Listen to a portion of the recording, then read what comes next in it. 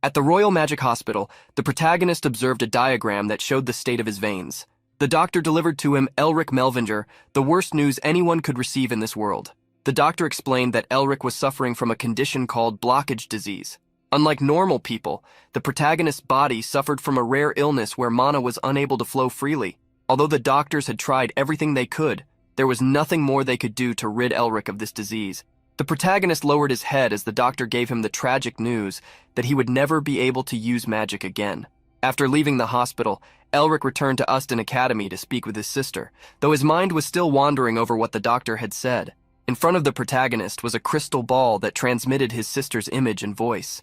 She asked how Elric was doing, whether the doctors had found a cure for his disease, and if he needed money. The protagonist reassured his sister, telling her not to worry because he was no longer a child. He insisted that he would be cured soon. As his sister questioned how she could not be worried since he was her only family, Elric made an excuse, claiming that someone was calling him, and ended the transmission. The protagonist sighed. He couldn't muster the courage to tell his sister the truth, that he would never be able to return home. At the large academy where people from all over the kingdom attended, the students were now looking at their grades posted on the notice board. Some were complaining about their low scores, and as they examined the grades, they also saw Elric's, which, incredibly, was consistent as always. The protagonist had achieved the highest possible score in all theoretical subjects, but as he looked at his practical scores, he could only sigh. He had received the lowest marks in all of them, causing him to fail the requirement to pass. This had become the fourth time Elric had failed, and according to the Academy's rules, failing a fourth time meant only one thing: expulsion. If Elric were expelled like this, he would no longer be able to bring glory back to his family. Elric had done his best, studying diligently. With the goal of staying at the Academy, he did everything he could. As a result, he was able to fully grasp any logic the Academy required students to understand, and of course, he aced all the theoretical exams. Moreover, although Elric didn't want to admit it, he always thought he was special compared to others. He wasn't just intelligent. His ability to detect and understand mana was vastly superior to anyone else's. From theories to mana abilities for a mage, these were the greatest assets one could possess.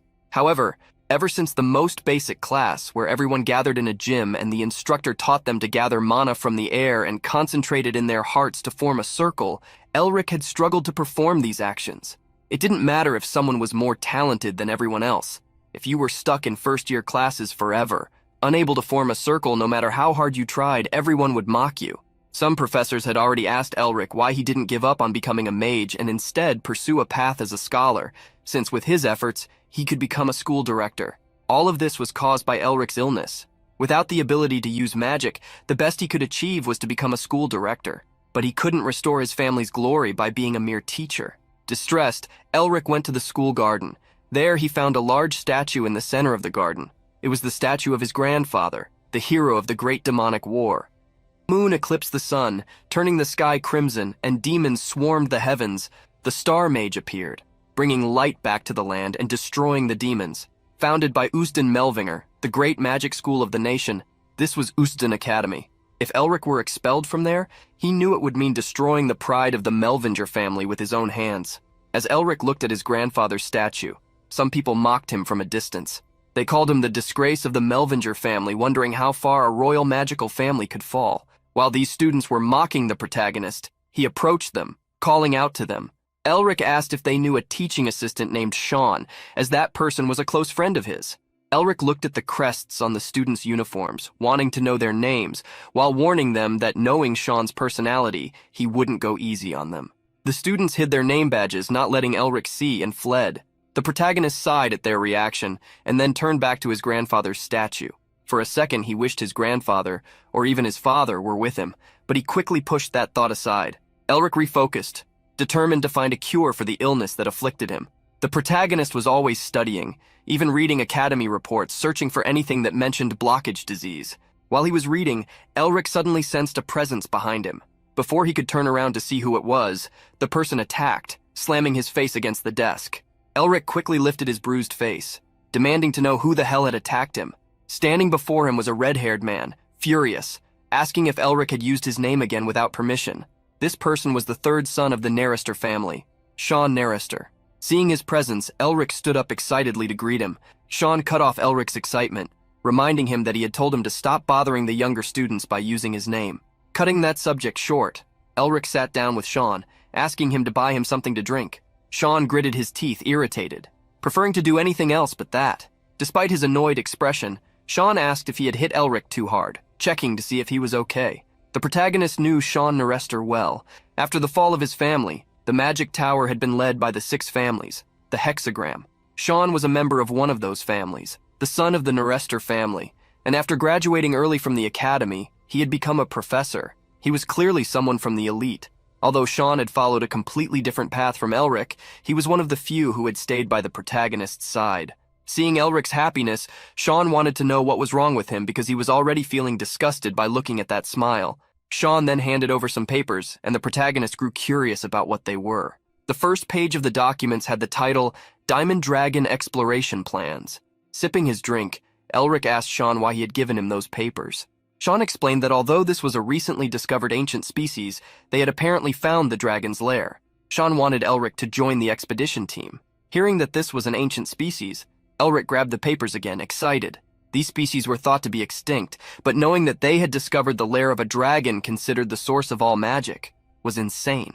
Sean was excited, raising the possibility that Elric might find an artifact, and as a result, the Academy might turn a blind eye and not expel him due to his efforts. Among the papers Sean had handed him was also a map, and hearing Sean's plan, the protagonist grew excited. He actually thought there could be something in the dragon's lair that might cure his blockage disease. Despite his excitement, frustration soon followed, as Elric knew that even if he found something, it would be taken from him shortly after. Slamming the papers on the table, Elric stood up, startling Sean. The protagonist knew that this could be the opportunity of a lifetime, the last chance given by the heavens. But he sighed as he realized something, and the next moment he began to laugh hysterically like a madman. Sean didn't understand why Elric was laughing, but the protagonist showed him why. Pointing to the marked location on the map, Elric looked at Sean, stating that there was no lair there. Hearing what Elric said, Sean hurriedly looked around and noticed that no one was paying attention to them, feeling relieved. He leaned closer to the protagonist, telling him to be careful with what he said, warning that many professors were involved in this, and that he would be challenging all of them at once. Despite this, Elric knew that what he said was true. Sean stared at the protagonist, considering whether he should hit him again, but Elric just smiled back at him. Then in the next moment, Sean placed his hand over a symbol in one corner of the map, interacting with the mana in the symbol, activating the map. As soon as Sean activated it, both he and the protagonist found themselves standing under a starry sky. Beneath them lay the giant map of the kingdom. There was a crack formed by the collision of 2 land plates, from which a large amount of mana was leaking. Seeing the exact location, Elric suspected that this amount of mana must have accumulated for at least 100,000 years, which made it logical to think this could be a dragon's lair. However, Elric asked Sean if he remembered the 3 principles of mana flow. Sean, annoyed, thinking it was a trick question, still answered, from high to low, from wide to narrow, from hot to cold. Hearing Sean's response, the protagonist stated that based on those principles, they could be sure that it was a dragon's lair. However, since hot magma flowed through the crack, mana couldn't gather there, so a dragon couldn't live in that place. Sean gritted his teeth at the logic presented by the protagonist. Near the location of the crack, lava was flowing because the Akron volcano was there. Elric explained that the magma from the Akron volcano flowed beneath the continent. Even so, Sean insisted that they had recorded dragon mana wavelengths near that area, so there must be a lair somewhere nearby. The protagonist smiled, denying that he had said there was no lair. He then confirmed that there was indeed a lair. The protagonist pointed to a location on the map, Carrigal Cave. He claimed that in this place they would definitely find what they were looking for, a lair, full of knowledge and treasures. Back inside the academy, Sean wondered how he would report these findings to his superiors, thanks to Elric. He was about to knock on a door, debating whether he should pretend not to know anything, as he could be targeted if he upset the headmaster. However, if Elric was right, the situation would be different. That night, while walking through the academy, Sean passed by the training room and was surprised to see Elric there. When asked what he was doing, the protagonist stated that he needed to use magic, whether for his sister, his grandfather, to avoid being expelled, to become the best, or to elevate his family's status. All of this could be achieved if it weren't for the blockage. Sean smiled. Seeing Elric trying so hard, he knew his friend might somehow cure the blockage disease. Slapping his own face to focus, Sean made a decision. He would help his friend. Sometime later, a bald man was questioning Sean, asking if the young man was saying his research was wrong. This man was Barracks, the headmaster of Uzden Academy. Under pressure, Sean claimed that this was not what the headmaster thought. He said he was just awaiting Barrick's opinion since such a possibility had been raised. The headmaster then said that although he didn't know how Sean had come to this conclusion, if the young man couldn't convince him, then even as a member of the Norester family, Barracks wouldn't let it slide. The headmaster released a powerful, crushing aura, putting pressure on Sean. It was difficult for the young man to handle the power of a seventh circle mage. However, the pressure exerted by the headmaster was lifted when another person entered the room. To Sean's surprise, it was Elric. The protagonist bowed to the headmaster, apologizing for entering uninvited. Looking at Elric, Barracks asked if the assistant professor's deduction was his idea. The protagonist, still bowed, smiled and confirmed that it was. Barracks applauded Elric for his vision and insight, as it was hard to believe a student could come up with such a thing. But he then asked if it was just a baseless assumption and not backed by evidence. Looking at the headmaster, the protagonist stated that it was a truth that even a 3-year-old should know, and there was no need for the headmaster to demand evidence. Faced with Elric's words, the headmaster stared at him. Beside him, Sean was nearly in tears, wondering why Elric had to provoke the headmaster like this, thinking that all his efforts to help were now going down the drain. In response to the protagonist's statement, the headmaster started to laugh. "Ha ha ha, I'm so speechless that all I can do is laugh. Someone who's failed and can't even condense mana." Seeing the professor laugh, Elric asked if he was saying that his assumption was wrong. The professor belittled the protagonist. "Ah, yes. There are always a few who get lucky among the trash who speak without knowing their place, just like you." However, as a professor, Barracks said he couldn't ignore a student's opinion. With a smug look, he challenged Elric to a bet. Hearing this, Elric asked what kind of bet he had in mind. Barracks replied that he would provide every resource Elric needed to form an exploration team. Elric only needed to inform the finance department of everything he required. However, if Elric failed, he would have to wager the inheritance left behind by the first director. Not long after, Sean was shouting inside a carriage. In front of him, the protagonist was lying down, telling Sean to quiet down. The protagonist was smiling as he read, knowing that the headmaster couldn't do anything if he found the dragon's lair. Seeing the protagonist so unconcerned, Sean snatched his book. He was extremely nervous, asking what would happen if Elric didn't find the lair, since if his predictions were wrong, his family's inheritance would be taken. Sean then pointed to the pendant around Elric's neck, the pendant that was only passed down to the head of the Melvinger family. The protagonist laughed, recalling that Barracks had always wanted that pendant for himself. Seeing the protagonist's reaction, Sean got irritated. Concerned for his friend, Elric thanked him for standing by his side until the end. Sean slapped his own face while sighing. He said he'd also be penalized if Elric didn't find the lair and then asked what Elric's plan was. Sitting up, Elric asked his dear friend if he really thought that he, Elric Melvinger, had accepted the bet just because he was being pressured. Sean didn't understand the real meaning behind Elric's words. The protagonist then stated, "If he really dared to covet my Melvinger family's inheritance, the headmaster should have bet his own estate as well." Faced with Elric's sinister smile, Sean broke into a cold sweat, remembering that his friend had 2 nicknames. Although one was the disgrace of the Melvinger family, the other was the worst of the Melvinger family. Looking into the protagonist's eyes, Sean realized that Elric was in that mode again. He recalled the beginning of the semester when he was still a freshman 7 years ago.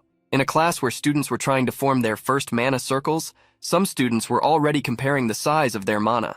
However, during that class, Elric was leaning against an isolated corner. That day, some students came to bother him, asking if he was sure he was a Melvinger, since he couldn't even conjure a simple fireball. One student asked if Elric hadn't just been picked up off the streets by his father, making the others laugh.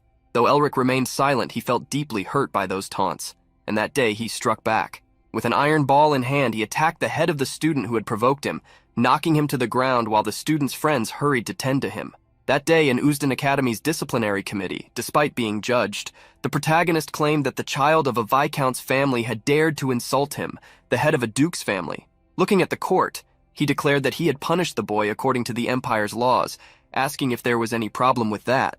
The entire court started debating among themselves and ended up suspending Elric, as according to the rules, all students were equal. But after that day, no one dared to touch him again. Remembering that, Sean's expression darkened.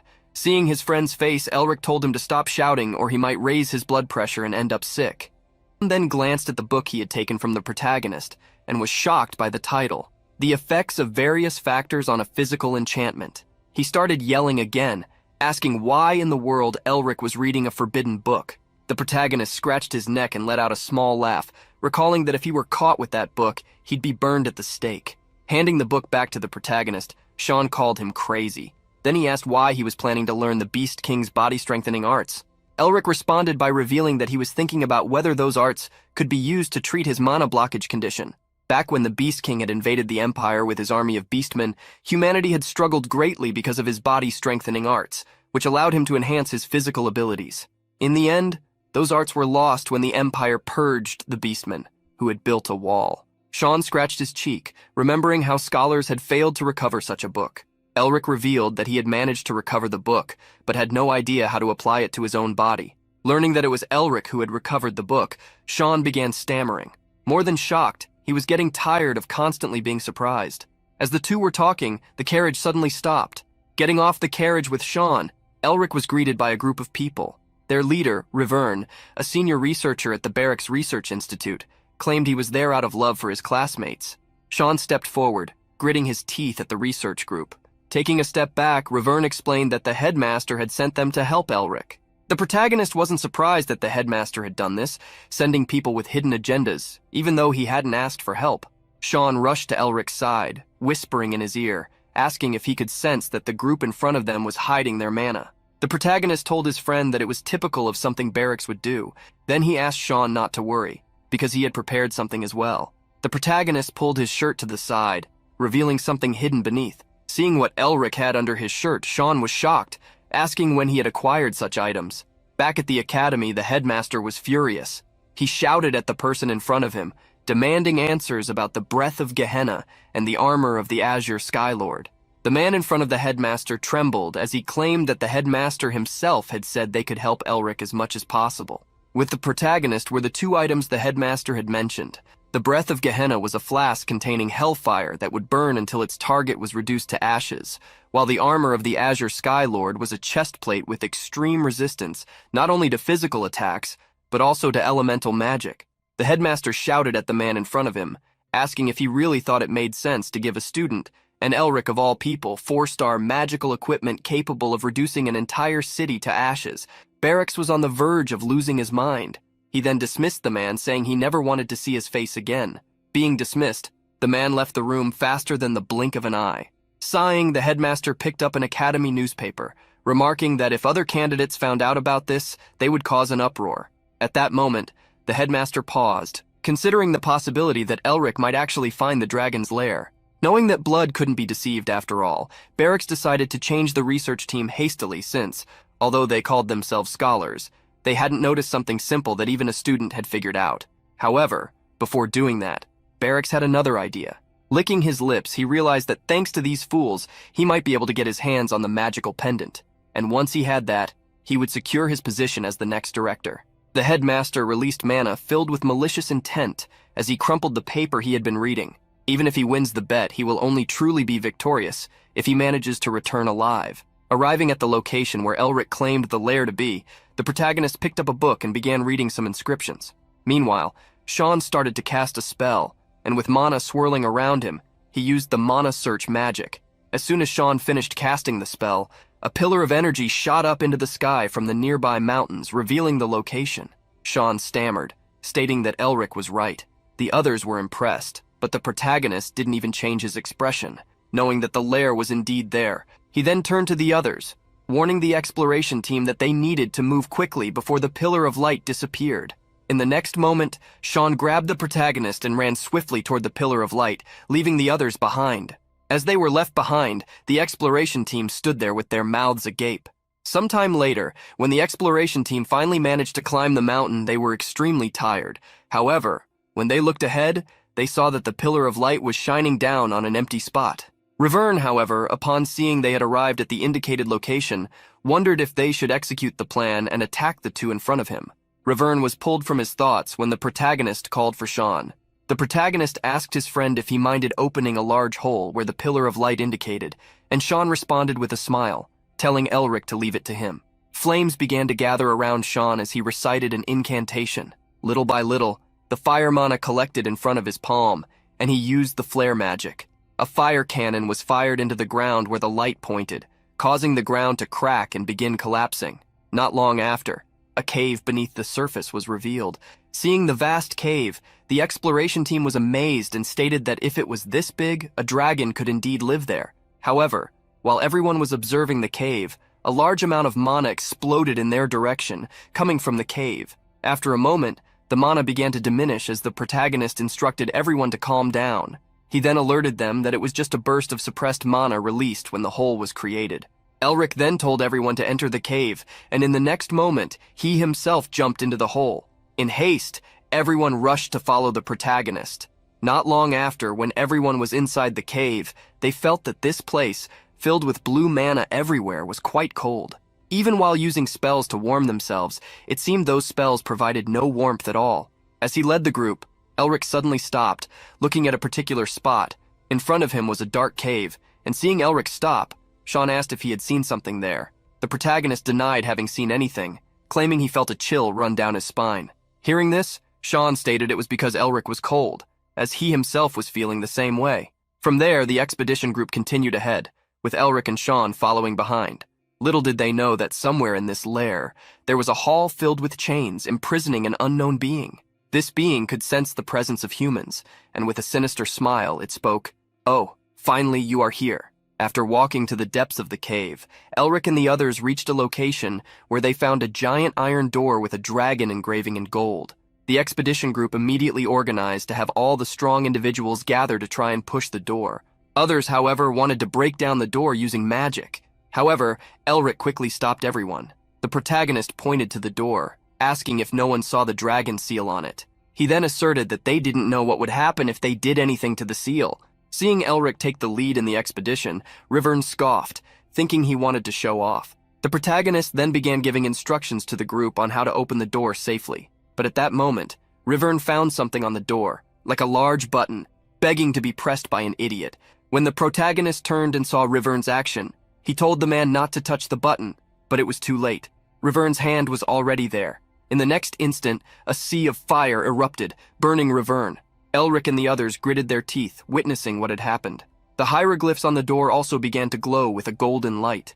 Seeing this, Elric warned everyone to be careful, as Rivern had triggered a trap.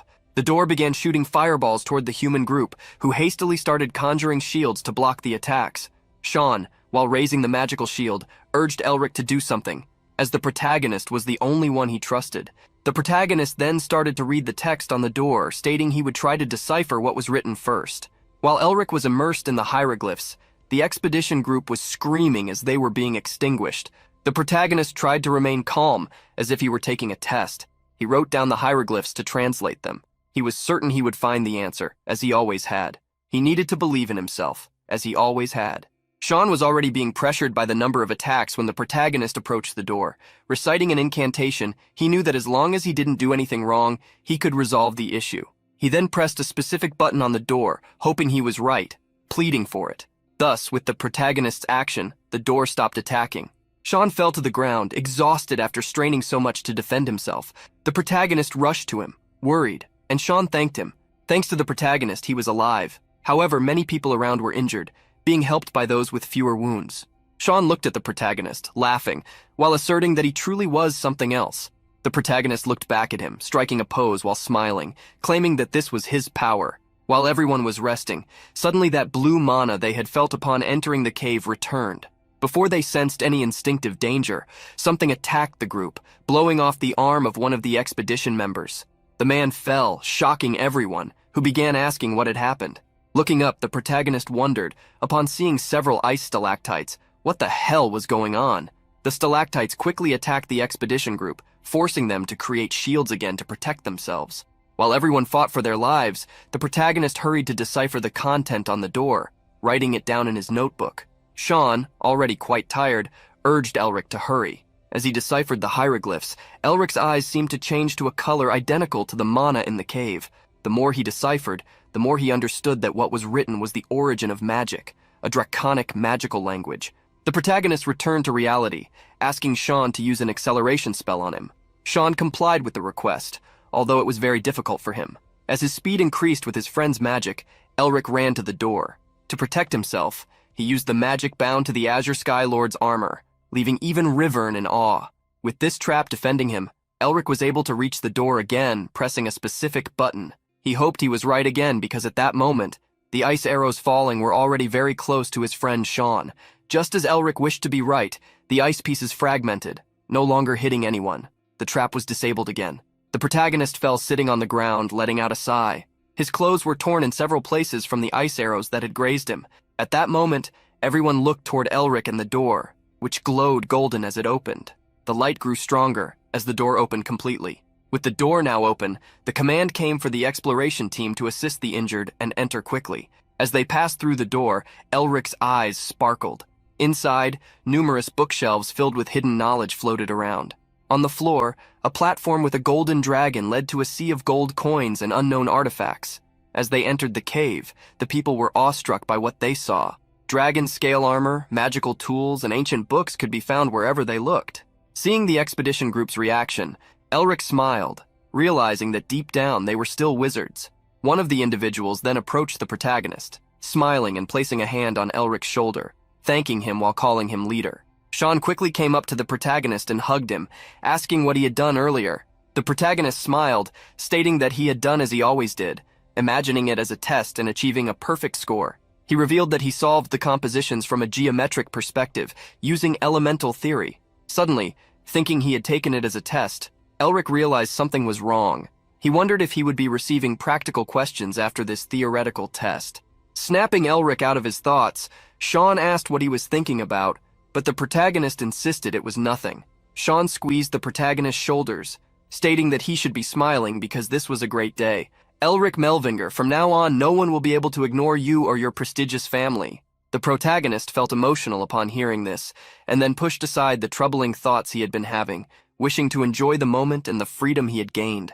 While they were conversing, Sean and Elric didn't notice that someone was speaking through a crystal ball with someone outside the lair, wearing a wicked smile. The protagonist was called by one of the individuals, who claimed there was a laboratory among the mountains of gold, and the protagonist followed him.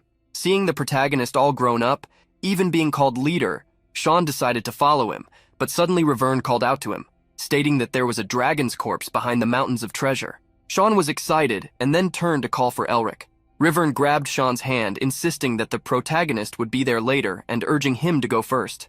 The two made their way to the dragon's skeleton, which, due to its size, must have been at least ranked as a dragon king. Riverne also affirmed this, stating that it must have been there for at least 4,000 years. While Sean was being distracted, Elric was getting beaten up in a corner of the treasure room. The expedition group had stolen his Azure Skylord armor. On the ground, the protagonist gritted his teeth, realizing that he had let his guard down because he was so excited. The leader of the expedition group stated that it was not out of spite, but despite their fondness for Elric, the job came first.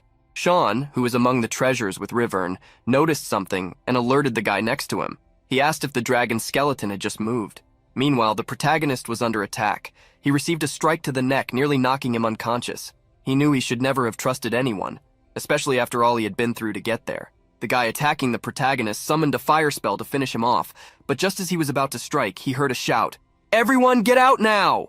As a result, the guy attacking Elric was caught by an attack and evaporated. Before the protagonist, only a hand remained, falling to the ground. The protagonist was shocked by what had happened, and as he turned his head, he saw people running, pleading to be saved. The skeletal dragon had awakened. In its mouth, an attack was being prepared to launch. Riverne and Sean were rushing toward Elric, who realized they were in trouble. Faced with the great attack the dragon was preparing, the protagonist tried to stay calm.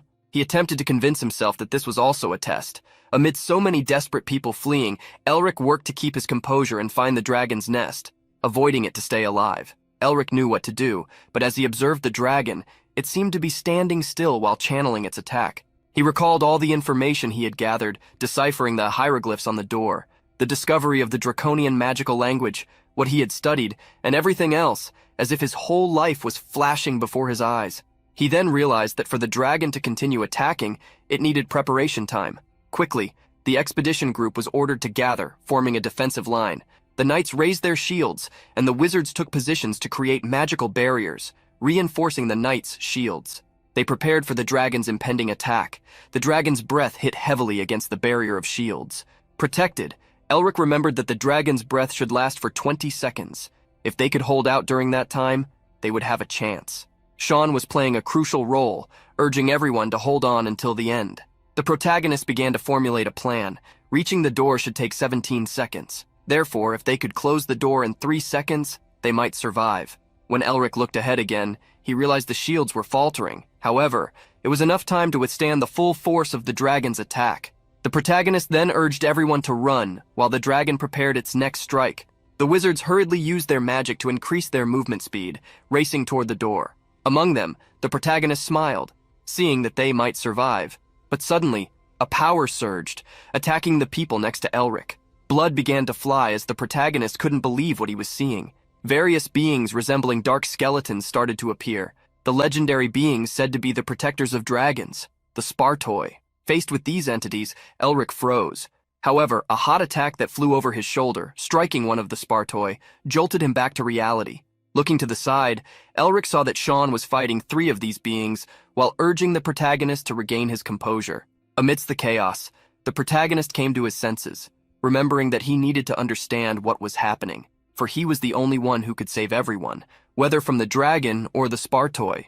Every problem had a solution. Suddenly, the pendant around Elric's neck glowed without him realizing it. The protagonist felt a headache, and before his eyes he began to see lines everywhere like spiderwebs. Looking at Sean, the protagonist saw that he was trying to do something, but he couldn't hear anything. Glancing back suddenly, Elric noticed that a Spartoi was charging at him. The protagonist quickly jumped to the side, dodging the Spartoi's spear. Whether it was the monster or the protagonist, neither could comprehend how Elric had evaded the attack. Elric realized this wasn't a figment of his imagination. No matter how the Spartoi would attack, where he needed to go, or how to dodge, he could see it all. Elric could see how the same skeleton would strike him, and he assumed he would be safe if he followed those steps. However, he feared that this could be a trap. At this point, everyone was already under attack, being pressured by the monsters. Elric knew he couldn't waste time thinking, so he followed the lines he saw, knowing that if things continued as they were, everyone would perish in vain. Quickly advancing through the skeletons, Elric shouted, urging everyone to follow him. Sean promptly obeyed the protagonist, and the expedition group with them did the same. Rivern and his group followed as well, according to the protagonist, who advanced where his eyes could see. Elric swiftly maneuvered between the skeletons, directing everyone to mimic his actions, whether ducking or jumping to dodge attacks. He coordinated who should attack and where, first ordering Sean to fire a fireball at one of the skeletons, and thus, following Elric's commands, everyone finally reached the door. If they ran just a little more, they would be out of the room. Seeing that they would be safe once the door was closed, Elric was about to press the button that would shut it. But suddenly, someone called for help. The protagonist glanced back for a moment, seeing that someone had fallen right where the door was. If he closed the door now, he would have to leave Rivern behind. The protagonist gritted his teeth, realizing that this guy had been a thorn in his side until the end. However, whether to leave him behind or perish at the hands of a skeleton, Elric couldn't allow that. So he decided to go back to help. Before Elric could fully return to help Rivern, the large skeleton slammed into an invisible wall, seemingly preventing them from leaving the dragon's lair. Elric and Rivern were out of breath while Sean fought with the protagonist for doing something so insane. The protagonist joked, saying it was Rivern's fault for having such weak legs. In any case, Elric saw the skeleton leaving, now certain that they couldn't escape. Stopping to think, he remembered seeing signs of damage at the top of the dragon's lair and wondered if there were other intruders besides them. At that moment, looking into the lair, Elric noticed that the dragon was still charging its attack. He also saw something on the dragon's forehead. As everyone watched the dragon prepare to strike, suddenly, the ceiling began to collapse. Cries alerted them that the Spartoi were invading the cave from above. Amidst the screams and chaos, the first monster fell upon them. Seeing this happen, Elric made a decision. He returned alone to the door, which was closing. Sean only realized the protagonist's actions too late, shouting for him to come back, but the protagonist bid farewell with a smile to his friend. Sean rushed to rescue Elric, but he wasn't fast enough, and the door closed between them. Sean began to bang urgently on the door, which was no longer opening. He was extremely worried about the protagonist. The young assistant started to tremble, hoping the worst wouldn't happen to the friend he had known for so long. The two had met 7 years ago after Elric's suspension. Sean was the first to introduce himself, asking if Elric wanted to be friends. At that time, the protagonist hadn't paid much attention to Sean, telling him to get lost. Elric always locked himself in libraries, reading magic books, but wherever he went, Sean would follow, always asking the same thing, to be friends. However, on every occasion, Elric always gave the same answer he had on their first meeting. Time went on, and once during a night field class where the teacher claimed they needed to have tenacious stamina to become true wizards, they would receive points based on their order of arrival, so they needed to move diligently. That night, at the teacher's signal, everyone hurriedly moved. All the students dashed off, including Sean, who quickly reached halfway up the mountain, where he stopped to rest. However, there, he was suddenly caught off guard. Someone attacked him, causing him to nearly fall into an abyss, barely holding on to some rocks. Injured Sean, who could barely hold on, called for help from anyone, and quickly some people appeared. Rivern and his group, who insisted that he could just use magic to climb instead of complaining. Sean didn't know how much longer he could hold on. If he let go, the worst could happen to him by falling into the abyss. However, if he used magic to save himself, he would be disqualified. Tears began to fall from Sean's face. He knew that if he were disqualified, he would never be able to look his father in the eyes again. As Sean's hands began to slip from the rocks, he fell. But before he could fall even an inch, someone grabbed his wrist, struggling to pull him out of the ravine. Looking up, Sean realized it was Elric holding him. The protagonist was straining, urging Sean to hold on. After much effort, Elric finally managed to save the guy who had been pestering him to be friends. The two sat on the ground to rest, and Sean told Elric to go ahead, saying the protagonist would be delayed because of him. Sean's ankle was purple, likely broken. Looking at his ankle, Elric helped him by putting Sean's arm around his neck. Sean couldn't understand why Elric was doing this, especially since he had told him to go ahead. The protagonist had a serene expression, asking if Sean didn't want them to be friends. Sean's face lit up upon hearing the protagonist's words, but then Elric broke the friendly mood by telling Sean to give him some artifacts as payment later. The protagonist smiled, asking if that was a fair deal now that they were friends. The sound of dawn was breaking as they continued through the forest, and Sean complained that Elric was trying to rob his own friend, but the protagonist merely stated that he should pay the price for being saved. Currently, with the door suddenly closed, Sean cursed Elric. That bastard! Even though you're weaker than me, who's trying to protect who here? Elric, just wait a little. I'll call the seniors from my family, or at least my dad, so please, stay alive! Ignoring the cries of those fighting the skeleton, Sean rushed to ask for help. Inside the dragon's lair, Elric heard Sean's words. He couldn't help but be grateful, but that was exactly why he didn't want to put his friend in danger. Elric then looked ahead at the large skeletal dragon and the dozens of Spartoi advancing against him while wondering who Sean thought he was. With the help of the lines he could see, Elric dodged the Spartoi's attacks as he advanced. He finally found what he was looking for and continued moving forward while evading the attacks. Amid the chaos, Elric jumped to grab what he sought, activating its effect. The armor of the Azure Skylord and also the breath of Gehenna. The protagonist then faced the enemies in the dragon's lair. Everything that goes always comes back. Do you want to taste your own medicine now? Inside the dragon's treasure chamber, the protagonist held the breath of Gehenna as large flames engulfed him. His eyes were bleeding, for while an artifact typically used mana to be activated, at that moment, he was using his own vitality to do so. As the breath of Gehenna activated, a massive wave of flames consumed the entire room, enveloping the skeletons. Elric was certain that all of this was part of the dragon's test, so he was willing to risk everything to achieve a high score. Despite the fire created by the breath of Gehenna covering the entire hall, the skeletal dragon continued preparing its attack. The protagonist looked closely at what was on the dragon's forehead and quickly climbing onto it, realized it was a spear. Elric bet that this spear was the key, and also the answer to the test. However, if he was wrong, it would mean his end. With so many skeletons closing in around him again, Elric had no choice but to keep going, especially because he was a Melvinger. The Spartoi surrounded Elric like an avalanche, but the protagonist already had his hands on the spear. At that moment, a blue light illuminated the treasure chamber. In the next instant, Elric found himself in a completely different place, with a blue dragon flying in a blood-colored sky as lightning struck it. It wasn't just the dragon in this place where Elric had been taken, but also a horned being. As Elric wondered who or what this being was, it turned and faced him with a crazed smile. Elric was petrified as the being stared at him, but things didn't stop there, for the dragon flying in the sky was preparing a breath attack against that being. As the dragon's attack approached, the being extended its hand, emanating an aura as intense as a star. The vast amount of mana surrounding the being in that moment was powerful enough to weigh on Elric, even though he was dozens of meters away. The protagonist wondered if this being was an 8th Circle mage, but upon seeing the being's spear strike against the dragon, Elric was sure it was even more powerful than that. With that being's attack, the dragon crashed to the ground. The being didn't stop. driving the spear into the dragon's head with a blow charged with dark energy. Seeing the being's attack, Elric realized it was the one that had defeated the dragon he had encountered. Before Elric could process anything, the being spoke to him. "It is you, the one who will free me from this tiresome seal, my new vessel." The being gave a demonic smile as it uttered these words, turning into smoke. "Now, become one with me, and together we will conquer the world, human." Just as Elric was about to be attacked by the being, the dragon suddenly appeared, refusing to accept defeat. Chains of mana appeared inside its mouth, wrapping around the being whom the dragon called Demon King Mephistopheles, warning that they would be buried together. Hearing how the dragon referred to the being, Elric froze. The Demon King, bound by the chains, did not remain idle. "Shinake, though I was sealed with you 1,000 years ago, this time is different. A perfect vessel has appeared right in front of me." As soon as the Demon King finished speaking, he turned into smoke again, attacking the protagonist. He forced himself into Elric's body through his eyes and mouth. At that moment, Elric realized that what he thought was the test of a dragon was actually a trap set by a Demon King.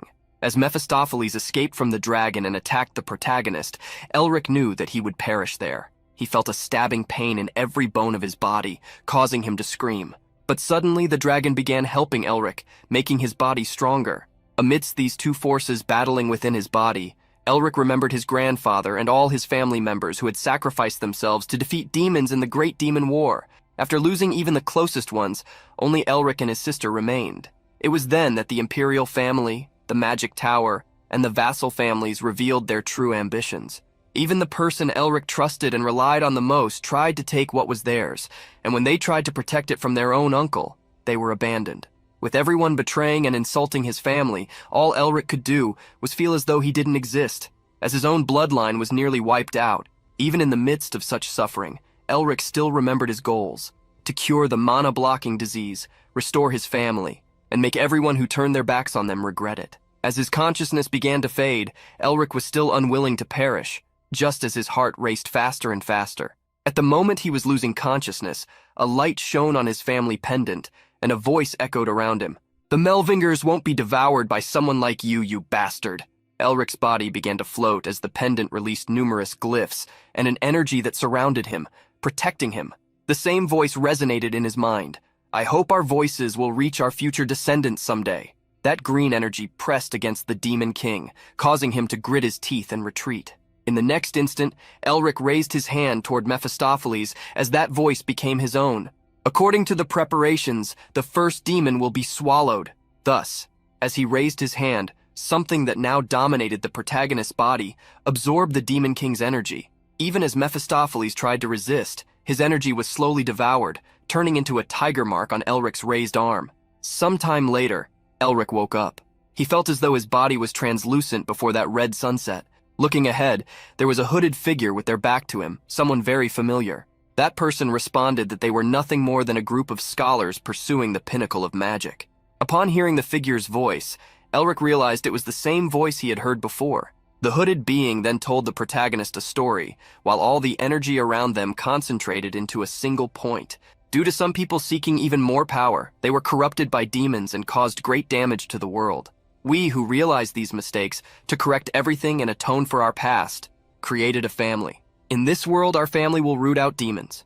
Hearing the blonde man speak, Elric saw a being forming from the gathered energy. A demon?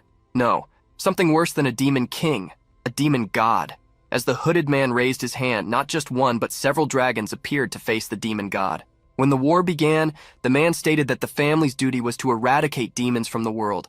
However, demons would never completely disappear, always returning to reappear. They had to be devoured repeatedly so that their clan would never fade. Several demonic beings began to appear from all sides as the man lectured Elric. They charged frantically to attack the man, who raised his hand with a smile. "One day in the future, our descendants will fully inherit our will." And so, with his hand raised, he struck the demon god, who, despite receiving the blow, counterattacked. Seeing the demon's hand lunge toward the man who felt so familiar to him, Elric hurriedly shouted, warning him to be careful, but his warning cry was not heard in that world he was in.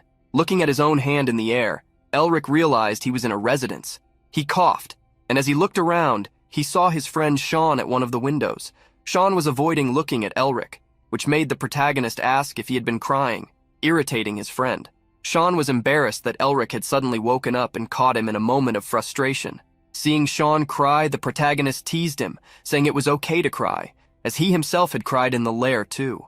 Mocked, Sean gave Elric an angry glare. Elric then wanted to know what had happened and if Sean had led the rescue squad to save him. Sean confirmed this while cursing Elric. After being insulted, Elric warned him, reminding Sean that he was also the head of a family and should maintain a polite vocabulary. Suddenly reprimanded, Sean cursed at Elric again, who averted his gaze while retracting his words. Sean sighed, stating that Elric shouldn't do anything dangerous again.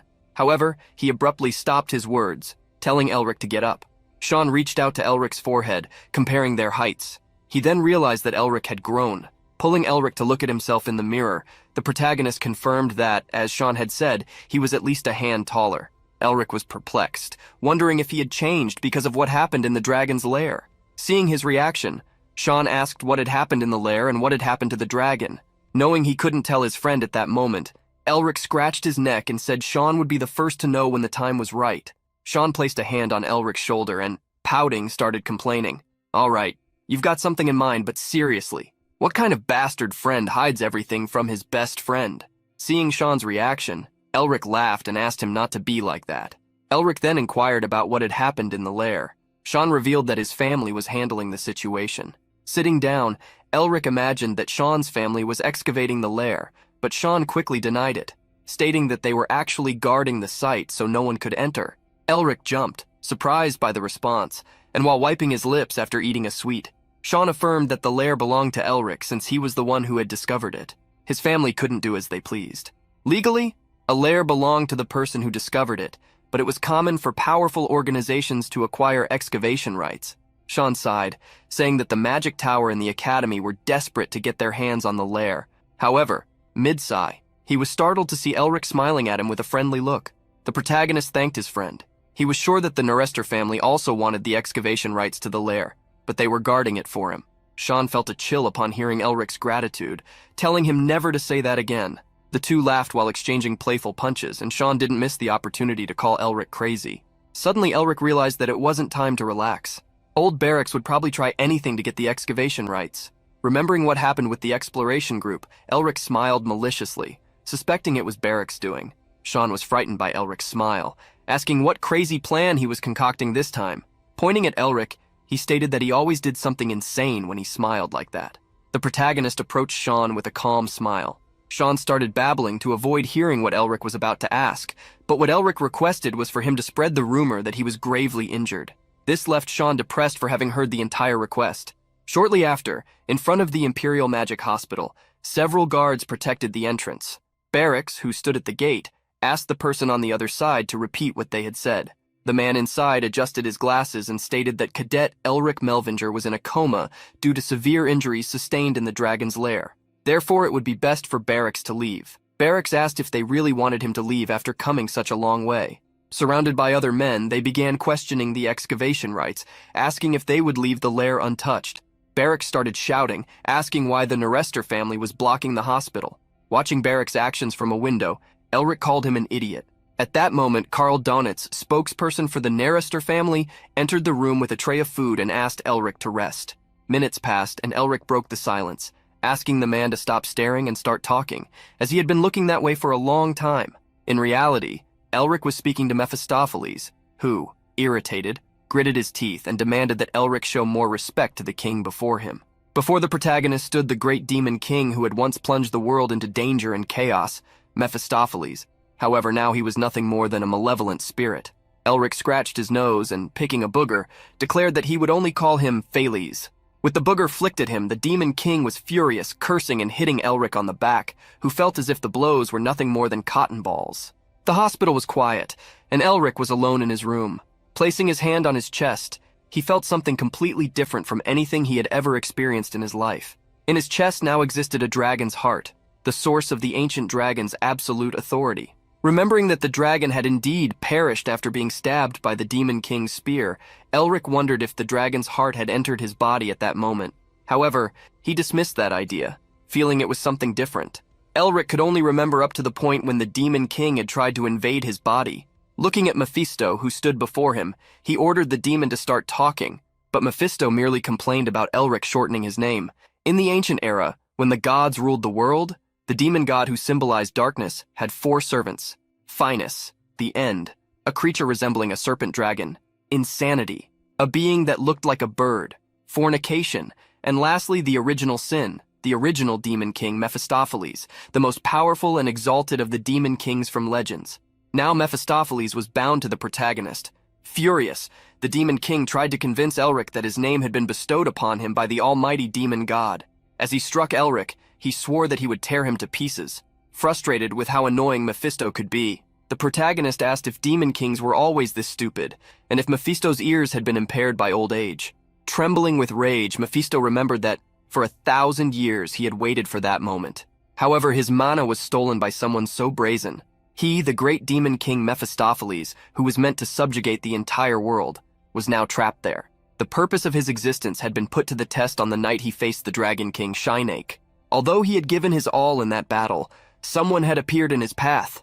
Mephisto vividly recalled the moment the Dragon King trapped him, sacrificing himself to seal him away. Because of that battle, he had been imprisoned for 1,000 years, waiting patiently, until one day some humans appeared, and among them was the vessel he would use to break free.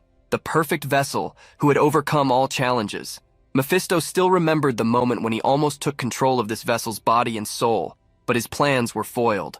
Looking out the window of the hospital room, Mephisto realized that all he had left now was a fragment of demonic energy and his own existence.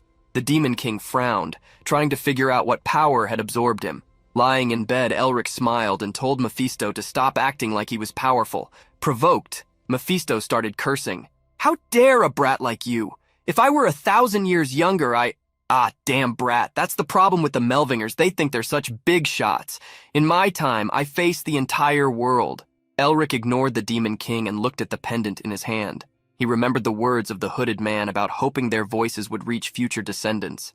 Associating the pendant with what the man had said, Elric wondered if that voice could be his grandfather's. He then recalled an important part mentioned by the man. According to the preparations, the first demon will be devoured. Elric jumped out of bed, questioning if those words meant he had absorbed the power of a demon.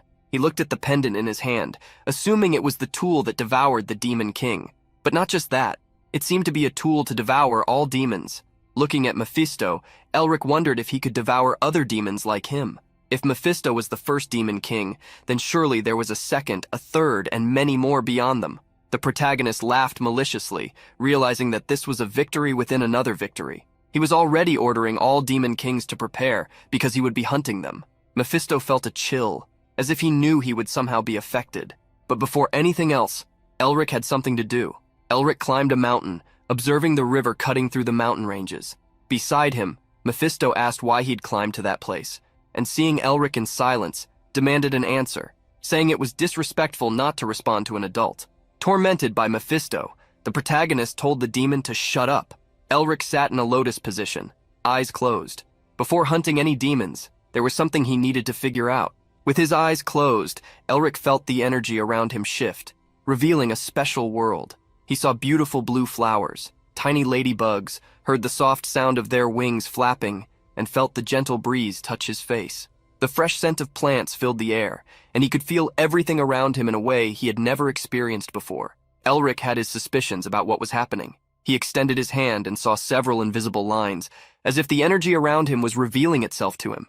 Slowly, he closed his hand, and at that moment, his heart began to beat faster. The protagonist then uttered a spell. Ignite! A small spark appeared in the air but soon grew, transforming into a large bonfire. Mephisto, upon seeing that magic, was completely stunned, his eyes wide with astonishment. What he was witnessing was draconian magic, an ancient form of magic exclusive to dragons. For Mephisto, it was inconceivable that a mere human was wielding such power. Even as a Melvinger, this exceeded any limit the Demon King knew. Elric rose from the ground, took a deep breath, and after a brief moment, began to laugh. A tremendous sense of relief washed over him. He could finally use magic again. The painful illness that had blocked his mana flow was cured. As he reveled in his newfound freedom, all the insults and curses thrown at him and his family because of that illness flashed through his mind.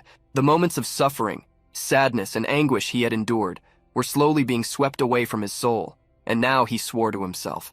All those who had betrayed the Melvinger family and ignored him would pay for it. Elric vowed to make them all regret it.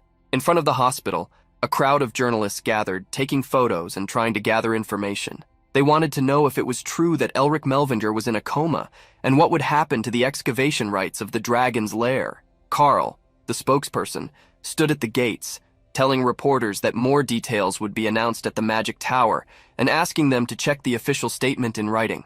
Upon returning inside, Carl was visibly shaken. He asked Sean not to put him through something like that again. Seeing Carl enter, Sean thanked him for his good work, but the spokesperson immediately handed him a pile of papers. Exhausted from dealing with the numerous incidents caused by his master every time he met with Elric, Carl warned him, if the ruse was uncovered, neither the Magic Tower nor the Imperial family would sit idly by, and they would have to face the consequences. Aware of this, Sean replied that Elric would handle everything and that they needed to trust him. He handed a folded paper to Carl, saying, "The higher the stakes, the greater the rewards." Though he spoke confidently, Sean trembled inside, silently cursing Elric, and wondering if his friend had any idea how much he was suffering because of his schemes. Curious, Carl asked where Elric had gone, but Sean didn't know. He only handed over a note Elric had left, asking Carl to take care of everything. Upon reading the note, Carl noticed something strange. Among the papers he held, there was a letter he hesitated to deliver. At that very moment, the door was blown open by an explosion of magic, and a woman burst into the room exclaiming, "Is my little brother planning something fun without me?" Surprised, Sean looked at his sister, asking what she was doing there. Tasha Nerester, with her short red hair and equally red attire, was known as the Firebird Witch. She strode forward with a mischievous smile, saying it wasn't unusual for an older sister to visit her younger brother. Tasha was one of the three great stars of her generation, along with the representatives of the Magic Tower and the Imperial family, geniuses destined to lead the Empire. Without wasting time, Tasha approached Carl, twisting his ear, and asked why he hadn't yet delivered the letter to Sean. Meanwhile, Sean tried to keep his composure in front of his sister, the youngest person to ever receive the title of Grand Mage in history. He asked the reason for her visit. Tasha replied that she had heard Sean's friend was sick, and as a mage she couldn't simply ignore the situation. She then asked where Elric was, hinting that he might be in the infirmary. Knowing that Elric was no longer in the hospital, Sean panicked internally. He knew that if Tasha found out the truth, there would be serious problems. He told her that Elric was not in a condition to see anyone at the moment. Tasha gave him a suspicious look, but Sean insisted that she not disturb the doctor and just leave. Suddenly, Tasha grabbed her brother's arm and released her powerful mana, pressing him. "Are you giving me orders, Sean?" She confronted him about the excavation rights to the dragon's lair, reminding him of her obsession with dragons. Sean, sweating, explained that it was something Elric would decide, and personally, he could do nothing. After pressing him a little more, Tasha finally let him go, but warned, "If I'm not the first to be contacted when Elric wakes up, you're going to get a beating, little brother." Sean could already foresee what awaited him if he didn't heed his sister's warning, and prayed that Elric would return soon and take control of the situation. Meanwhile, Carl, still trembling, called out to Sean, asking if it was finally over. Throughout the city, newspapers were being distributed in large numbers. Vendors announced the headlines, "The heir of a prestigious family is in a coma," and highlighted the dispute over the excavation rights to the lair. A hooded figure stopped in front of a newsstand, satisfied with how Sean was handling the situation. Picking up one of the papers, the figure saw a photo of Barracks. Smiling maliciously, Elric, under the hood, thought to himself, "Let the rector enjoy himself while he can." Inside Barracks' office, a person was bowing before him, congratulating him on finally being able to fulfill his desires. However, Barracks asked for patience, stating that the elections hadn't started yet. Riverne smiled at the rector, admitting that he had been hasty and hadn't fully grasped the feelings Barracks wanted to protect as the future director of the student academy. Barracks returned a broad smile, correcting him. "I'm not the director yet." He then changed the subject, asking about Elric's condition. Riverne responded that he had heard Elric was struggling even to stay alive. Barracks commented that it was truly unfortunate, though the smile on his face suggested otherwise as he sipped his tea. Riverne then lifted his head and said it would be a big problem if Elric woke up, suggesting they should prepare mercenaries to deal with it. However, before Riverne could continue, the rector released a powerful aura, commanding him to stop speaking. The pressure Riverne felt was so intense that he almost lost control of himself. Immediately, he apologized, nervous. Calmly, Barracks placed his teacup back on its saucer and remarked that there would be a teaching vacancy after the elections, leaving open the question of who would fill the position. He added with a suggestive tone that as the rector, he wasn't aware of what happened outside the academy. Barracks' tone was enough for Riverne to understand the implicit message. Bowing, Riverne affirmed that he would not disappoint the rector. Satisfied, Barracks resumed drinking his tea, a victorious smile on his face. That night, a hooded figure wandered through the city. Elric arrived at a building, pondering whether he should begin his plan. Using his mental eyes ability, which allowed him to see beyond the physical world, he located a hidden space and channeled mana from his dragon heart, easily activating the magic. This enabled him to fly to the top of the building. Every step he took demonstrated his skill in using magic without needing complex incantations. At the top of the building, Elric sighed as he gazed at the moon. He had taken the first step and was finally at the starting line to bring down Barracks and restore the Melvinger family name. But he knew that to succeed, he needed to become even stronger before the election for director. Mephisto had been following the protagonist the entire time. He mocked Elric, calling him pathetic for using such a low level of magic, considering the power he possessed. To the Demon King, the leap Elric had taken looked like a circus performance. Elric knew Mephisto was right. He needed to become stronger as quickly as possible. Ignoring Mephisto, the protagonist began to reflect on something called soul speech, a technique from the magical language of dragons. The magic was activated by building a mental image and converting it into words. Noticing that Elric was concentrating his mana, Mephisto gritted his teeth, suspicious. In the next moment, Elric whispered the word rise, and his mana surrounded him, lifting him into the air. Mephisto was even more shocked when Elric whispered the spell fly. As soon as he cast the spell, Elric moved quickly, leaving the building he was in and soaring over the city illuminated by streetlights that gave the night a charming atmosphere. Looking down, he realized he was higher than he expected. The initial fright quickly turned into admiration for the simple yet incredibly powerful magic he had used. Determined to continue, Elric flew over the city at speed. Mephisto followed closely, visibly disturbed.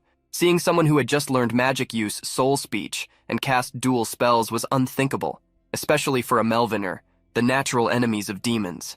Surprised, Mephisto recalled that there was only one other Melvinger as talented as Elric, the progenitor of the lineage.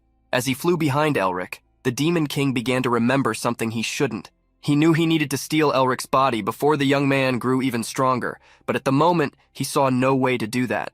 Oblivious to Mephisto's plans, Elric reveled in the wonder of soul speech. Although he found it difficult to absorb everything on his own, he needed to understand the magic of dragons and find a teacher who could keep his secret. However, he knew that at the academy, now dominated by Barracks, there was no one capable of teaching him. After soaring over the city, Elric landed in a clearing in the forest. He needed someone with a minimum level of Castellan of the hexagram to guide him, but was frustrated by the lack of a clear path to being accepted by someone like that. He thought of his grandfather, wishing he or his father were still alive, or perhaps even his uncle. Suddenly, Elric realized that someone was nearby. Mephisto, hiding among the bushes. Approaching, Elric asked the Demon King if he could teach him magic. There was no one better suited to be his teacher than Mephisto. Surprised by the request, Mephisto questioned whether Elric was serious. Turning his back, he hid a smile. He then asked what he would gain in return for teaching the young man. Elric offered to create a new vessel for the Demon King through alchemy. Mephisto scoffed at the idea, asking if Elric truly believed he could create a vessel capable of containing him. Elric replied that for that, Mephisto would only need to make him strong enough. The Demon King stated that this still wasn't enough, but Elric shot back that Mephisto wouldn't achieve anything if he didn't strengthen himself. Tired of negotiating, Elric asked Mephisto to suggest a condition. With his eyes closed, Mephisto rejected the idea of being Elric's teacher. He wondered why he should pass on his wisdom, but considered that he might think about it if the protagonist accepted becoming his familiar. Noticing Elric's frustrated expression, Mephisto laughed, enjoying the fact that the human was, until that moment, playing with him. The Demon King knew that even though he was too weak to devour Elric at that instant, he could hide dark magic in his teachings. As Elric grew stronger, his soul would be gradually corrupted until Mephisto could finally devour him. Mephisto was already smiling, satisfied with the plan he had devised, eager to see Elric kneel and beg to be accepted as his disciple. He was sure that the young man, being so weak, would eventually obediently become his vessel. However, to the Demon King's surprise, Elric, without hesitation, told him to screw off and forget the requirement. Mephisto's soul nearly turned inside out upon hearing this. He began to stutter, incredulous, as the protagonist asserted that there was a limit to how much the old demon could bargain. Unfazed, Elric started cleaning his ears, warning that Mephisto wouldn't gain anything by acting tough. With a provoking smile on his face, he stepped closer to the Demon King. Feeling humiliated, Mephisto found himself small in the face of the challenge. Furious, he lunged to attack Elric. However, the protagonist cast a spell, Silence! In the next moment, Mephisto felt as if an invisible tape had sealed his mouth. Elric laughed, commenting that the magic worked even better than he expected. Desperate, Mephisto tried to speak, but all he could manage were muffled sounds. Annoyed by the noise, Elric covered his ears. The Demon King couldn't believe he had been silenced by a simple soul speech magic. And to add to the humiliation, Elric ordered Mephisto to act cute. Unable to resist the spell, Mephisto pretended to be shy, leading Elric to feel a deep regret, to the point of metaphorically throwing up rainbows from embarrassment. While Mephisto, furious and tearful, cursed Elric internally, the protagonist laughed, satisfied to have shown who was in control of the situation. After wiping his mouth, Elric wondered why the hell he had used that last spell. He then handed a small notebook to Mephisto, instructing him to write everything he knew about soul speech in case he changed his mind about teaching him. Elric promised to release him after reading what he had written. Mephisto refused to submit so easily. After all, he was a being that had been sealed for over 1,000 years. As the Demon King complained, Elric continued his training, and night quickly fell. In a moment of illusory generosity, Mephisto thought about forgiving Elric if he admitted he was wrong, but the protagonist completely ignored him and trained until dawn. Over the days, Mephisto was forced to perform ridiculous actions, such as scratching his nose and making a peace sign with his hand, hoping that Elric would once again ask for his magic lessons. But the protagonist kept ignoring him, focused on solitary training. Eventually, Mephisto was practically drooling from frustration. He had decided to teach Elric from the start, but now he wondered if he should pretend to submit to free himself from this humiliating situation. Finally, he began to write the basics of soul speech in the notebook. Seeing this, Elric mocked the Demon King, imitating one of the ridiculous poses he had previously ordered, which only made Mephisto even angrier. The pride of Mephistopheles, the great Demon King, was wounded. He would never submit to a mere human. Suddenly, Mephisto realized he was acting like a dog, while Elric, notebook in hand, read what he had written. In the text, Mephisto explained that soul speech was ancient knowledge, inaccessible in any book. Elric praised the effort, acknowledging that Mephisto was finally starting to cooperate. He then removed some of the spells he had cast on the Demon King, leaving only the one that prevented him from speaking. Pointing to a passage in the notebook, Elric asked Mephisto to elaborate on it, suggesting that if he did, perhaps he would allow him to speak. Furious, Mephisto complied. But when he handed the notebook back, Elric said it still wasn't enough. He asked the Demon King to write more than before, and if he did so daily, he would allow him to speak for 3 days. Additionally, he demanded that Mephisto write everything by hand, and all at once, including any secret techniques he knew. Mephisto could only think of one thing, hoping that the black magic hidden in those lessons would destroy Elric's body and soul. However, what the protagonist learned from Mephisto was only the introduction, yet even that had allowed him to create, for example, a powerful wall of ice. Observing Elric's progress, the Demon King was incredulous to realize that there was no trace of black magic affecting his body. Noticing Mephisto's perplexed expression, Elric asked why he looked so confused. Mephisto tried to hide it, but Elric knew he was expecting something to change in his body. With a victorious smile, the protagonist thanked the Demon King because, thanks to him, he had reached a new level of power. Mephisto began to curse him, frustrated that Elric had uncovered his plan. When Elric asked if there was anything else to learn, Mephisto replied with frustration, "There is nothing more to learn. Besides my true speech, there is nothing else I can teach you." Elric remembered that true speech was the most powerful form of soul speech, second only to divine speech, the voice of God.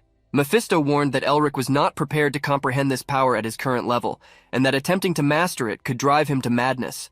Acknowledging that the Demon King was right, Elric wondered what he should do next. Mephisto interrupted his thoughts, saying that magic could only be perfected in battle, and that was what the Melvingers had been doing for centuries. Elric then recalled a day when his father taught him about the Melvinger family motto, while holding a pendant that had protected the continent from demons. Even confined to a wheelchair, Elric's father spoke with pride about their family lineage, which had always fought bravely on the battlefield alongside Elric's grandfather. Once, while gazing thoughtfully at the horizon, young Elric eagerly asked his father if he could use amazing spells like his grandfather on the battlefield. Before his father could respond, Elric's mother, who was nearby, smiled and asked the boy what she had already told him was necessary to become a powerful wizard. With a pout, Elric replied that he needed to study. His mother confirmed his answer, saying that he should not only focus on powerful spells like his father, as his grandfather, before becoming the most powerful wizard on the continent, had also been a great scholar. While Elric's mother was giving her sermon, his father approached him and whispered that, even so, true magic was perfected on the battlefield. However, his wife pulled him away, reminding their son to read a study until the end of the day, leaving his sister Hayes in charge of looking after him. Hayes reluctantly dragged Elric away as he cried, feeling like his ear would be torn off. After the children left, Elric's father commented that while studying was important, children should behave like children. His wife, in turn, reprimanded her husband, saying that he spoiled Elric too much, creating bad habits. After all, as the saying goes, like father, like son. And so the sunset marked the end of another day. One night, Elric and his sister were with their sick parents in the room. Both of their illnesses had worsened suddenly, leading them to death. With their vitality shared between them, they ended up leaving together. That night, before passing away, Elric's father cried for his wife, who always shone brighter than anyone but was in that state because of him. Elric's mother did not want her husband to say that, as after meeting him, there had not been a single day when she was not happy. Elric's father thanked his wife for raising their children so well, always being a good mother. She then looked for Hayes, their daughter, asking her to take care of her little brother while apologizing and expressing gratitude. Hayes trembled upon hearing her mother's request, crying. The father apologized to Elric for the illness affecting him, blaming himself for it. But Elric didn't care. All he did in that moment was cry, not wanting his parents to leave, questioning what would become of him and his sister without them. As he cried, Elric felt a warm hand on his face while his father said, "Looking back on my whole life compared to my days as a wizard on the battlefield, I was much happier as your father. You don't need to be a wizard. I just hope you live a happy life, surrounded by the people you love." And so, Elric's father's hand fell onto the bed. The boy asked his father what had happened and then realized, sending him into despair. Now, in that forest and thinking about his father, Elric asserted that his father was wrong to say he didn't need to become a wizard. If he wasn't strong, he would be discarded. That was the reality, and because of that, he would become stronger so that no one would be able to ignore him. He remembered his father's words. Magic could only be perfected on the battlefield. He realized that what he needed now was combat experience. Then he wondered where he should go to gain that. He thought of the Phantom Crimson Forest, filled with ghost-type monsters, which was a dangerous place. He also considered the Goblin Cave, but there were always too many people there. He tried to think of a location he could go to, but then he recalled something his father had said about some safe houses around the continent where their ancestors used to live. Recalling that place, Elric called Mephisto to go with him. The Demon King asked the protagonist where they were going, and then Elric revealed, "We are heading to the Yeti's habitat, the Highlands of the Yetis." Inside the forest, Elric was bathing in a stream. He knew he needed to change his appearance so that his identity wouldn't be revealed. He then began to use magic that enveloped him in the stream's water, cutting his hair. After that, he used another spell to alter his appearance. Now, with different skin color, hair, and hairstyle, Elric felt confident to head toward his destination. The place he was going to was always snowy. At the guide agency, an employee was telling someone that it was their lucky day, as normally no one went to the Yeti's Highlands. But it was surprising that some people were going that day. He then pointed to the group behind the protagonist, indicating them. Turning around, Elric saw some people entering the agency. Among them were 4 herbalists, 3 monster hunters, and curiously, 5 individuals concealing their energies. One of the individuals, who was quite short, approached the protagonist, introducing himself while beginning to speak rapidly, enough that anyone listening could easily get lost. Mephisto, beside the protagonist, was already irritated by how much this person was talking. The protagonist ignored the Demon King and asked Mingma if he could buy a communicative crystal orb there. Mingma stated that their village didn't have crystal orbs, but he could use a carrier pigeon or send a letter. Mingma, the short person, began to talk again, telling a funny story about pigeons and letters. But suddenly, someone interrupted him, calling him to leave. He decided to save the story for another day. Elric was worried because his sister would be upset if he didn't contact her soon, but he decided to let Sean handle it. He trusted his friend. As they climbed the Yeti's Highlands, Mingma resumed his story about birds and letters. Next to Elric, Mephisto commented that he was thinking that this place felt familiar, but it was indeed the habitat of the Yetis. Hearing this, Elric asked if he had visited that place before. Leaving Elric behind, Mephisto asserted that the Yetis were scum who admired them. The protagonist was surprised and questioned whether the Yetis were demons. Mephisto then became irritated at being placed in the same category as those beings. Pausing to think, Elric only considered the Yetis to be monsters, but discovering they had connections to demons was something he had never expected. As they walked, Mephisto stated that the ancient king of the Yetis was usable, implying that he must have received the favor of the demon god, even if his fate was not fortunate. As he advanced, Mephisto pondered that the grave of the Yeti king might still be there. Elric was surprised and quickly asked if Mephisto knew where the grave was. The Demon King revealed that he had no idea, and even if it were there, it must have already been stolen. Knowing that the Yetis were demons, Elric guessed that the Yeti King's grave should have some connection to his family's safe house. In the past, Elric's father had told him that these safe houses were hideouts of their ancestors, built to protect the family's legacies.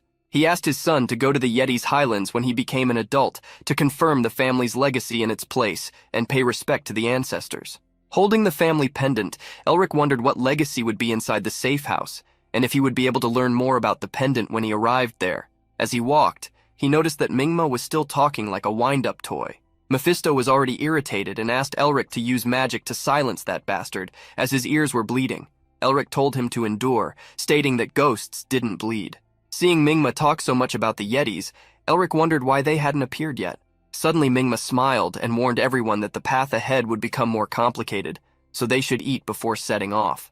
Thus the group entered the forest, setting up some campfires. Elric then saw one of those people who had been hiding their aura approach a group, asking to borrow fire. Observing that person, Elric realized that he should be as strong as a noble knight. The group didn't seem to be targeting him, so Elric wondered if they had a secret mission. Looking at an individual with a different cloak, Elric wondered if he was the leader, even though he didn't seem stronger than the others. At that moment, the person Elric was watching began to take off their hood, and everyone turned to look at her. That person, a girl with blue hair, smiled at the group that had lent the fire, claiming she would use it with gratitude. Seeing the young woman, two men began to have improper thoughts, questioning why she was hiding such a beautiful face and asserting that they had never thought they would see such beauty in that place. But before they could continue talking, one of the knights beside the woman attacked them. Putting his sword against one of the men's throats, the knight demanded that he pay with his life for the sin of speaking that way to the young lady. The girl with blue hair, upon seeing this, ordered the man, named Chen, to lower his sword quickly. As the protagonist watched the scene, he couldn't believe that an idiot had tried to flirt with a noble. However, at that moment both Elric and Mephisto felt something, causing them to exchange glances. The protagonist then began to sense a strong aura coming from the forest. Chen, who was focused on protecting the young lady's honor against those bastards, didn't notice anything as he was reprimanded by the blue-haired girl, who again commanded him to lower his sword.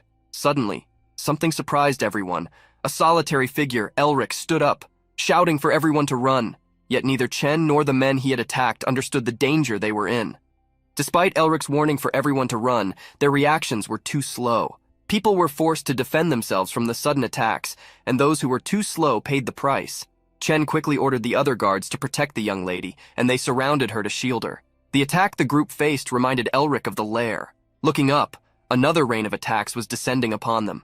Facing the downpour of spears, Elric used soul speech to cast a defensive spell. Above him, a large shield appeared, blocking the spears.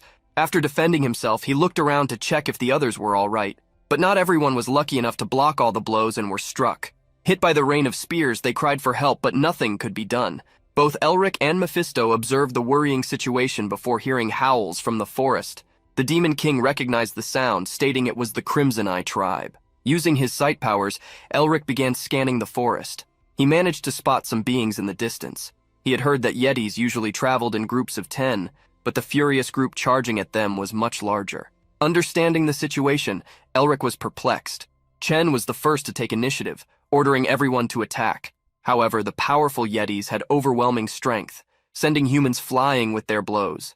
The Demon King smiled at Elric, remarking that this was indeed a tough battle, especially for his first one, and asked if he would be afraid to fight, like a typical human. Provoked, Elric used magic to silence the Demon King.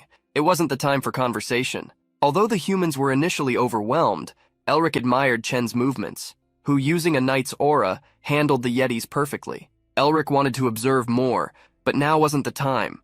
Though the Yeti's surprise attack was a problem, it wasn't the only one. With his eyes, Elric spotted another group of Yetis waiting for the chance to ambush them. If they made one wrong move, they would be in danger. But it would be different if he made the first move.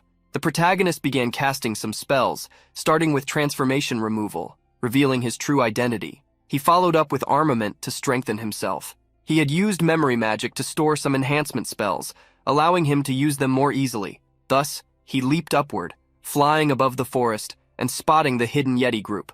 Suddenly, one of the Yetis noticed Elric's presence in the sky, but it was too late. The Yeti's head was crushed as Elric descended, stomping on it, and smashing its skull. The other Yetis were terrified upon seeing this. The protagonist seized the opportunity to continue his assault, aiming at least to delay this group of Yetis. Throwing himself into their midst, Elric cast the burst spell, and in the next instant, a massive explosion struck the Yetis. Although the attack was successful, there were still dozens of Yetis left.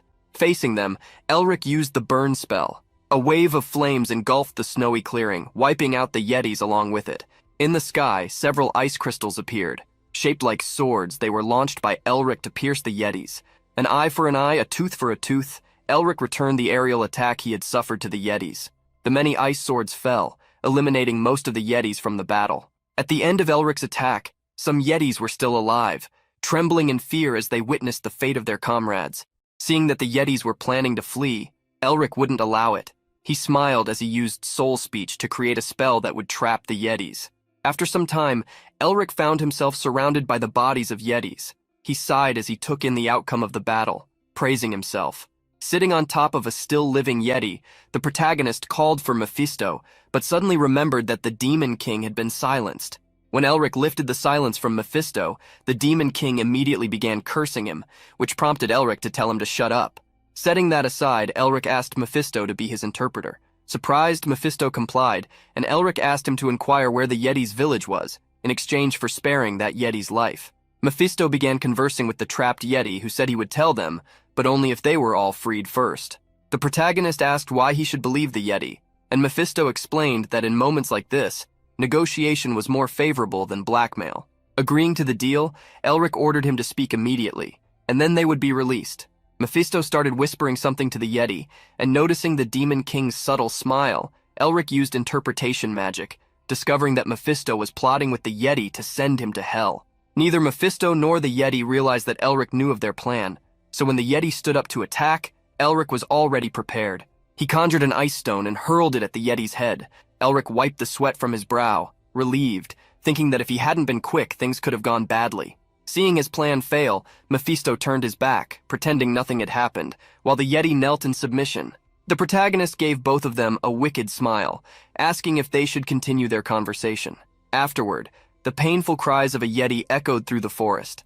Mephisto was also punished, forced to make cute gestures. Elric blamed him for what he had to do to the Yeti, who ultimately agreed to guide them to the village. Elric placed his hand on his chest, feeling the dragon's heart, filled with both dragon and Demon King mana. After using so much magic, he realized he could only use about 3% of his heart's maximum mana capacity. If he recklessly used more, his body might not handle it and could explode. It would be dangerous to keep fighting the way he had been in that condition. As he reflected on his situation, Elric finally reached the Yeti's village. He clenched his fist, knowing it wasn't the time to give up. If he gave up after so little, he could never bring his family back. Elric then looked toward the forest, wondering if the noble lady was all right. At the location where the person Elric was thinking of had been, her guards were drenched in blood after the fierce battle. The young lady ran to Chen, warning him that someone had disappeared. Chen suspected that this person had either been captured by the Yetis or was hiding somewhere. He smiled at the young lady, assuring her that the person had likely escaped safely. With a worried look, the blue-haired young woman hoped that was true, that he was safe. The person she was thinking of now stood before a crowd of Yetis. Elric ordered them to avoid unnecessary bloodshed and to take him to the tribe's leader. The Yetis ground their teeth in response, but suddenly someone shouted, commanding them to step aside. The Yetis turned and looked toward the village, where an imposing Yeti was walking toward them. Elric also watched, surprised and somewhat afraid, as this Yeti was much larger and more intimidating than the others. Facing the tribe's chief, the protagonist said he had something to ask. The Yeti grunted, indicating he should speak. Elric intended to negotiate with the chief, but was prepared to fight if necessary. Suddenly, the Yeti interrupted his thoughts upon seeing his green eyes and asked for his name. The protagonist was surprised, but responded, Elric Merbinger. Hearing the answer, the Yeti remained silent for a moment before ordering Elric to follow him. They walked side by side, with several Yetis following from a distance. The Yeti chief revealed that a legend had been passed down through their tribe. A long time ago, there was a great king who ruled the snowy mountains. The legend says the king recognized a human as a friend, a human with bright green eyes, named Merbinger. Elric was astonished to learn that one of his ancestors was a friend of the Yeti king. The tribe's chief then mentioned that every leader of the tribe had kept the promise to protect that human's home. Elric, looking at the Yeti chief, asked where this home was. The The Yeti pointed to a chasm, revealing that the house was down below. Elric looked at the dark ravine, incredulous that a house could be there. Only after his eyes adjusted to the darkness did he manage to see that there was indeed a house. As he gazed into the abyss, Elric suddenly felt a strong gust of wind. The Yeti beside him explained that even for them, it was difficult to descend to the house, as the air currents only weakened once a year. Mephisto began mocking Elric, saying that he would freeze if he used ordinary magic to protect himself from the wind. The protagonist remained silent as the Demon King asked what he would do, since with his current abilities, descending was impossible. In the end, Elric agreed that with his current skills, it would be irresponsible to descend. However, if he turned back now, he wouldn't be able to take even one step forward. Besides, his ancestors had likely wanted to test the abilities of their descendants, and he needed to give an appropriate answer. So as he said this, Elric advanced and threw himself into the abyss, smiling. The Yeti and Mephisto stayed behind, watching the human fall into the ravine. Mephisto couldn't believe the recklessness of Elric's actions. As he fell into the abyss, Elric felt a pressure much stronger than he had expected. At that moment, Mephisto began to follow him, ordering him to stay focused. Awakened by the Demon King's words, Elric straightened his body and with difficulty used magic to create platforms. While falling rapidly, it seemed as though he was walking on air, gradually slowing his descent. Slowly but surely, he approached the house at the bottom of the chasm. Maintaining his focus, he managed to reach the ground, sending snow flying in all directions as he landed. Feeling solid ground beneath his feet, Elric collapsed onto his back, relieved. After recovering from the mental exhaustion, he began laughing like a maniac, even startling Mephisto. The protagonist looked at the simple house in front of him, made only of wooden planks. Walking to the door, he tried to open it but realized it was locked by an ancient magic. Stopping to think, Elric assumed the lock shouldn't be too hard to open. Mephisto then suggested he try channeling his mana while saying a few words.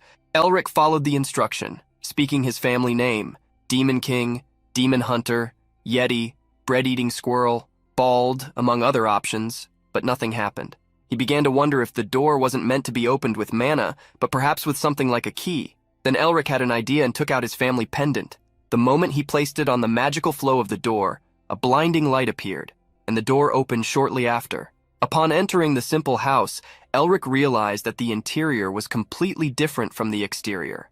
There were 2 stories, tall pillars, and various corridors filled with books like a library. The inside was incredibly majestic. Elric walked over to a bookshelf and picked out a random book, noticing it was about fundamental magical doctrines. He started running back and forth, his eyes gleaming with excitement as he saw so many books full of lost knowledge, including dark magic. In the midst of all this excitement, Mephisto clicked his tongue, stating that this must have been the place where the Winter Sage had lived. Hearing this, Elric stepped out from behind a bookshelf, curious. Since Mephisto knew about the Yetis and his ancestor, Elric bet that the Demon King knew many stories.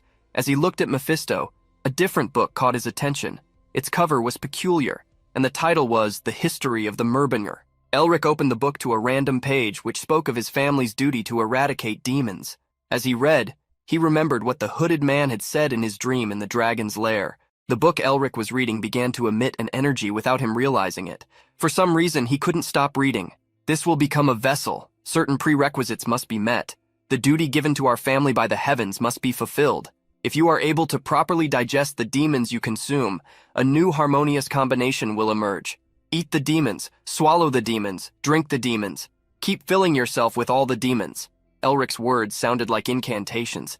The energy released by the book enveloped him, putting him in a trance. This energy also affected the pendant around his neck, which began to glow. As he continued reading, various images were projected from the pendant. Inside his mind, he saw Mephisto's battle against the dragon, his ancestors' intervention, and himself in that situation. Inaugurate a new era of magic. O descendant, who passed the first test and received the pendant, devoured the first demon. This is the starting point of your true beginning. When Elric awoke from the trance, he was no longer in the house. He found himself lying on a springtime meadow. As he stood up, a voice spoke to him. You must be our descendant, coming from a distant future, to whom we promised our inheritance. The protagonist turned to see the man who was speaking. It was a man with a large beard and mustache, white hair, wearing a monocle and dressed in elegant clothes. He placed his hand on his chest and introduced himself as Otto Hahn Merbinger, the one who tests and guides future descendants through assignments, a mentor. Hundreds of years before, The Merbinger family's magic system had been developed by a few people, and Otto Hahn Merbinger was one of the 5 esteemed ancestral heads of the family. Otto smiled, noticing that Elric seemed to recognize him.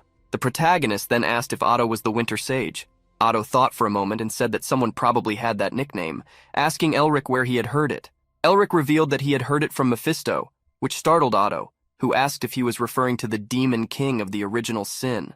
Upon seeing Elric confirm, Otto placed his hand on his shoulder and began laughing, realizing that the first demon Elric had consumed was Mephistopheles. "We have an incredible descendant. Now I won't have to increase the difficulty of the assignments." At that moment, Mephisto felt his ear itch, a sign that someone was talking about him, and began cursing whoever dared to insult him. Elric, still talking with Otto, asked about the assignment and what he would be guided through. Otto placed his hand on the boy's head and said that he had many questions and that he might be wondering why they made everything more difficult when they could simply leave the information in recordings. Otto extended his hand, and a magical symbol appeared above it. He explained that what they had prepared was similar to a wheel. Once set in motion, it could not be stopped. The symbol shot out, distorting the light. The ancestor stated that they couldn't trust this to just anyone, so they needed to carefully inspect the descendant, no matter how long it took. "Since you've passed our test, the choice is now entirely yours. If you want to stop the wheel or make it spin, the decision is yours." The symbol that Otto once held was now in Elric's hands. The protagonist wasn't entirely sure what had been assigned to his family, and if he followed this path without careful thought, his life as he knew it could vanish completely. Therefore, this was his last chance to avoid such a fate. Otto decided to respect Elric's decision, whatever it might be.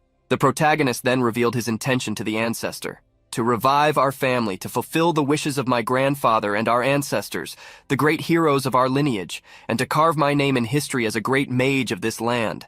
That has been my dream for a long time." The symbol in Elric's hands began to glow, and just as Otto had done earlier, he cast it forward. The symbol flew, carrying powerful energy, and dissipated before Otto's eyes. Suddenly, the ancestor became excited, patting Elric on the back and declaring that he definitely had the potential to be a great descendant. After the initial excitement, the two calmed down. At that moment, Otto gestured with his hand, and the spring-like surroundings changed to a snowy environment. Looking around, Elric asked where they were, and Otto revealed that this was the place where the protagonist would undergo his test in order to obtain his first task. Elric began to shiver from the cold, feeling the pressure of being tested in such a harsh environment. However, the pressure soon transformed into a confident smile, as he knew this challenge would make him stronger. Seeing Elric smile, Otto praised his attitude, saying it was an excellent stance for a cadet. He then asked Elric to look in a specific direction, though the protagonist wasn't sure exactly what he was supposed to see. Otto insisted, telling him to look deeply into the distance. When Elric looked more closely, he began to make out a figure. He asked Otto what that horned creature was, and the ancestor replied, "That is the king of the Ice Mountain. He was the first and last king to unite the Yetis and rule over this mountain. Ambitious, he sought to restore the status of the Yetis to a position equal to that of demons, as they once were before being downgraded. However, in the end, he was consumed by his own ambitions and became a depraved demon. That mountain king is the second demon you must devour." Elric turned his head shocked, asking if Otto was saying that he had to defeat that monstrous creature. Otto, seeing the fear on his face, explained, "You don't need to defeat it, you need to devour it. From now on, you must consume demons and extract their seals from the very root of their existence." Elric, confused, asked what these seals were. Otto then explained, "From the primitive and dark emotions of living beings such as fear, depression, and resentment, evil egos are formed, becoming demons. Each demon possesses unique malevolent desires, along with their personalities, ranks, and emblems. The core where these desires reside is called a seal. The seal of the original sin is Mephistopheles himself." As Otto explained, the tiger-shaped tattoo on Elric's hand began to glow, the Demon King's seal. Otto reiterated that Elric must now hunt demons and extract their seals.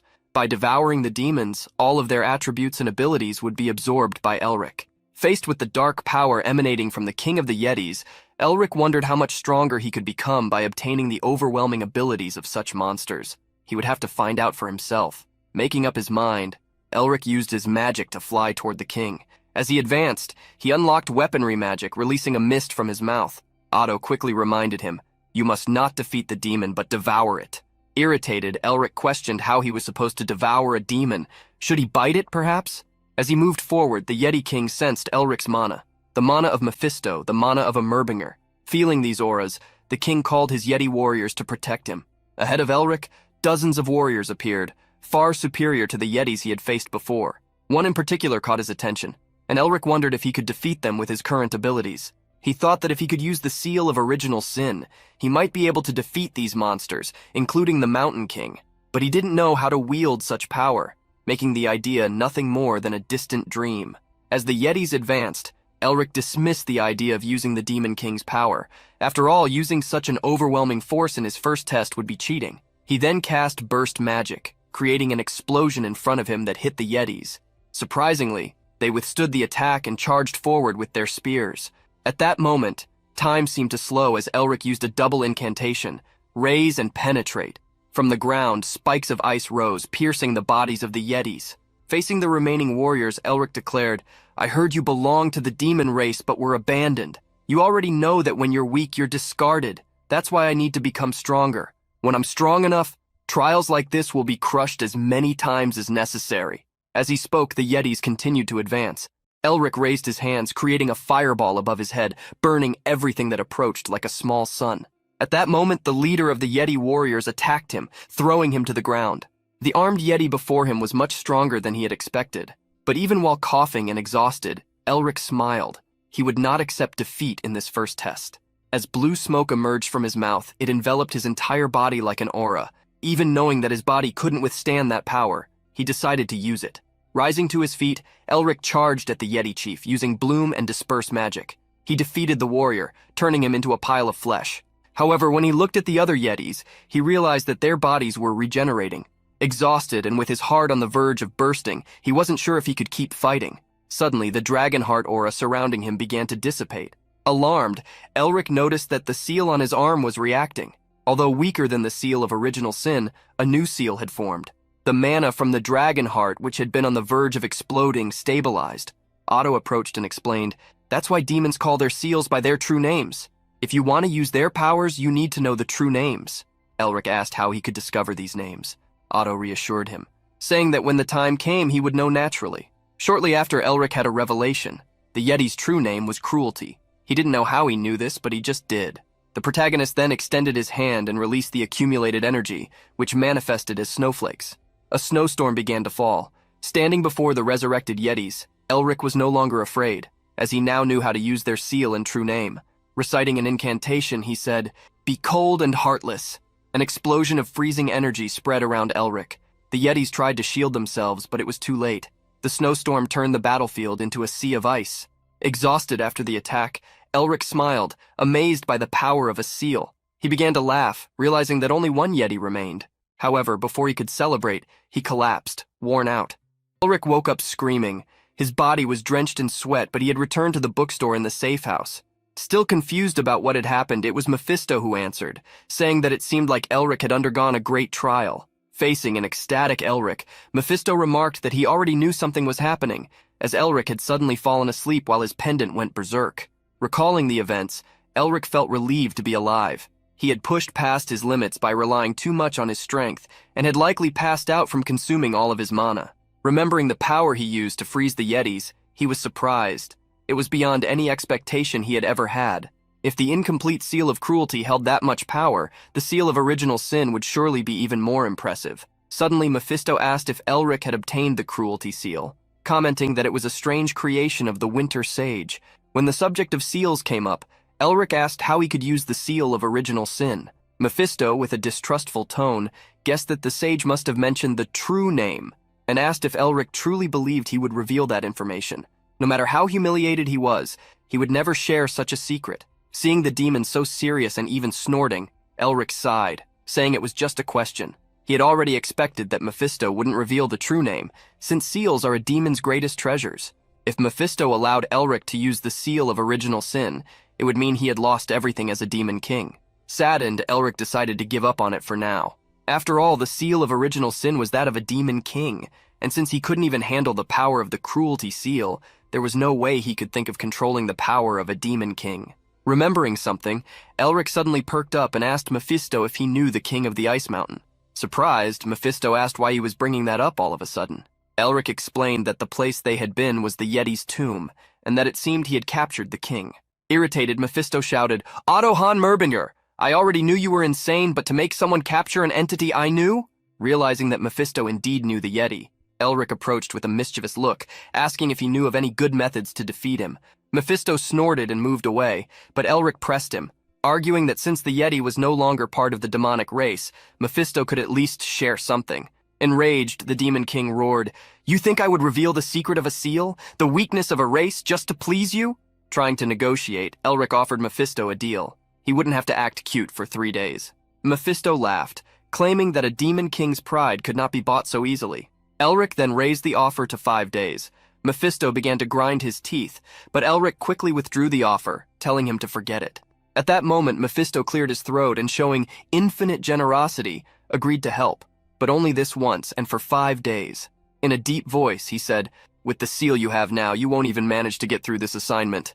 Forget about approaching the king of the mountain." Seeing Elric's shock, Mephisto continued, "However, there is a way." Not long after, back in the realm created by Otto, Elric felt the cold again. He looked at the king of the Yetis, determined to apply the tip Mephisto had given him.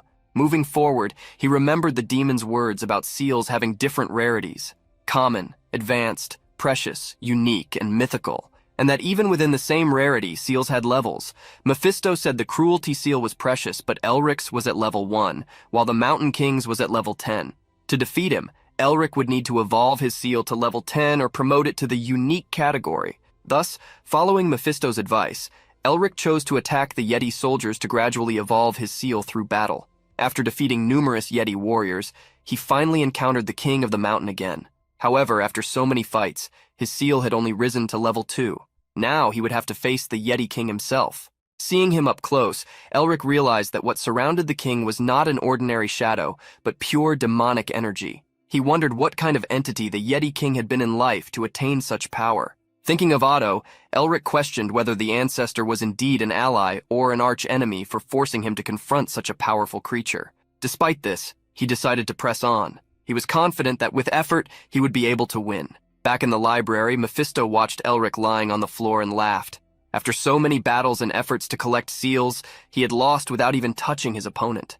Seeing Elric's frustration, Mephisto asked if he now understood that he should give up. Ignoring him, Elric began to imagine what would happen if he could extort the seal from such a powerful entity. Suddenly, he stood up with a mad smile that Sean would immediately recognize if he saw it.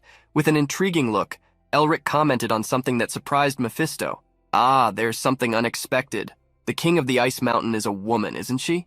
Irritated, Mephisto asked why Elric was looking at him in such a suggestive way. Realizing there was something between the Mountain King and Mephisto, Elric decided to uncover more over time. For now, he held the pendant and remembered the most important thing: to swallow the king of the ice mountain. Although he still didn't know how, he was determined to find out as soon as he managed to defeat her. Returning to the icy realm, Elric charged at the Yeti King.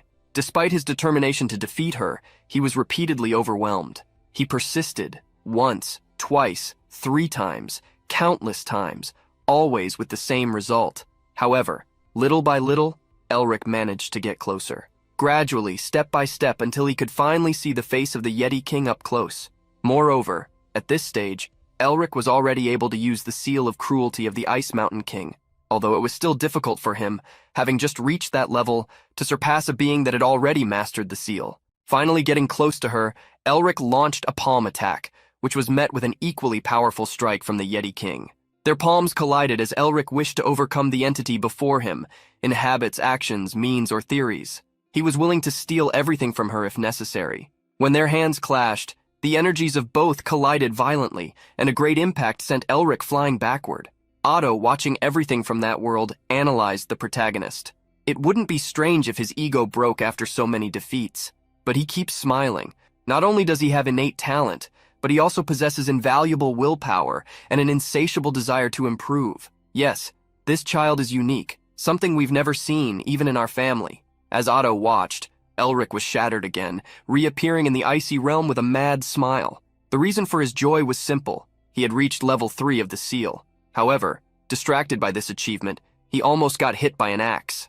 Elric gritted his teeth, realizing that the Mountain King wasn't giving him a moment's respite. Furious, she wielded her weapons and attacked him with ferocity, forcing him to summon a shield.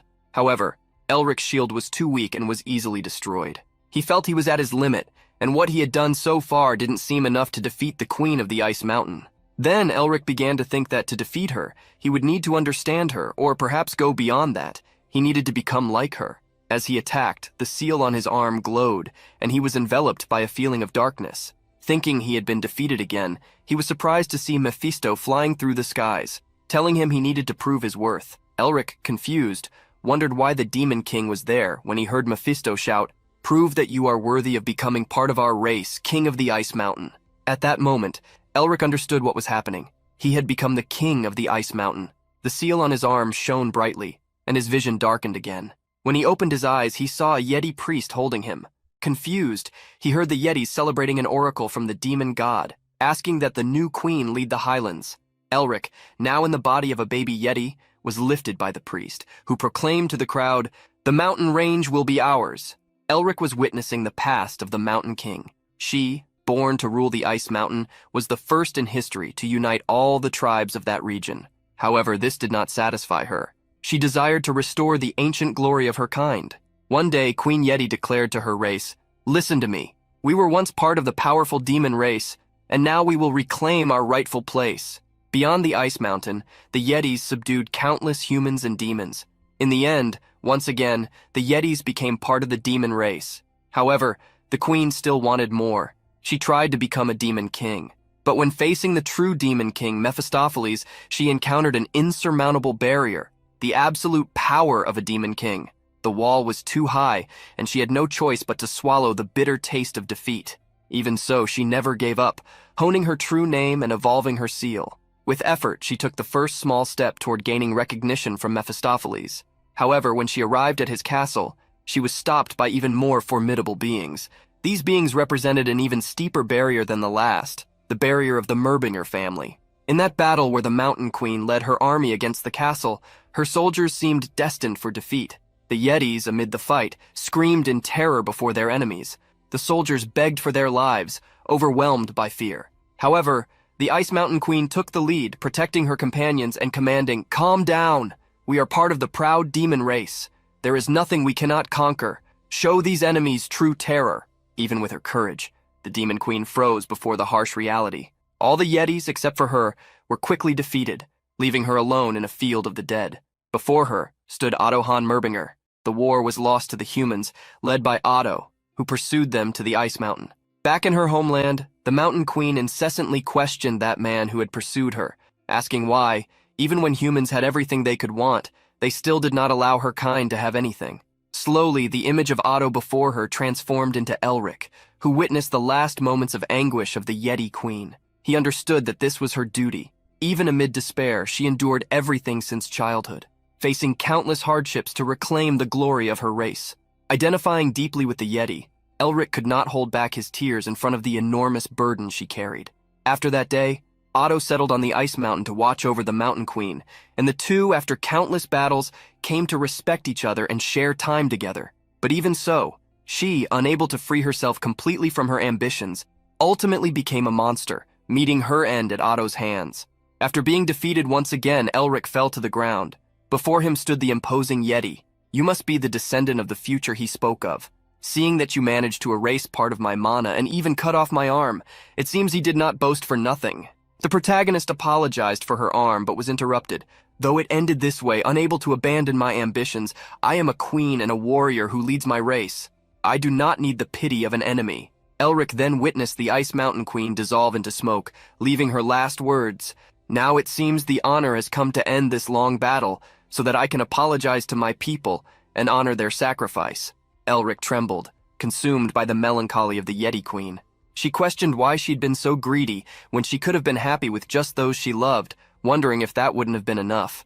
In the end, Elric saw the Yeti transform into a cluster of demonic energy. Confused about what to do next, Elric quickly pushed aside his frustration and melancholy, reminding himself that his opponent was the Ice Mountain Queen, the queen who united a vast mountain and the greatest warrior of the Yetis, an enemy he needed to swallow. Knowing he could not defeat such a being without using all his strength, but also realizing it would be a disservice to her memory not to give his best, Elric decided to show the queen what he had. He unleashed all the mana he could, determined to honor the great legacy she had built. With renewed conviction, Elric confronted the Yeti Queen head-on. The powerful energies of both collided, exploding in all directions. After the Yeti Queen drew her axe, the protagonist faced her equally with an axe of his own. The attack seemed evenly matched as Elric advanced with the desire to become like her. The clash became frantic, both attacking without tricks, relying solely on brute force and power. Little by little, Elric began to feel something strange. Although it was a battle of life and death, facing such a powerful being was surprisingly enjoyable. Thinking about this, another attack from both sides collided, creating an explosion that shattered the ground beneath their feet. As pieces of earth flew, forming a new battlefield, Elric could sense something more. The days of happiness the Yeti Queen had spent with Otto. Just like his ancestor, Elric seemed to be repeating her actions. The battle between Elric and the Yeti Queen extended, both fighting with all their strength. The axes clashed repeatedly as they shouted to elevate their power to the maximum. Elric felt that the battle would be decided in the next encounter. Then they both charged forward, each using the technique that had made countless races kneel before them, the secret art of the Ice Mountain King. The Yeti Queen faced Elric, and he met her gaze. Face to face, they slapped their palms together, unleashing the powerful ability Icebreaker, which sent cracks spreading across the surrounding field. Time seemed to pass slowly. The clouds moved in the sky, while the two remained still after the final strike. But one of them emerged victorious. Elric, who completely shattered one side of the Yeti Queen. Defeated, she laughed and in her last words said, "In the end, I thank you." Elric gritted his teeth but was surprised to see the beautiful smile, accompanied by tears, of that powerful Yeti who had fought with all her pride and duty at stake. With the battle decided, she fell to her knees, transforming into smoke that merged with the seal on Elric's arm. On the icy snow mountain, where the powerful Yeti warrior lost her life, a small flower bloomed, symbolizing that the cycle of life continued. With a silent wish for the Mountain Queen to rest in peace, Elric's first task came to an end. Otto, upon seeing that Elric had managed to devour the king of the Ice Mountain, clapped his hands in awe of this marvelous feat. The protagonist pretended to be irritated, asking if this first assignment hadn't been too difficult for a beginning. Otto responded to the protagonist, stating that this was the method of their family. He couldn't call himself a Merbinger if he couldn't at least overcome something like that. In the face of Otto's pride, Elric wondered if this was why Sean always called the Merbingers selfish. In the end, Otto revealed that he was surprised, as even though he knew Elric was talented, he expected it would take him 1 to 3 years to complete this conquest. But Elric, who had only been learning magic for a few years, had managed to defeat the Mountain King in just a month. The protagonist interrupted Otto's words, counting on his fingers, stating that since he'd been there for a month, he had only started learning magic 2 months ago. Otto laughed, thinking Elric was joking, but the protagonist stared at him with a serious expression. Seeing this, Otto asked if he was truly serious and not making one of the Merbinger's usual self-centered jokes. The protagonist denied making any jokes, causing Otto to burst into laughter. The ancestor grabbed the protagonist's arms, saying that he had always had a good eye for him. Hearing this, the protagonist reminded the ancestor that he had just been talking about talent this, 3 years that, only a minute ago. Laughing, Otto hugged Elric tightly to stop him from recalling what he had just said. After this moment, Otto asked how the final moments of the Mountain King were. Upon learning that she had been smiling in her last moments, he felt relieved. The protagonist bowed, thanking Otto for everything. The ancestor then told him to be careful on his way back. The protagonist revealed that he probably wouldn't have time to visit frequently, but the ancestor understood, as the position of a family head was always busy. With that, Elric said his goodbyes and turned to leave. But suddenly, he turned back to Otto. He didn't know how to leave that place.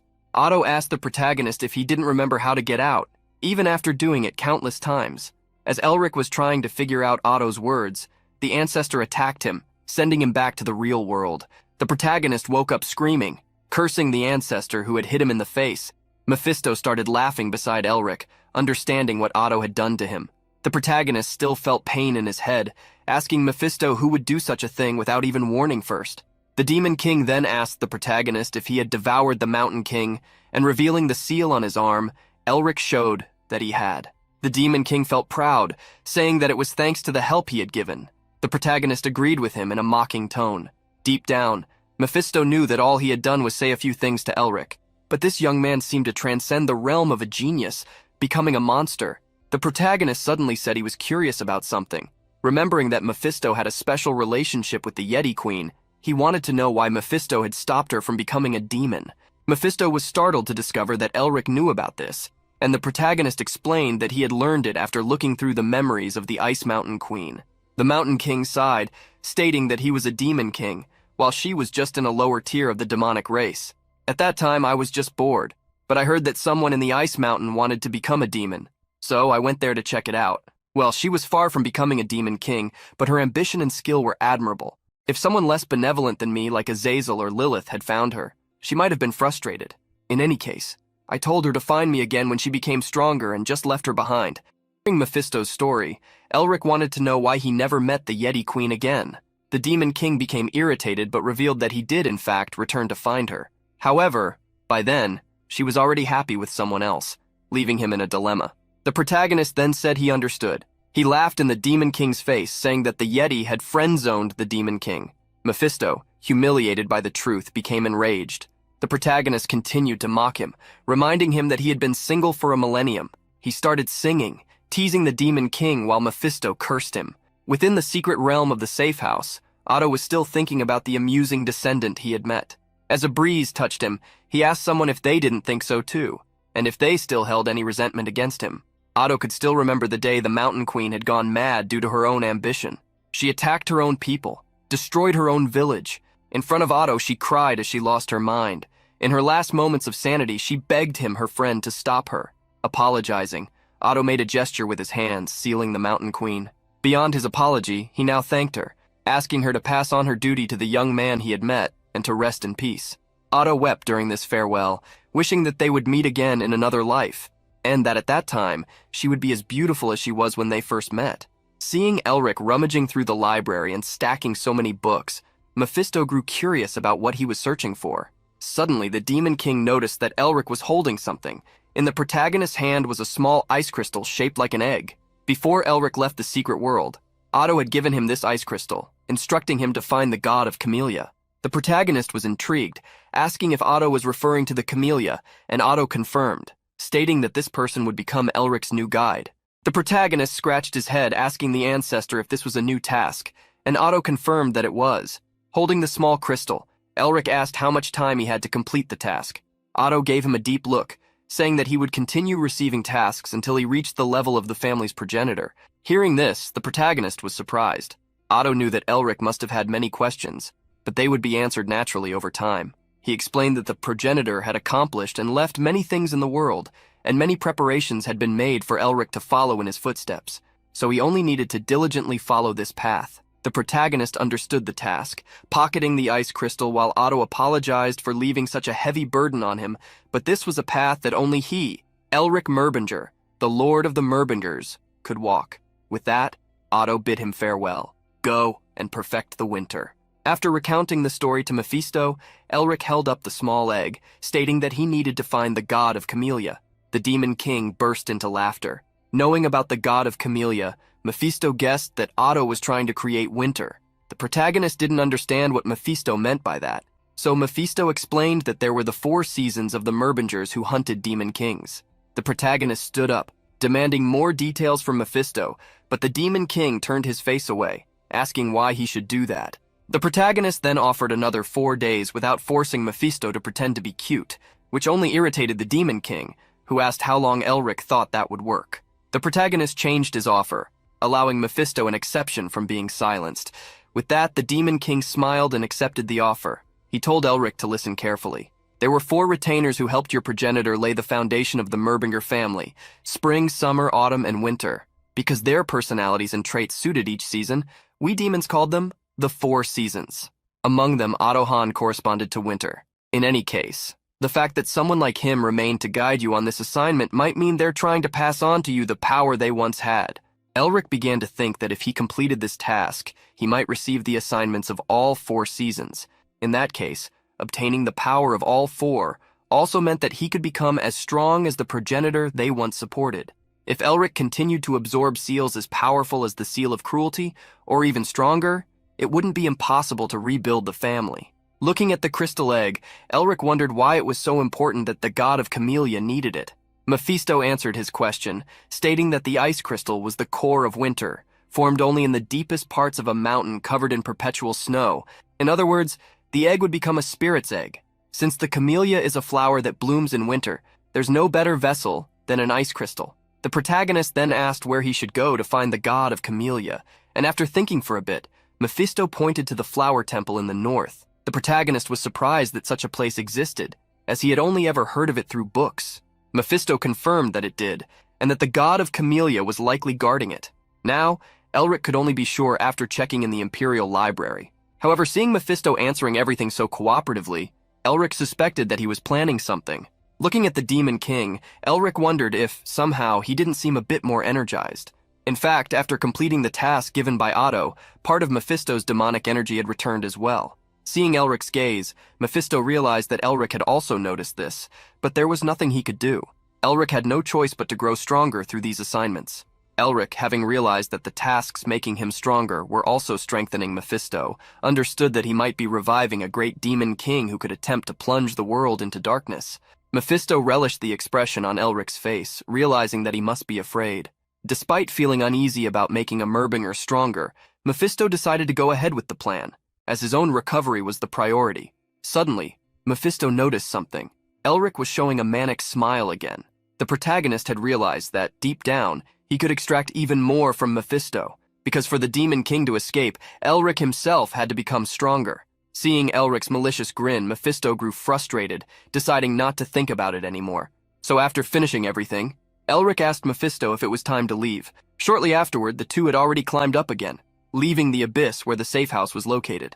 A month ago, Elric had struggled to descend there, but now, climbing up was easier than stealing candy from a child. Since he needed a guide, Elric decided to head to where the Crimson Eye tribe resided. He quickly picked up his pace.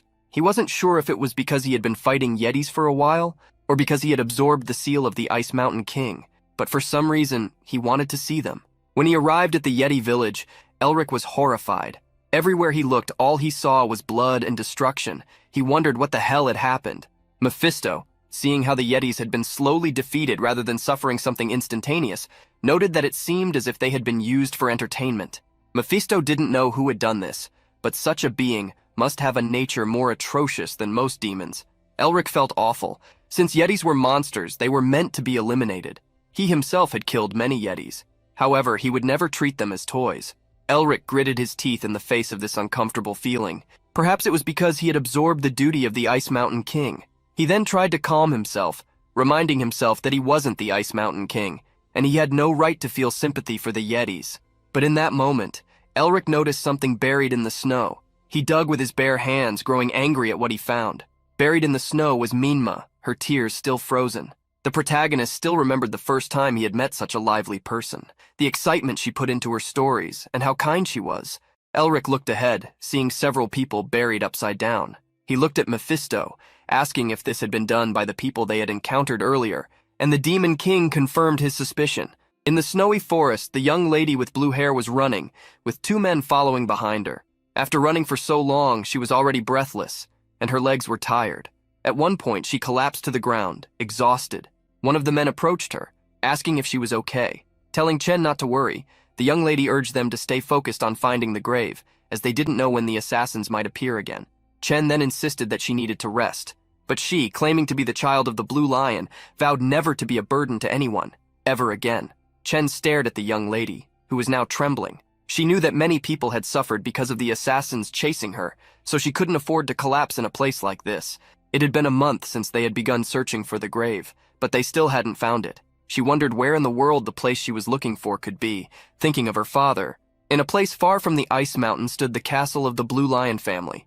Despite its great renown, some people whispered that the only daughter of the Blue Lions couldn't even swing a sword properly. They cited the rule that lions follow the strong, and compared to that, the young lady was the opposite.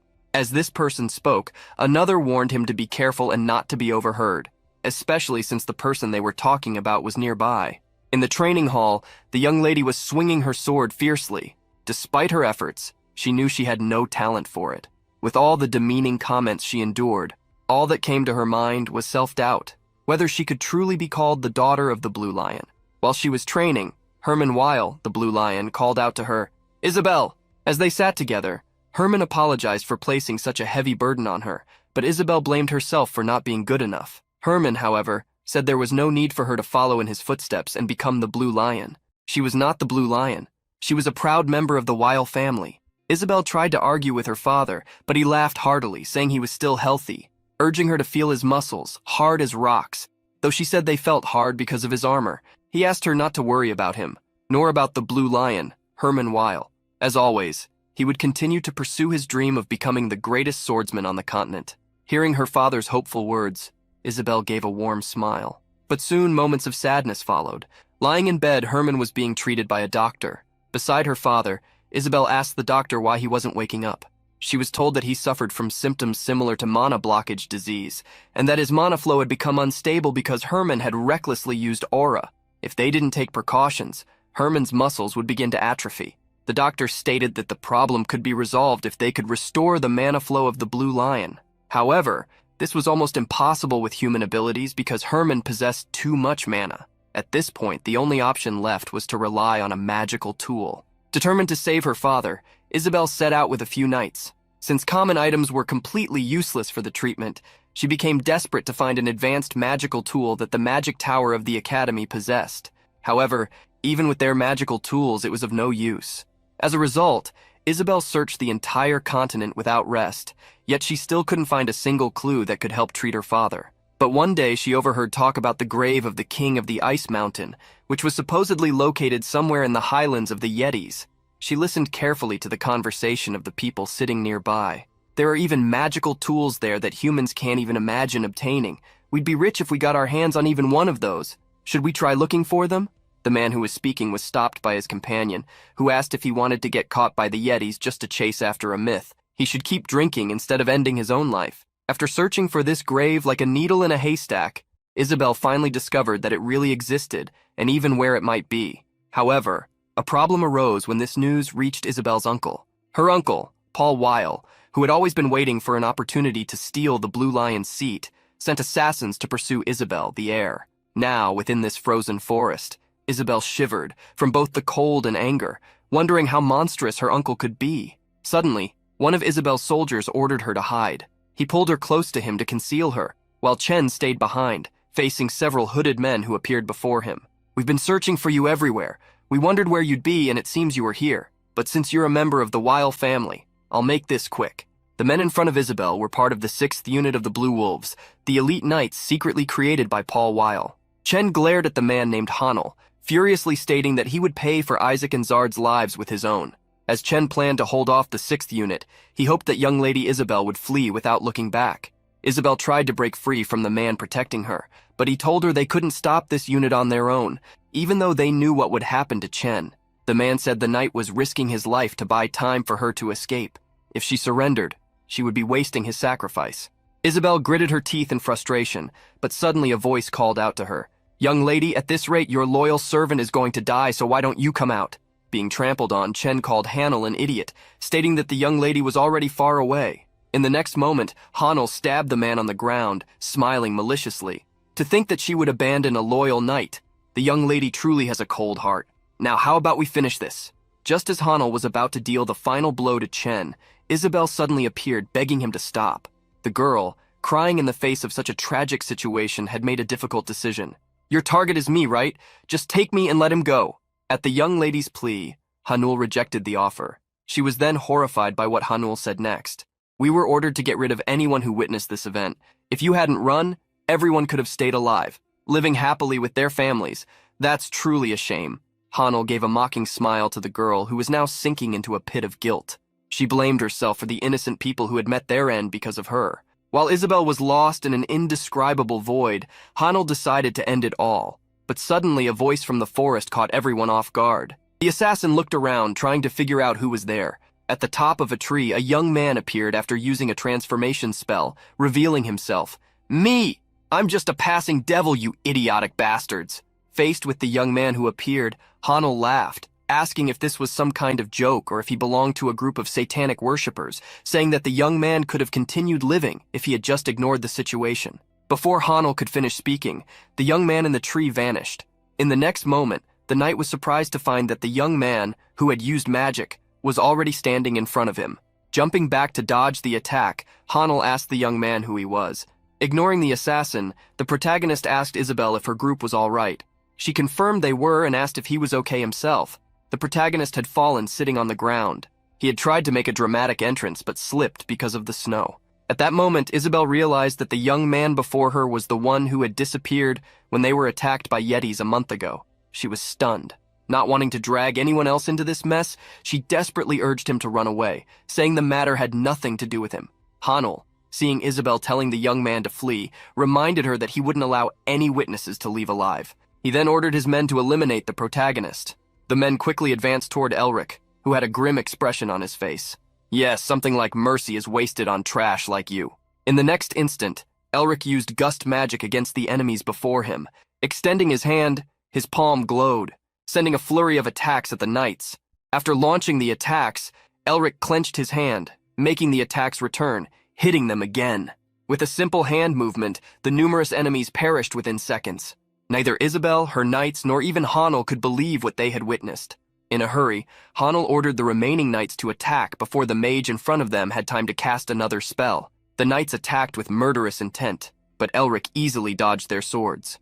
Extending his hand again, he used penetrate magic, summoning several blue swords that flew toward the assassins. The assassins desperately tried to block the swords. Some even attempted to sacrifice their comrades to save themselves, but they all met the same bloody fate. A rain of blood fell upon the assassins. Hanel, the last one alive, was in shock, terrified, asking who the young man in front of him was, and if he was doing this knowing exactly who they were. Facing the attempt at intimidation through status, Elric said he didn't care who they were, and ordered the man to kneel. Confronted, Hanul gritted his teeth in fury. Isabel, who took advantage of the moment to hide, wondered who the man that had appeared was. In her eyes, he had easily subdued the blue wolves. However, when looking at the young man, she noticed a problem. He, definitely a powerful mage, exuded a dangerous aura that made her too afraid to approach him. As she backed away, Hanel advanced on Elric with murderous intent. The swordsman surprised the protagonist with his speed, and at that moment, Isabel screamed, advising Elric to keep his distance from Hanul. The protagonist quickly used weapon enhancement magic, jumping back to dodge. After gaining some distance, Elric cast a shooting spell, and as he aimed at the assassin, a large number of ice crystals shot out. Hanel scoffed, asking if the young man thought he could stop him with magic, advancing as he shattered the ice. Hanel's sword came down from above, aiming at Elric, but in the next moment, a wall of ice was created. The sword strike landed on the ice wall, but it remained intact. From behind the wall, the protagonist laughed. Do you know what's more important than the wall not breaking? It's that your head is about to be buried in the ground. While the protagonist adjusted his hair, striking a pose, the assassin didn't understand his actions. And just as Elric said, in the next moment, a powerful blow struck Hanel, burying him in the ground. Watching the end of the battle, Isabel's guards were astonished by the young man who had swept away the blue wolves in an instant. They couldn't believe there was a mage like him on the slope they were on. Isabel realized that the young man in front of her must be her age, yet she wondered how he could be so powerful. If he was this strong at such a young age, she wondered if he was on the same level as Tasha Norester, one of the new 3 stars. However, if that were the case, there was no way those 3 wouldn't know of him. Unaware of Isabel's thoughts, the protagonist looked up, sighing after the battle. He remembered the people he met during his journey, and the Yetis who had taken him to the safe house. With a melancholic look, Elric wished that they rest in peace. While Elric was lost in his moment of mourning, Mephisto appeared, reminding him that the young lady's group was watching them, asking if they should do something about it. As they were staring so much it was giving him a headache. Elric, who had even forgotten about the young lady he had saved, turned and smiled at her. It's been a while, hasn't it? Chen felt pressured. He placed his hand on his sword as a precaution. Although they had been helped by the young man, he was still a complete stranger, so he couldn't let his guard down. If such a person had a motive, he could be as dangerous as the assassins. As Chen prepared for battle, he suddenly saw Isabel kneeling down, thanking the young man for saving them. The protagonist was taken aback by her sudden gesture, which was unexpected. The girl instructed her 2 guards to do the same as her, and in unison, the 3 expressed their gratitude. The protagonist hurriedly told them to get up, insisting he had only done what anyone would do. Seeing the young lady kneel, Mephisto appreciated her demeanor. Unlike the 2 knights, he noted that the young lady knew what courtesy was. Suddenly, the girl approached the protagonist, who was trembling with embarrassment, looking him in the eyes. "This may sound rude, but may I ask for a favor?" "No, I would like to commission you for something." The girl suddenly grabbed Elric's hands, squeezing them, and so she relayed her request. That night in a carriage, Elric set off with Isabel and her guards. He sat calmly, in a thinker's pose, covering his mouth. However, Mephisto, who could see him closely, noticed the smile he was hiding. It was normal for Elric to smile so much since he had received something so valuable. Elric had received a coin from Isabel, far beyond gold. It was a coin of the Blue Lion. He then asked her if she happened to be the young lady of the Weil family. With the girl's confirmation, Elric understood why she was so beautiful. Isabel Weil, the scentless flower. Although her beauty was enough to make even the royal prince fall in love with her and propose marriage, she was abandoned because she was a scentless flower, simply for being born without talent. If the flesh and blood of the lion had no sharp teeth and claws, then its value diminishes greatly. Elric had heard that Isabel lived as a recluse in her home, after her engagement was broken, yet unexpectedly, she was standing right in front of him. At that moment, the protagonist greeted her, introducing himself as Rick, and said it was an honor to meet the daughter of the Blue Lion. She blushed, asking why it was an honor for him to meet someone like her, but he urged her to have a little more confidence, for from what he had heard, her tenacity did not shame the name of the Blue Lion. Timidly, Isabel thanked him for the compliment. Elric then asked what commission she had to request. Remembering her request, Isabel stated that she had nothing with her at the moment, but she wanted to ask him to escort her to the imperial capital. Chen quickly pointed out that they hadn't found the place they were looking for, but she insisted that she didn't want to lose anyone else because of her greed. She was going to meet her uncle to negotiate with him. Hearing Isabel mention her uncle, Elric realized that the knights must also be part of the Weil family. He wondered if there was some internal conflict happening within the Weil family. Thinking back, Elric remembered hearing that the Blue Lion was suffering from reflux disease, something similar to blockage disease. Sean had been the one to tell him this. Suddenly, Elric realized he could use this to put the Blue Lion in his debt. If the Merbinger were revived and joined forces with the Blue Lion, it would be quite a spectacle. The protagonist was rejoicing at his own cleverness. Isabel said that although they were lacking compared to the protagonist's skills, she could double the reward she had just given him.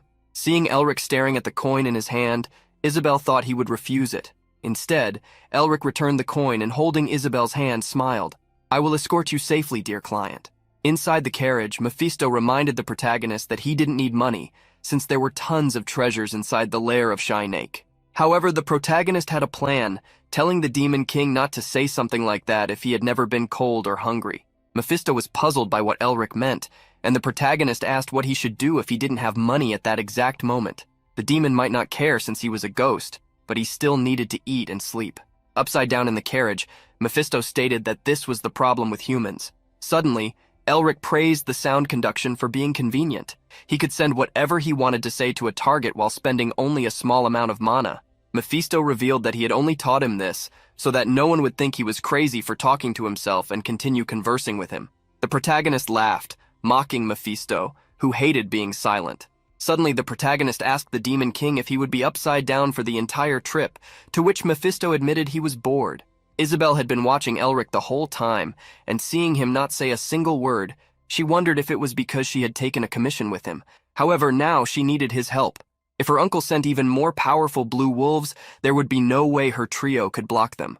While Isabel and Elric traveled in the carriage, a group was gathering in a castle. On the throne, a man asked a kneeling figure if what he was saying was that the 6th squad had been annihilated. The man bowed deeply, asking for forgiveness. Another man stood up and approached him. "If you feel guilty, then you should have done something to apologize in the first place." As he said these words, the man attacked the one who was bowed, spilling his blood on the floor.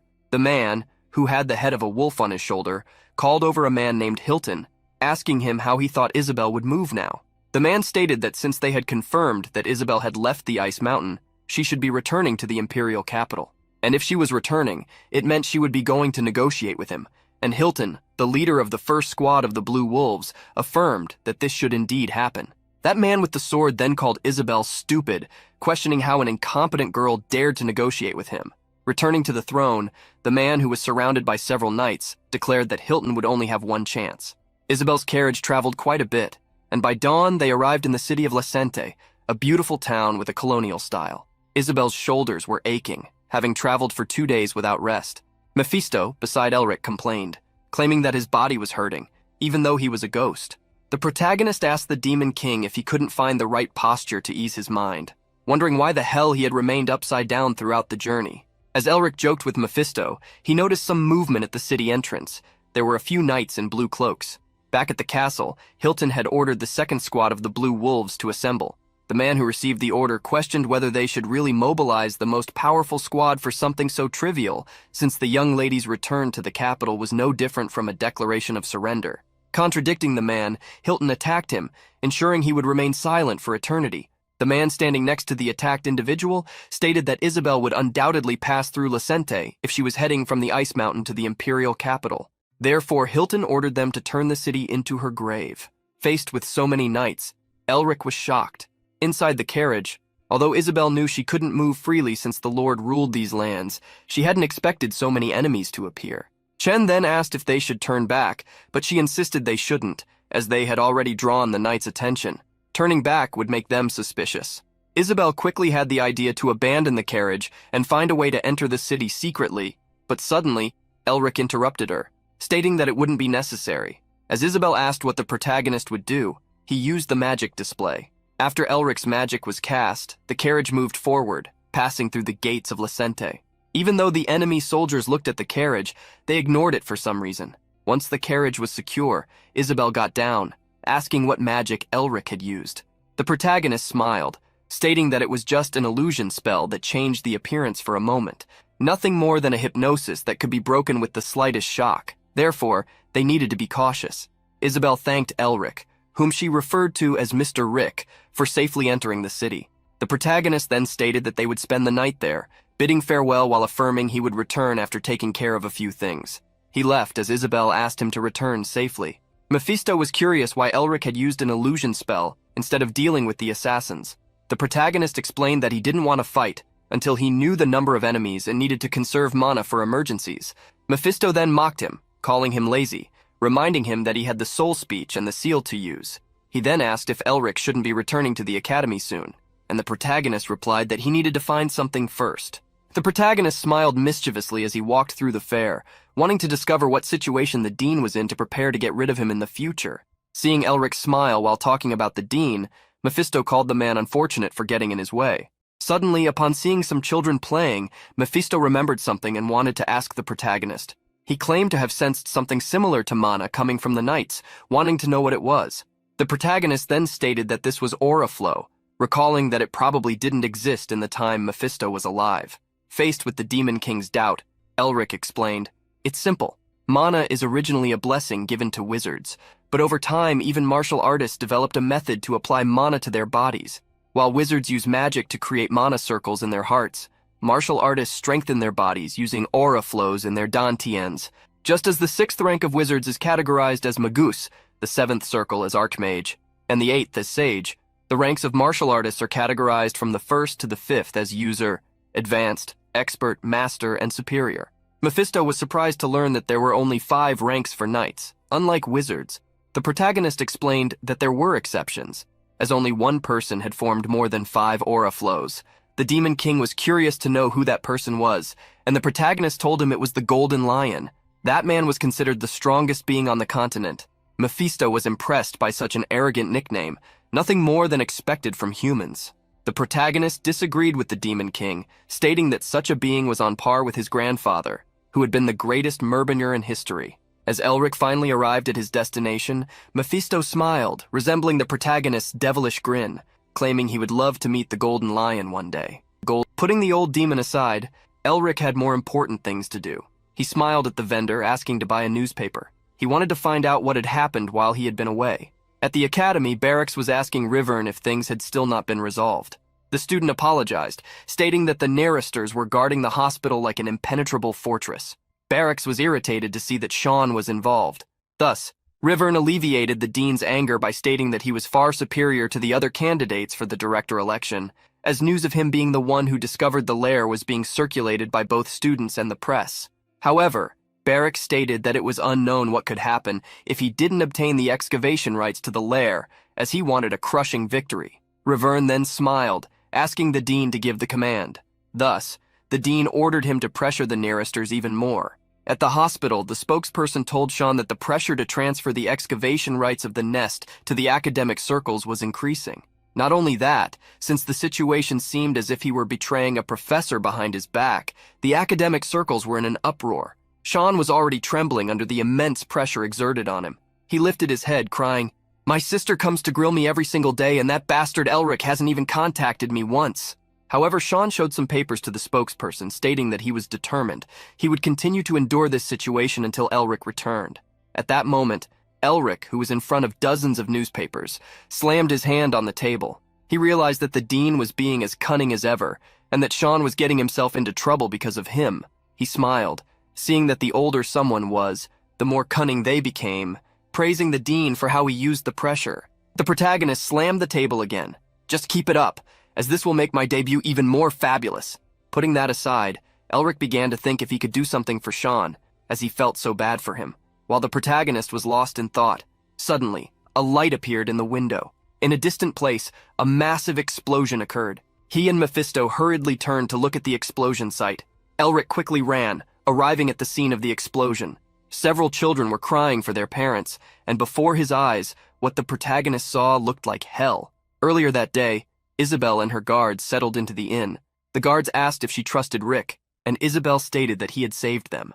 Despite this, the soldiers asserted that Rick, although not a subordinate of Paul Weil, could be an assassin sent by one of the 7 lions targeting the main state. Chen wanted to be prepared for the worst. Isabel understood this man's concern, but he had been overly protective since the Ice Mountain incident. She then asserted that she understood how Chen felt, but they needed to keep something in mind. Doubting Rick was the same as doubting her decision. Isabel believed in the protagonist. The expression he had made after defeating the assassins was one only a just person could make. Chen understood what Isabel meant. However, he asked if Rick was just a mercenary looking for money. Isabel smiled, stating that he probably had another purpose. In light of Chen's doubt, Isabel affirmed that Rick had helped them without receiving any compensation at first, so they would help him even if they didn't compensate him. However, his expression changed when he discovered they were from the Weil family. She then stated that he had considered the possibility of the Weil reputation being tarnished and had deliberately lowered himself. The soldiers then understood what Isabel meant, that Rick had done this to avoid making the Blue Lion appear weak. Just as they were conversing, a massive explosion suddenly occurred. Watching the city burn, a man asked the group around him if this scene wasn't beautiful. They had used a scroll containing a 4th circle spell called Heat Wave Advent. For such destruction, it was worth the price. The man who was enjoying the burning landscape was Simonen, the leader of the 3rd squad of the Blue Wolves, who was alongside Beskov, the leader of the 2nd squad. Observing the man's attitude, Beskov asked how he could laugh. Simonen, who had a scar on his face, recalled that Beskov had agreed with his opinion a moment ago, but was now acting so serious. He then asked Beskov if he knew how expensive the scroll they had used was. Beskov cursed Simonen internally, but he couldn't find any better alternative. Considering the young lady's personality, she would show up to help people no matter what happened. Simonen then asked what they should do, inquiring if they should burn more places. Beskov stated that the 6th squad had been eliminated and that according to Hilton, there were at least 3 or more enemies, so they should be careful not to have any mages among them. Simonen made a crazy expression, stating that even he could eliminate the 6th squad with his eyes closed, asserting that Beskov and Hilton were worrying too much. The crazy assassin licked his lips, declaring that since they had gone to such a distant place, it would be great if they encountered a strong enemy to entertain them. Thus, Beskov, who had dozens of knights behind him, ordered them to initiate the plan to find Isabel. Before the burning city, Chen was unconscious. Throughout the city, screams echoed everywhere. Desperate people were crying out, and there were also men ordered to find the young lady and get rid of anyone who wasn't her. It was also possible to hear someone telling Isabel to hide because the Blue Wolves were looking for her. Isabel, who was separated from Chen and Ed, woke up to the screams, shocked by the destruction she witnessed. In the face of so much fire and suffering, Isabel stood up. She wanted to know if this was truly what her uncle wanted. As Isabel got up, someone warned her to be careful when another explosion occurred, knocking her down again. One of her soldiers urged her to run quickly, leaving them behind. Beside Isabel was a sword. In that moment, she gritted her teeth, filled with fury over her powerlessness. She grabbed the sword, wanting to confront the enemies head-on and save the people. But she had neither the power nor the talent to stop them. She didn't want to run, nor did she want to live a life of shame. As she thought, she remembered the protagonist's words about his incredible tenacity. At that moment, Isabel wished to become like that powerful mage. As a member of the Weil family, she wanted to protect the Empire even if it meant perishing. Thus, as she rose with tenacity, a bright light appeared in the sky. A new fire attack was heading toward the inn where Isabel was. She faced the attack head-on, fighting until the end, and so the attack exploded. However, when she opened her eyes, Isabel realized she had not been hit. Looking at the hole in the inn's wall, Isabel was incredulous, not believing what had happened. There stood a man with his back to her. Gathering a large amount of icy energy, he cast a spell, covering the entire street. In the next instant, wherever she looked, everything was frozen. All the fire had been extinguished, causing people to scream, overjoyed to have been saved from the flames. Isabel was speechless, tears streaming from her eyes. The man before her, whom she knew as Rick, had saved her again. As she watched the man leap into battle, she wished for something that might not be possible, that might take an eternity, but she wished nonetheless that one day she could be by his side. Jumping into the street, Elric asked why there were soldiers exterminating innocent civilians. Mephisto, who was following the protagonist, witnessed the fury of the Merbinger, which, although usually dormant, was not easy to extinguish once ignited. This was a rage he knew very well from having confronted it in the past. Unlike ordinary humans who made mistakes when they lost their reason, the Merbinger became calm, ruthless, and stronger. Mephisto followed Elric, who climbed to the top of a tower, facing the knights from above. He commented that the enemies seemed to be in greater numbers and stronger than the previous ones, asking if he thought he could win. The villagers looked up to see their savior. Elric, responding to the Demon King, said it could be difficult, especially since he didn't know how much mana he had left, and could not use magic freely among the citizens either. Thus, Mephisto asked why Elric wasn't fleeing. The protagonist, enveloped by an aura, explained the reason. There's a saying in our family, those with power have the obligation to prove they are worthy of it. That is why the Merbinger have always been the spearhead of all wars. At the top of the tower, Elric faced the Blue Wolf squadrons. On the ground, a man was terrified. He had bought a fourth circle magic scroll with his hard-earned money, but an adversary like that had appeared out of nowhere. He asked Beskov if the man was from the Tower of Magic and what they should do. Beskov replied that he knew all the mages from the tower and didn't recognize the one in front of them, so they should be cautious. Beskov and Simonon shared a wicked grin upon seeing the mage, stating that they would simply eliminate the young lady and retreat if the mage interfered. With their sights set on the inn where Isabel was, they ordered their men to advance and capture her. Isabel collapsed to the ground, her legs trembling, unable to support her. At that moment, the protagonist jumped in front of her. Holding the young woman's hand, he looked into her eyes as if conveying his intentions. In the next instant, a flash of light illuminated the city's streets as Elric and Isabel fled together. Realizing their escape, Simonon ordered his men to form up, and his squad followed. Carrying Isabel in his arms, Elric felt the strength of the enemies closing in. He then planned to lead them to a place without civilians. As he ran, Elric encountered a group of soldiers. Using magic, he swiftly passed through them with Isabel in his arms. However, the more he fled, the more soldiers pursued him, until at some point Elric found himself surrounded in a square. Simonon, leading the soldiers, mockingly called the protagonist a fleeing rat, revealing his excitement, as it was his first time hunting a mage. However, Simonon was surprised to see that Elric was alone. The young lady had vanished. The protagonist taunted the knight, asking if he really believed he could find her. Of course you wouldn't know where she is, since all you've done is chase me like a dog. The provocation enraged Simonon, who ordered his subordinates to bring the mage's head to him. A great explosion of lights occurred before the protagonist, who had already consumed a large amount of energy to extinguish the fire in the city. The mana from the dragon's heart had significantly decreased after absorbing the seal, and his body wouldn't withstand much more if he pushed beyond his limits.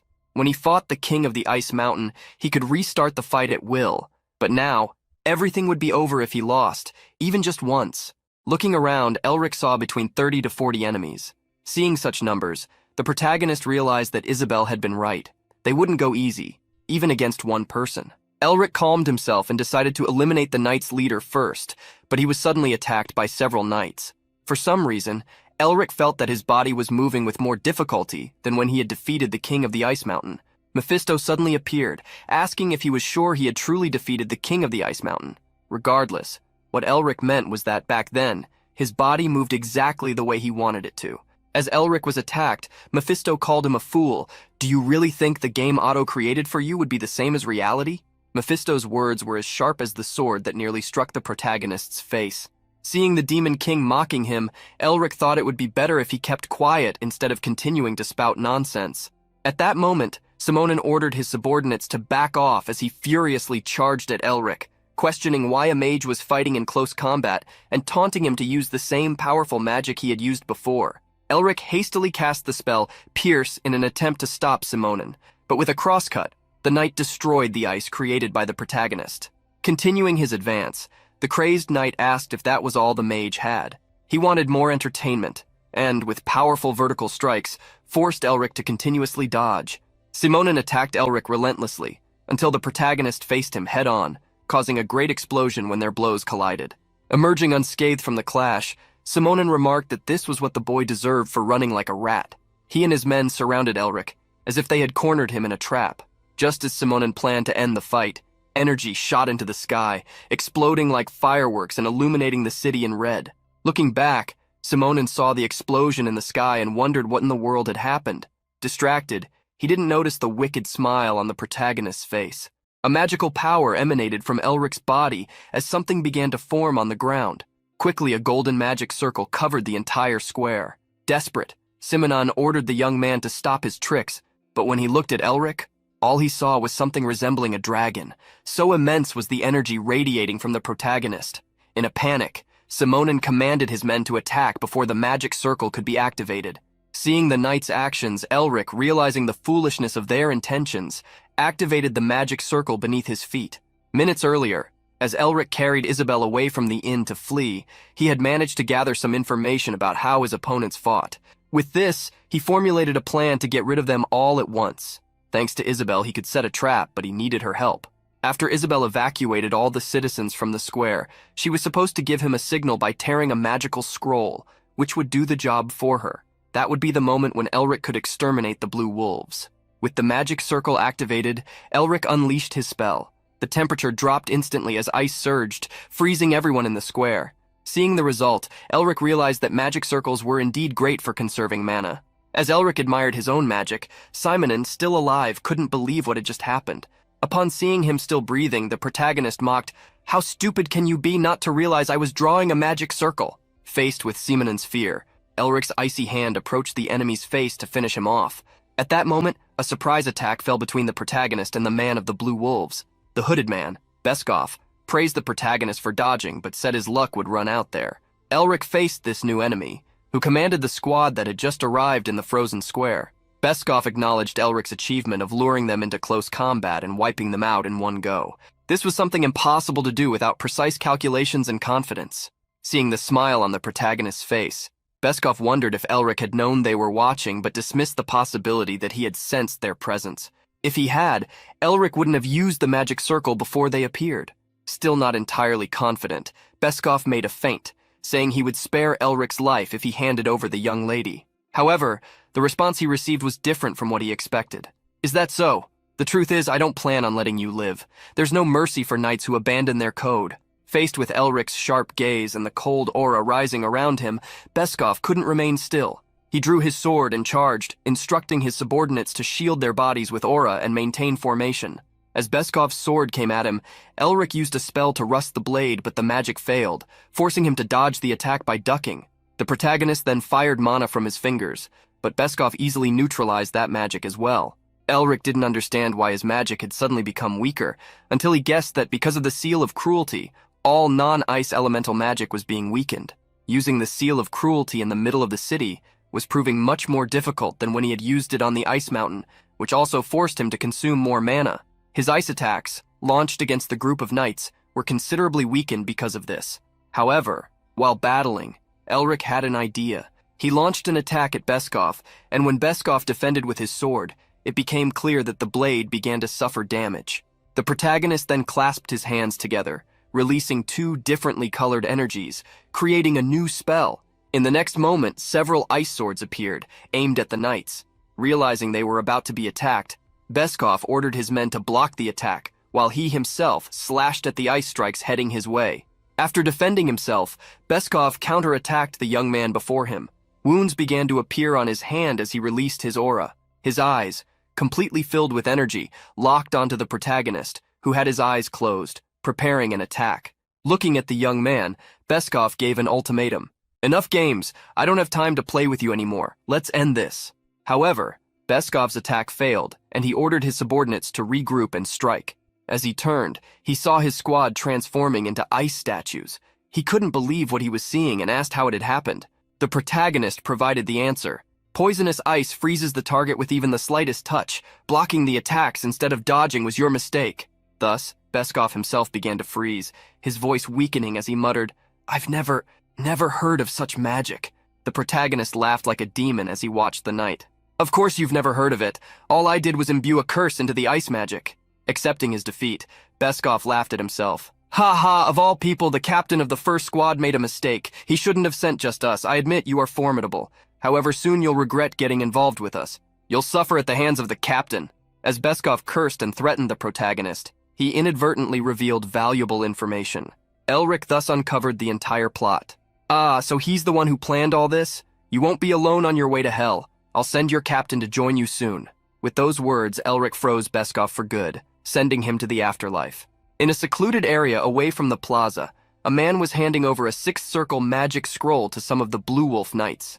Thanks to the time Beskov had bought them, they managed to escape. However, being Blue Wolf Knights under the sword of Lord Paul Weil, whom the man claimed to be the next Blue Lion, they couldn't flee with their tails between their legs. Ordering his men to run until their feet bled, to set the city on fire, and if necessary, to burn themselves as well, Simonin, with an even worse scar on his face, smiled diabolically and wished for his soldiers to offer their lives to turn the city into ashes.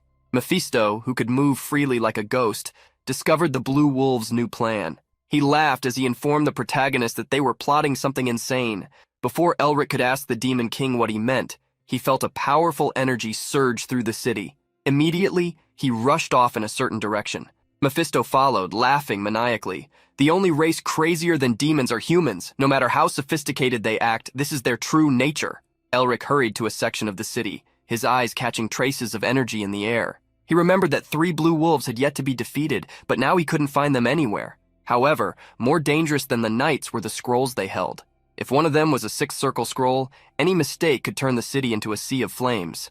As he ran, Elric didn't notice that he passed by Simonin, who was perched atop a house with malicious intent. "I wonder if you'll be able to stop this, though it's already too late," Simonin murmured as he began activating the scroll. Sensing the activation, Elric quickly turned, trying to prevent Simonin from completing the spell. In the next moment, Simonin's arm, the one holding the scroll, was gone. The protagonist breathed a sigh of relief, having averted the worst. "I knew from the ice mountain that you were fearless. Who would have thought you'd use the item I gave you like this?" Elric said. Behind Simonin stood Isabel, holding a sword. She was the one who had made the knight lose his arm. Elric praised her action, giving it an A, and highlighted her excellent use of the stealth scroll he had given her. Even with one arm, Simonin still had the other. He attempted to attack Isabel with a dagger since she was close, but Elric quickly cast a spell to freeze him. The protagonist began walking toward the crazed knight, mocking him. "You really try hard, don't you? Why keep resisting so much when you know the outcome will be the same? What's wrong with your face? It was just an arm. You were already ugly. This doesn't make it any worse." Tired of talking, Elric prepared to finish off Simonin, but the knight asked if he really thought it was over. Simonin reminded the protagonist about his 2 subordinates, who were somewhere in the city, finalizing the preparations for the plan. "Though I've lost to you, we, the Blue Wolves, our Lord's sword, never fail. You were careless, mage. Soon this place will become a purgatory of suffering." While Simonin boasted, Elric smiled, revealing that he had already taken care of the other 2 knights. Frozen and shocked, Simonin couldn't believe it. Elric explained, "Didn't you tell me to use the magic I'm so proud of? I had already figured out their location and created an attack that split off, targeting each one of them. Want to see it? In the end, even your last card was wasted." Simonin couldn't accept his defeat. In desperation, he turned to Isabel, trembling. "Young lady, please listen to me. If you let me live, I'll speak well of you to Lord Paul Weil. We were only sent to scare you a bit and escort you back. I'm the captain of the Blue Wolves' 3rd Squadron, and I'm sure he will." Before Simonin could finish, Isabel silenced him with her sword. She could no longer bear hearing that man tarnish her family's name. Realizing what she had done, Isabel apologized to the protagonist for losing control. Elric, however, reassured her, saying he would have done the same anyway, and asked if she was hurt. Trembling, Isabel replied that she was fine, but Elric noticed she was in shock. He tried to calm her by placing a hand on her, and at that moment, Isabel made a request, to leave at least one of the Blue Wolves alive. Isabel had never experienced anything like that before. The knights of her family always kept their distance from her, someone without talent. Even when they showed respect, it was only because she was the daughter of the Blue Lion. But the Blue Wolves, her uncle's subordinates, looked at her with disdain, their eyes filled with bloodlust. Now, those same wolves were at her feet. Elric had created ice spikes to trap one of the surviving Blue Wolves. He weakly asked why they were doing this to him. Isabel answered that she needed to leave one alive to serve as a messenger. She wanted to send a message to her uncle. The Blue Lion's position would never be his. She knew that the Blue Wolf at her feet didn't fear her, but rather Elric standing beside her. She wished to have the same power and talent as him, but knew she would have to change her weak attitude if she wanted to achieve that. After freeing the surviving knight, Elric asked where they would go next. Isabel stated that she would go to Karnoy, where her father was recovering, to plan for the future. Elric praised her decision, saying no one would dare attack the place where the Blue Lion resided. Isabel knew he was right, but if her father didn't wake up, the battle would be difficult. She believed they would have a better chance of victory if Elric helped them, but she also knew a lion couldn't mix with mages. Besides, Isabel didn't want to owe Elric more than she already did. Though reluctant, she knew she had to say goodbye. Lost in her thoughts, Isabel was startled when Elric handed her some papers. When she asked what they were, she quickly read them and realized it was a thesis. Elric explained, "Sorry for being presumptuous, but I heard that the Blue Lion's illness is similar to the blockage disease. I'm not sure if this will help, but here's the cure for blockage disease." With a smile, Elric watched as Isabel shouted in disbelief at what she had just heard. Returning to the destroyed inn, Elric helped treat the wounds of Chen and Isabel's other knight.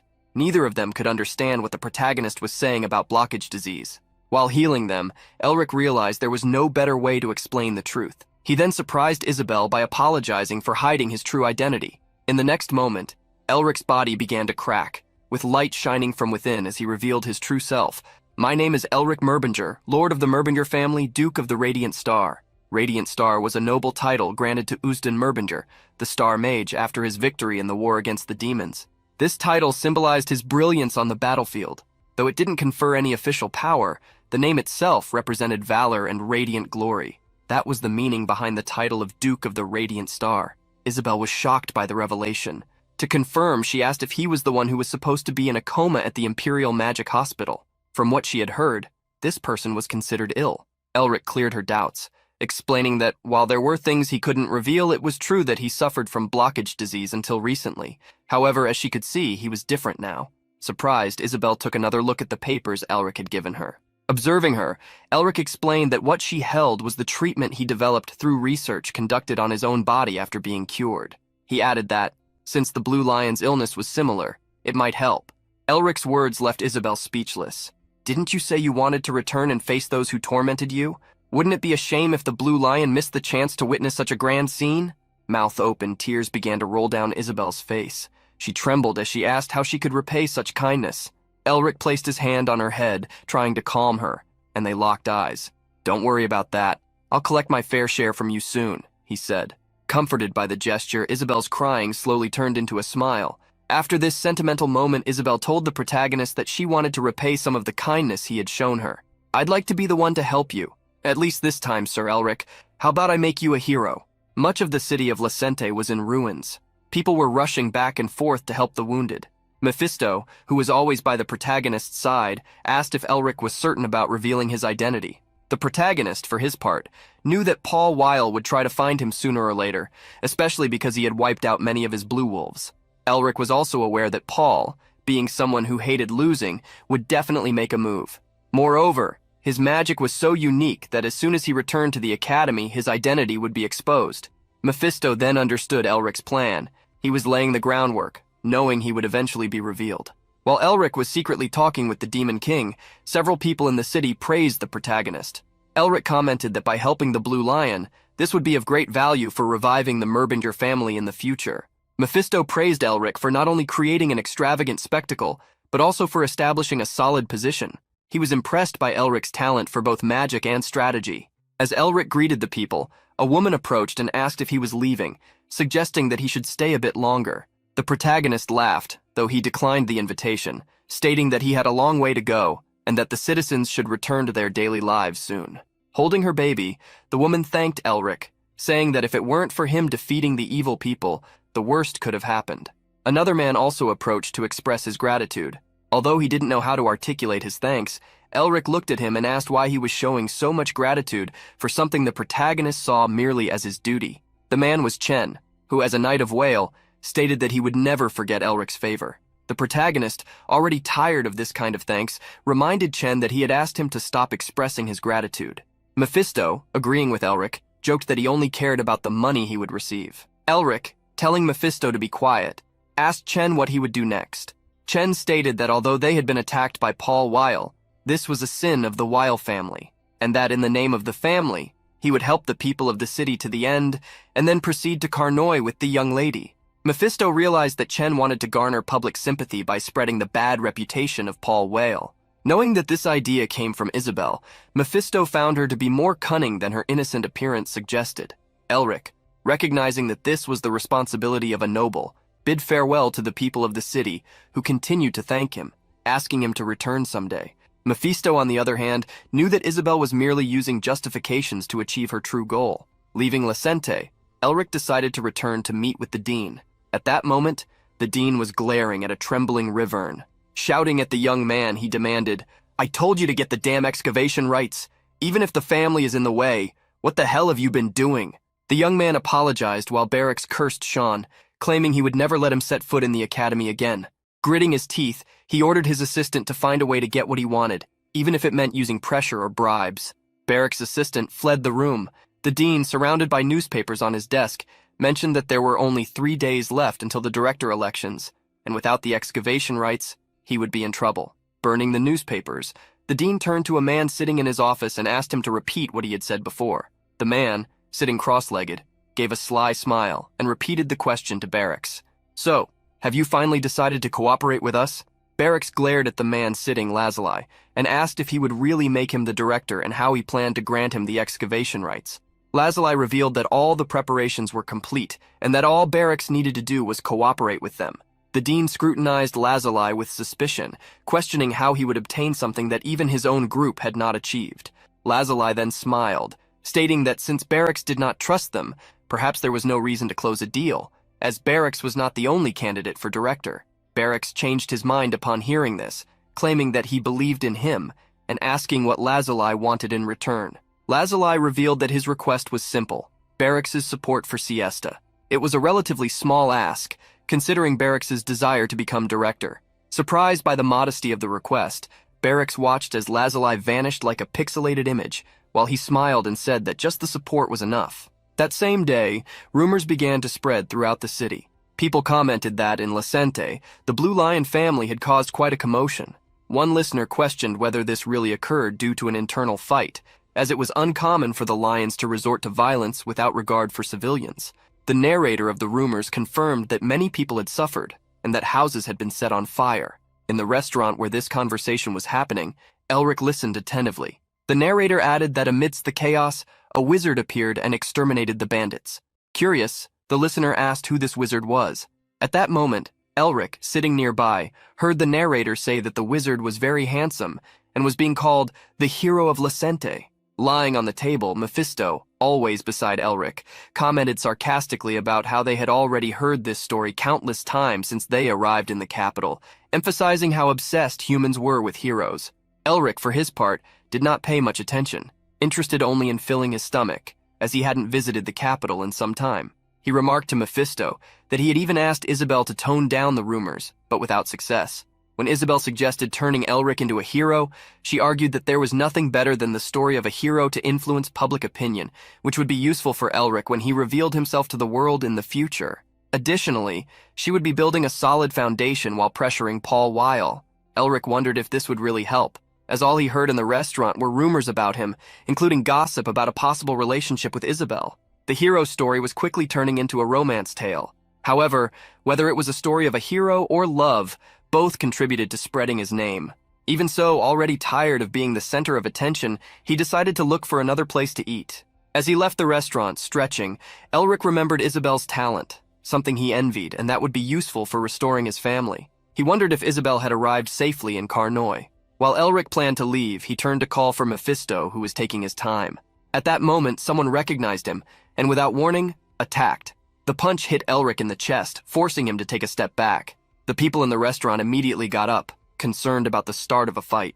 Many feared that Paul Whale was plotting something in the capital as well. Facing the aggressor, Elric was surprised to recognize him. The man had a fierce look and asked if Elric really dared to dodge. Smiling as he looked at the fist that had struck him, Elric joked that the person was taking the joke too far. The man, with a deep voice, exclaimed, "Do you have any idea how much I've suffered because of you? If you had any sense, you should have come to the capital ready to take a punch. At least once, don't you think? You ungrateful friend betrayer." The aggressor was Sean Narrister, Elric's loyal friend, who now looked more like an executioner. Ignoring Sean's anger, Elric greeted him joyfully, surprising everyone around who realized that the earlier attack was, in fact, a greeting between friends. Though Sean cursed Elric, the two sat down at the table. Sean was frustrated that he had to clean up the mess caused by his friend, but he already expected that from someone so beyond salvation. Laughing, Elric asked Sean to buy him a drink, which irritated his friend, since Elric was rich after conquering the dragon's lair. Nevertheless, Sean called the waitress and ordered the drinks. Smiling, Elric noticed that Sean had probably already noticed the difference in his mana, but was waiting for him to explain.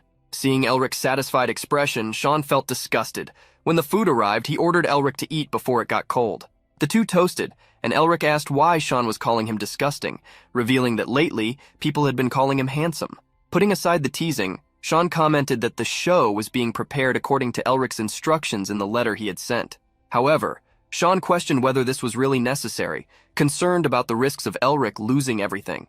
Elric assured that there was no need for concern. He had only two objectives in mind: to throw Barracks into hell and to resurrect the Merbinger family. He planned to make both things happen at once. Resigned, Sean sighed and promised to continue the preparations as planned. Elric then asked about Carl, the spokesperson for the Narristers. Sean looked around, worried that his sister, the family's witch, might have heard the rumors. Curious, Elric asked who this witch was. Trembling, Sean confirmed that it was his sister. If she heard about the rumors, being a dragon fanatic, she would surely lose control and could ruin all their plans. In a large mansion, a woman wearing dragon slippers was furious to hear from her secretary that the excavation rights to the lair had been granted to the academy. Tasha, dressed in beach attire, ordered the secretary to prepare to go to the hospital. Turning to Hanabi, Tasha instructed him to repeat the information. Hanabi read from the newspapers, stating that Barracks had acquired the excavation rights, that the election for academy director had been postponed, and that the Narester family had renounced the excavation rights, all under pressure from the Hexagram families. Tasha knew that even with the pressure from the Hexagram families, her father would not remain idle, much less Sean. Hanabi confirmed that the young master had not given any response up to that point. Tasha couldn't believe her brother was inert, even after supporting his friend for so long. A powerful aura emanated from Tasha, frightening Hanabi. She decided that they would go somewhere else.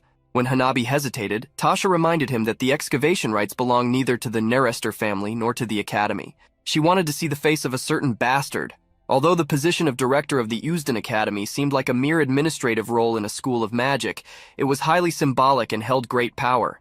Not only was it equivalent to a marquis in terms of nobility, but the title also influenced academic and political spheres, standing on equal footing with the masters of the Hexagram Tower, the captains of the Empire's magical knights, and other similar positions. Magus of the Star, the honored position of being a descendant of Usden Merbinger, today marked the election day for the new director. On a podium in the center of a large hall filled with chairs and guests, the dean thanked everyone for their presence. As you know, the discovery of the nest of the precious dragon is something that will probably never be repeated in history, and at the center of this historic discovery, I, Barracks, was present.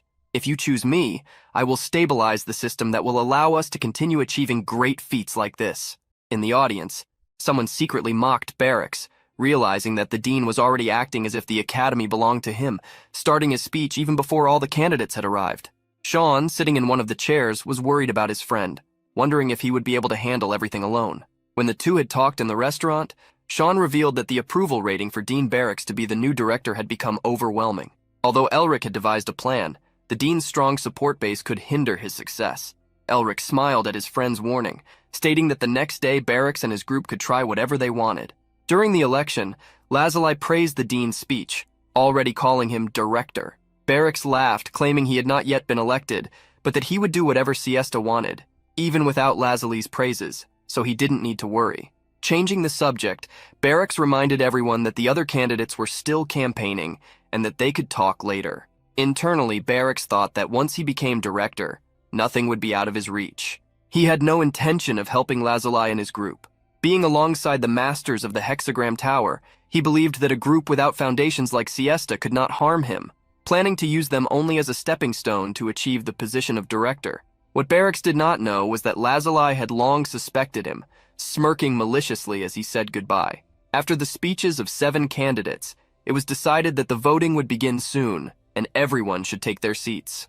Despite this, Sean noticed that Elric's chair was empty. At that moment, the young man was surprised to spot a familiar figure. He wondered why his sister Tasha was there. An elder with white hair glared at her, asking if she understood the kind of place she was in. He stated that this was not an alumni meeting, but the electoral seating, reserved exclusively for the lords of the Hexagram.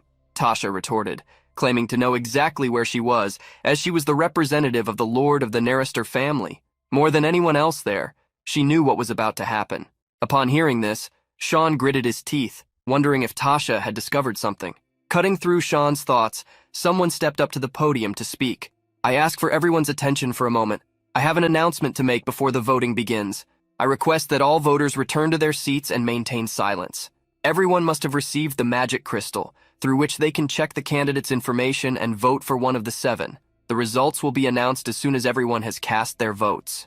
Barracks, upon hearing this, felt confident. He had made a promise that had drawn everyone's attention related to the Academy, which might even allow him to collaborate with the Magic Tower and the Imperial family. Furthermore, he already had agreements in place with most of the voters.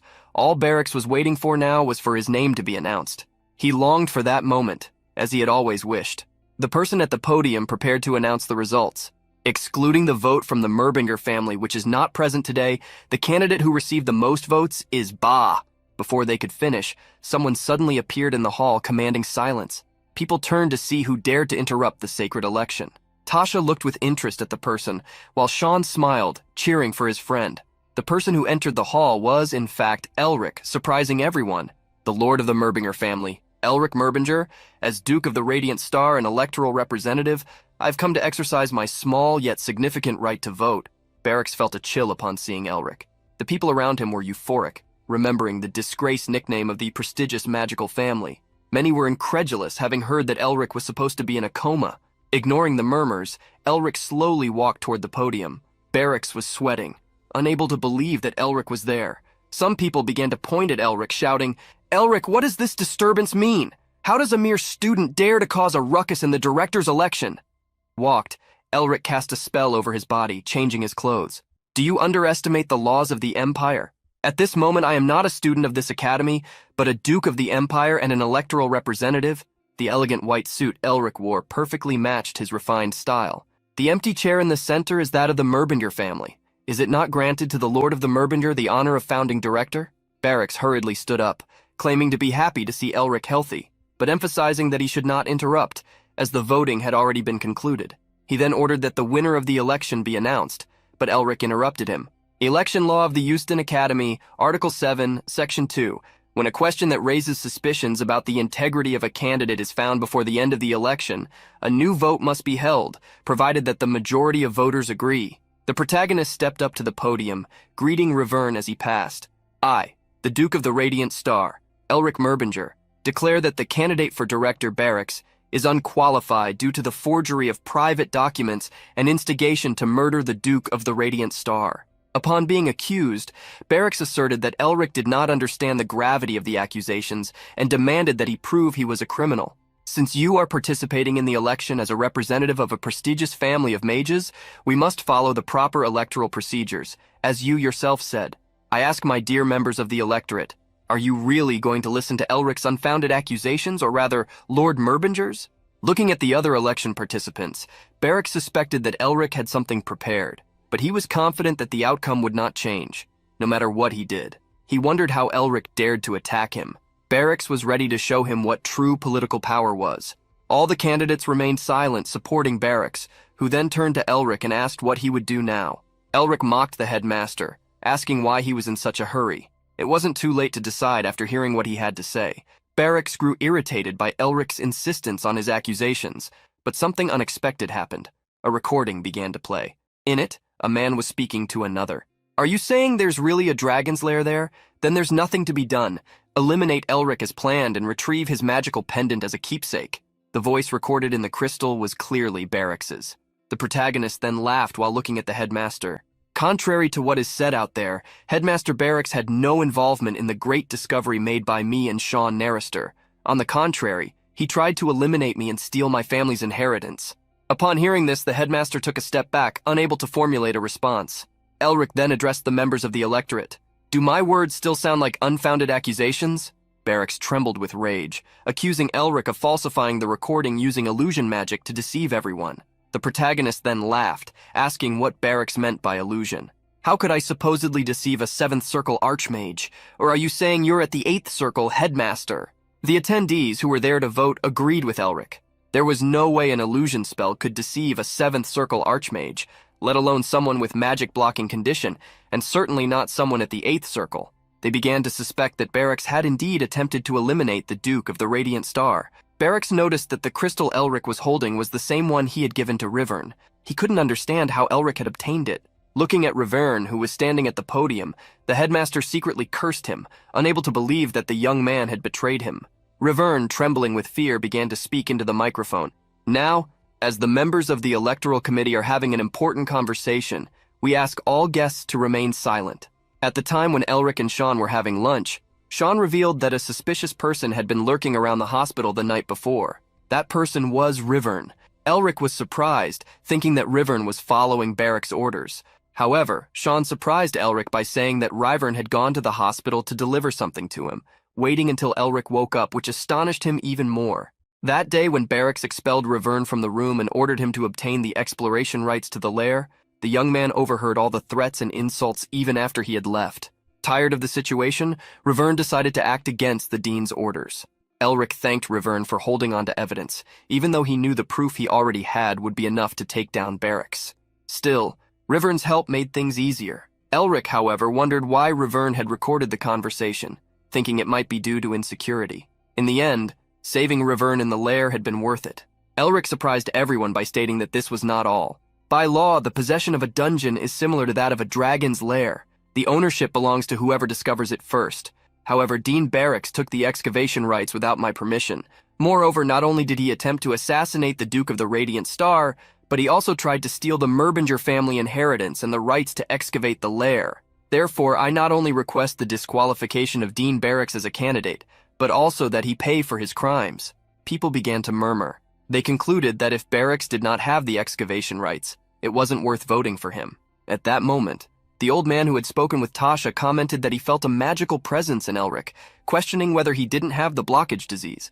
Another person mentioned having heard that Elric was in a coma, but now he seemed perfectly fine. They looked at Tasha, asking if she knew anything. Smiling, the woman said that her relationship with Elric was as his sister, but that wasn't the most important thing at the moment. In a desperate measure, Barracks claimed that the crystal had been tampered with, and that this would be proven by an analysis. Grinding his teeth, he saw the position of director slipping from his hands and feared that his own head would be next. He hoped that the siesta would help him. However, when he looked to where Lazuli was, he saw him next to Sean. In an instant, Lazuli put on his glasses, revealing his true identity, Carl, Sean's advisor. When Sean mentioned Carl during lunch, he explained how the spokesperson was relieving stress while mentally playing with Barracks. At that moment, both Elric and the Dean showed their teeth. The Dean, furious at being deceived. Elric, delighting in the expression of despair on his rival's face. The protagonist smiled at the members of the electorate. It seems that everything has been resolved. We can now resume the voting. So who would like to take the position of director? The election proceeded smoothly. After it concluded, the elected candidate stepped up to the podium to thank everyone for their trust in him, accepting the position of director of Usdun Academy. Mephisto, who was flying above Elric, was at a loss for words. He couldn't believe that Elric had made such a brazen deal and wondered if he was brilliant or completely crazy. The protagonist retorted that moments like that were to get his share of the agreement. Elric complained about money. I need to cancel my academic internship and secure my scholarship. What the hell do you know about that?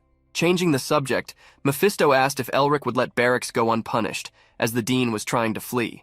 Elric, mocking, asked if he was talking about the bald old man, but mistakenly, or perhaps intentionally, transmitted the message directly to Barracks, laughing shortly afterward. He then began walking toward the dean, sending more provocative messages. "Oh, it seems you received my sound transmission. I didn't mean to send that to you, sorry. I bet you're still in the 7th circle, even bald. You can hear my transmission incredibly well, but why aren't you saying anything? Can't you use sound transmission? Well, I guess being able to hear already shows some talent." "Oh, I see. You hear well because your bald head works like an antenna, right?" Provoked for so long, Barracks became furious and recited a spell, suddenly casting it at Elric. "You bastard, how dare you provoke me?" The people were frightened, asking what Barracks was doing. Desperately, they prepared to flee. Barracks, however, smiled, eager to see his attack hit Elric, who was looking at the dean's strike with a smile on his face. Smiling as he was attacked by Barracks, Elric made a simple hand gesture, conjuring a defensive spell. Barracks' blow collided with the ice shield, dissipating shortly after. The crowd was surprised to see the large shield, adorned with a stained glass design, raised above their heads. They immediately recognized the 5th circle spell, White Blizzard. While the audience was still recovering from the shock, Barracks cast a new spell, determined not to give Elric any rest. The protagonist leapt from his chair and charged toward the headmaster, ready to face him, and the energies of the two mages clashed in the air. The old man who had spoken with Tasha earlier was stunned upon recognizing the magic surrounding Elric, identifying it as the magic of the hero of Lacente. The crowd was impressed that someone had managed to block a 6th circle spell, Lightning Shot, and even more surprised that this person was Elric, the young man they once considered the disgrace of the prestigious magical family. They couldn't believe that someone with mana blockage disease was capable of using magic. Elric gritted his teeth, though he was thrilled. Blocking Barracks' attack had been harder than he had imagined. After all, Barracks was still a 7th circle mage despite his advanced age. Seeing Barracks casting more lightning in his direction, Elric mocked the old man, who seemed to have forgotten where he was. Suddenly, another person snapped their fingers, interrupting the battle. In an instant, a large fire attack fell right in front of Elric, blocking Barracks' assault. The one responsible for the interference was Tasha. If an old man like you keeps being a pain in the neck, you're going to end up getting cursed by the younger students. Standing beside Tasha, the Witch of the Red Bird, was a magnificent phoenix. Elric recognized the 7th circle magus, Sean's sister, famous for having personally tamed a phoenix. Elric hadn't expected the veteran Tasha to get involved, but with her intervention, the battle took on a new dimension. Several other figures moved, confronting Barracks and declaring that any further action on his part would be considered an act of terrorism. Barracks began trembling as he was challenged by the electoral representatives of the Hexagram Lords. These mages and sages were no less skilled than the headmaster.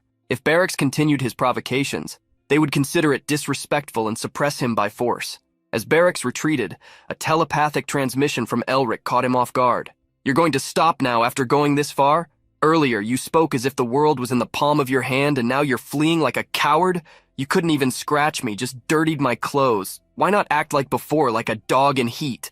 Provoked beyond his limit, Barracks' rage exploded, and he charged forward at full speed to strike Elric. The protagonist was thrown against several tables, causing an explosion upon impact.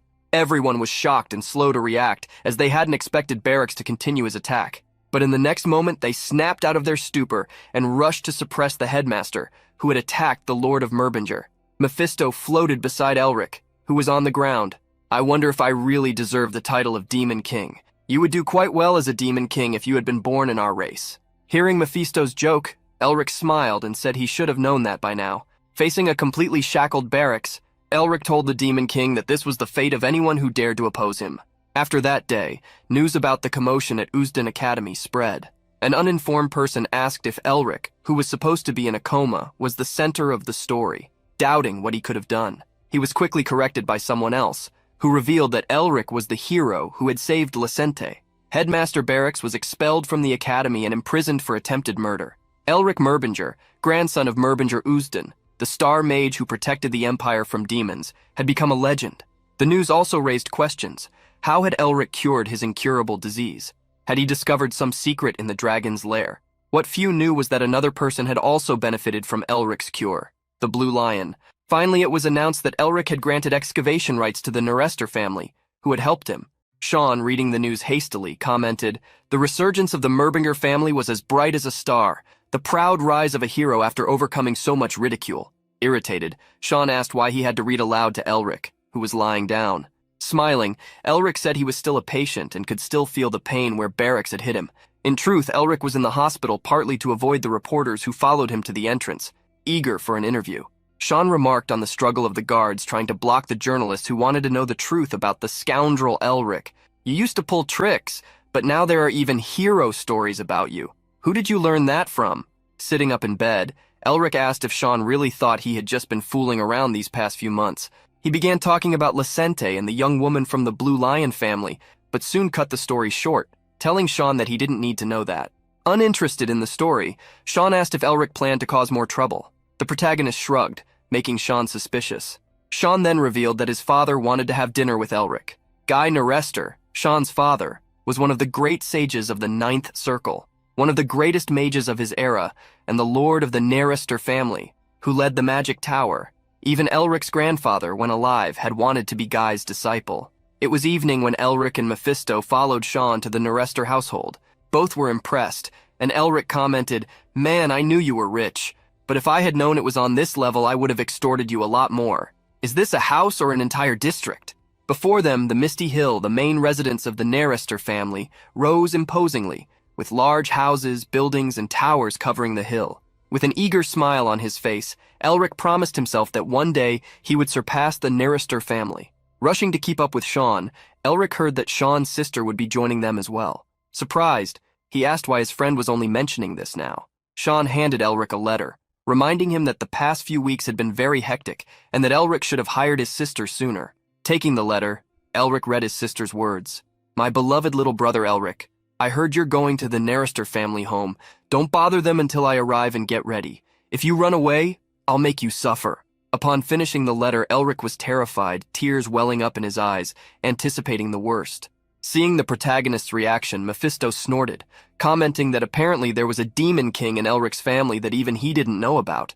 With his friend's tearful expression, Sean reminded him that Elric's sister was an angel, at least as long as he didn't cause trouble. He also mentioned how much she had worked to get Elric into the academy. The protagonist, of course, was very grateful, but warned Sean that if he knew his sister's true nature, he wouldn't speak so highly of her. Hearing Elric badmouth his sister, Sean smiled, claiming she was much better than his own, reminding Elric that there was a reason Tasha was called a witch. However, Sean didn't notice the signals Elric was making, as a red-haired woman was approaching. Sean kept criticizing his sister, unaware that she was already beside him. After everyone recognized her as a genius, her personality became unbearable. We can't even call her human anymore. Despised by her brother, Tasha gave an ultimatum. "I believe I said I'd beat you up next time, didn't I? Seems like you really want to get hit." When he looked to the side, Sean saw his sister, terrified, and his fear was palpable. After disciplining Sean, Tasha thanked Elric for his help during the election. Elric, grateful, said she didn't need to interfere, as he could have handled the situation on his own. Sean, his face swollen, sarcastically asked if his sister was interested in Elric. Tasha responded by threatening to hit him even harder.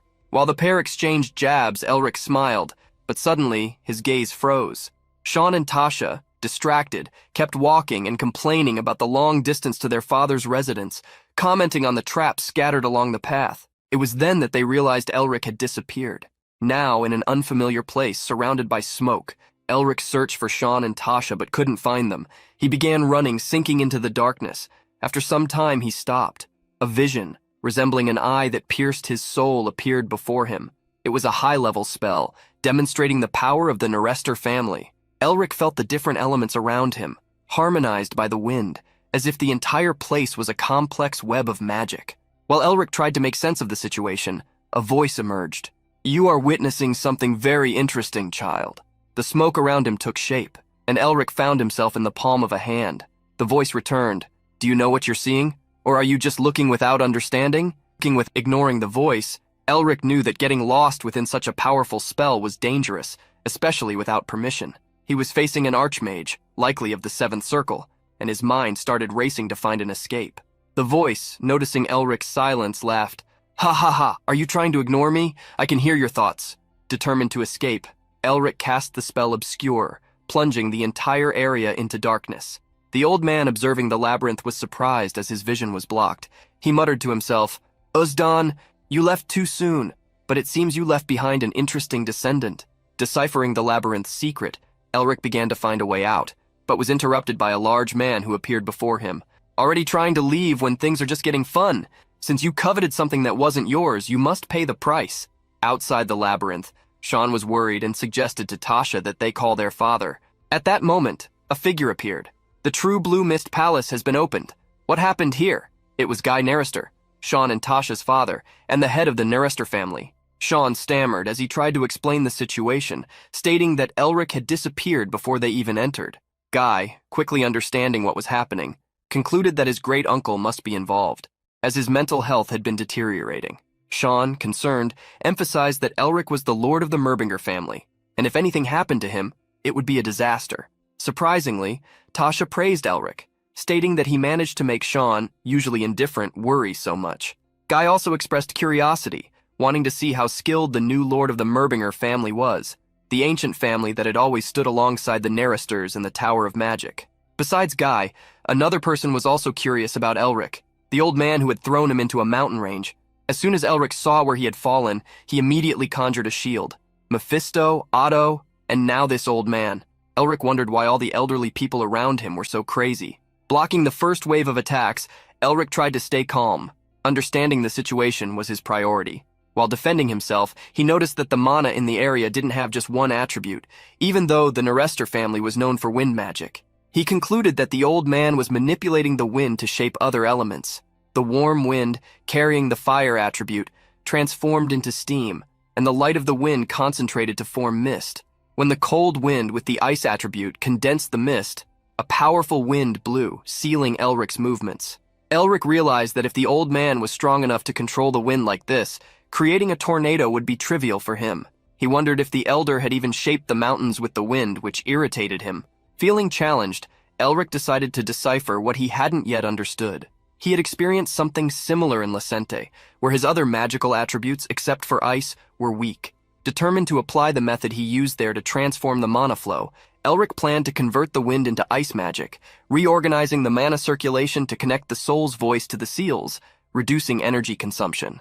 Remembering the battle in Lacente and everything he had developed there, Elric wondered if he could use other elements alongside his ice magic. Even as the wind attacked him, he remained calm. A blue light appeared before him, and just as the attack was about to hit, the mana in his heart expanded. It flowed through his arms, spreading across his body, and a symbol appeared above him.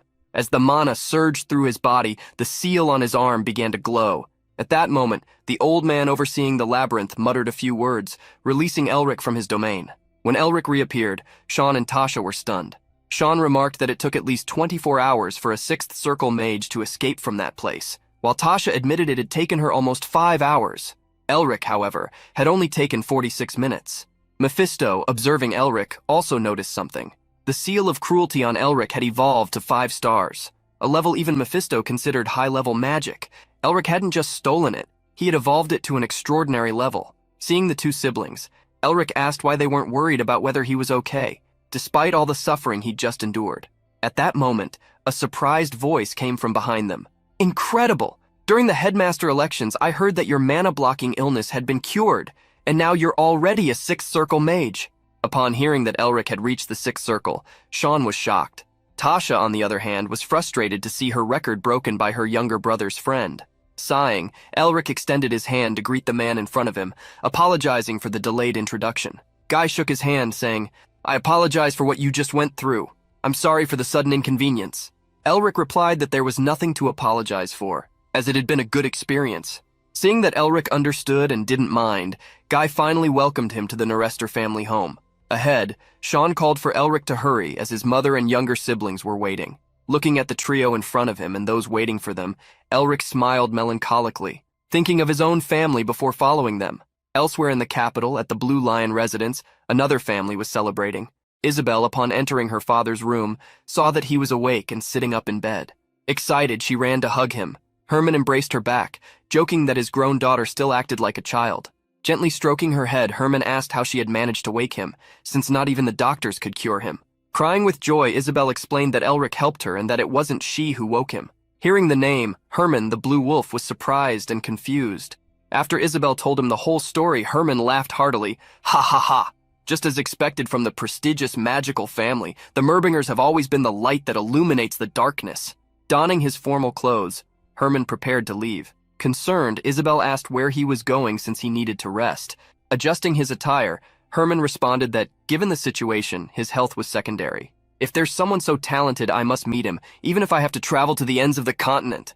Putting on his armor, Herman smiled at his daughter. If there's such a righteous child in a corrupt world, there's no greater reason for me to go. In another castle, a man kneeled before his master, reporting the defeat of the Blue Wolves, Isabel's escape, and the revival of the family, which was now thriving. The man asked if all of this was the work of a mage.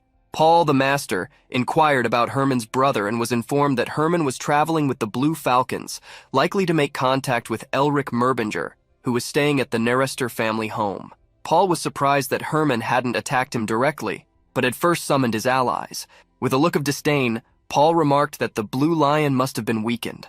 Paul gave an order to Hilton. Herman's brother and Elric Merbinger must not meet, so Hilton should eliminate the young man as soon as he left the Nerester house. Don't forget that the only reason I haven't gotten rid of you yet is because of that pathetic trick you possess. Hilton, with a red-winged tattoo on his hand, nodded, promising to carry out Paul's orders. As they walked toward the Nerester house, Mephisto asked the protagonist if the man they had encountered was truly human. Elric was suspicious, questioning whether Mephisto was implying that Sean's father was a demon. Mephisto denied it, but noted that he found it strange for an ordinary human who wasn't a Merbinger to reach such a high level without resorting to something inhuman. Relieved by the scare, Elric asked if Mephisto thought humans had spent their entire confinement just playing around. He explained that other powerful beings also existed: the Lords of the Tower of Magic, the Great Family of the Lion, the Imperial Family Inspection Department, the Revolutionary Army, Beastmen, the Protestant Alliance, and many more. All were as strong as the Golden Lion. He then asked Mephisto if he knew why they said this era was infested with monsters. Shocked, Mephisto asked if Elric was saying that not only was the Golden Lion considered the strongest in the continent, but that there were also others with similar or even superior strength. Smiling, the Demon King concluded that there must be a reason for his awakening in this era. Excited, Mephisto began to ramble. The wild, where countless beasts devour each other to become kings, and the chaos and hostility that arise from that, the thrill of using them as a springboard to become victorious. I, Mephistopheles, will push you to your limits to regain my power as soon as— Hey, where are you going? Are you ignoring me while I talk? Leaving Mephisto behind, Elric followed Sean's family and entered a banquet hall, where some people were already seated, surprised by his arrival. At the table, a girl pointed at a boy, telling their mother that he was spilling food while staring at the guest. The boy, in turn, questioned how his sister could call him an idiot in front of a guest. Sean approached the two and told them to be quiet. Their mother smiled awkwardly, asking how they could be so noisy in the presence of the hero of Licente, whom they both admired, reminding them that good children should stay quiet during meals.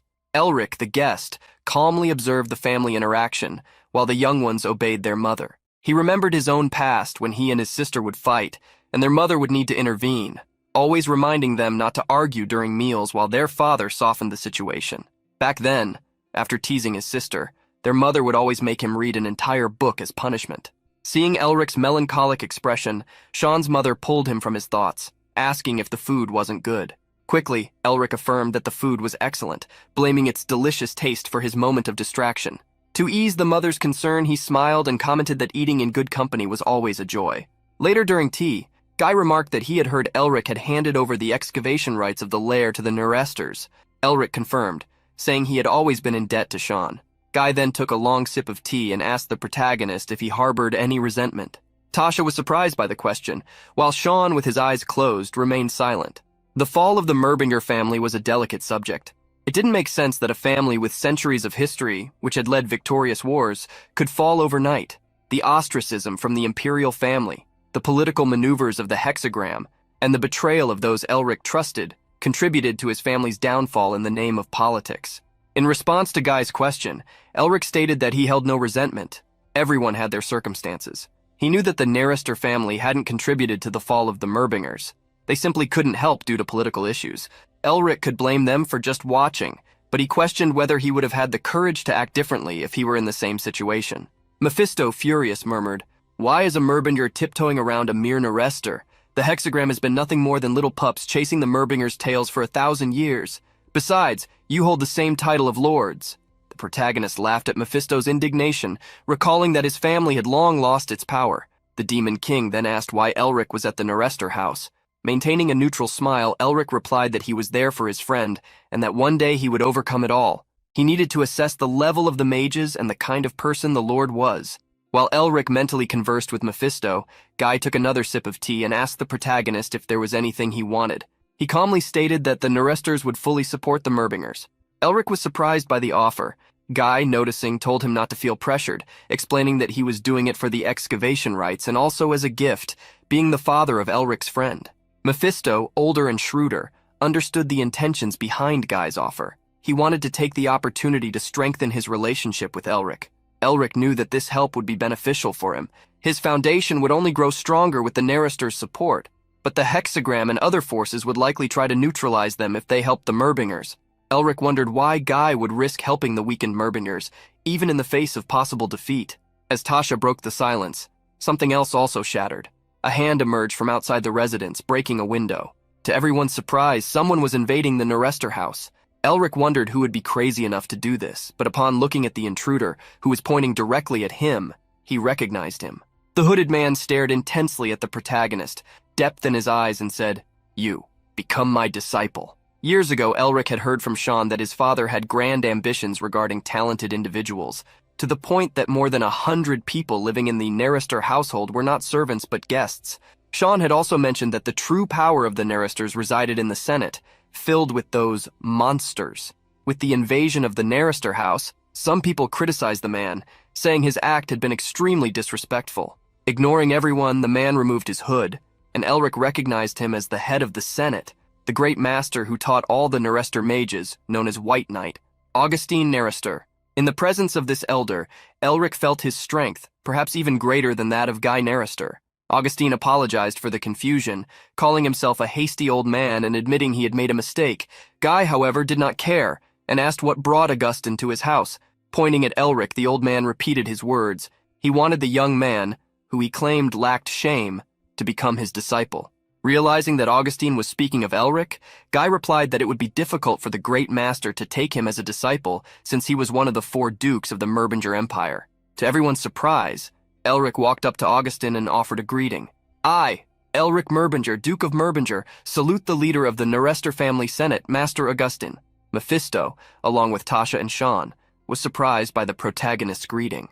Augustine, equally surprised that Elric recognized him, asked how the young man knew who he was. Elric revealed that his father had mentioned Augustine before leaving, saying that if the Merbingers had a pillar like him, they would not have collapsed so easily. Augustine, knowing that Elric's father had no contact with him, was intrigued. Elric, however, explained that the old man was quite well known, so it wasn't that unbelievable. Augustine laughed, praising Elric's sharp tongue, to which Elric retorted that he would take that as a compliment, and asked if that wasn't precisely why Augustine wanted to make him his disciple. Both Sean and Tasha were left speechless by the exchange. Now that Elric knew him, Augustine thought things would get easier, and got straight to the point, asking if he would accept being his disciple. Elric smiled and asked how the Lord of Merbinger could become the disciple of the great master of the Naresters. Claiming that the offer was undeserved, he requested Augustine to reconsider. Augustine began to tremble, irritated, asking if Elric had learned nothing in his blue mist labyrinth. But Elric countered, saying that was something he had acquired by coincidence while escaping. Augustine grew even angrier, accusing Elric of having stolen his magic. The protagonist, smiling, interrupted him, asking if it hadn't been Augustine himself who had made him suffer first. Annoyed for so many times, Augustine yelled in anger, ordering Elric to be silent while he stomped heavily on the ground, releasing a wave of powerful energy and shouting, "You must obey your superiors, you talk too much." Elric saw an aura appear before him, resembling a starry night, but it was too white to be the night sky. As he became distracted, Augustine quickly moved behind him and struck him on the neck. Before he fainted, Elric noticed the movement, although it was too late. It hadn't been a teleportation, but a physical movement at a speed a mage should not typically possess. Grabbing the unconscious Elric by his shirt, Augustine laughed maniacally. "Ha ha ha, you are mine!" And just as quickly as he invaded the residence, Augustine disappeared, taking Elric with him and leaving a trail of white night behind. Stunned, Sean was immediately questioned by Tasha, who asked if he would really stand there after seeing his friend being kidnapped. Sean responded by asking if she still didn't know what kind of person Elric was.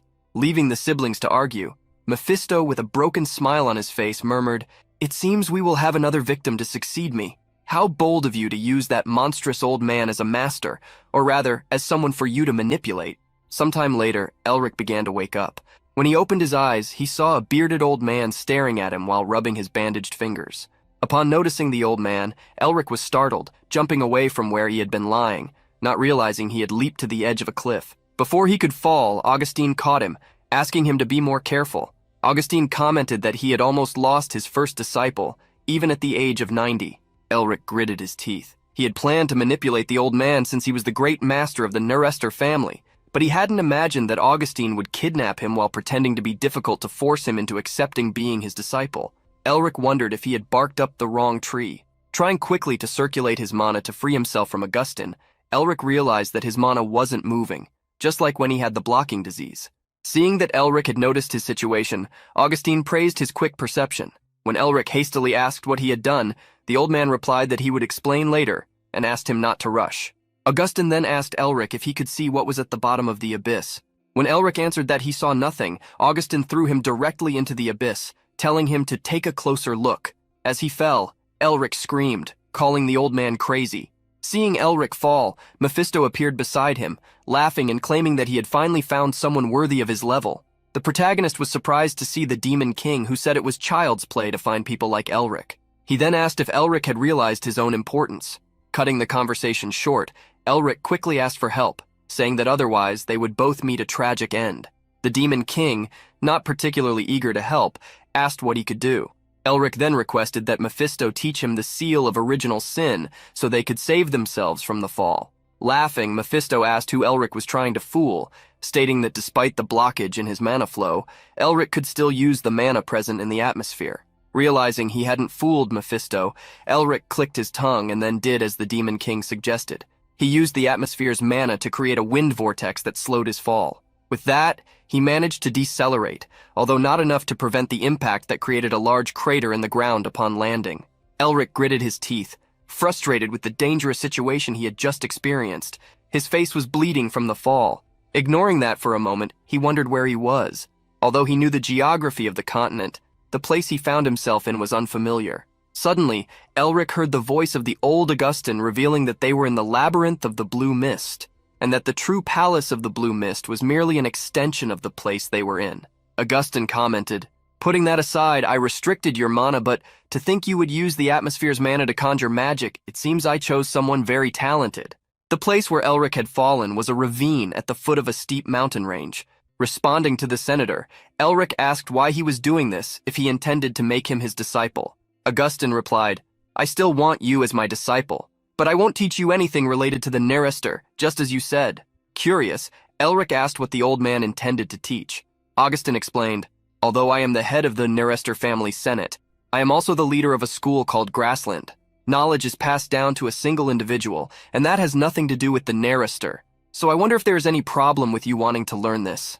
Elric had never heard of Grassland in history books, but Mephisto seemed to recognize the name. The Demon King didn't believe those persistent bastards still existed.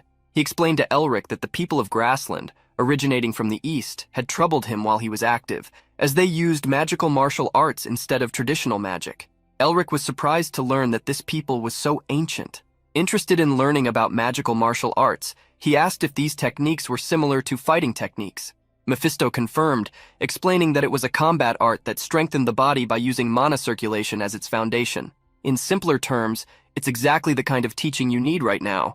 Grassland specializes in harmonizing different forms of magic, which is perfect for balancing the intertwined mana within you. Placing his hand on his chest, Elric recalled how worried he had been about dealing with the different types of mana that refused to mix within his body. If Grassland was truly what Mephisto said it was, he had hit the jackpot.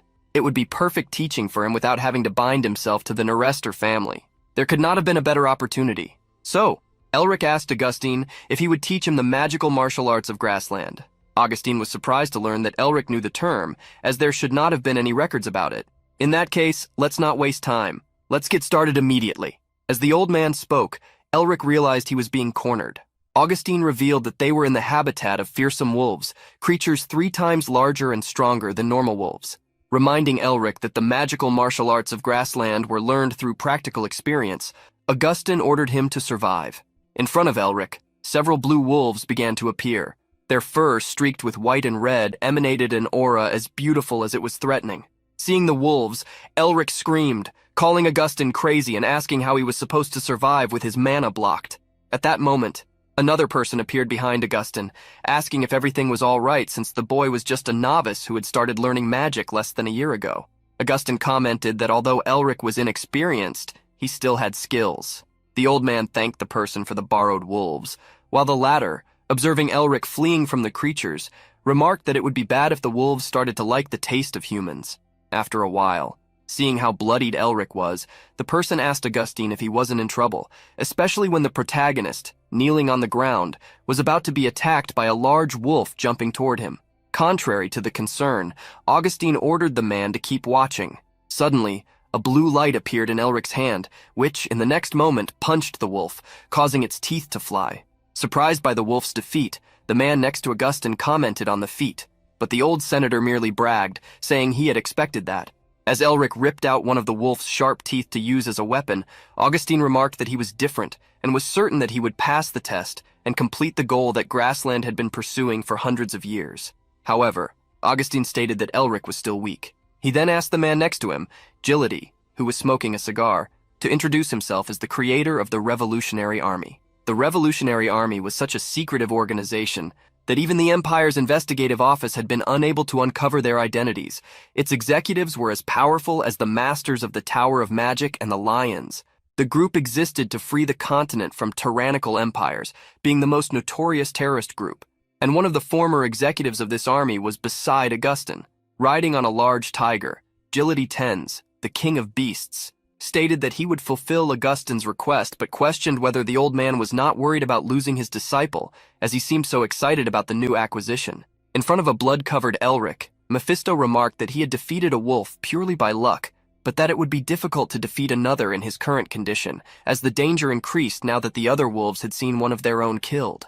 He warned that Elric should not expect any more strokes of luck. Breathing heavily, Elric knew that the Demon King was right. He could only use the mana from the atmosphere one or two more times. Cursing old Augustine, he wondered how he would defeat the wolves with just his own body. Elric had never wanted his magical weapon used on the ice mountain more than he did at that moment, lamenting that he had not done any physical training. Then he remembered the strong body art, the book he had been reading during his journey with Sean. Determined to try, Elric decided to imitate what he had learned in that book. The strong body art was said to have been passed down through the lineage of the Tiger King, a battle technique that hardened bones like steel and multiplied strength, teaching one to fight instinctively. The Tigermen, Beastmen, believed that the body was a miniature of the world created by God. Just as mana flowed through nature, the breath flowed through the body. The body changed according to breathing and the focus of the mind. With concentration on a specific point, subconscious instincts emerged, and once one was chosen, the body would modify itself, moving purely by intuition. Elric then tried not to anticipate the movements of the attacking wolf. He needed to see the world as it was, acting with instinct and intuition, without plans or reasoning, just trusting that the decision he made would be the right one. With this technique, he dodged the first attack and managed to counterattack, fully trusting the punch he delivered to the wolf, using the fighting technique of the Tigermen. Mephisto, incredulous, watched in shock as Elric fought. The Demon King could hardly believe that a human was fighting like a beast man. As the wolf lunged ferociously, Elric faced it head-on, and Mephisto wondered how he achieved such a feat. After defeating the second wolf, Elric collapsed from exhaustion. At that moment, Augustine praised him, impressed that he had defeated 2 wolves. However, seeing Elric's deplorable state, the old senator suggested increasing the difficulty of the test, but gave a hint. He indicated that the protagonist should observe the moss growing on the walls of the cliff and use it. Mephisto gritted his teeth upon hearing Augustine, calling him a crazy old man, as he seemed to be enjoying Elric's state. Breathless, Elric asked not to be compared to Augustine. In the next moment, Elric got up, tied his cloak around his waist, and challengingly asked Mephisto if Augustine hadn't ordered him to hunt all the wolves.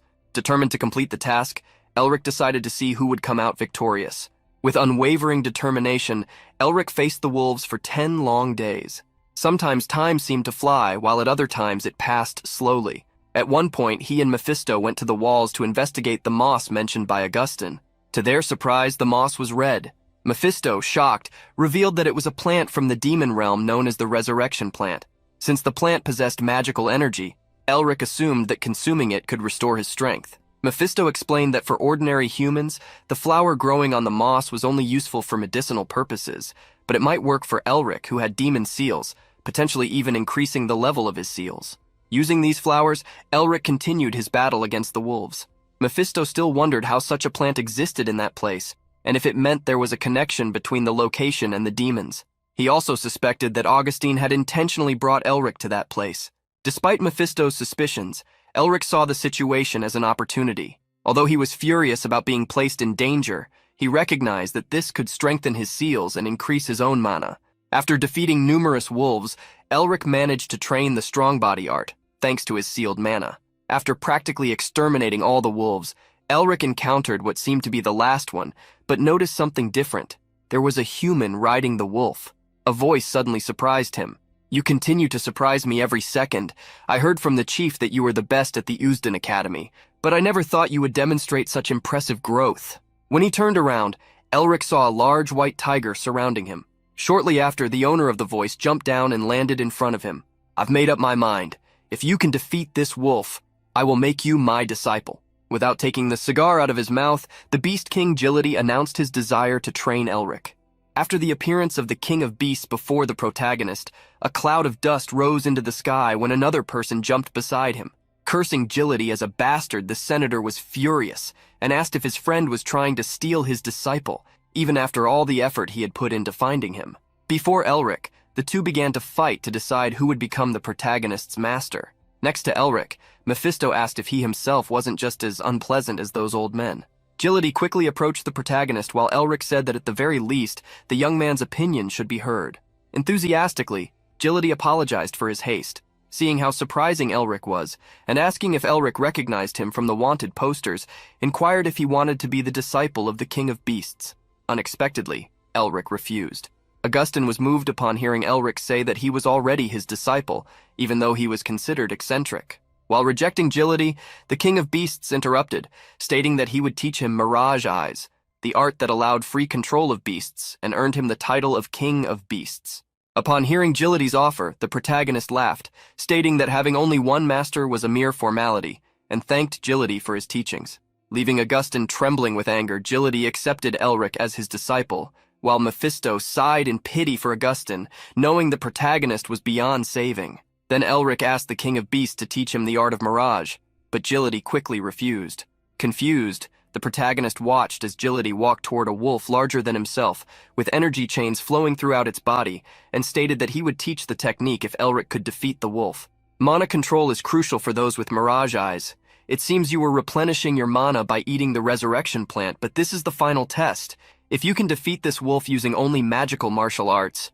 While instructing Elric, Gility was shocked when the wolf at his side vanished. Elric had attacked the wolf before the King of Beasts even finished speaking, completely breaking his challenge with a powerful strike. Beside him, Augustine smiled victoriously, while Mephisto scoffed at Elric's boasting, and the white tiger of the King of Beasts sat peacefully, not wanting to fight. After dealing with the wolf, Elric asked if the test was already over. At that moment, the one who had caused the protagonist's suffering appeared before him. Elric asked Augustine if he was satisfied now, after the entire test. The two stared at each other for a while, although Augustine's eyes could not be seen due to the sagging of his face. He then placed a hand on Elric's shoulder, praising him for a job well done. Augustine's hand began to glow, releasing fire mana. "It seems I can finally teach you about the Grudge of Grassland, the Nocturnal Chronicle." Elric followed old Augustine to a place filled with flowers, where they grew all around, even on the walls, making Elric ask where they were. Augustine revealed that they were in the sanctuary of the Nocturnal Chronicle. Elric was surprised by the word sanctuary, but even more by what he began to feel. A dark mana, similar to demonic energy. Beside the protagonist, Mephisto asked why there was a demonic domain in that place. Elric was shocked, as demonic domains were something only demon kings could create. Thus, Mephisto understood why the resurrection plants, which only grew in the demon realm, were there. He began to feel that the energy was familiar, like someone he knew but who usually operated far from there. Seeing Elric's expression, Augustine asked if he could feel the energy since, as a descendant of the Merbinger, demon hunters, he should be able to sense it. The protagonist confirmed Augustine's suspicions and asked why there was a demonic domain in that place. Runes appeared on Augustine's bandaged hand as he placed it on a wall, opening a passage. He revealed to the protagonist that the Nocturnal Chronicle came from the Far East.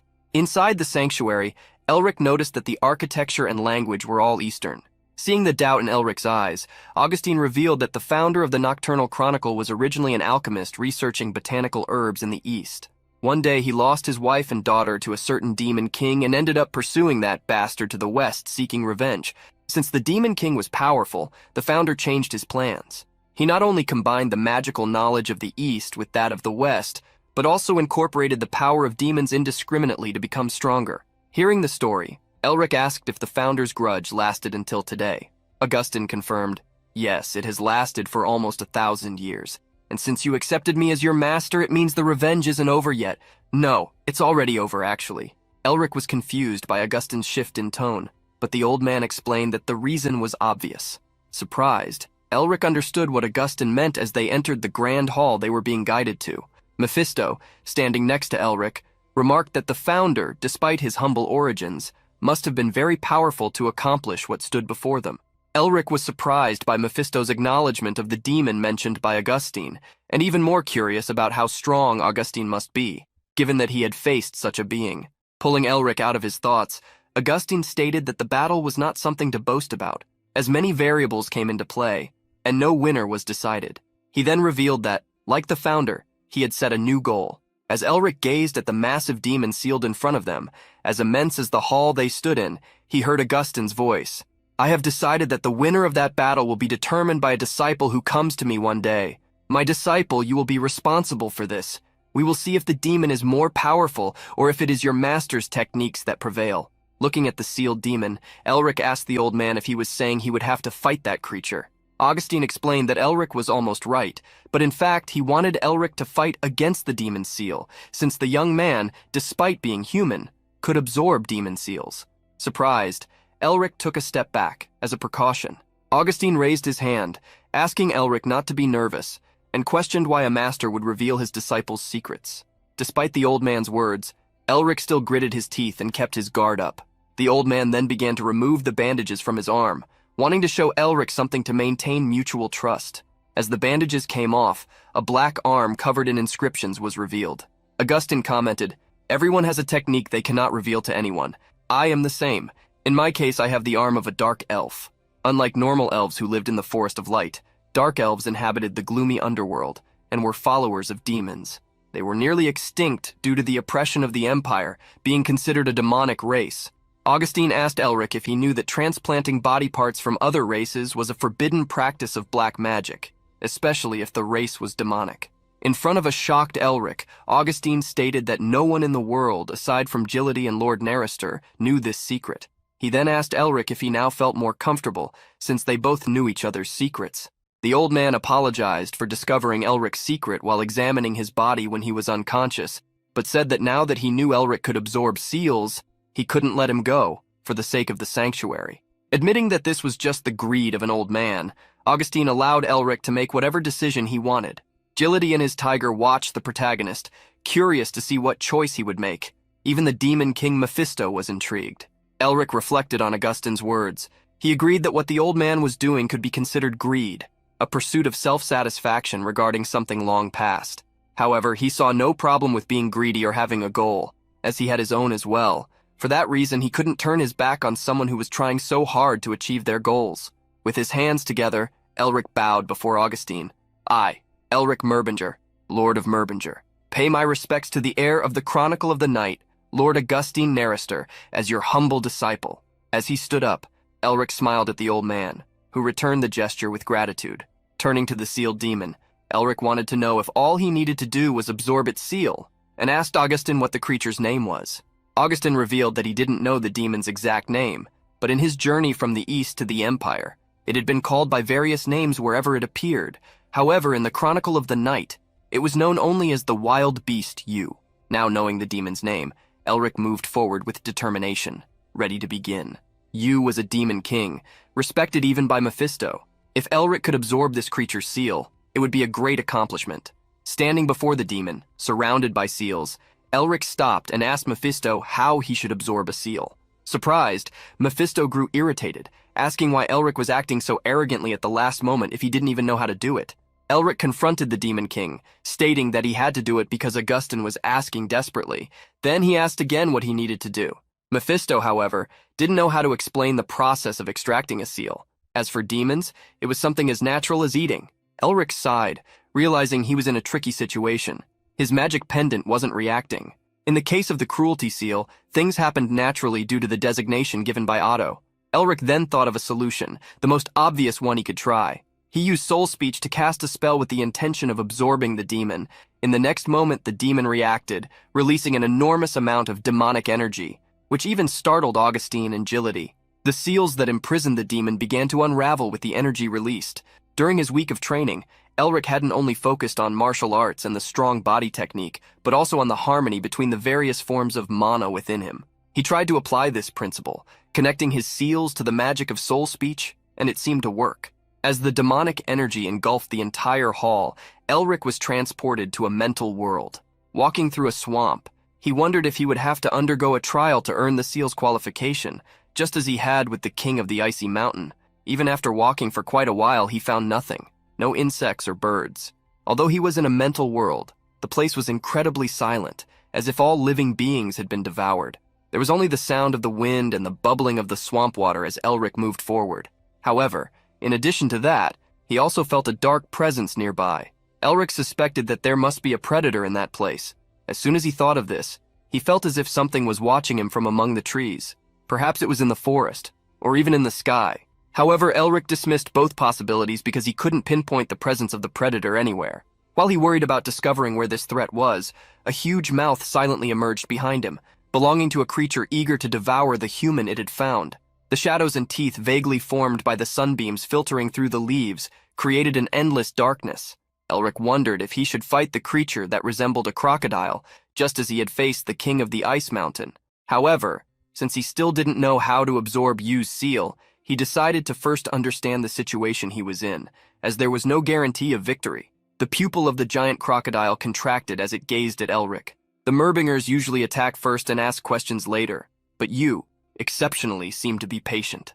Elric was impressed by the monster, which instantly uncovered his identity. As it observed the protagonist, the demon noticed something even more intriguing about him. When it looked at Elric's arm, it saw the seal of Mephistopheles. With another glance, it also noticed the dragon's heart within Elric and asked if he knew how to use soul speech. Elric clenched his teeth, sensing the hunger in the predator's voice, as if it were eyeing him as prey. He then planned to strike as soon as he found an opening. At that moment, the demonic creature bared its teeth again, excited by its new prey. It then leaped toward Elric, attacking him with its massive jaw full of sharp teeth. Its intention was to possess Elric's body. Young Murbinger, stay hungry, yearn for more and satisfy your greed and ambitions. As he was attacked, Elric found himself unable to move. While the predator promised that they would meet again, Elric was devoured, only to awaken moments later in the sanctuary hall. Seeing Elric standing still, Augustine and Gility wondered if he had already finished. Mephisto, standing beside Elric, was shocked. He immediately grew irritated, seeing that the Demon King had surrendered so easily. Elric was surprised to see the seal on his hand had changed, wondering if seals were truly that easy to obtain. Mephisto revealed that this was all Yu could do, as he was at the limit of his capacity to maintain the seal of extinction. That's why he had paralyzed Elric's body, trying to grow to his former size, but had delivered a seal many times weaker than the original. Recalling Yu's words about meeting again if Elric craved more, the young man began to wonder if the demon was asking him to elevate the seal to its original form. Saying that Mephisto had gained a new member of the family, Elric asked him to reveal Yu's true name. Mephisto refused to help, but at that moment, Augustine revealed Yu's true name to Elric, the Corrupt God. The old man explained that the demon's status had fallen after his defeat, as had his brutality, wickedness, and malevolence. Mephisto grew irritated, seeing that Augustine had given away the information he had tried to keep hidden, surprised by the old man's knowledge of a demon's true name. Elric had already planned to ask Augustine if Mephisto refused to speak, which made him wonder why the old man had taken the initiative. As Elric reflected, Augustine revealed the nature of the Demon King Yu's seal, the seal of ferocity. He explained that Yu was originally known as a demon called Preta, a hungry spirit. These spirits lived at the bottom of the demonic hierarchy, always walking on eggshells, fearful of perishing at any moment, yet consumed by their natural greed. Augustine stated that with Yu's seal, Elric would be able to sense imminent danger, discover the full power of his enemies, and identify their weaknesses to act against them. This was the awakening of the sixth sense through the circulation of mana, something the magical martial artists of the Chronicle of the Night had always tried to imitate. Augustine began to cry as he spoke. That tingling in your heart, that sensation in all your senses, I call it the sense of Prita. The Chronicle of the Night has finally obtained you's seal, and now all you need to do is increase the power of that seal by facing you again. The levels and usage of the seal were details that could not be found in any book. Elric wondered how much the ancestors of the Chronicle of the Night had suffered to gather so much knowledge.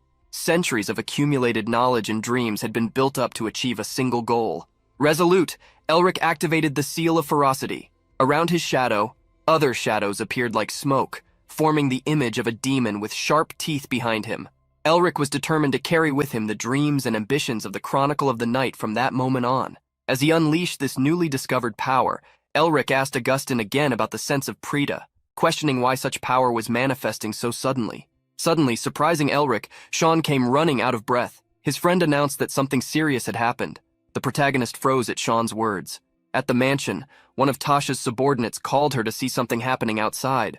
Tasha asked what it was, wondering if Elric was finally coming out of his isolated training. However, upon discovering what was actually going on, Tasha began to tremble and ordered them to keep the person who had arrived outside, as she would meet them personally. The person Tasha was referring to was a blonde woman with her hair tied up in a bun, holding a large suitcase. The woman wore a kind smile on her face as she asked if her little brother was home. Elric and Sean hurried through the kingdom where the protagonist had been training earlier. Elric was furious, complaining that Sean should have stopped Tasha, but Sean retorted, asking how he could possibly stop his sister, the witch, and why Elric was blaming him for something that was clearly his fault. Sean also warned of something even worse. Tasha's competitive spirit had grown in recent days because of Elric. As Tasha went to meet Elric's sister, Sean hoped nothing serious would happen. At that moment, Tasha was recalling how Elric had mentioned that his sister Hayes had made sacrifices throughout her life for him. To Tasha, this meant that Hayes must have less talent for magic than her brother, who suffered from the lock disease. However, the fear that Elric felt towards his sister suggested that there was more to their relationship than the typical sibling dynamic. Tasha was curious to find out what kind of person Hayes really was. Hayes was received at the Nerester household, where she was informed that Elric was indeed there but that she couldn't enter without an invitation. Worried, Hayes asked them to call the third young master of the Nerester family, Sean. However, the guards informed her that they had received orders from the young lady of the family not to let Hayes in. While Hayes wondered why Sean's older sister would do that, Tasha appeared, greeting her and introducing herself. To Tasha's surprise, as she tried to provoke the girl, Hayes politely bowed, introducing herself and stating that she had heard many things about Tasha from Elric and Sean. I've heard that you're truly graceful and dazzling like a flame, but it seems those descriptions were mere understatements. It's truly an honor to meet you. Hayes got so close to Tasha that it left her flustered by the compliments. However, in the next moment, Hayes vaguely opened her eyes and asked why Tasha had blocked her way. She said that, despite thinking about it a lot, she couldn't understand why Tasha was preventing her from entering. Tasha quickly explained that this was the main house of the Nerester family, the first star of the hexagram, and therefore not just anyone could enter. She added that despite Hayes's characteristic Merbinger hair and eyes, someone could be using a disguise. Hayes calmly looked at Tasha and asked what she would need to do to convince Miss Nerester. Frowning, Tasha said that if Hayes was truly the daughter of the Duke of the Radiant Star and a member of such a prestigious magical family, she would believe her if Hayes could defeat her in battle. Hayes, however, claimed that she couldn't use magic. Tasha examined her with a spell, sensing a powerful energy around Hayes, and asked if she would fight using her aura. Amazingly, Hayes said that Tasha might get hurt, which only made Tasha even more eager for the confrontation. Tasha snapped her fingers, stating that what they were about to do was merely to confirm Hayes's true identity. Then, she caused a large explosion. Before it could hit her, Hayes, who was standing among the guards, disappeared. The next moment, she was holding a large hammer in her hand and asked if Tasha had ever played tag as a child. At the question, magic circles appeared in Tasha's hands as she summoned fire spells. She replied that she had played plenty with Sean when they were kids, and saying she had never lost to her brother, launched large fireballs toward Hayes, asking if she was good at the game. Hayes swung the hammer back, stating that she had never lost either. But due to her overwhelming desire to win, she had cracked her brother's head a few times. As she finished speaking, Hayes hurled her hammer at Tasha's attack. Tasha was surprised to see the hammer coming her way, but smiled before ducking to dodge it. Tasha was impressed that a member of such a prestigious magical family was a martial artist, but what surprised her even more was that Hayes could swing a hammer weighing over 100 kilograms with ease, even without using aura. As she watched the hammer flying, Tasha noticed something on the handle, a skull symbol. This meant that Hayes was a member of the strongest mercenary group. After hitting her target with the hammer, Hayes smiled and said it was 1-0. Furious, Tasha declared that she wouldn't hold back. However, before the two could face off again, someone used magic to separate them. Tasha was surprised, asking what was going on, as she felt an energy pass through her. Hayes looked in the direction from which the magic had come, and in the next moment, grabbed the person who had cast the spell by the neck. A breathless Sean and a shocked Tasha watched the interaction between the Merbinger siblings. Elric, held by the neck, complimented how healthy his sister seemed. Trembling and gritting his teeth, Elric asked if he had interrupted Hayes' fun with Tasha and pleaded for his sister to calm down a little. Hayes then calmly spoke to her brother, but with a gaze that seemed to pierce the protagonist's soul. "Elric, shall we have a little chat?" Tasha was holding a piece of paper in her office.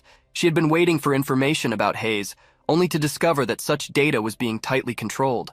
She sighed, commenting that she had expected this since Hayes was likely a powerful mercenary from the Black Skull. That group, having numerous enemies and missions to complete, kept their identities strictly confidential.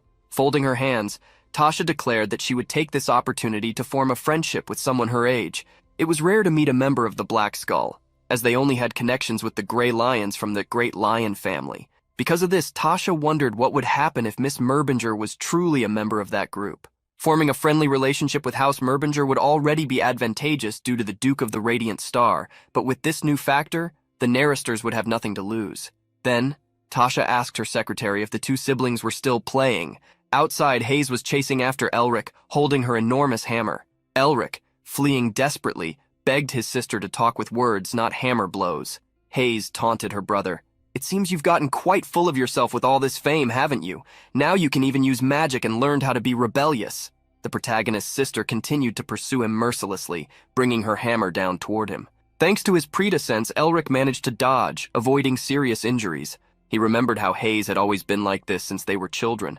Whenever he misbehaved, she would try to break his leg so he wouldn't cause any more trouble. As Elric tried to escape his sister's attacks, Mephisto watched the scene.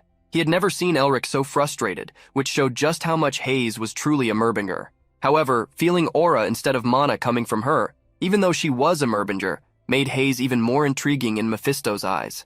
It was the first time he had seen something like that in that family. What was even more impressive than a Merbinger using aura was the leap Hayes made into the air. As she aimed for her brother, she wondered if he would be able to dodge her next attack. Elric then conjured a shield to defend himself from his sister's aerial strike. The hammer slammed into the shield with force, causing Elric to grit his teeth as he tried to reinforce his defense. Suddenly, he opened his eyes. His shield had disappeared, and the hammer was hovering just inches from his face. Hayes interrupted the attack and began to speak. "When I found out you were digging in a dragon's lair, I was a little relieved. I thought you were struggling because of the blocking disease. But still, you've been working so hard, and I wanted to support you as much as I could. But then what happened?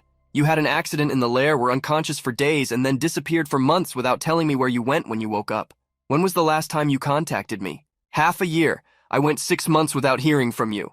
As she argued with her brother, Hayes began to tremble and tears started streaming down her face. She asked Elric if he had any idea how worried she had been. Elric sighed. His sister had always been overprotective, reprimanding him for anything he did, claiming it was dangerous. She always wanted to be by his side. Although he didn't like that overprotection, he understood why she acted that way. After their parents' death, Elric was the only family member Hayes had in the world. To take care of someone as troubled as him, she had to grow up fast.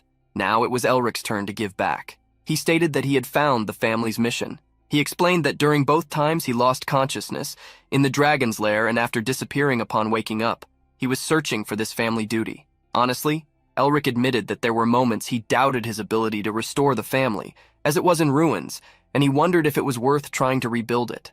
But after so many experiences, something crossed my mind. This world can fill up with demons again at any moment. So hiding as a Merbinger would be a disrespect to our mother, father, and our ancestors, who fought risking their lives. I'm going to the north. There's a mission left by our ancestors. No matter how dangerous it is or how hard the path, I won't give up, just like our ancestors, until our house, our world, and every place I step shines like the stars. As Elric spoke, Images of the challenges he had faced in recent months flashed through his mind. Now, looking at his tearful sister, he saw a smile on her face. She smiled at his determination and scolded him. "If you run away without a word again, I will really knock your head off. Got it?"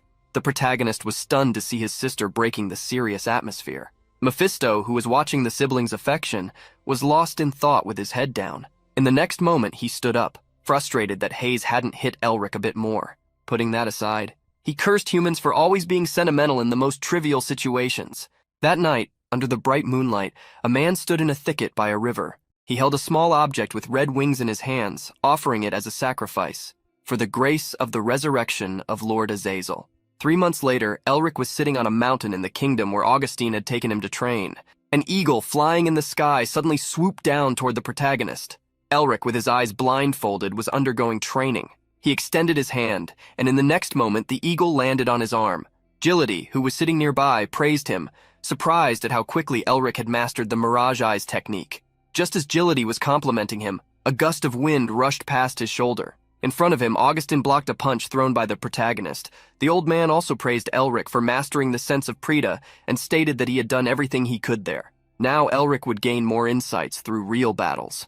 Removing the blindfold as he sat up, the protagonist felt relieved that the training was over, as he had spent all that time with his eyes covered, unable to see anyone. Augustine, now elderly, had a moment of nostalgia, remembering the day Elric begged him and Gility to become his masters, and Gility, in turn, cursed the insolent disciple. Elric mocked the two old men, recalling how they had tormented him in the name of training. Putting that aside, he thanked them, saying he had learned a lot from both. Hearing his words, the bearded old man asked if he was trying to flatter them. Knowing that Elric was going to the north, Gility asked him to bring back some souvenirs when he returned. Upon hearing the Beast King talk about souvenirs, Elric wished he would never see the two again. But, with a relieved smile, he leaped into the sky, flying while wishing his masters a healthy life. Seeing the protagonist depart, Gility turned to Augustine, his chief, and asked if that farewell didn't remind them of the old days when they crossed the continent with Set. Recalling how those days were filled with adventures, Augustine expressed his sadness that they were now spending the rest of their lives in that place. Asking Augustine what Set would say if he were with them, Gility heard his chief respond that Set would complain about how they were waiting for death in their caves like old men, even though they were not yet 100 years old.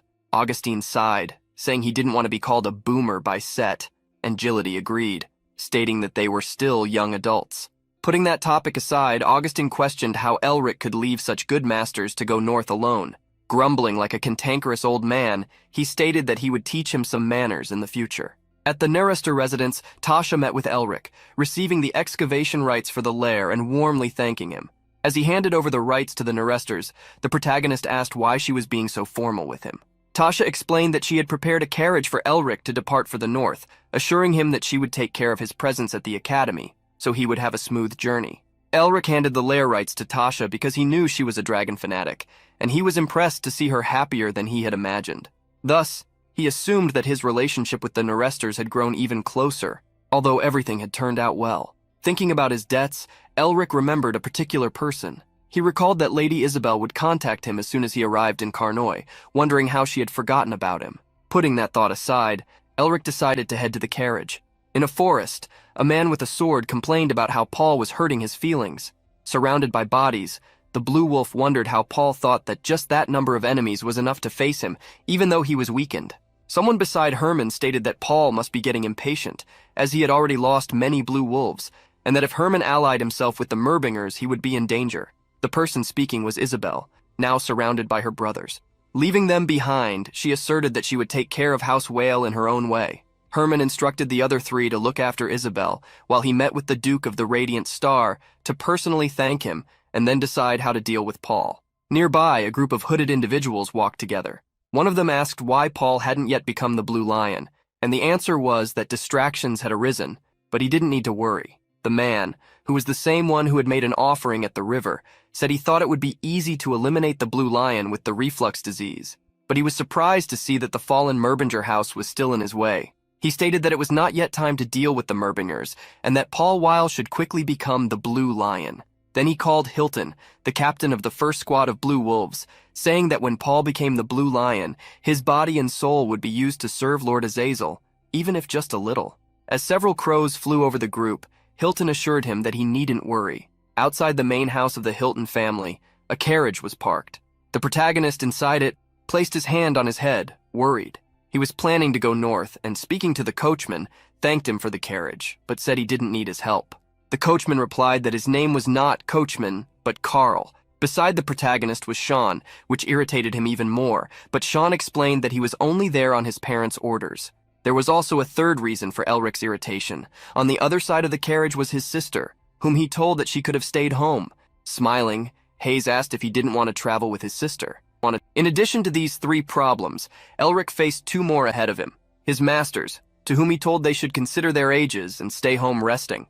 Augustine, clicking his tongue, asked if old people didn't have the right to take a stroll and stated that he would teach him good manners during the trip to the north. Agility pretended to be hurt that he had been abandoned. Just like Elric, Mephisto was also irritated by the idea of a tumultuous, noisy, and annoying trip. The protagonist trembled with anger but pretended to be happy. The journey, which was supposed to be just him and Mephisto, had turned into an outing with 7 people, making him feel as if he were on a family trip. In that carriage, which, thanks to magic, was larger than it seemed, Augustine introduced himself to the protagonist's sister, stating that he was her brother's master. Hayes thanked them for taking care of her incompetent little brother, who even needed animals to help him, obviously referring to the white tiger and the Beast King's eagle, finding it amusing that they considered their beasts cute. Thus, the journey with his best friend Sean, some beast that interested his sister Hayes, the Beast King Agility, and the old Augustine began, with Elric at the center, bringing all these people together. Looking at everyone gathered, Elric set aside his bad mood and thought, well, being surrounded by a family like this isn't so bad. Inside the main residence of the Nerester family, Guy Nerester was having tea, accompanied by a secretary. He asked the secretary if everyone had gone north, receiving an affirmative response. The secretary, noticing Guy's contemplative expression, inquired whether something good had happened. Guy asked the secretary to think for a moment, questioning if the unusual combination of people gathered wasn't a bit interesting. Inside the carriage heading north, Hayes scolded the protagonist, asking if she hadn't taught him proper manners and how to behave in the presence of adults. She told Elric to even look at Sean, who acted with elegance and dignity. The protagonist turned his head away to avoid looking at his sister, mocking, "Manners, my foot." Hayes ignored her brother and turned to his masters, stating that she was thinking of teaching her own brother some manners. The Beast King laughed, stating that discipline should always be taught by the family, while Augustine told Hayes to proceed. Hayes thanked the two elders for understanding her request and stood up. The protagonist, with his eyes closed, claimed he was old enough not to need any lessons on discipline, but Hayes shot him a demonic look, inviting him for a little walk. The protagonist was extremely frightened by his sister, especially because of the hammer she was holding in her hand. In the next moment, he started screaming for help as Hayes grabbed him by the ear and dragged him out of the carriage. Mephisto, watching the scene, couldn't believe the protagonist was suffering like that. However, seeing Elric suffer made him feel more relieved. The sun was shining intensely that day. While driving the carriage, Carl noticed something and slowed down until they came to a stop. Seeing that the carriage had stopped, Elric stuck his head out, asking what had happened. In front of the carriage, there were 3 men with threatening appearances, laughing as they walked toward it. One of the men laughed maliciously while licking his knife. "You must be really fearless to dare try crossing our territory. Hand over everything you've got." The man pointed his knife at the carriage, trying to intimidate whoever was inside. Both Carl and Elric felt that this was an unusual situation and were left speechless. Seeing that no one was doing anything, the man who had made the threat grew furious, especially when he saw the young man with 2 bumps on his head, wearing a foolish expression. "You bastard! Do you really want to see blood spilled?" Seeing that the man continued insisting on robbing him, Elric huffed and got off the carriage to deal with the situation. But before the protagonist could do anything, his master, Agility Tens, stepped down from the carriage, stating that she would handle the situation. Agility, accompanied by her white tiger, had a plan. She wanted to use this opportunity to show her disciple how incredible he was. The white tiger that emerged from the carriage was much larger than a human, and its shadow alone was enough to cover all 3 bandits. Agility released her aura as she instructed Elric to pay attention. "From now on, I'll show you why they call me the Beast King." However, before Agility could attack, Elric used ice magic, striking between Agility and the bandits, who fell backward, terrified. Seeing the massive ice block, the bandits tried to crawl away, while Agility and her tiger were frustrated. The Beast King had really wanted to handle the situation, so she asked why Elric intervened. The protagonist retorted, asking if she had planned to turn the place into a bloodbath. Turning to look at the group of 3 men, Elric stated that they weren't bandits but travelers from a nearby village who were hungry. Realizing they had been recognized, the men jumped in front of Elric, kneeling and begging to be spared. "We have starving families at home. Please, forgive us." Faced with their pleas, Elric put them in a difficult position. "If we were a powerless group, would you be begging like this?" The men couldn't answer the protagonist because they knew he was right. Then the leader of the 3, the one who initially held the knife, bowed down, placing his head on the ground, admitting that Elric was right. One of the other men tried to stop the village chief's actions, but he kept his head lowered, saying that he had forced the others to come with him, asking to be punished alone. Seeing the village chief willing to sacrifice himself, the other 2 men tried to stop him, stating that he had done it only for the village, for their sake. Thus, the 2 men threw themselves to the ground, begging to be punished alongside the village chief. Seeing their actions, Elric told them to stop, as he would check if everything they said was true.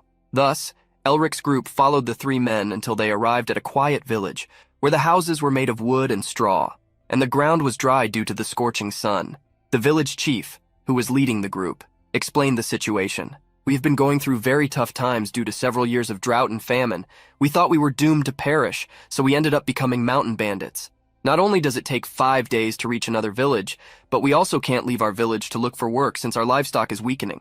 While the man spoke, Mephisto, who was following behind the protagonist, sensed an energy and began to investigate. The village chief at that moment was crying with his head lowered.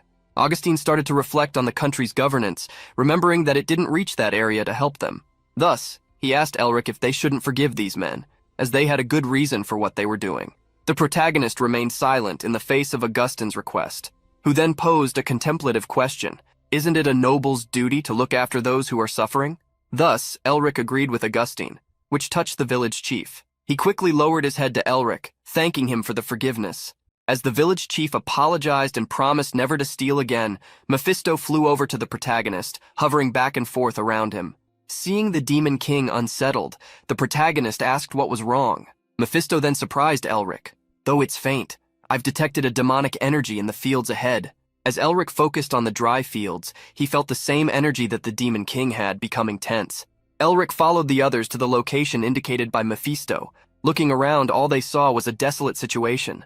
The entire field that could be used for planting and grazing was dry. Augustine, who was beside the protagonist, stated that he wasn't feeling anything and asked if Elric sensed anything. Elric simply said they were in the right place. Mephisto, who was beside him, felt that something was buried somewhere. "Since I brought you here, you must keep your promise to give me any demonic energy you find." The protagonist clicked his tongue, stating that he already knew that, and asked if Mephisto was suspicious of everything. Knowing something was buried, Elric decided to dig a little. He asked everyone to step back while he made his mana flow. The protagonist's mana transformed into a soul spear, Pierce, creating a massive icicle that struck the ground. The strong impact caused a large shockwave, forcing the weaker individuals to shield themselves. After the strike on the ground, Elric jumped into the hole he had created.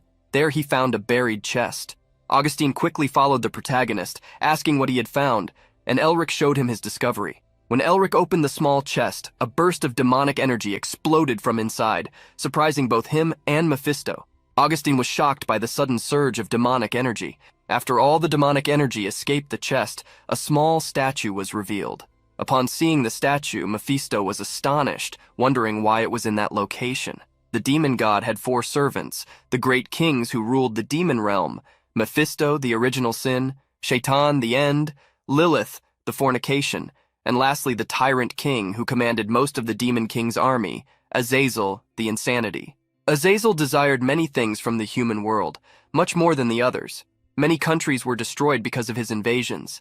Elric understood that the small totem could have been made by Azazel's worshippers. However, Mephisto clarified that it would be more accurate to say the totem was used for sacrifices, and he was curious how Elric knew about Azazel. Elric revealed he had read about him in a book from Otto's bookstore. Inquiring about the sacrifices, Elric asked if the villagers were being used to revive Azazel.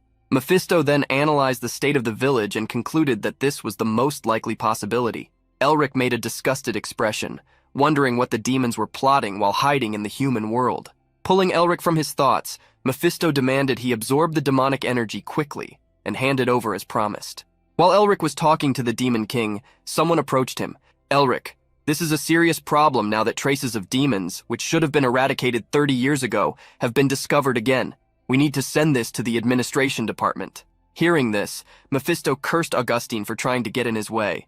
At that moment, Elric gave a big smile, agreeing with the master, which made Mephisto furiously surprised, asking about their agreement. The protagonist sighed, asking Mephisto to consider what would happen if he absorbed the energy from an object that was being sent for investigation. Elric then handed over the small chest with the totem, giving a suggestive laugh to Mephisto and stating that if the Demon King taught him a sealing magic, maybe he could do something. But Mephisto raged, saying he wouldn't do that. Augustine handed the chest to Sean, asking him to take it to the administration department immediately. Seeing his opportunity slipping away, Mephisto quickly asked Elric if he wanted something else, offering to teach him any subject except sealing magic. While everyone was distracted, a voice suddenly emerged. "That looks delicious!" An evil energy passed through Elric, heading toward the chest being handed to Sean. A being with large teeth bit into the chest, swallowing it, causing the Demon King to scream in outrage as the demonic energy that should have been his was stolen. Augustine didn't understand what had happened and asked the protagonist for an explanation. The energy that consumed the chest returned to Elric, gathering in his seal as he stated that apparently Yu had taken the item. The Demon King Mephisto was furious with Yu, unleashing all his energy. Augustine and Sean, who couldn't see the Demon King, noticed nothing unusual. The protagonist then stated that the small totem couldn't have devastated an entire village to the extent it had, so they should keep searching in case they found something else. Elsewhere in those lands, there was a cave illuminated by candles. There, a group of people was worshipping a huge statue of a demon. One of the men, who was kneeling with his head to the ground, suddenly felt something. Noticing the abnormal reaction of the ritual leader, some people asked what had happened. The ritual leader murmured, questioning whether an infidel dared to stand in the way of the Great One's ritual. Hearing his muttering, the cultists were shocked, wondering who could have done such a thing. Ignoring the question, the ritual leader spread his arms as he gazed at the statue. "Oh, Great One, we will deal with those treacherous heathens, so please, calm your fury. This land will once again witness your great will. The resurrection of your will must be fulfilled." The cultists bowed in reverence to the leader's prayer. After the prayer, he turned and ordered that a message be sent to Judas, instructing him to find Kaya before heading north and to proceed with the resurrection ritual. Back in the desolate village, Elric stood before a small lake. He had a sad look on his face as he questioned why no one had realized that demons had been causing this to the village all this time. The small lake where Elric stood began to grow, now that the ritual totem had been removed, bringing joy to the villagers as they could finally start farming again. Elric was frustrated, especially because so many innocent lives had been sacrificed. Augustine placed his hand on the protagonist's shoulder, stating that once they sent the evidence to the administration department, a large-scale investigation would take place, and the department responsible for neglecting this region would be punished. Despite his calm demeanor, Augustine admitted he was eager to rid the village of those responsible, but noted it was not under his jurisdiction. The protagonist sighed, thoughtful. He knew Augustine was right. Once the administration department got involved, the demons wouldn't be able to act recklessly. Thus, Elric's top priority now was to locate the Temple of the Flower in full winter. The protagonist was confident that after completing his mission, he would proceed to rid the world of demons. While Elric rested, the village chief approached him, expressing his gratitude. The protagonist stood up, stating that now that the drought had been resolved, the village chief could take good care of the villagers. They were about to leave. Before Elric departed, the village chief asked him to stop, inquiring about the name of the noble mage. The protagonist smiled and declared that his name was Elric Merbinger. The villagers were shocked, for they recognized the name of Elric, the Duke of the Radiant Star, and also a hero. Upon hearing the name Merbinger, the village chief smiled in peace, knowing that the Empire's star was rising once again. The carriage moved forward, with Elric's group guided by Carl, but at a certain point, the coachman asked the protagonist to step out to take a look at something. Elric was surprised, wondering what had happened again. When he looked out of the carriage, Elric saw several people dressed in suits. The group walked with authority, claiming to be from the Imperial Family's inspection agency. The members of the inspection agency's group wore black masks to avoid being identified. Their leader crossed his arms, staring at the protagonist, and asked if he was Elric Merbinger. Elric looked at the man, mocking him internally for acting so smug. The inspection agency was an intelligence institution that existed solely to serve the Emperor and the Imperial family. They were known as monsters who would do anything, from kidnappings to making people disappear, without hesitation in their missions. The group's combat capability was as strong as that of the Magic Tower and the Great Lion family. Since this was a place where no signs of demons had been detected before Elric's group sent the evidence, this team moved quickly, despite being in a remote location. However, even though this group had the Empire backing them, Elric felt they were speaking far too casually from the start. The protagonist laughed mockingly, causing the group leader to feel uncertain. Feeling disrespected, the leader released his aura, attempting to pressure Elric. "How dare you speak so casually? We are agents of the Imperial Family's inspection agency. People like you should treat us with respect." Before the man could finish speaking, Elric ridiculed his position, leaving him furious. However, the protagonist released an even more powerful energy. "Even if you are from the Great Inspection Agency, you are at most a Viscount. Since when are mere officials allowed to disrespect a duke?" The overwhelming pressure Elric exerted caused the investigation team to feel oppressed. The demon Yu bared his teeth, amplifying Elric's aura into an even more terrifying presence, forcing the inspection group to fall to their knees. The leader couldn't understand what was happening, much less comprehend the strength Elric possessed, which seemed to be at a level close to that of a magus. The man at the front of the investigation group glanced back at a colleague, who gave him a signal. At that moment, the man removed his mask, apologizing. He placed his hand on his chest, bowed slightly, and asked for forgiveness for his rudeness. Seeing the man's reaction, Mephisto mocked him while praising the protagonist, saying that when it came to showing who was in charge, Elric always won. The protagonist responded to the Demon King, stating that he wasn't trying to show off, but simply giving a response. If he hadn't, he would have been underestimated and stabbed in the back. After responding to the Demon King, the protagonist threatened the man from the inspection agency, stating that he would report him if he made such a mistake again. Although the man claimed he would keep that in mind, he ground his teeth, harboring resentment toward Elric, and convincing himself that the protagonist was being arrogant just because of his title. While grinding his teeth, he heard a voice that shocked him. "Consider yourself lucky. To think that someone would dare to disrespect my student. If it were me, your head would have become a marble." Facing Augustine Narister, the White Knight, the man felt as if his chest was about to explode. In addition to the physical pressure, he suffered immense mental strain upon realizing that Elric was a student of one of the most powerful figures in the Magic Tower. Grinding his teeth, he swore that he would kick everyone's butt at the intelligence agency when he got back for not warning him about this. After the commotion was resolved, tables and chairs were conjured with magic. The man from the inspection agency introduced himself as Patron from the 4th Inspection Agency. Elric had information that the 4th Inspection Agency had supported the Crown Prince during a war inside the palace. He then wondered if it was the prince who had come across this situation this time. Unaware of Elric's thoughts, Patron said he would get straight to the point. Elric took the opportunity to mock him, waving his hand and telling him to speak quickly as he was wasting his time. Patron smiled, trying to remain calm. He then stated that they had been secretly investigating the remaining demons for a long time and had recently found an unknown group. Hearing the story, Elric scratched his ear, asking if he was talking about the Grigori, which left Patron surprised that Elric knew about them. In response, Elric stared at the man, asking if he had forgotten what family he was from. Patron ground his teeth, acknowledging that Elric was a Merbinger, known as natural enemies of demons. Continuing the discussion, Patron mentioned that only one of the totems mentioned in the report had been handed over, and he asked where the remaining 8 were. Elric nonchalantly picked at his nose, stating that they had kept them. Patron was shocked, shouting that it was illegal. The man then began citing laws, claiming that according to the 11th clause of the 2nd paragraph of the Imperial Law, all demon-related items must be held by the Imperial family as evidence. The protagonist, however, countered with another law, the 8th clause of the 1st paragraph of the Possession Law, which stated that, with the administration agency's permission, an individual could possess demon-related items for research purposes. Elric smiled, stating that he had already obtained permission, and asking if the inspection agency was unaware of that. Confronted, Patron asked if he could pose a question to Elric, inquiring how the protagonist was able to know the exact location of the totems. The protagonist gave a flimsy excuse, reminding the man of which family he belonged to. Patron became irritated, calling the answer vague. At that moment, Elric stared deeply into his eyes. "So are you saying that my family should reveal its secrets to the inspection agency?" Patron ground his teeth, cursing the protagonist internally for always using his family as an excuse.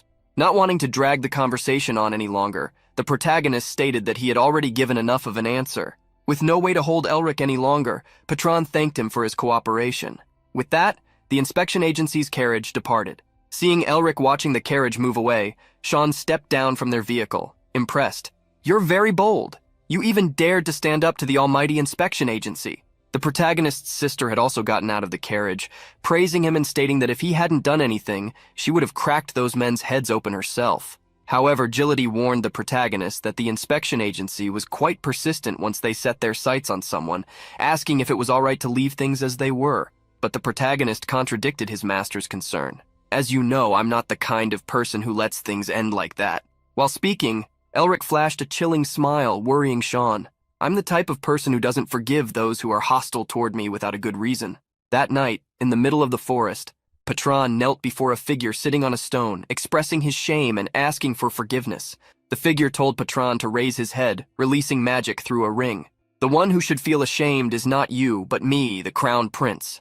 As the two men interacted, they failed to notice the presence of a bat observing them, a bat with Merbinger blood, which had found a big fish to catch. The prince stated that it was he who wanted to meet the Merbinger and that he had been blinded by envy, underestimating his opponent and acting irresponsibly. Faced with the prince speaking so lowly of himself, Patron didn't know what to say. Apologetic tone, the prince admitted that he had brought disgrace to the group because of his own incompetence. Immediately, Patron urged the prince not to speak that way. The prince then changed his tone, stating that everything had happened for personal reasons, and that their priority now was to exterminate the remaining demons in hiding. Patron bowed, understanding the command. Switching to the subject of the demons, the prince asked if Viscount Garreau was truly one of Grigori's subordinates. Patron confirmed the information, stating that all the totems and items related to demons led back to them. Hearing the details, the prince gave an order. "To gain an advantage in the succession war, we need to subdue these demons. No mistakes will be tolerated." After issuing the command, the prince left. Patron watched him depart, while recalling how he still couldn't forget his former love, Lady Isabel. However, he had no choice but to choose politics over her, for the sake of the throne. The reason for hiding his identity must have been to see for himself what Elric Merbinger was like, the one who had saved Lady Isabel. This should have brought the prince some comfort, but instead, the inspection agency's actions only provided an excuse for their own dishonor, rather than embarrassing Elric. Thus, Patron, who believed the prince would be the son that would lead the empire, realized that he needed to avoid getting involved with Elric in the future, and the best way to do that was to get rid of him. Patron gathered the inspection agency members. "Listen well. This is demon-infested territory. Search everywhere, turn over every stone." With the leader's command, the inspection agency entered Garrett's territory, setting everything on fire and destroying anything suspicious. Elric and his group watched from the top of a hill. Then he instructed Sean and his sister to follow. Disguised in uniforms identical to those of the inspection agency, they descended into the city. Elric felt it had been the right choice to send a familiar to spy on the inspection agency, as it allowed him to gather more information than he had originally planned. Although it was interesting to learn that the Crown Prince was also hidden among the inspection agency, obtaining information about the demon's secrets felt like winning the lottery. The inspection agency and the Viscount's family were engaged in a bloody fight that turned the place into a slaughterhouse. Thus, Elric planned to raid the burning house of the Viscount. While the remaining demons and the inspection agency clashed, they would simply grab the totems and flee. The entire plan was set. The protagonist's teachers would create an escape route for them. As they donned their masks for camouflage, Elric called Mephisto to feed. The city was completely ablaze as Elric, his sister, and Sean raced through the streets toward the Viscount's house. It was only a matter of time before the inspection agency arrived, so they needed to infiltrate the mansion as quickly as possible. As they ran, they had to hide at certain points to avoid being caught. They quickly reached the Viscount's mansion, where they noticed it was surrounded by a high wall. Elric, leading the way, decided to break down the wall using magic. The temperature dropped as several ice arrows materialized, aiming at the large wall in front of them. The arrows struck, shattering the wall. Inside, some soldiers and mages were startled to see they were being attacked, wondering if the inspection agency had already made it there. Elric struck a heroic pose while urging his friend Sean to take a good look at him. Summoning dozens of arrows, he attacked the interior of the property, taking out those guards. As the guards fell, a winged demon appeared from within the mansion. Seeing the monster, Elric warned Sean that the teachers would protect the citizens so they could attack with everything they had. The two pressed on, assaulting the demon. On the ground, Sean targeted the demon, using wind-slash magic. Like incredible blades, the wind soared into the sky, cutting down the demons. But there wasn't just one flying demon. There were several others. They flew toward the two friends, but among them appeared Hayes with her hammer. She received Elric's signal, understanding that she could attack with full force, and delivered a powerful blow with her hammer, knocking down a few demons. Sean's eyes widened when he saw his sister Elric's attack. Hayes then asked her brother to let her handle that place, and resting her hammer on her shoulder, told Elric to quickly proceed to his objective. Given the opportunity from his sister, Elric hurried toward the mansion. Somewhere inside the mansion, a few demons were carrying a statue out of a large vault. The demon giving orders knew that even the inspection agency would have a hard time finding such a place, so as long as they tried to get there, they could carry the sacred relics out using secret passages. However, while he thought everything would go smoothly, the ceiling above that demon began to freeze. Suddenly, after the entire ceiling had frozen, it started to crack, and a large block of concrete fell on the demon. The protagonist, who had invaded the place by destroying the ceiling, showed Mephisto that he wasn't so bad at breaking and entering. The demons carrying the statue trembled in fear, asking the protagonist how he had found such a place. As he unleashed a great golden energy, Elric replied, "We found a delicious buffet." Inside the burning city, there was a residence where its leader was still in his office. He should have been calm, but something disrupted his peace. The news that the inspection agency had found the underground stash. The man who brought this information insisted that they needed to leave quickly, but Viscount Garreau was trembling with rage. Only his closest associates knew about the hideout, and he wondered how on earth the agency had discovered its location. As he contemplated this, Garreau began to suspect that there was a spy. While Garrett was reflecting, a fire attack erupted through his window. The massive explosion completely destroyed the window, flooding the room with debris and chaos. From the hole created by the explosion, a group of people stormed into Garrot's office, led by Patron. The man looked down at Garrett, but what he saw was a demon, Kaya. Before this demon, Patron placed his hand on his sword to draw it. "You rat! You've always managed to escape, but now we've finally found you." The demon, who had been injured by the explosion, gritted his teeth. "Patron, not only did you plant a spy in my territory, but you also looted my vault. Who's the rat here?" Patron didn't understand what Kaya was saying, thinking it was just nonsense, but the demon was furious, convinced that Patron was playing dumb. Thus, Kaya unleashed his demonic energy, declaring he was sure that Patron would start spilling information in the future. Seeing the demon release his energy, Patron did the same, proclaiming that he would execute the traitor Kaya in the name of the imperial family. The battle then began. The two charged at each other, demon against human, claws against sword. In the clash, an explosion occurred with the collision of both energies, enough to shake the mansion and cause the ceiling to explode. After the protagonist's sister dealt with most of the demons, Sean arrived at her side. The protagonist's friend was worried that Elric would cause trouble again. While Hayes pondered what to do, Elric jumped out of the mansion, announcing that the time had come. Seeing her brother's command, Hayes began to spin her hammer above her head. In the next instant, using the centrifugal force of the spin, she hurled her hammer at the mansion.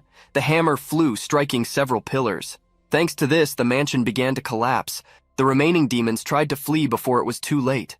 Meanwhile, Elric and the others also ran toward the spot where Augustine and Gillity were. They quickly found the two. However, Augustine wasn't pleased with the situation Elric had imposed on them, while Gillity tried to remind the boss that he had said it would be fun to ridicule the inspection agency while acting heroically. After the exchange of barbs between the two, they continued, climbing some stairs. Augustine then told Elric that all the citizens had evacuated and asked what he would do next. The protagonist stated that there was only one thing to do: get out of there. The next day, when the whole city had turned to ashes, the inspection agency group was outside the mansion where they had battled Kaya. Patron was gritting his teeth, furious with Kaya's maneuver, which had tried to take everyone else down with him, as well as having accomplices outside the territory. At that moment, someone ran into the rubble, trying to inform Patron that they had found the mentioned stash. Patron knew that, although things had gone a bit wrong with the mansion's collapse, his mission was to find traces of demonic objects and deliver them to the prince.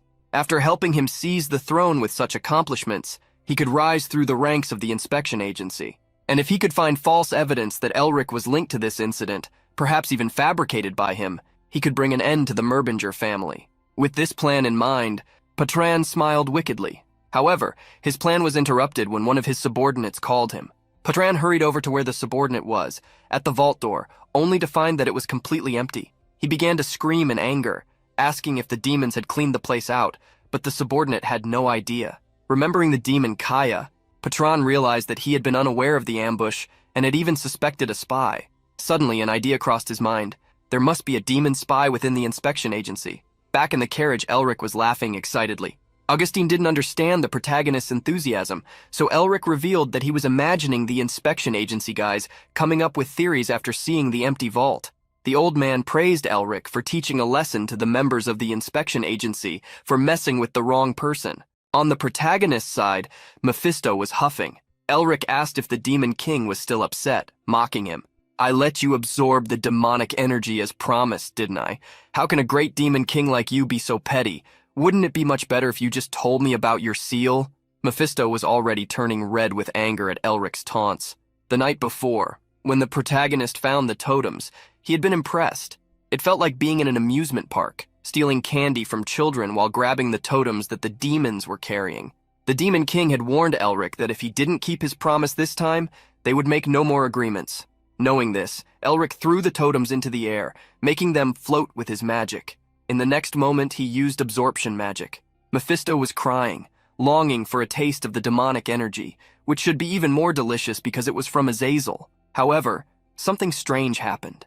Elric took back all the energy that was supposed to go to the Demon King.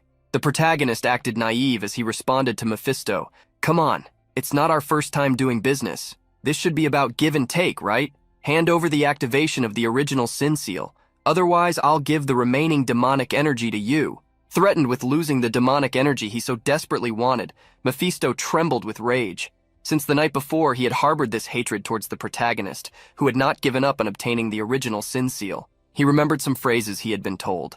To use the seal, one needed to have the qualifications, and to possess the qualifications, one had to understand the seal. Therefore, if Elric wanted to comprehend the original sin, he needed to first obtain the seal that belonged to the same type. The problem was that Mephisto didn't know who, beneath him, had the same type of seal, as he only cared about himself. However, since the engraving of the original Sin Seal was a wolf, Elric could use this to find some clues. As Elric's carriage passed through the forest, the protagonist felt an intense demonic energy outside. The being carrying that energy approached the carriage with fury, and looking at it, Kaya declared, "I've found you, thieves!" After fleeing the mansion and the city, Kaya headed into the forest. He harbored a deep hatred for Patron and the inspection agency, planning his revenge. In fact, the totem that had been stolen from him had a scent that only he could detect. Therefore, if he absorbed the totem and strengthened his seal, he could put his plan into action and get rid of all those who had attacked him. Inside the carriage, Augustin also sensed the demonic energy outside, impressed that a demon could walk in the sunlight, but realizing that he was furious over a specific person. Hayes volunteered to go outside, but Augustine opposed her, telling her to sit down, as he didn't want her to get involved.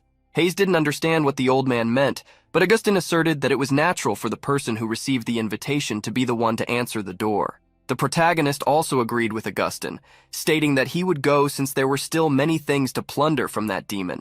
Hayes had a hunch about what Elric meant, and asked if he was going after the demon's seal. The protagonist then laughed at his sister. Wouldn't it be rude to refuse a meal that's already on the table?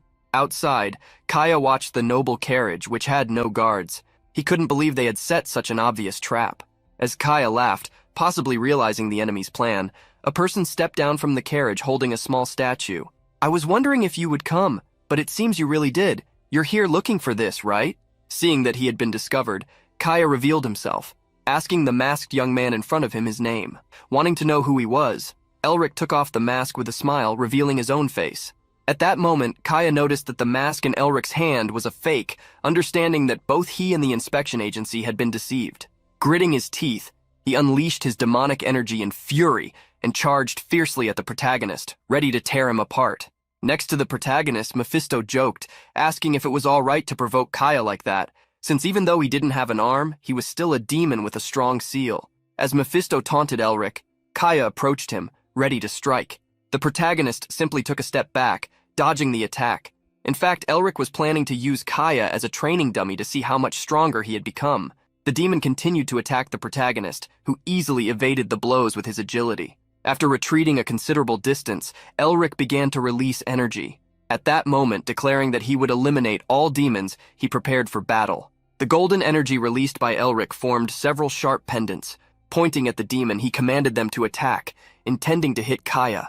In the face of the attacks, Kaya readied himself and with his claws began to destroy the pendants, furiously asking Elric if he thought such weak magic could stop him. Seeing Elric standing still while he charged forward, Kaya seemed to be counting his victory. The demon was already laughing, thinking the battle was won, but Elric confronted him with a punch filled with mana.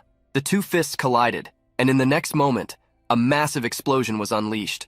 Forced to retreat, Kaya wondered how the mage in front of him was so strong. The protagonist, still in the same spot, had his hand filled with demonic moss. He felt that the last blow could have been quite dangerous, especially since the moss in his hand was poison, filled with demonic energy, trying to seep into his pores. Thus, Elric wondered if this was the power of Kaya's seal. Deciding to freeze the poison for the time being, although it was only a temporary remedy, Elric resolved to be a bit more cautious to avoid further exposure to the poison. Seeing that Elric had stopped the poison by freezing his arm, Kaya gave a mocking compliment, calling it a cheap trick. Then he decided to use more of his seal's power, raising his demonic energy to the maximum. The demonic energy surged like a wave as Kaya challenged Elric to try blocking such a poison attack with ice again.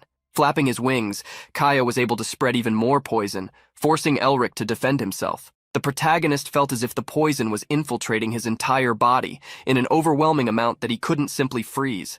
However, Elric understood that there was something he could do about it. Suddenly, Elric's pupils became more focused. Stretching his arms to the sides, he began to conjure the speech of the soul, freezing everything around him, including the poison in the air. All the poison turned into ice crystals which, under the protagonist's command, gathered and were sent back to Kaya. The frozen poison became a great torrent of poisonous ice, attacking the demon. Kaya, however, called Elric an idiot for thinking that the magic he himself created could affect him. He shielded himself from the ice shards but didn't realize that at some point, the person he was fighting had disappeared from the spot where he originally stood. As Kaya wondered where the protagonist had gone, Elric appeared behind him with used seal active. Kaya felt an overwhelming pressure and lost his balance for a second. That moment was enough for Elric to use a speech of the soul, creating chains that surrounded Kaya, trapping him. Kaya's arms and legs were shackled. Feeling that his end was near, the demon asked Elric to wait, but the protagonist had no reason to wait, stating that stopping there wouldn't be fun. Thus, gathering mana in his hand, Elric prepared to deliver a powerful blow to the demon. This was a strike that Elric hadn't used in a while, a blow derived from the secret arts of the Ice Mountain King. The blow Elric created struck Kaya heavily, making him feel as if this was the greatest blow he had ever received. The demon fell to his knees on the ground, incredulous. He gritted his teeth, asking how a human could wield the powers of the Ice Mountain King and the powers of the demon Yu. The protagonist held Kaya's head, asserting that he didn't need to know the answer to that question. So while casting a cold glare at the demon, Elric absorbed the demonic energy and Kaya's seal while he was still alive, causing him to scream. Not long after, Kaya fell to the ground. Elric sighed, realizing that he had won the fight and achieved his goal. Mephisto, who was beside the protagonist, recalled the words Elric had said a few minutes earlier about exterminating all demons. Moreover, the fact that he had said this in front of Mephisto meant that as long as there was no choice but for them to work together, they would eventually become enemies who would have to fight. This thought excited Mephisto, and he smiled widely. For him, this was great, as it was exactly what he also desired. After Elric defeated Kaya, he felt a pain in his chest caused by the poison. His sister and Augustin rushed to him as he suffered from the poison accumulating in his body. Augustin placed his hand on the protagonist's back, releasing healing energy to help him feel better, while his sister supported him so he wouldn't fall. After being treated, Elric asked if demons were always this strong.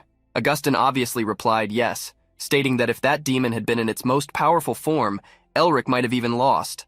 Elric disagreed with his master, asserting that he would still win, which made Augustin find such confidence amusing. Although he believed the situation was disadvantageous, Augustin acknowledged that his student could indeed find ways to defeat his opponents. However, Augustin began to scold Elric, reminding him not to forget the basics. He stated that Elric still needed to improve further. In light of these reprimands, the protagonist asked his master why he had such a happy expression. That night, part of the inspection agency's group was still investigating Kaya's vault. They were kept there because the captain wanted them to find traces of a third group that might have been at that location at any cost. One of the men sighed, stating that they had searched for days but found nothing, and that if it weren't for the orders they had received. As the man spoke, he was suddenly struck. In his fate, a man with red eyes appeared beside him, the author of the attack. Seeing what had happened to his colleague, the remaining men could not understand what was going on. Before they could say anything, that man grabbed the head of one of them, lifting him off the ground while complaining about the noisy voice. The man wanted to know what had happened there and decided to see for himself. The hand of the man holding the inspection agency soldier's head bore a mark that glowed with demonic energy. As the inspection agency soldier screamed, energy was sucked from him, absorbed by the hand of that demon. With this, the demon was able to obtain information about what had happened, including that Kaya had failed. He comprehended the man's memories and discovered that a third group, which was neither a demon's group nor the inspection agencies, was involved. He also obtained another piece of information, the presence of the prince. The demon began to laugh upon discovering that the prince was personally involved in this matter. In that destroyed city, a group from the inspection agency was kneeling before someone. The prince asked them to stand. Remember the wounds you suffered today for the rest of your lives, and reflect on what you did wrong? While a subordinate was banging his head against the ground seeking forgiveness, the prince continued. The subjugation plans that were planned for years have now been completely destroyed. What do you intend to do next? Patron, the man banging his head on the ground, stated that, according to his report, Viscount Garrow was not the only follower of Grigori. Fortunately, the agents sent to the branches managed to obtain information from a small camp. Hearing the report, the prince affirmed that the plans for the location they were at were not a total loss. Patron confirmed what the prince said, mentioning that the plans for Garrett had only been a failure of the fourth agency. The prince then turned his back on Patron, ordering him to clean up the place and then head to the meeting point. However, before the prince could leave, several people began to scream. An ambush had been prepared at that location. Quickly, Patron got up, drew his sword, and ordered everyone to form up. The demons were swift, attacking the inspection agency agents, who counterattacked.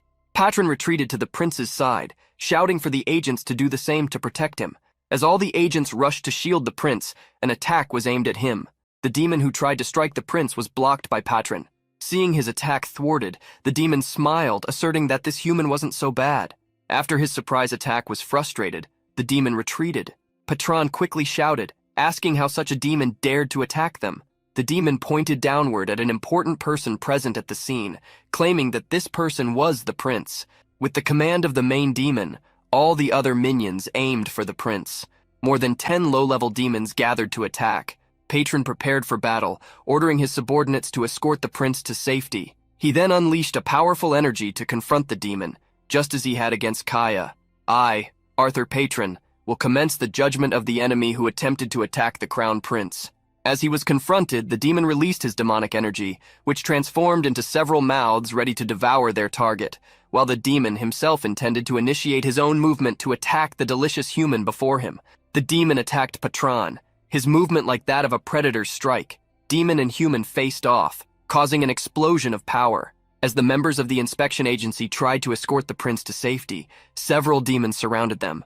A seal had been promised by the messenger to whoever defeated the prince.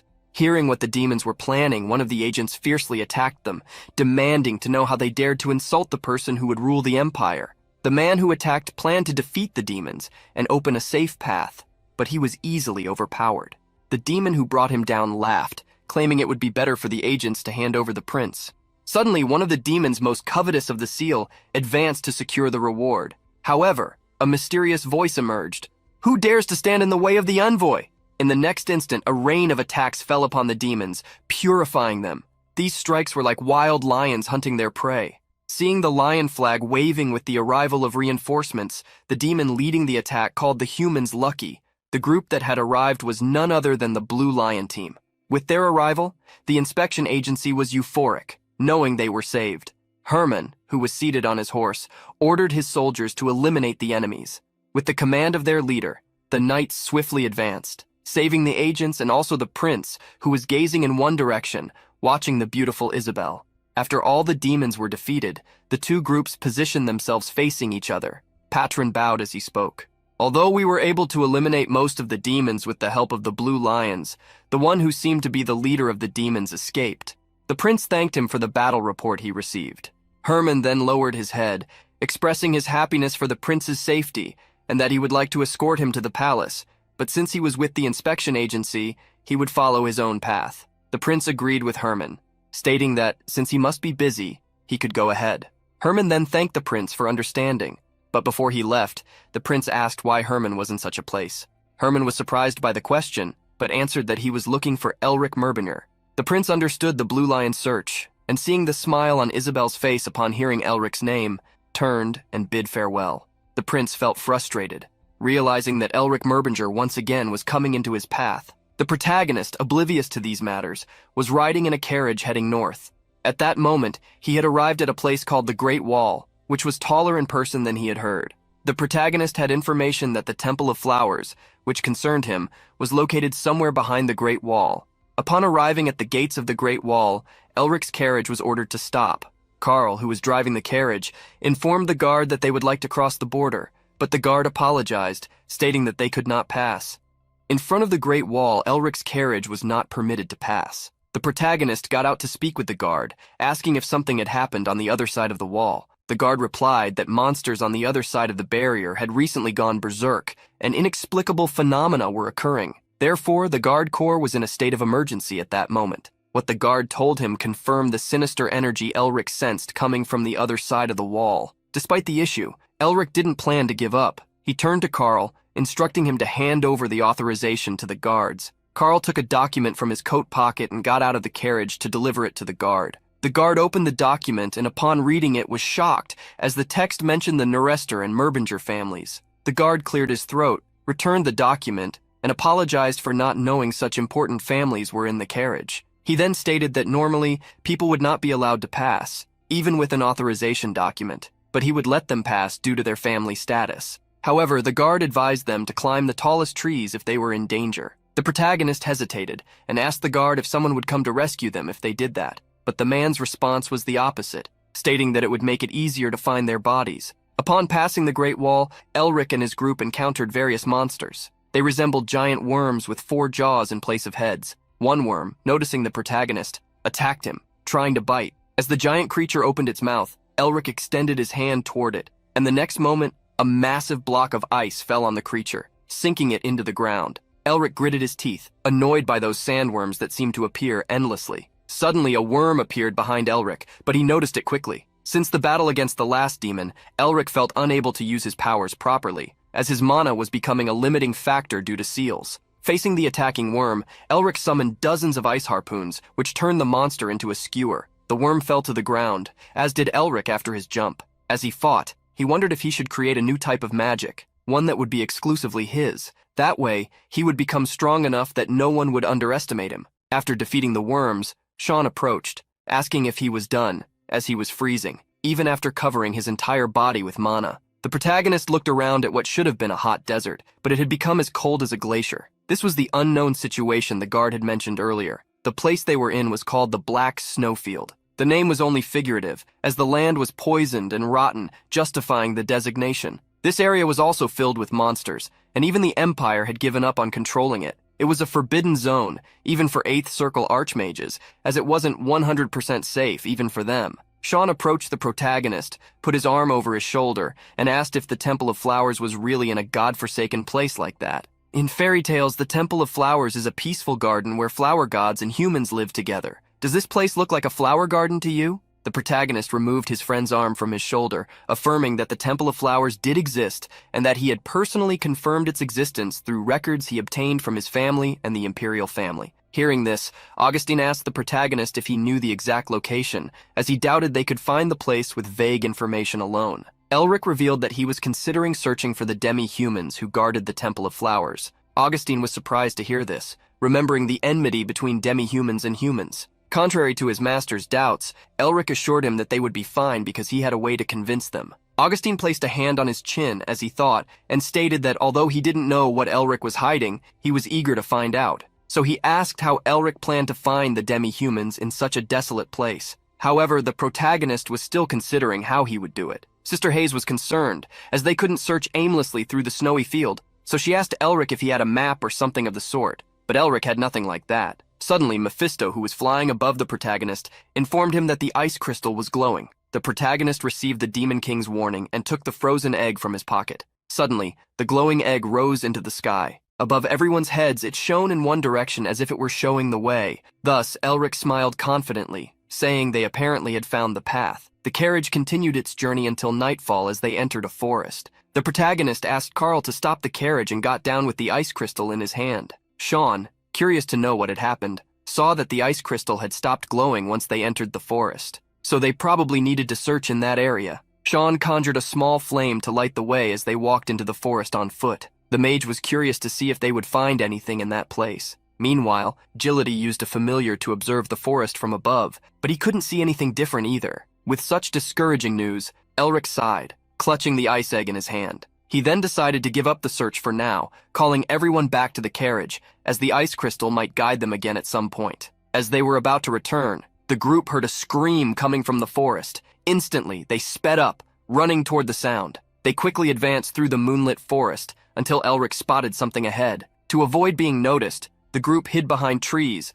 observing what was happening. A female demi-human was surrounded by several monsters. Since Mephisto couldn't be seen, he could observe properly and checked that it was a demi-human catgirl. The monsters attacking her looked like demonic minotaurs. They roared, leaping at the demi-human. Desperate, the young woman cried out for help. As she closed her eyes in fear, a frosty mist emerged, surrounding the area. She waited for the attack to come, but nothing happened. When she opened her eyes, she realized that the three beasts attacking her were frozen in blocks of ice. A snapping sound echoed, and in the next instant, all the ice blocks began to shatter. Elric, who had disposed of the monsters, approached the girl asking if she was okay. He ran a hand through his hair, trying to strike a heroic pose to impress her. "You must be pretty shocked." Seeing the protagonist's attitude, Mephisto began to laugh, making Elric realize he was embarrassing himself. He then cleared his throat, saying that if the girl was hurt anywhere, he could heal her. Extending his hand, Elric asked if she could stand. Seeing Elric approach her so closely, the demi-human girl frowned and slapped his hand away, stating she didn't need any help from a human.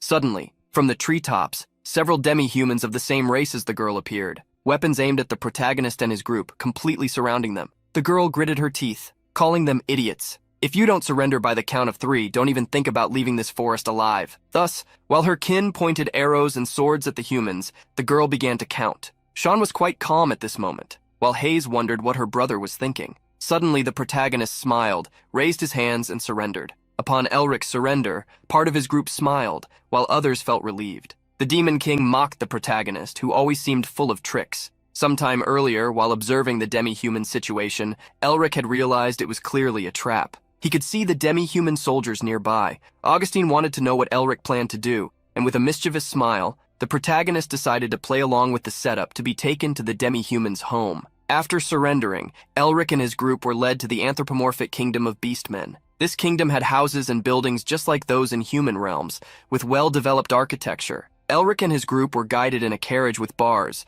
as if it were a mobile prison. Inside the carriage, everyone sat calmly, while Mephisto watched the protagonist, asking if he was really pretending so much. The protagonist, his hands shackled, laughed and asked if Mephisto was that ignorant. He stated slyly that he needed to go this far to create a perfectly disappointing surprise. Outside the bars, the demi-humans began shouting, cursing the humans, and questioning why the search party had brought humans into their city, demanding they be executed instead. Elric observed the demi-human's reaction, which he expected to be filled with fury toward humans. Mephisto pointed out that it was natural, given that humans had stolen their lands and forced them to live in such a place. The fury from their ancestors couldn't simply be pacified. Elric watched closely, a melancholic look in his eyes, as the carriage came to a stop. The demi-human Elric had saved introduced herself as Irina, a member of the royal guard of the anthropomorphic kingdom, warning the humans that if they valued their own lives, they should be careful with their actions, as the great king would interrogate them personally. Irina led Elric's group into the mansion. Throughout the time, they calmly followed the demi-human. Mephisto was curious to know what Elric had in mind, seeing as he had gone straight into the heart of the enemy base. Elric smiled at the Demon King, stating that the Beastmen wouldn't reject him because he possessed a power they had long desired. As they followed Irina, Elric and his group passed by several well-dressed Beastmen. He continued speaking with the Demon King, revealing that he held the combat technique of the Tiger King, the ancient king of the Beastmen, the art of body strengthening. Elric disclosed to Mephisto that the Tiger tribe had held the royal position for generations, but now they were extinct, making Mephisto reflect on the value of such a technique because of its rarity. Mephisto then understood the protagonist's plan, realizing that he was eager to sell this technique at an exorbitant price. Upon reaching the main hall, Irina knelt before the king. "O great king of the Beastmen, I have brought the criminals here." The king, seated on his throne, praised Irina for her good work. He revealed his claws as he addressed the humans, questioning why they had dared to step into his territory. The king bared his fangs, warning them that if they dared lie, they wouldn't leave the place alive. Looking at the king, Elric wondered if he was a tiger beastman. Elric thought it impossible given what had happened to the last Tiger King. Yet, before him was the new king, a young tiger child. Hayes was sweating in the presence of the little king, charmed by his cuteness. Mephisto began to laugh at the young Tiger King, suggesting that Elric might not be as valuable as he had hoped. Elric was stunned. It was good to know there was a descendant of the Tiger King, even though he was so young. He stood determined to go forward with his plan. In the end, he could always escape if things went wrong. Looking at the little tiger, Elric asked if he was the king. A rat beastman grew furious at the protagonist's question, calling him a reckless bastard for asking. However, Elric told the old man to be quiet. Seeing Elric scratch his ear, the man grew even angrier, demanding that the guards take the human away. Suddenly, the young king ordered the man to be quiet. The man tried to protest, but the young tiger stared him down, asking if he intended to defy his orders. With that, the beastman fell silent, despite his frustration. The little tiger then asked Elric if he had something to say. Seeing the boy's actions, Elric smiled. Initially, he thought this king was just a clueless kid, but it was clear that the blood of a tiger ran through his veins. Convincing him might not be so easy. Elric then began his plan, asking the young king if he was familiar with the art of body strengthening. The young Tiger King was surprised by the question. Seeing his reaction, Elric continued with his proposal, asking if the young king would be willing to buy such a technique if it were for sale. Upon hearing Elric's words, the beastmen were outraged that a human dared to speak of the greatest beastmen technique so casually. Amidst the noise, the young king struck his throne, commanding silence. Suddenly, the protagonist made an unexpected move. Calling the beastman noisy, he easily broke the shackles that bound him, freeing himself. As this happened, several guards quickly surrounded the king to protect him, while others encircled Elric and his group. Seeing Elric's actions, Augustine also broke his shackles, asking if his student needed help dealing with the beastmen. The protagonist declined, wanting to handle the beastmen alone. He then released a golden aura and took a few steps forward. I need to show them what I'm capable of so they'll believe me. Seeing the prisoner move, the beastmen confronted him. Meanwhile, Hayes told her brother not to lay a finger on the cute little tiger. Two beastmen showed their claws, charging at the protagonist. Seeing this, Elric also dashed forward at an absurd speed. In the next moment, he was already in front of one of the beastmen. Extending his hand, he used the art of body strengthening, with the skill of the fierce tiger's advance, striking the beastmen multiple times as he passed him. Witnessing the protagonist's actions, the beastmen couldn't believe a human knew the art of body strengthening. To capture him, the royal guards began transforming into their beastly forms. Fancy clothes were torn as the beastmen turned into wild beasts. Several werewolves were now ready to attack. Surrounded by werewolves, Elric didn't back down. Despite the danger, he stood firm, waiting for the right moment. With an agile movement, Elric dashed forward, once again using the art of body strengthening, employing the tiger strike skill. The protagonist's punches had the weight of a tiger pinning down its prey. He sent the werewolves flying with each strike that hit them. One beastman grew terrified as a werewolf landed beside him, trembling at the sight of his adversary. Watching the protagonist, who was now using another skill from the body-strengthening technique, the Black Tiger's Hunt, the beastman felt as if a powerful tiger were ready to strike. And just as he sensed, the blow came down on him like the crushing paw of a tiger. Irina, despite trembling in the face of the situation, did not back down. She rushed at the protagonist to attack him, but suddenly someone ordered everyone to stop. The protagonist smiled at the sound of the young king's voice, while Irina, barely realizing who she was provoking with her sword, was shocked. The little tiger rose from his throne. He was the one who had commanded everyone to halt. Holding Irina's sword, Elric lowered it, asserting that he had already proven to the young king that he spoke the truth. Facing the small but furious king, Elric asked if he now believed him. The entire hall stood still, waiting to hear what the young Tiger King would say. He gritted his teeth in frustration, wanting to know how Elric was so familiar with the body-strengthening art, a skill even unknown to most beastmen. The protagonist released a shockwave, startling the beastmen, then declared it to be magic. Facing the young tiger, who didn't understand what Elric was saying, the protagonist showed him some magic circles. Magic flows through all the truths of the world. It unveils the mysteries of nature and brings forth the principles within harmoniously. The young king had a hunch about what Elric was implying, and then asked if the body-strengthening art had been restored through magic. The protagonist confirmed the young king's suspicion, which left him as impressed as a child tasting chocolate for the first time. Mephisto mocked the protagonist, saying he was trying to sell lies. Elric retorted to the Demon King, asserting that since beastmen had familiarity with magic, presenting his offer in an intriguing, enigmatic way would make them believe it. Elric observed the beastmen gathering to discuss among themselves. Not only the king, but the entire court had taken the bait. Mephisto commented that beastmen were truly naive, but to Elric this was perfect, as he could exploit them. Elric kept up his act, preparing to deliver his final pitch. Leaning in toward the young king, Elric said, "The body-strengthening art is the royal family's secret treasure. Even if I obtained it through magic, its true brilliance lies in the hands of its rightful owner. So I'd like to use this offer to lay new foundations for the royal family." While Elric spoke, the Beastman Minister of Finance interrupted, cutting to the chase and asking if Elric simply wanted to sell the body-strengthening art at an exorbitant price. Elric clicked his tongue, annoyed that the old man had seen through his true intentions. Not denying it, Elric admitted that what he wanted was information. He wished to know the way to the Flower Temple. Some beastmen began to wonder why a human would want to go to the Flower Temple. The Minister of Finance quickly ordered silence. He then headed toward the exit, acknowledging Elric's interest in this deal but saying they would need to discuss it later. Addressing Irina, he instructed her to escort the guests to the side palace. Elric gritted his teeth. If not for that old man, he would have sealed the deal with the king. However, Mephisto, eyeing that elder beastman, discerned the truth from his aura.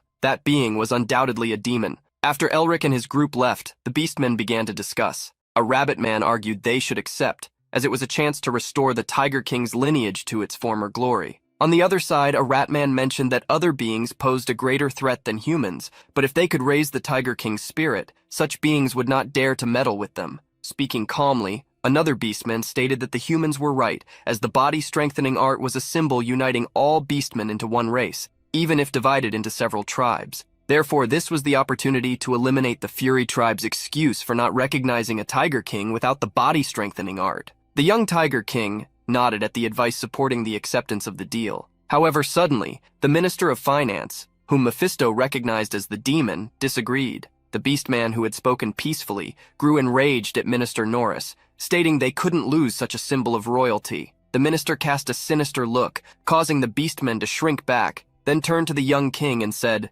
"I understand how crucial the body-strengthening art is, but the reason we beastmen are here in this cursed land, have you forgotten the suffering we had to endure? Humans speak sweetly, but it's just a way to lure us in and then cowardly betray us. Your Highness, if we accept this offer, we'll once again be dancing in the palms of humans, and our history of suffering will repeat. This is why we must not make deals with humans." Later that day, the wise beastmen desperately tried to convince the king not to miss such an opportunity. In the throne room, the young king looked up at the large statue of his father, recalling his command to rebuild the royal family. If we are to fulfill the late king's last wish, we need the body-strengthening art. Hearing the king's words, the beastmen became excited, affirming that in that case they should summon the humans back quickly. However, the young king stated they couldn't do so if Minister Norris opposed it, as he must surely have a good reason. The beastman then tried to argue that while the minister was wise in governing the kingdom and was known as the Black Sage, his old age might be affecting his judgment. The young king became furious,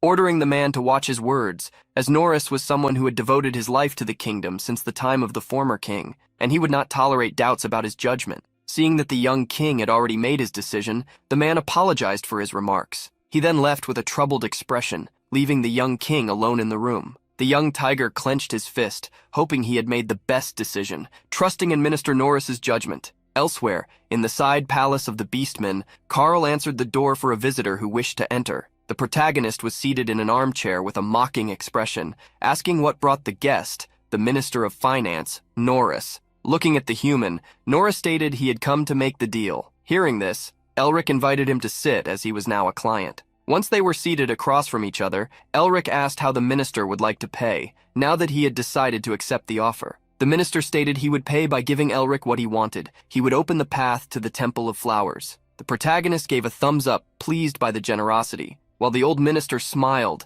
eager for the body-strengthening art to be sold to him. Sometime later, Elric was exhausted. Leaning on the table, worn out from the many visits he had received from beastmen wanting to buy the body-strengthening art for themselves. Frustrated, Elric wondered if the beastmen truly believed the body-strengthening art was necessary to ascend to the throne, and questioned why the Minister of Finance and all the other officials said the same things. Across from him, Augustine kept him company, and mentioned hearing that the Tiger King's lineage had been in ruins for a long time, though he hadn't thought the situation was as bad as it appeared. The old teacher then asked whom Elric would sell the body-strengthening art to. The protagonist pointed out that the Minister of Finance had offered the highest price, surprising Augustine, as the minister had been inflexible. Elric then released the aura of the body-strengthening art, recalling that there were many clients interested in it, which had raised its value considerably. He wondered what the royal family intended to do. As Elric spoke with Augustin, a short figure entered the room, appearing to be the Tiger King, wearing a somber expression.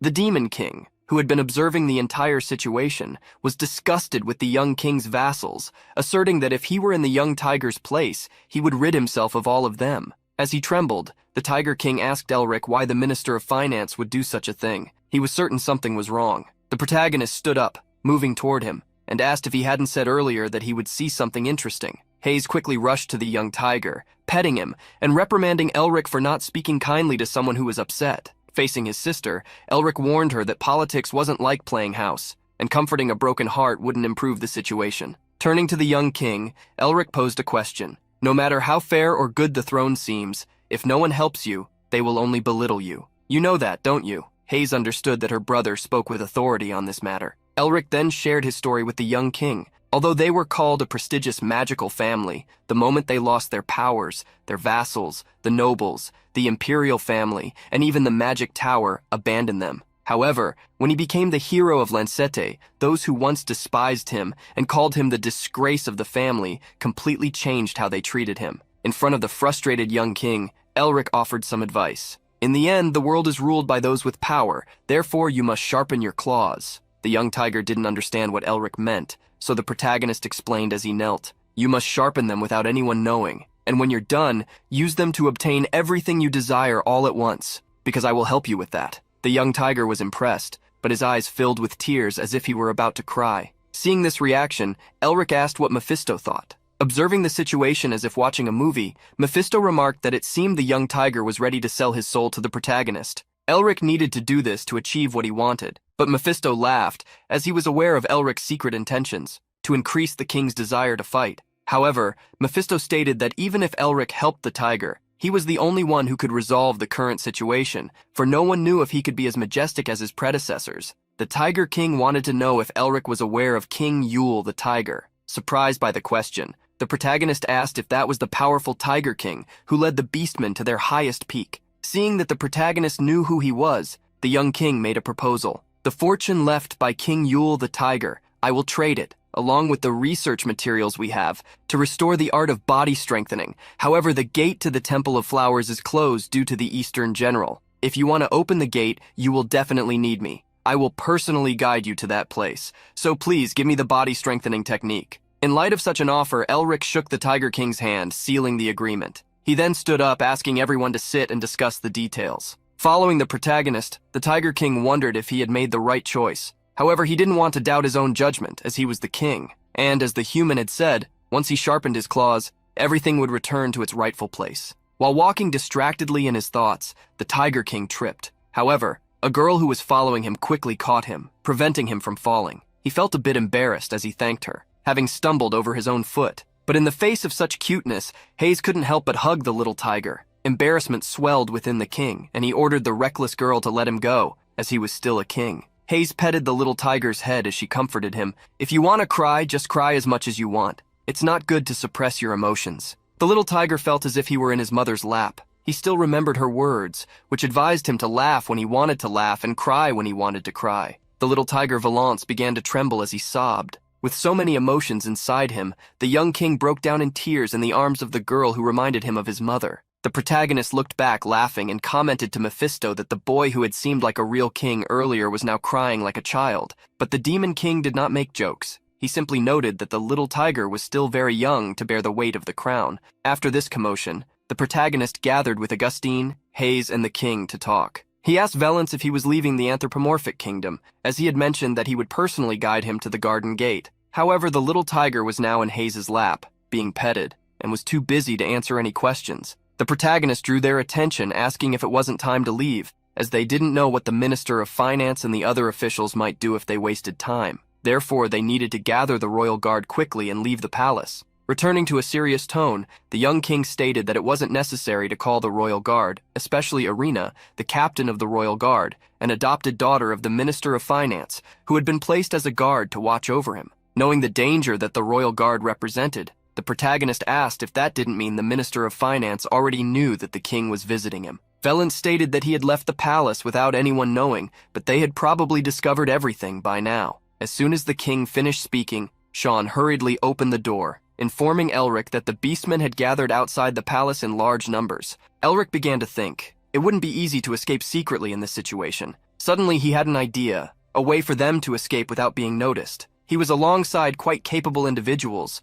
who could even subdue the beastmen while passing through the main door. Clasping his hands, Elric decided to start revealing his plan. However, suddenly an alarm began to sound. The Tiger King stated that the emergency signal was ringing, and then he rushed to the window, wondering if the Fury tribe was invading the palace. Following the king, Elric recalled that the Fury tribe was a group of beastmen that was in significant conflict with the anthropomorphs. If they were here, it was obvious they would try to prevent King Valens from leaving the kingdom. At the window, the two looked out to see the city under attack. Suddenly, glancing down the street leading to the side palace, the king realized that the enemies were approaching them. Elric quickly ordered his entire group to prepare for combat. However, the person charging against the side palace recognized the protagonist. Recognizing the girl with blue hair, Elric commanded everyone to stop their attacks. To everyone's surprise, the two individuals invading the area were father and daughter, Herman and Isabel Whale. Elric was curious about what Isabel was doing there. Mephisto, however, began to circle around the large man next to Isabel,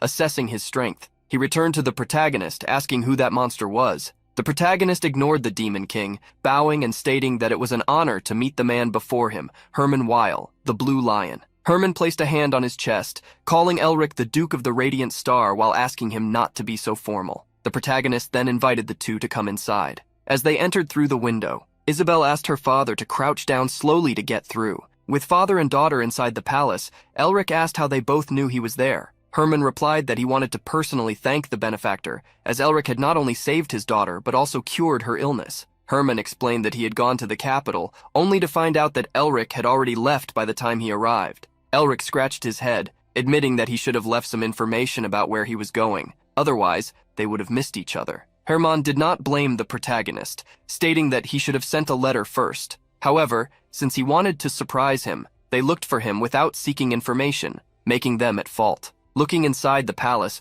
Herman recognized some familiar faces who actually seemed to dislike him. He glanced at Hayes, claiming he didn't expect the hunting dog of the White Lions to be there. Hayes retorted, stating that she had already told Herman many times that she was not a hunting dog. The protagonist was surprised and asked Herman if he knew his sister. The Blue Lion was taken aback, asking Elric if Hayes had blood ties to him. Rubbing his chin, Herman mentioned that he had a friend who was a bad influence, and that he had encountered Hayes a few times while meeting that friend, though he hadn't expected her to be the daughter of the Merbingers. Herman looked at another man in the room, Augustine, stating that it was rare to see the old aberration of the Nerester family outside. Like Hayes, Augustine warned Herman not to call him that. The Blue Lion smiled, asking what was wrong with calling an old monster an old aberration, and how he should address him then. The two confronted each other, creating a tense atmosphere between them. Elric felt that a fight could break out at any moment, so he rushed to separate them. However, he was surprised when the two shook hands, greeting each other.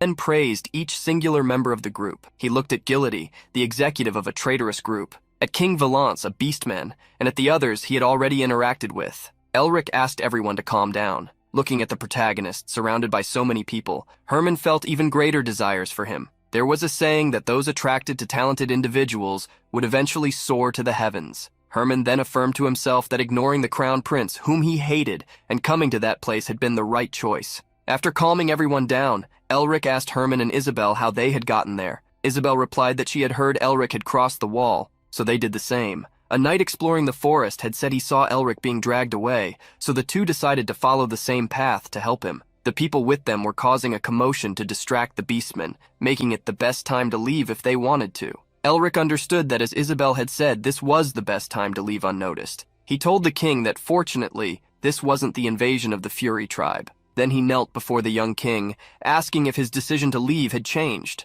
The king stated that he wanted to leave, but if he abandoned the kingdom in crisis, his vassals would label him a traitor, causing the city to fall into great chaos. The protagonist then placed his hands on Valance's shoulders, asserting that he didn't need to worry about that, because he had just thought of a great solution. Although the city was in flames, Irina was leading the royal guard toward a specific location. One of the guards questioned the captain, asking if they shouldn't be protecting the city. She affirmed that the royal guard's objective was to protect the king. She then pointed to the side palace, stating that the king was with the hideous humans at that moment. Therefore, as soon as they ensured the king's safety, they should eliminate all the humans. Suddenly, the royal guard noticed the humans leaving the palace. Irina promptly extended her arms, blocking the passage. Not seeing the king among the humans that exited, she quickly asked where he was. Sean, who was ahead, played the fool, claiming not to know. In response to the human's answer, Irina released her aura, asking if he wanted to start a fight. She then ordered everyone in the royal guard to transform into their beast forms.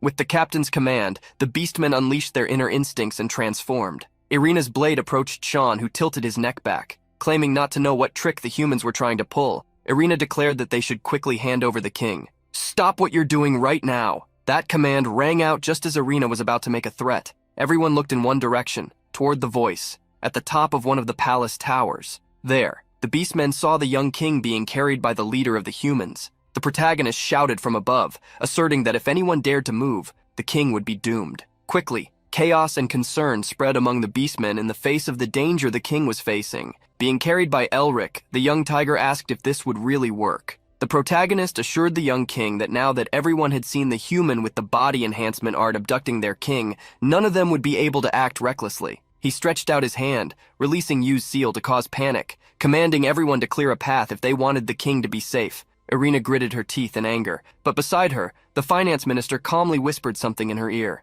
Irina clenched her hand so tightly it began to tremble. Reluctantly, she ordered everyone to open a path. With the captain's order given, the royal guard parted, creating a passage. Sean, moving ahead, was hesitant but continued walking. Isabel also followed since she couldn't fight. After the group passed through, Irina shouted, stating they had cleared the path as requested, so Elric should release the king. The protagonist smiled as he jumped from the top of the palace. "How could I trust you? I'll free the king after he's safely out of the city. You know what will happen if you follow us, right?"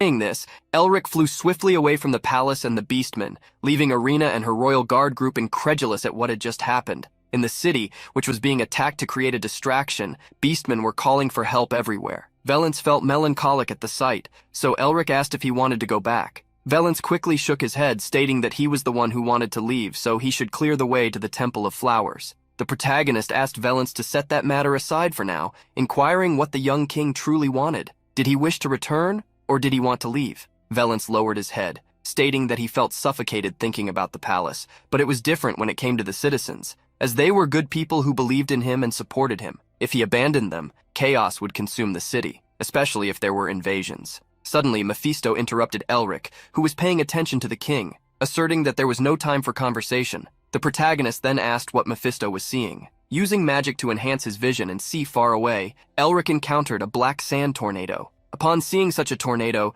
the young king was terrified. That storm meant the Eastern General was coming. Faced with the tornado, which represented the disaster that had destroyed the North, Elric used the art of body enhancement to create a protection around himself. He understood that he would be reduced to nothing if caught in the storm, so it was better to be cautious. Suddenly, Mephisto alerted the protagonist that there was something beyond the tornado. Some troublemakers were accompanying such a disaster. Upon the Demon King's warning, Elric used his enhanced vision to look ahead. He then realized that on the ground, a large army was heading to attack the Beastman's kingdom. With banners of a nine-tailed fox raised and charging at full speed on their mounts, it was the Fury Tribe. The Fury Tribe was a long-standing rival of the Anthropomorphs, led by the Tiger King. It was an alliance of beastmen who had turned their backs on the Tiger King's family, who had lost the art of body enhancement. Although the Fury Tribe coveted ruling over the Anthropomorphs, they had only ever created small conflicts, never escalating to a full-scale war. Valence was shocked, asking what the Fury Tribe was doing there. The protagonist, with an expression of someone who knew everything, stated that some traitor from the palace had informed them about the resurgence of the art of body enhancement. The young tiger doubted Elric's words, but the protagonist questioned what other reason the Fury Tribe would have to invade the Anthropomorph city so suddenly, especially heading to the palace where he, possessing the art of body enhancement, was located. The young tiger felt depressed, accepting the truth. Suddenly he was taken aback as Elric lifted him up. He asked what Elric was doing, and the protagonist repeated his earlier question, asking Valence to give him an answer quickly. Would he return to the city or leave this place with him? The young king slowly responded, thinking about his answer and his people. He then lifted his head, confidently stating that he would return to the city to protect his people. The protagonist said he already knew Valence would respond that way. However, the young king seemed to shrink, saying he was weak and could offer nothing more to Elric, so he couldn't ask for more help. In response to the young king's words, Elric gently bumped his forehead against Valence's, nearly making him cry. Pressing his forehead against the boy's, Elric looked deeply into his eyes. "Your Highness, friends don't care about things like that." Valence was surprised to be called a friend. While lifting the young king, Elric asserted that all he had to do was ask for help, because if he did, his friends would go anywhere they needed to help him. He then looked at Sean, asking if he was right. Sean, who had already helped Elric so many times, ended up confirming. Valence was nearly crying with joy as he asked if he could also become friends with Elric. The protagonist laughed at the young king. Being a friend isn't that hard. You can become friends as long as you enjoy each other's presence. Hearing this, Valence felt overjoyed. The protagonist then faced the large army and stated that, since a friend was in trouble, he couldn't look away. He called Sean, instructing him to send a message to the rest of the group. There had been a change in plans. Mount, the captain of the fierce beast squad of the Fury tribe, ordered his squad to increase their speed. They could now see Anthropomorphia, the city of the anthropomorphs, in the distance. Hugo, the captain's aide, wanted to know if the art of body enhancement was really in the city. Mount then questioned whether Hugo didn't believe the information, as it was said that a mere human possessed such art. Hugo confirmed his doubts, stating that it was hard to believe that an inferior race could have such a grand technique. However, Mount asserted that even if the information were false, they could not miss the chance to take Anthropomorphia, especially considering the state of confusion in which the city found itself. Mount seemed to have a great thirst for conquest. But if the news is true, we must not allow the family of the king who lost the will of the heavens to lay their hands on the art of body enhancement. The large army, composed of hundreds or thousands of soldiers, advanced toward the city. On a throne, an old fox gripped the arms of the seat in anger. 40 years ago, if the golden-haired, green-eyed mage hadn't crossed our paths, we could have built our great empire upon the body of the Tiger King. However, if I lay my hands on the art of body enhancement, I will be able to restore the tail I lost and finally reclaim the fallen knight that I have waited for so long. Then, no one will be able to stop me. The powerful and thirsty fox then ordered his army.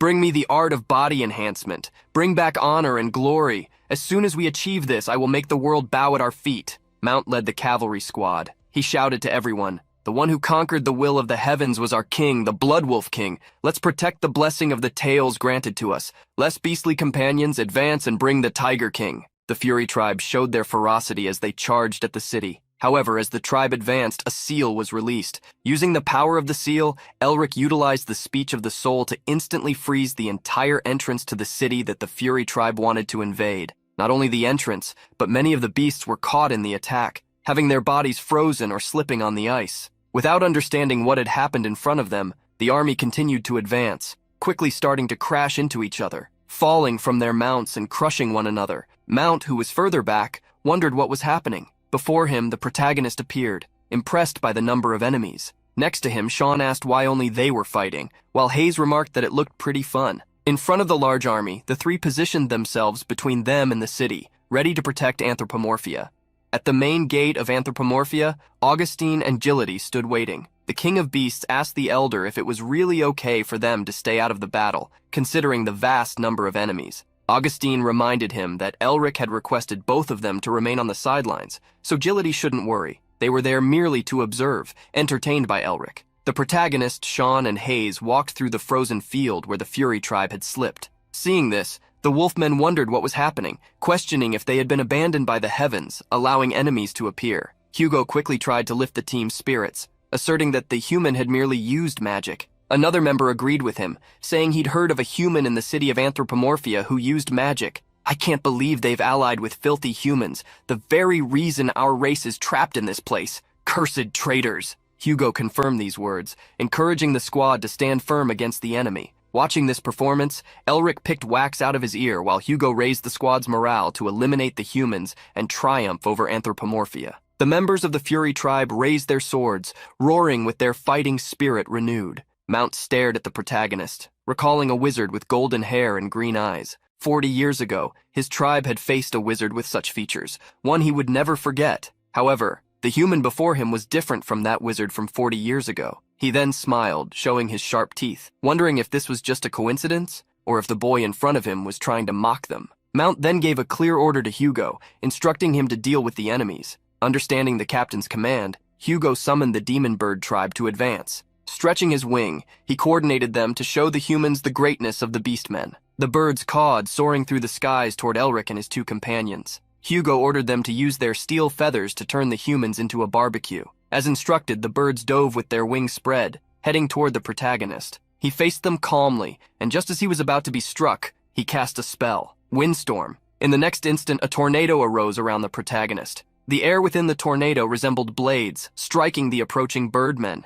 Hugo watched from the sky as his comrades fell, swallowed by the tornado. Not only he, but other beastmen who witnessed the protagonist's attack were terrified by the magic. The protagonist praised the magic Sean had used, while his friend remarked that, although he wasn't as skilled as Elric, he was still the third son of the Norester family. Beside the protagonist, Mephisto admitted he had wondered why Elric had brought Sean into the battle, as he seemed like someone who wasn't very strong. However, after witnessing this, he had changed his mind. The protagonist smiled, telling the Demon King there was a reason Sean's family was known as the strongest in the Tower of Magic, also reminding him that the Norester's primary element was wind. Thus, birds were easy prey for Sean. Sean decided to keep moving to release some pent-up stress. He advanced, asking the birdmen if they knew the sorrow of being a supporting character. To vent his frustration, Sean leapt into the air, releasing a massive torrent of wind from his hands, hitting the enemies. Several birds were quickly struck down by Sean's attack, defeated, while those who managed to escape shouted for the others to flee. But Sean wouldn't let that happen.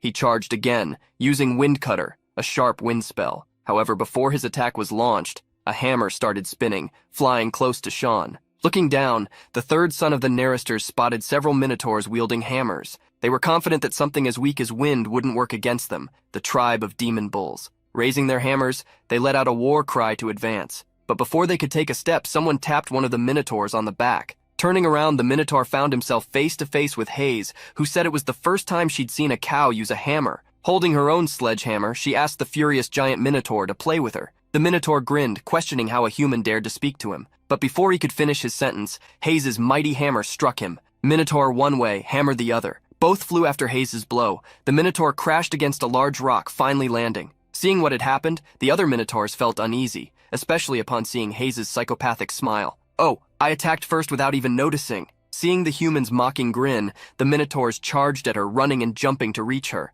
Hayes dodged a hammer and, spinning her own sledgehammer, struck a minotaur. Like a game of whack-a-mole, Hayes hit the minotaurs as they came. Beside the protagonist, Mephisto joked, now understanding why Elric was so afraid of his sister. She had the potential to be a demon king, as she massacred with a smile. Mount didn't watch the battle with his arms crossed. He quickly ordered those of his race to break the ice and advance. The beastmen horde soon surged forward, crossing the ice. Elric thought this was the perfect moment, as he was starting to crave some action. He released the energy of his seal, planning to wipe out all the enemies. The beastmen charged on their mounts, confident in their numbers with only 3 enemies. They aimed to use their combined strength to crush the 3 humans. However, before any of them could reach the protagonist, Elric cast a whirlwind spell, launching freezing blasts toward the beastmen, preventing their advance. After shielding themselves from the sudden snowstorm, the beastmen were met with something terrifying. The human was now flying, surrounded by sharp ice shards. Controlling the ice magic, the protagonist caused his attack to rain down on the beastmen.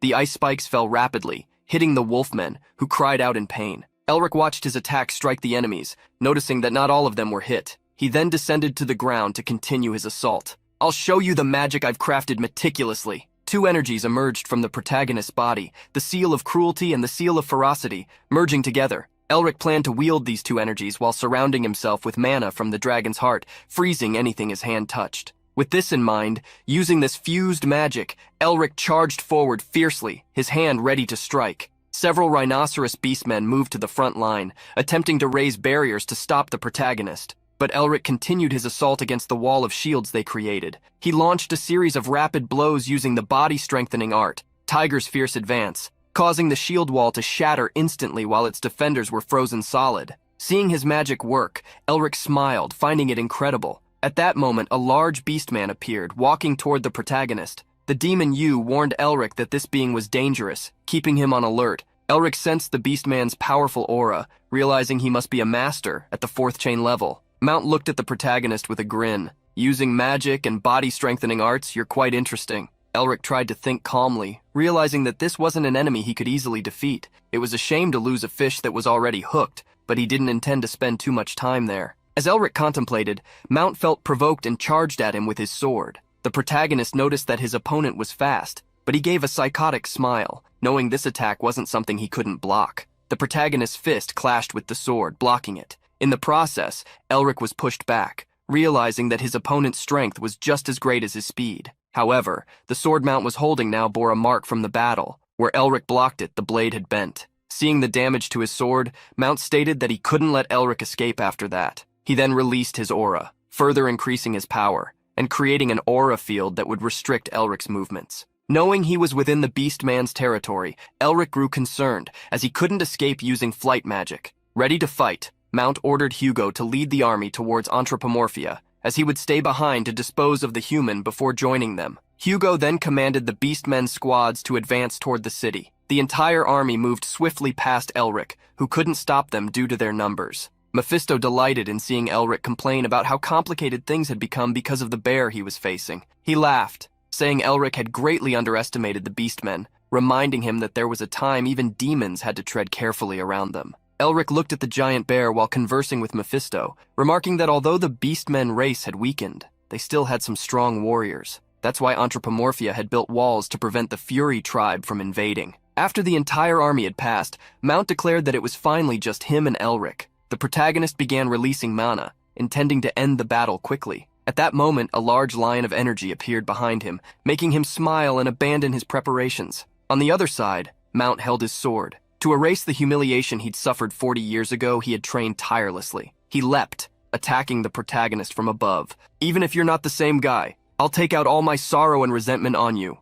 The protagonist smiled, seeing Mount's attack. "How sad for you. You should have trained for another 10 years. Provoked, Mount struck, but what happened left the bear shocked. His sword trembled as it clashed against the blade of another human who had appeared to defend Elric. The Beastman asked the one who blocked his attack who he was, and the man introduced himself as Herman Weil, known as the Blue Lion of the Empire. Herman instructed the protagonist to leave the battle to him and move forward. Thanking him, Elric immediately headed towards the city. Mount scoffed at Herman for calling himself a lion, and with a powerful vertical strike, asked if he really thought a lion could handle a bear. Herman channeled his energy into his sword to counter Mount's attack, stating that they would soon find out. Mephisto accompanied the protagonist as he advanced toward the city, while a large explosion of energy erupted behind them. Elric knew that the Blue Lion wasn't at full strength yet, but he also knew he wouldn't easily lose to that bear. At that moment, Elric wondered if Sean and Hayes were doing all right. He glanced around and saw his friend attacking the bird tribe with wind magic, while his sister, smiling,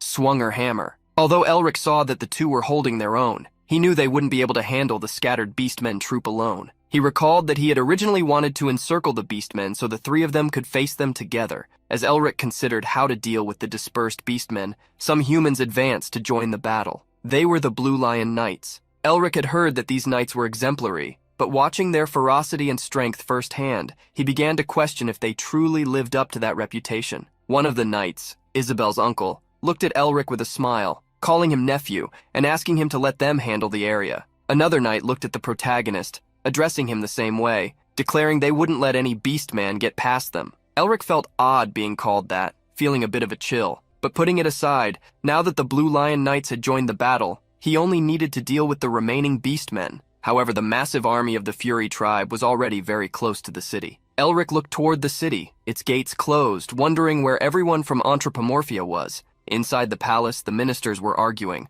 One of them tried to calm the chaos, stating they needed a plan quickly. Another questioned whether they could stop the Fury tribe by giving it their all, while a third asked if they should just stand by and watch. At that moment, the Minister of Finance spoke up, stating that they should surrender. One of the ministers was shocked, asking what he was talking about. Enraged, the finance minister insisted they had no options left and challenged anyone to speak up if they had a better idea. He was furious, insisting that, of course, they needed to risk their lives to protect and fight for the city. But just then, someone agreed with the rat minister. Quickly, one after another, the ministers also voiced their agreement, leaving the man loyal to King Valence in shock. He questioned if they planned to put their people in danger, asking if they truly believed the Fury tribe would leave their people in peace. If they surrendered, he warned, they would just be jumping into the lion's den. However, Norris ordered them to stop arguing. He then stated that he had heard all opinions and declared that the minister wanting to surrender was right. He instructed all those who agreed with him to follow. The only minister who did not join Norris was left desperate, asking the prime minister what he was doing. At that moment, Norris cast a spell, shadow bodies, releasing a dark energy over the ministers who had stayed with him, turning them into puppets.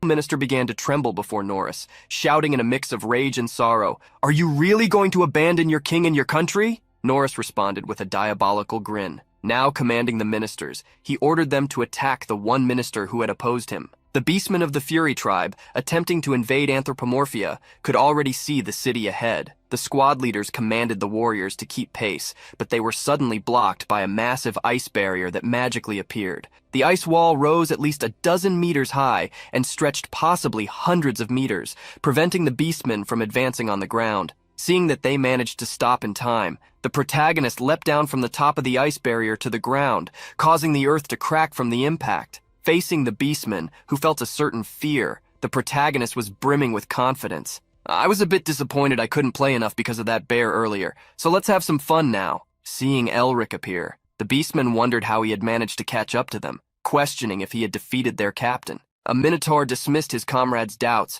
asserting there was no way their captain would lose. This minotaur, named Barrison, pointed his sword at Elric, calling him a coward who had fled the battle. With renewed motivation, the beastmen of the Fury tribe charged at the protagonist, trying to get past him to continue toward the city. Seeing the beastmen approaching, Elric prepared for battle. A tiger's paw aura flowed from his hand. He used the body-strengthening art to strike the Fury tribe like the Tiger King, known among the beastmen. The protagonist laughed as he spoke with Mephisto, saying that the energy from the tiger's strike had frightened the tribe. Mephisto noted it was natural, as the Tiger King was an absolute ruler of the beastmen. The Demon King then asked the protagonist how he intended to handle such a large number of enemies. Elric began gathering a large amount of energy in his hands. For him, body-strengthening art was effective, but to deal with a large number of enemies, an area attack was necessary. Thus, Elric used brutal freezing magic, launching icicles along with a heavy snowstorm, striking all the beastmen before him. Those hit were frozen,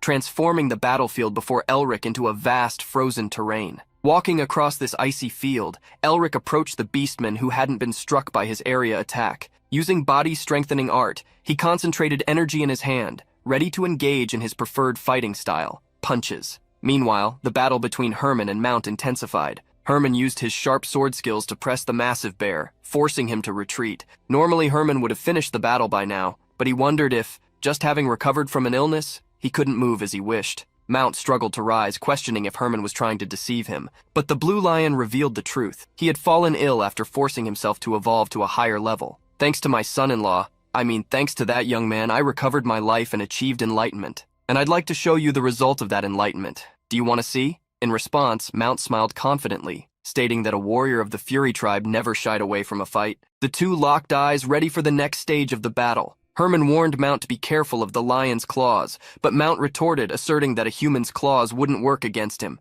In the next instant, lion and bear clashed with strength and determination. Their swords collided, transferring the impact to the ground, shattering it. From this clash, the massive bear spat blood and fell to his knees before the blue lion, who remained standing. Victorious, Herman praised the fight. Defeated, Mount admitted that humans were incredible, then looked up at the sky. Bloodwolf King, forgive me for not completing my mission. I hope your grand plans will bear fruit. As he spoke, Mount pulled an object from his armor. Herman quickly lunged with his sword, attempting to stop the bear, but it was too late. The bear had already lit the fuse, and in the next instant, fireworks launched into the sky, exploding as a warning signal. After the bear fell, Herman realized he'd been too late to stop him. Elric looked at the sky, watching the fireworks explode. The beastmen of the Fury tribe understood what the signal meant. It announced their captain's departure, and was also the signal for his final order to be fulfilled. By then, night had fallen. The eyes of the Fury tribe beastmen turned red with rage. They vowed that, for the Bloodwolf King, they would show no fear, just as their captain had not feared the enemy. Elric wondered what was happening all of a sudden, but received no answer. He only saw a frenzied charge against him with shouts in the name of the Bloodwolf King. Elric launched numerous piercing icicles in response, but it wasn't enough to stop the beastmen, who used rhinoceroses to ram the massive ice wall, attempting to bring it down. After the ice wall fell, Barrison commanded the beastmen to advance, focusing on invading the city. Create a path for the main force that will soon arrive. Trample all of Anthropomorphia. We must bring down the Tiger King's family. Let's destroy the city, seize everything inside, and ensure no one escapes. Barrison advanced with confidence. He already knew of the betrayal happening within the city and awaited the signal that should be sent by the officials who had decided to follow the desires of the Fury tribe. He was sure that even if the human mage tried to stand in his way, the outcome would be the same. Barrison watched the castle and noticed something swaying. There! The flag has been raised at the top of the castle walls. It's the victory signal. However, as the beastmen shouted, he realized that what he expected to be a flag was something else. Heads. Barristan couldn't believe what was happening. He and the other beastmen watched closely. Those were the ministers who should have defected to their side. At the top of the castle, a man shouted to the members of the Night Tribe, declaring that all cowardly traitors no longer existed. The speaker was none other than Prime Minister Norris. He called upon the warriors of the Tiger King, the hero of Anthropomorphia, instructing the archers not to let a single soul from the traitors of the Fury tribe advance upon the city. With the Prime Minister's order, a rain of arrows followed. Barristan and his men couldn't believe what was happening. They could only see the arrows as the last thing in their lives. As the rain of arrows fell, someone called for the protagonist. The small king, who was at the front of the royal guard, wanted to know what was happening and asked the protagonist why the Prime Minister was helping them. The protagonist was not surprised by the question and, with a confident smile, replied that he had made a bet with him. Earlier in the side palace of Anthropomorphia, the Prime Minister had sought out the protagonist to ask him to sell the art of body strengthening. The protagonist was frustrated to see that even the Prime Minister desired such art, realizing that no one could be trusted in that place. Before making an offer, the Prime Minister wanted to show something to the protagonist, asking if he could accompany him outside. Following the Prime Minister, the protagonist arrived at a hall where there was a large stone statue. He then asked Norris if it was this statue he wanted to show. As he looked at the statue, Elric heard from Norris's mouth what he never imagined he would hear. "In the palace of Anthropomorphia, there are many hyenas. Please protect our king from all of them." Norris even bowed, requesting such a thing. The protagonist wondered, with Mephisto, why Norris was acting this way since he seemed like he was about to betray the king just a minute before. But there was no way for the demon king to know. Placing his hand on his chest, Norris stated that he would be prepared to pay any necessary price. He would give up everything he had accumulated up to that moment and leave all the secret techniques of body-strengthening art to Elric. The protagonist was surprised to learn that there were more secret techniques. Norris expressed a melancholic look as he stated that only a portion of the techniques remained, as they had lost most of them, and what was left was in poor condition. Elric knew that the body-strengthening art he had restored was still incomplete. However, if he obtained the secret techniques, perhaps he could complete the art. Nevertheless, Elric asked the Prime Minister why he trusted him, considering he was a human hated by the Beastmen. At that moment, the Prime Minister surprised Elric by asking if he knew that he resembled his grandfather. "Even with just those emerald eyes and golden hair, when we see those eyes, we call them jewel eyes." As he spoke, the Prime Minister placed his hand on the feet of the stone statue, activating a secret button. In the next instant, the room shook, opening a door. Looking at the door and the light coming from it, the Prime Minister asserted that those who possessed such eyes could bring radiant light to the world. Elric tried to shield his eyes from the blinding light that emanated from the open space in that wall. As he adjusted to the brightness, he saw a large stained glass window depicting an image of his grandfather, representing the words spoken by Norris. The protagonist stared at the image of his grandfather, without a clear reaction. At that moment, the Prime Minister stated that Elric's grandfather wore the same necklace that the young man was now wearing. He recounted that back then, he had appeared alone and helped everyone without asking for anything in return. "If it weren't for your grandfather, the family of the Tiger King in this city would no longer exist in the world since then.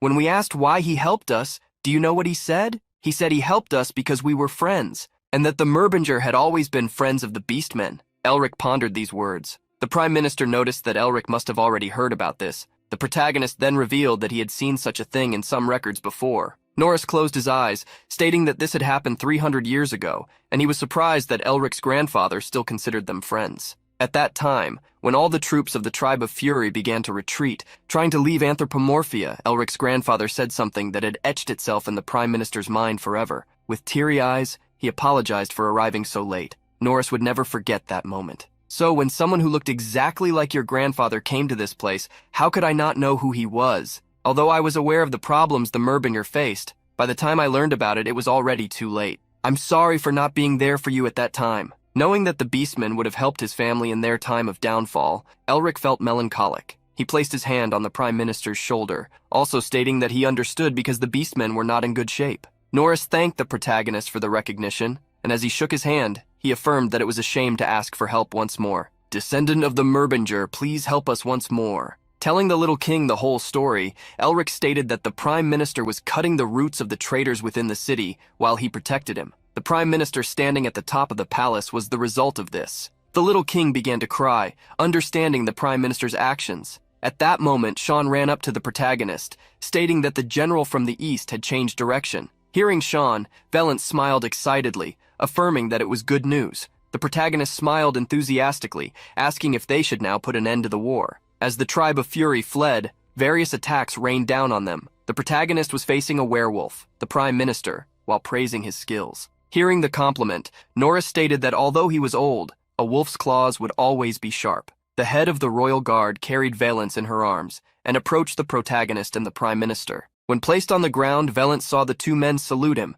Turning to the king while shifting his appearance to humanoid form, Norris greeted him. The little king stared at him but said nothing, simply passing by the two men. He walked toward the grand gate of the city of Anthropomorphia, in front of all his citizens. Raising his paw, Valence shouted to his people, "Today, we have won." Like the king, the subjects also cheered the victory with shouts and celebrations. Elric watched everyone celebrate with a smile on his face. After declaring victory, the little king approached the protagonist and, extending his hand, expressed his gratitude. However, it was not a king's thanks, but the gratitude of a friend. After all the celebrations, everyone returned to the king's palace. Sitting on the throne, Valence had the Prime Minister kneeling at his feet. The little tiger apologized to Norris for not believing in him, but the Prime Minister assured him it was all right, apologizing to the little king for not informing him about what was happening. "You have become a great king and made great friends. Now you can do things even without me by your side." Thus Norris declared that, having been disloyal, he would step down from his position as Prime Minister.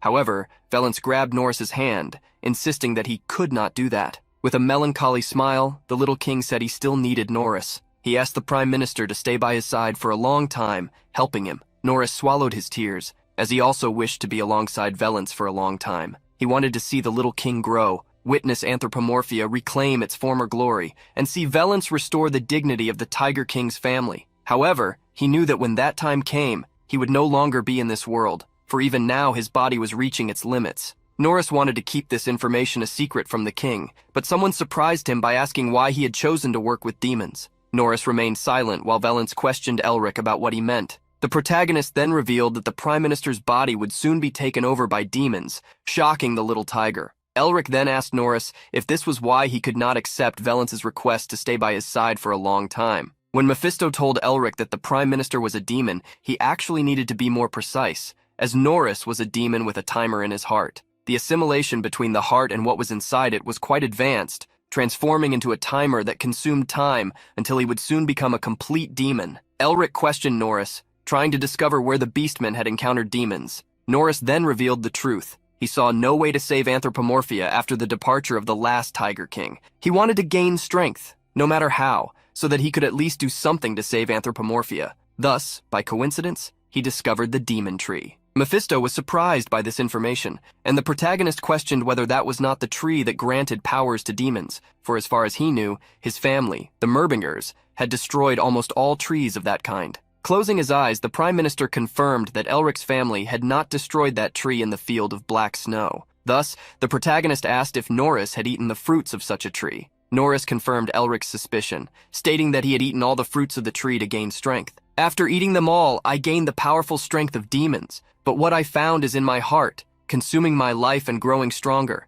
Soon my mind will also be devoured by it. I will be reborn as a true demon." The Prime Minister revealed that he wanted to leave the place because, if he perished, the same would happen to the demon inside him. The little tiger did not want Norris to go, but this was the only method the Prime Minister had found to prevent something bad from happening. At that moment, the protagonist broke the sadness of the two. "There is a way to save you. What would you like to do?" Upon hearing that the Prime Minister could be saved, Valence began to tear up, stating that he would give anything to Elric if he saved Norris. The Prime Minister was skeptical, asserting that they should not attempt something unnecessary, as a great problem could arise if it went wrong. The protagonist asked Mephisto if he was sure of what he was saying, and the Demon King affirmed that if Elric had a delicate control over mana, he would be able to sever the entire soul connection of the powerful demonic mana within Norris. Elric was confident he could do what Mephisto had instructed, if they had time, but Norris's body likely would not last that long, so there was only one thing to do. Turning to look at Augustine, Elric decided to ask him for a favor.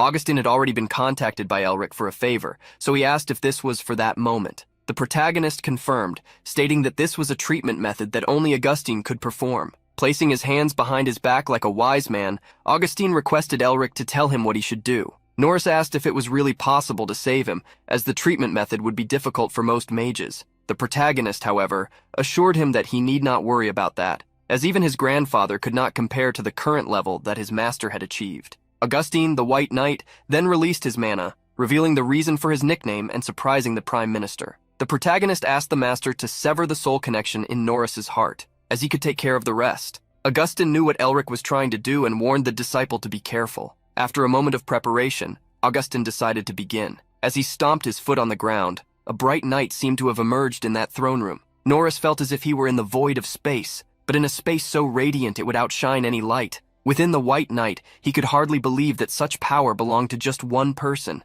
Suddenly, the Prime Minister encountered something that shocked him. Inside that world, an Augustine dozens of times larger than him appeared. The old man's hand reached out toward him, grabbing him in the next moment. He felt the mage remove the demonic power from his body with just the movement of his hands. The demon that resembled a wolf was furious, as it was very close to taking that body for itself. Faced with such a noisy demon, Elric attacked it, seizing its neck. He then used the absorption skill, taking the energy from that demon for himself. With this absorbed energy, Elric could recharge his demonic energy, as well as leave anthropomorphia in his debt. Devouring the demonic energy of that being, you laughed at tasting such delicious energy after so long. Elric instructed the demon to eat to its heart's content, but to remember to leave the seal behind. Thanking the protagonist, Yu did as he was told, finishing his meal. On Elric's arm, Yu's seal began to evolve, transitioning from ferocity to malevolence. However, at that moment of the seal's evolution, Elric found himself in an unfamiliar space, a dark and bloody place.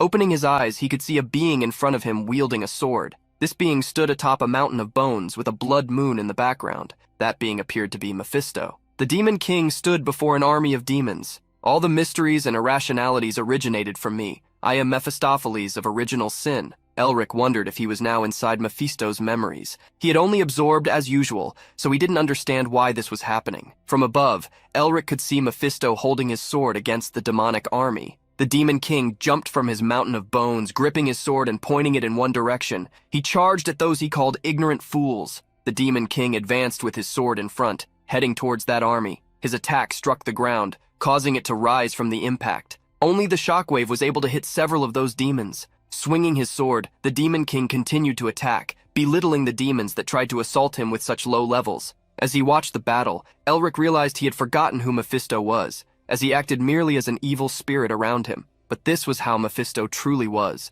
the greatest and noblest Demon King. Elric didn't know how, but he could feel Mephisto's emotions. On that night of the red moon, the Demon King laughed wickedly, but Elric sensed that this was not the situation Mephisto would have preferred. He was acting this way simply because of the fate that had been handed to him since birth, to be the sinner whose sin was as natural as breathing. The laughter Mephisto gave transformed into laughter of pain, as demonic energy leaked from that humanoid body. This energy took the form of wings and fangs, revealing the true appearance of the Demon King, resembling a dragon. At that moment, Elric felt as if the Demon King's eyes turned toward him, asking what he was staring at. In that instant, Elric awakened from those memories, seeing that the evolution of the seal was nearing completion. After the absorption of the demon, Norris fainted, collapsing to the ground and being attended to by Valence. Seeing Elric's stunned reaction, Augustine asked if he was feeling unwell. Hayes was also worried about his brother, but Elric dismissed everyone's concern. Observing the current situation, he realized that nothing serious had happened.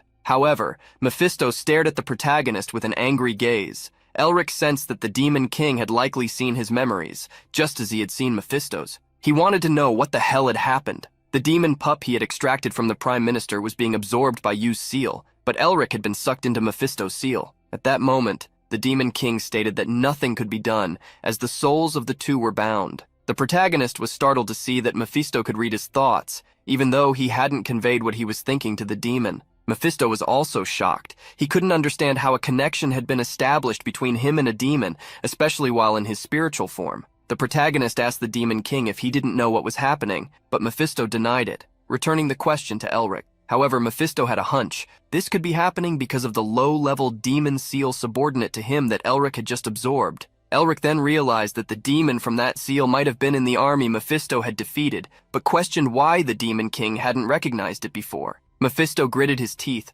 reminding the protagonist that he had already told him he was born as the pinnacle of demons. There was no reason to care about or remember lower-level demons. The protagonist scoffed at the Demon King, asking if the truth wasn't that no one wanted to play with him. Since the Demon King knew which memories Elric had seen, Elric wanted to know which memories Mephisto had witnessed. However, the Demon King simply turned away, unwilling to say. Later that day, the Prime Minister was placed in a bed to rest. After waking up, he held the protagonist's hands, thanking Elric for saving his life. With an understanding expression, Elric stated that Norris still needed to rest and should focus on recovering. The Prime Minister accepted the protagonist's advice, stating that he would take extra care so he could see the king grow. The protagonist agreed with the Prime Minister's goal, realizing that everything had turned out well now. However, Elric was now thinking about the reward he would receive. Reading the protagonist's mind, Mephisto clicked his tongue, seeing that he acted so honorably, but was still a great materialist. The protagonist laughed, stating that this was no surprise since he always acted this way. Putting that aside,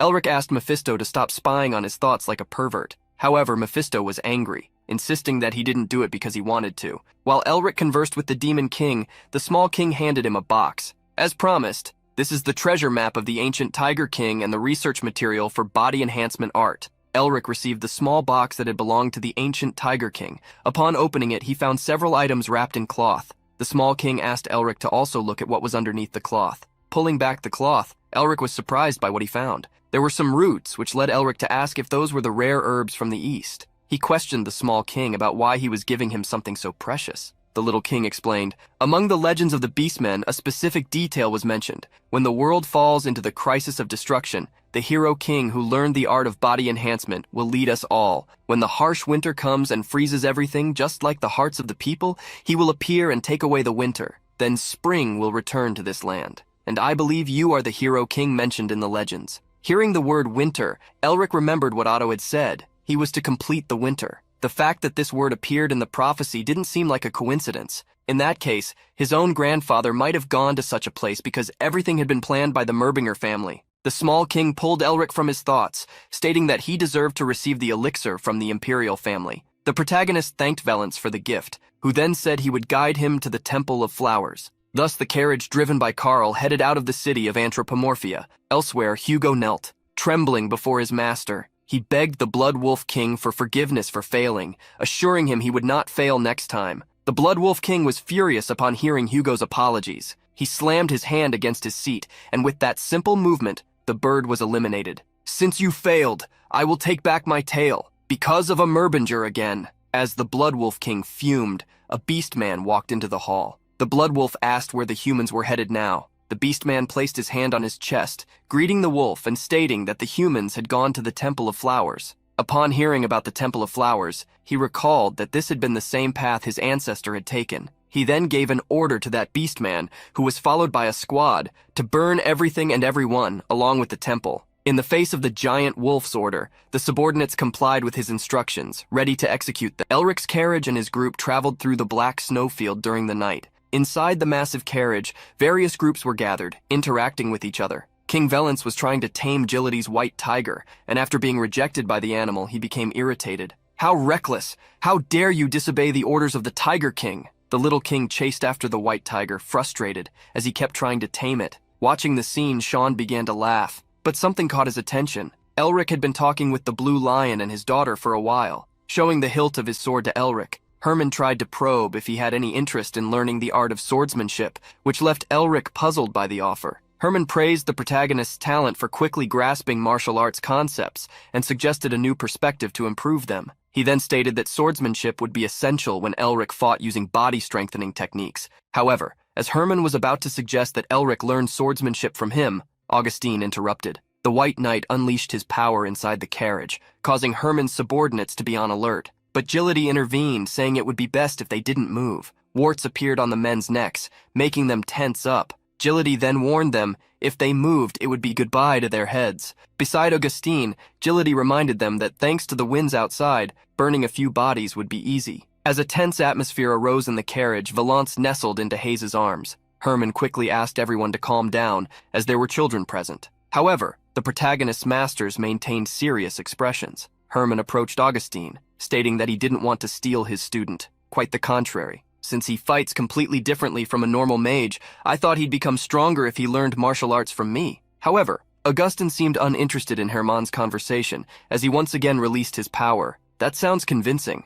but don't you think I know the tricks you're trying to pull? While facing off with the blue lion, a powerful energy emanated from Augustine's body, attempting to pressure him. Herman was unfazed and asked Augustine if he was really afraid that his student would be stolen. adding that people often said the older one gets, the more fearful one becomes. As the argument escalated inside the carriage, it continued calmly on its way, guided by Carl. However, the peace was broken when those who were arguing jumped out of the carriage. Herman and Augustine now faced each other outside. The mage extended his hand, exerting a power over the blue lion to dominate him as if he were a mere kitten. Herman felt as if a giant hand was coming toward him. However, he calmly drew his sword, releasing his aura. When he opened his eyes, calling Augustine a narrow-minded old man, he charged forward like a comet in space, slicing through the mage's giant conjured hand. Elsewhere, Agility sat atop his tiger, facing Herman's companions, known as the Blue Eagles. He mocked the group, stating that they too needed to be tamed. Claiming that hunting beasts was their specialty,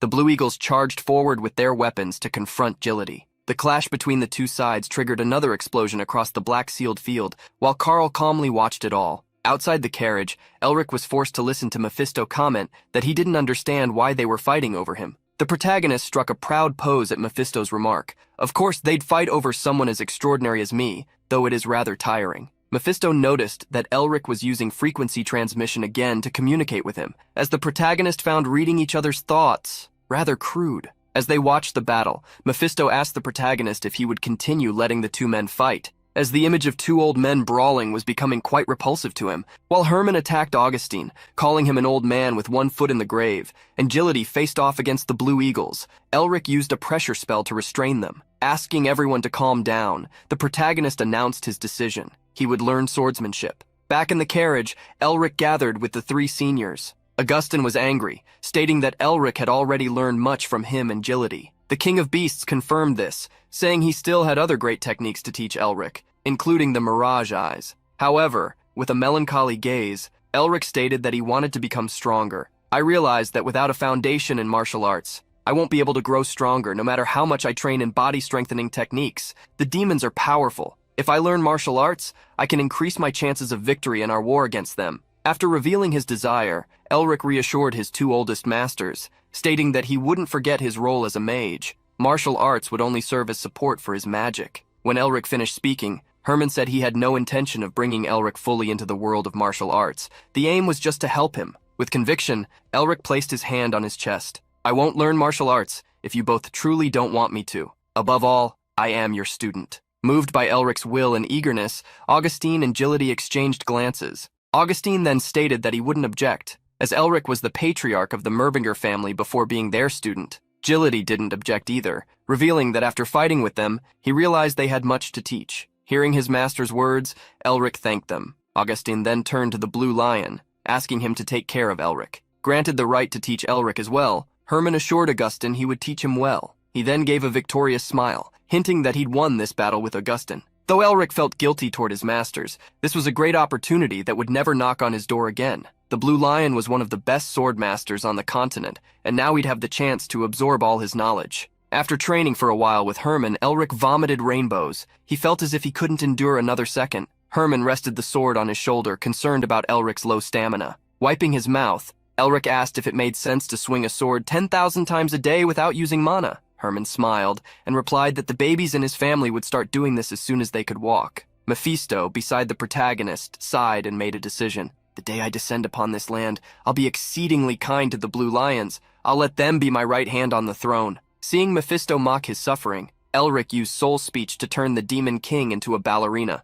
ordering him to dance. While spinning around, Mephisto cursed Elric as a bastard, asking him to stop. As Mephisto twirled like a top, Carl climbed down from his seat on the carriage to inform Elric that they had arrived at their destination. Elric stepped out of the carriage, thrilled to have finally reached the Temple of Flowers, but after taking his first step, Elric was shocked. What should have been the Temple of Flowers was now a field of ruined monuments. In response to Elric's shock, Valence revealed that the Temple of Flowers was currently closed due to the Eastern General, but he had already informed them that they were coming, so the doors would be opened soon. Mephisto appeared, commenting that after mentioning the Temple of Flowers, he was wondering if it was the same place he remembered, and it seemed that it really was. In response to Elric's doubts about his words, the Demon King explained that the location they were in had been created for when the world was about to be destroyed, becoming a kind of ark. The humans, dragons, and giants who were afraid of the Demon King God's army planned to restore their populations in this place after the world was destroyed. However, the Merbinger stopped the army. Elric listened to Mephisto's explanation while holding the pendant he had inherited from his family. He then thought about the dragons, giants, and the demon god, along with the destruction mentioned by Mephisto, wondering how this was related to what he had seen. As Elric was thinking, he noticed the ground was shaking. Next to him, Valence pointed in a direction. The gate in the ruins was transforming into a portal, opening while emanating a blinding light. Seeing the portal open, Mephisto unexpectedly appeared excited. Smiling widely, he looked forward to seeing some familiar faces on the other side. The large gate continued to emit a strong light until a person stepped out of it, walking toward the group. A blonde girl in white robes clasped her hands as she introduced herself. "I am the landscaper who manages the Temple of Flowers. My name is Huniatraquaz. You can call me the landscaper." Stating that the wind was cold, she asked everyone to enter first. Thus, Elric, Valence, and the others advanced, crossing the portal to enter the Temple of Flowers. On the other side, what Elric saw was very different from the place he had been before. A large flowering field with green mountains in the background. In that field, there was also a palace. Bringing everyone to such a place, the landscaper recited a poem. When winter comes, the Temple of Flowers begins to rest. She guided the large group, stating that they usually did not accept visitors, but that thanks to the appeal of the Tiger King, a longtime great supporter, they had decided to accept visitors this time. Therefore, she hoped everyone would do their best to follow the instructions, paying extra attention to their behavior, as their god was hibernating. As the landscaper revealed the instructions, some excited voices emerged at the sight of humans. A fairy flew toward Elric, thrilled to see so many humans, as she hadn't seen any for 40 years. The landscaper introduced the fairy to the protagonist and the others, revealing that her name was Daffo, and that she was the goddess of daffodils. Elric was surprised, as she was not just a fairy but a goddess. Daffo approached Hayes, complimenting her beauty, which Hayes returned, feeling shy. However, when Daffo flew over to Augustine, she began to call him a monster, an old dark monster. Augustine retorted her comment, asking how someone who had lived for over 100 years could call him a monster. Ignoring Augustine, Daffo flew to Isabel, making her blush with her comment, "A one-sided lover. You need to work on everything. You are beautiful and you smell very nice too." Elric stared at the noisy goddess, who was now flying toward him. However, when Daffo got closer, she pinched her nose. "Scary! So stinky!" Hearing the fairy goddess's comment, Mephisto appeared, mocking her. "Seeing how ugly you are, you must be a pumpkin flower. No, maybe a jasmine flower." Elric was surprised that Daffo could see the Demon King. She had directed her comments at him, not at Elric. Mocked by Mephisto, the goddess became irritated, contradicting the Demon King by stating that she was not ugly, as the girl had said she was beautiful. The Demon King crossed his arms, asking if she thought a human was being honest just because they had said something nice. As Elric watched the goddess and the Demon King bicker, he sighed, not expecting her to be able to see him. Since they could not see the Demon King, the protagonist's three masters wondered why the goddess of daffodils was acting strangely, questioning if there was something wrong. The landscaper cut through the three's doubts, stating that since Daffo didn't have many friends, she was playing alone. Hearing this, not only did the three feel sorry for her, but Valence did too. The protagonist sighed, worried that Mephisto would run the risk of being discovered, but Daffo confronted the landscaper, asserting that she was not talking to herself. Ignoring the fairy goddess, the landscaper asked the protagonist what matters had brought him to the temple. Elric then put his hand inside his coat and removed the crystal gem, stating that he was there to deliver the item to the goddess of camellias. The landscaper guided Elric separately to a more secluded place. Observing the pillars, Elric realized that the temple had suffered a lot of damage because of the Eastern General, making this place different from the fairy paradise he had imagined. Mephisto stated that this place should have been an ark to prepare against the attacks of the demon god, unable to believe it was in such a state because of a mere winter. Elric wondered why the Eastern General was being so persistent in attacking such a place. Mephisto then commented that it could be as the Beastman had said, it could be for some random reason, or it might be related to something the Merbinger family had done. He then looked at Elric, questioning whether he didn't feel like everything seemed like too many coincidences, or as if everything had been arranged, waiting for the moment of Elric's appearance in the north before everything began to move. Hearing Mephisto's words, Elric remembered Otto, wondering if this was part of the arrangements mentioned by his ancestor. At that moment, the landscaper announced that they had arrived at their destination. Opening the doors, they entered a hall with several chairs, some of which were occupied by fairies. One of the fairies asked who Elric was, while another inquired why he had come there. A third fairy questioned why he was looking for Camellia, and a fourth asked why he was trying to give her an ice crystal. Looking at the fairies, Elric realized that the goddess of camellias was not there yet. Placing his hand on his chest,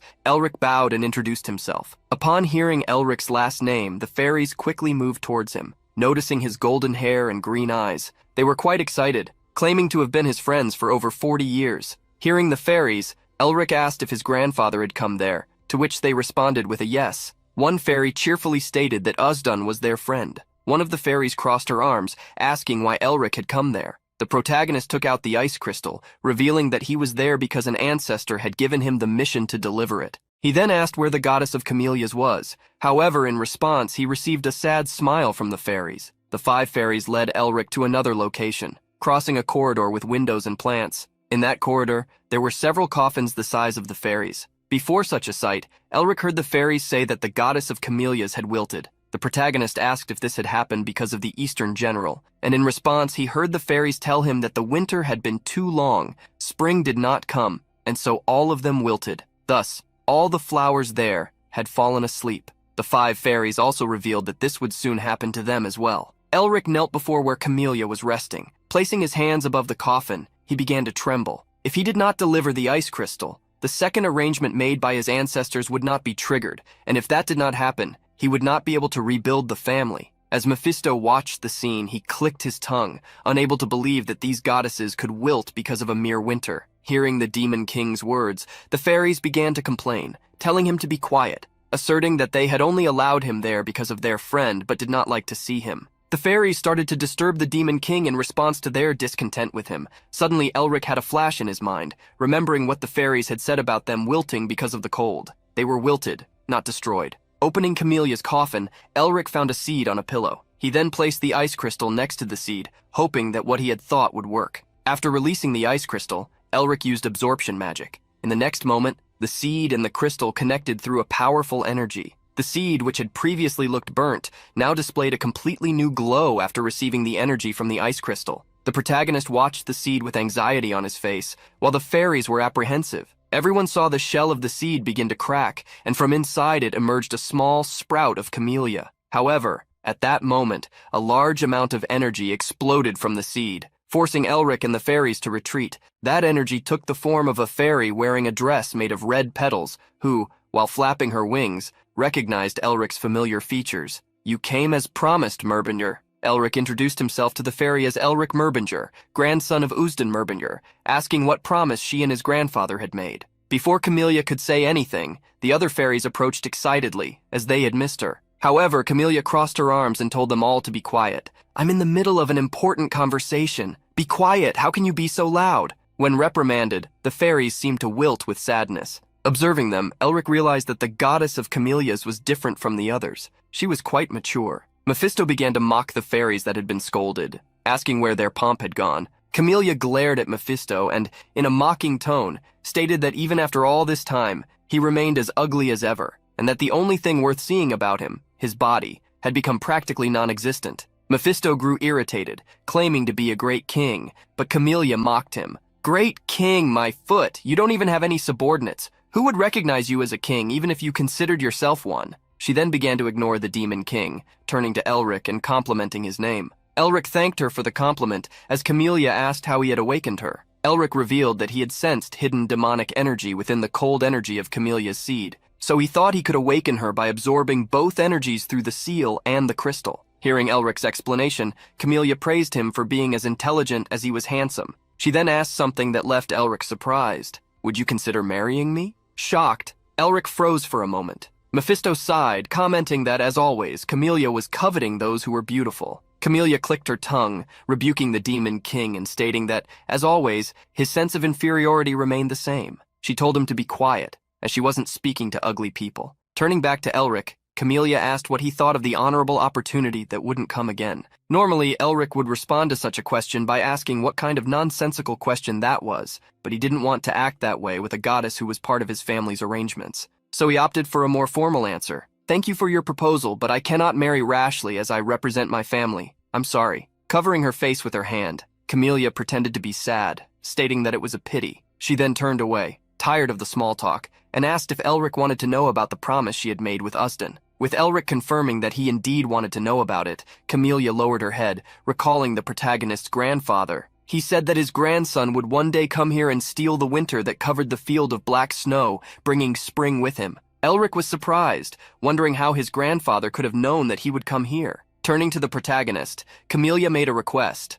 Elric Merbinger, grandson of Ustan Merbinger, could you steal the lasting winter and bring us the spring we have been longing for so long? Recovering the ice crystal, Elric stated that he didn't know if he could steal something known as winter, but that his ancestor had told him to deliver the crystal to Camellia, in addition to mentioning that he was there to complete the winter. Camellia recalled Otto, recognizing that this must be an arrangement made by him. She then stated that this could be a single flow connecting everything. Thus, she instructed Elric to go to a certain place from that day on to learn how he could take the winter away. While speaking, the goddess of camellias blew some petals toward the protagonist. The petals circled around him, and when they reached his medallion, they made it shine. With the medallion glowing, Elric found himself in another place, in a field full of flowers. He stood up, looking around and wondering if this place was the Temple of Flowers. Observing the vast array of flowers, Elric commented that the place was exactly as he had imagined. However, he did not see any temple. Suddenly a glow occurred, and before the protagonist's eyes, that vast field of flowers reminiscent of spring began to freeze, as if winter had arrived. Elric turned upon hearing a man's voice explaining the situation. This is the field of snow, the place of the test for the second arrangement. Looking at the man, Elric easily recognized Otto. Otto smiled at him, commenting that it had been a while since they last saw each other. Excitedly, Elric approached Otto, who remarked that he had grown quite a bit since the last time. Otto also noticed Elric's arm, admiring the seal of cruelty. Asking Otto how he was, Elric heard his ancestor say that until Elric completed the winter, he would be following and bothering him around. Hearing this, Elric felt as if a trauma was returning to torment him. Looking at the approaching winter, Otto stated that they didn't have much time, so he would quickly explain things to Elric. Telling Elric to look at that place, Otto explained that the area was originally a blessed land where all kinds of life were born. However, when something specific appeared, suffering also arose to torment the place. Elric understood that Otto was talking about the General of the East. Otto confirmed the protagonist's suspicion, revealing that this was what the demon god had left behind after passing through, a remnant storm from the past as a curse. Otto then explained what was happening with Elric. So, my descendant, from now on you will learn to devour the General of the East. Elric was astonished to hear that he would be devouring a great disaster, wondering if he could really do that. However, he felt confident because he knew that if he could devour such a tornado, his power would grow immensely. He could become stronger than he currently was. Elric asked Otto for clarification, inquiring if he would have to place the General of the East inside the Seal of Cruelty, as he had learned in the first test. Upon receiving Otto's confirmation, Elric began to prepare himself, knowing that since this was the second arrangement, the opponent he would face would surely be much stronger than the Snow Mountain King. After preparing, Elric confidently asked if he only needed to fight, as he had against the Snow Mountain King. However, Otto handed him something. Looking at the seed of camellia that Otto gave him, he asked what he should do with it. Otto instructed Elric to make the seed grow into a tree within 100 days,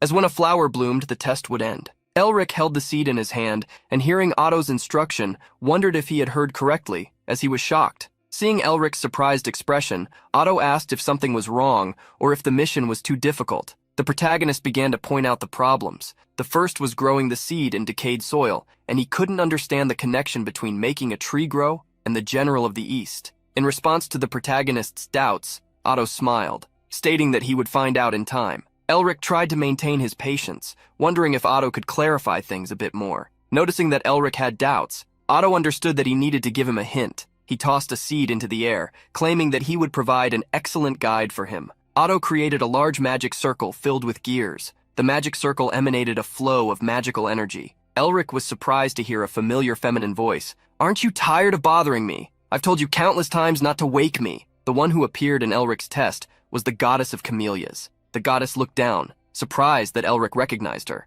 Putting a finger to her mouth, she gave him a pressing look, asking how he knew her. Despite her appearance being definitely that of the goddess of camellias he knew, Elric felt that she exuded a completely different presence. Although the goddess was petite, Elric felt as if he were staring at a gigantic tree. Such was the presence Camellia commanded, like a colossal tree that could easily cover the entire sky. This was how a true goddess appeared. Otto introduced his descendant to Camellia. The goddess tossed her hair with her hand, stating that it was a shame Elric was a Merbinger, but she would let that slide because he was handsome, but only if he married her. Upon hearing the marriage proposal, Elric rolled his eyes. This made the goddess of camellias realize something, questioning whether he had already rejected her once. The protagonist felt embarrassed, wondering if the goddess was connected to the camellia outside the test.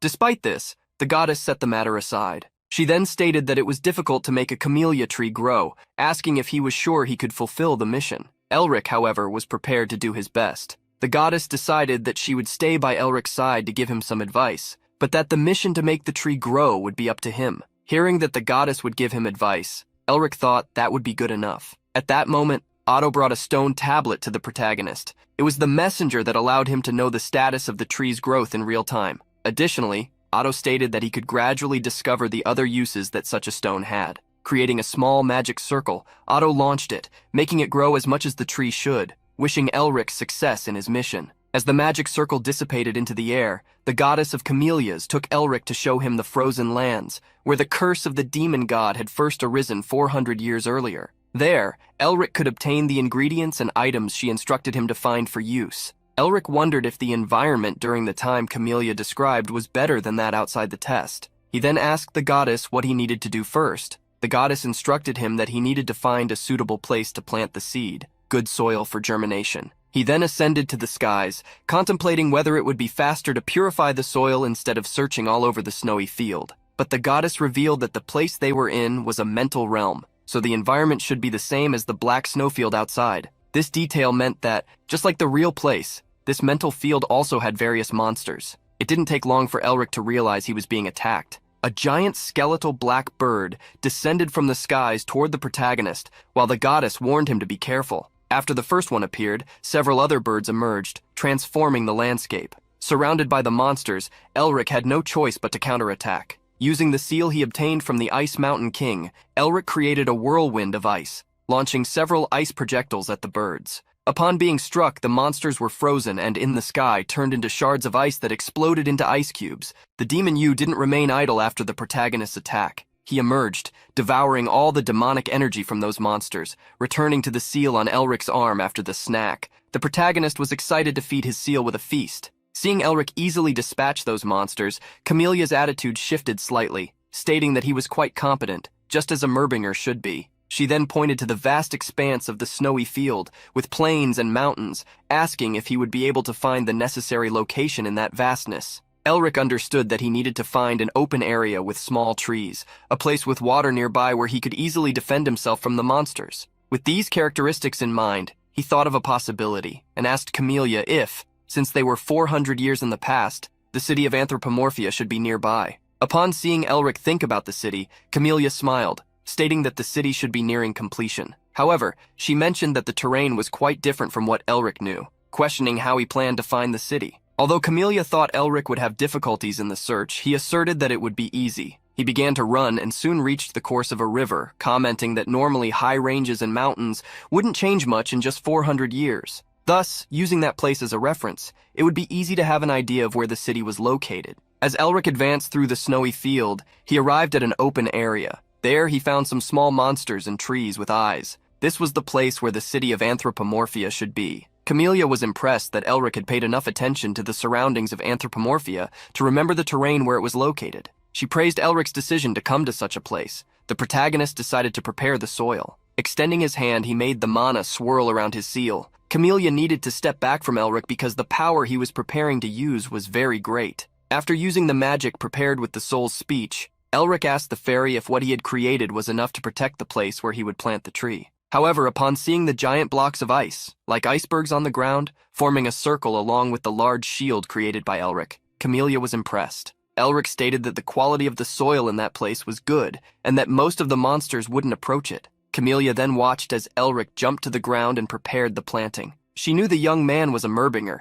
but seeing him use the dragon's tongue so perfectly made her gasp, longing to have him and wondering what she should do with him. After planting the seed, Elric waited a moment. The next instant, a glow erupted from the stone tablet he kept inside his clothing. He called the fairy, stating that since the tablet was reacting, he must have succeeded. However, upon picking up the stone tablet, what Elric saw on it surprised him. The status showed that he had failed the mission, and as a result, he would return to day 0. Reading this, the gears of time seemed to regress, bringing him back to the beginning of his journey. The protagonist sighed as he returned while Camellia complained to the old Otto. Elric told Camellia that during the first arrangement, he could go back whenever he lost a battle, but this time he would reset time when he failed the mission. Camellia pointed out that Elric had probably forgotten something, prompting the protagonist to ask what had happened. Looking at the snowy field, Camellia stated that because of the place, there were several reasons why the planting might not work. At that moment, the fairy raised her hand, creating a portal. She was bidding farewell to Elric, saying that she had already provided enough help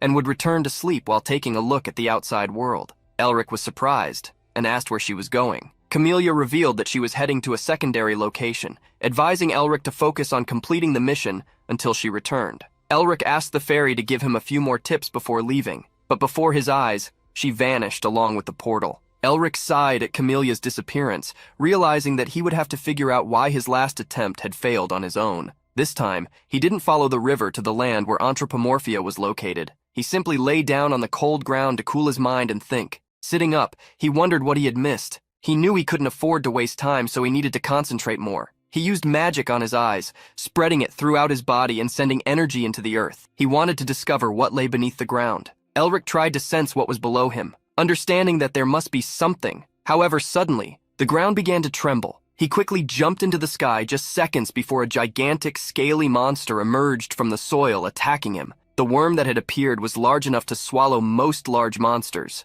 It was one of the strongest creatures. Even 3 or 4 sixth circle wizards might have difficulty fighting one of these. If someone encountered such a monster, the only thing to do would be to flee. The mouth of the worm that had attacked the protagonist must have been about 10 meters in diameter, with several rows of teeth, totaling several hundred reaching deep into its throat. Faced with such a monster, Elric had doubts about whether he could defeat it. Nevertheless, he summoned several ice shards, betting that the reason the mission had failed was the presence of this monster beneath the ground. To defeat such a creature, Elric would first need to get through its scales, so the ice shards were transformed into gigantic swords. The swords rained down on the worm, but its scales were hard enough that it suffered no damage. Elric then decided to change his strategy. If magic wasn't working against this monster, he would use another approach, the art of body enhancement. As Elric charged at the worm, the giant worm closed its mouth and, in the next instant, surprised the protagonist by launching a blast of green liquid at him. Elric quickly raised a shield with his magic,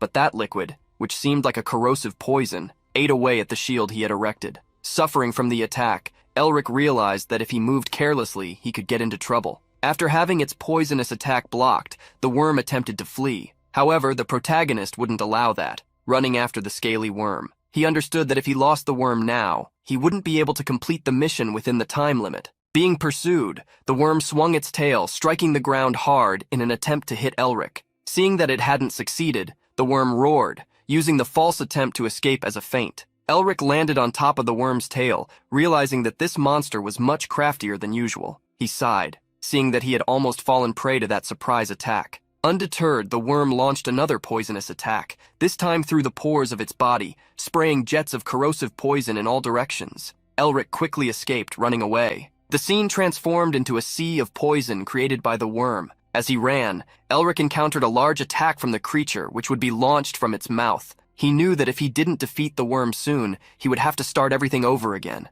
The only choice left to him was to make a gamble. Using the soul's voice to create a strengthening with the art of body enhancement, Elric planned to apply what he had learned from the Blue Lion. He charged forward, determined to throw a punch. He understood that if he concentrated all his power into a single point, he could maximize the destructive power of his attack. With that in mind, Elric unleashed the art of body enhancement, the Hammer of the White Tiger. The protagonist's attack hit its target, completely destroying the worm. Elric fell to the ground, holding a shield around himself to protect against the worm's poisonous flesh that fell on him. If he hadn't concentrated all his power into that attack, perhaps he would have been the one defeated. As Yu returned after devouring the demonic energy, Elric let out a sigh, feeling too exhausted for a second battle against a worm. At that moment, the stone tablet updated, showing that Elric had completed a condition, unlocking the first restriction. He didn't understand what that meant. Holding the stone tablet high, he was surprised to see energy emanating from it, entering his seal. Elric remained sitting on the frozen ground, not expecting to receive the 4th seal so quickly. He supposed he should use this seal to devour the frozen lands, just as he had done against the king of the Ice Mountain. However, scratching his head, he wondered how he should do that, as he didn't know the true name of the seal. He could imagine Mephisto laughing at him in that moment. Pushing the image of the Demon King out of his mind, Elric wagered that he would discover the answers later. He stood up, feeling confident, determined to clear the field to try planting the seed again. Suddenly, the demon Yu warned him to be careful. As soon as Yu's words were spoken, Elric felt the ground tremble. Although worms usually lived alone, there were rare cases where they formed groups if the environment was abnormal. In front of Elric, several worms emerged, burrowing into the soil. He was surrounded by the worms, which, with their multiple layers of teeth, advanced toward him in their dozens. Elric rolled his eyes at the ridiculous situation. Thus the gears of time moved again, sending the protagonist back to the past. In the air, Elric brought his hands to his head, outraged by the situation. One worm was already too difficult to handle, but now he had to fight against dozens of them. He gritted his teeth, wondering how the Tiger King's family had managed to create a city in such a place. Only someone as strong as Augustin would be able to defeat so many worms alone. The gathering of so many monsters showed just how bad the land was. Soaring over the area, Elric intended to keep trying until there were no more means left. He tried to cheer himself up, stating that if he continued trying a few more times, he would certainly find a way to deal with the problem. However, Elric's enthusiasm faded when he reached his 34th attempt. He had tested all kinds of methods, but in the end, he had been defeated. It was simply impossible to deal with so many worms alone. Elric moved to another area since there was nothing more he could do in the previous one. However, the seed still refused to germinate. He sighed, wondering if he would be ambushed in such a place. Mephisto was not around, and neither was the goddess Camellia. Moreover, Elric thought that the ancestor Otto should also be enjoying the scene. He sighed for not having anyone to help him. Nevertheless, the idea that someone could help him awakened in his mind. Elric shouted, cursing himself for not having thought of it before. Otto had never said that he couldn't have help from others, so Elric decided that he should find the Tiger King's family that should be in the area. Currently, the goddess Camellia was lying on a bed beneath a large tree with pink leaves in front of a lake. She was awakened from her sleep by seeing a person walking on the waters toward her. Recognizing Otto in her realm, Camellia questioned how he had gotten there, as he shouldn't have been able to enter without her permission. Otto teased Camellia, asking who had bloomed him before coming to such a place. Camellia grew irritated, questioning when that had happened, but Otto retorted, asking if she had already forgotten that day, insinuating that perhaps she was already at the age where one starts to forget things. Camellia sighed, not believing she was being treated this way, even recalling that she had once been the queen of the Winter Palace. She then asked why Otto was there. The protagonist's ancestor stated that he had come because she had called for him. Looking at the fairy, Otto asked if she was feeling well, as she should have sacrificed quite a lot 40 years ago to block the curse. With a disdainful look, Camellia replied that she was recovering, so he didn't need to worry about her. However, she hoped that what she had blocked would not happen again.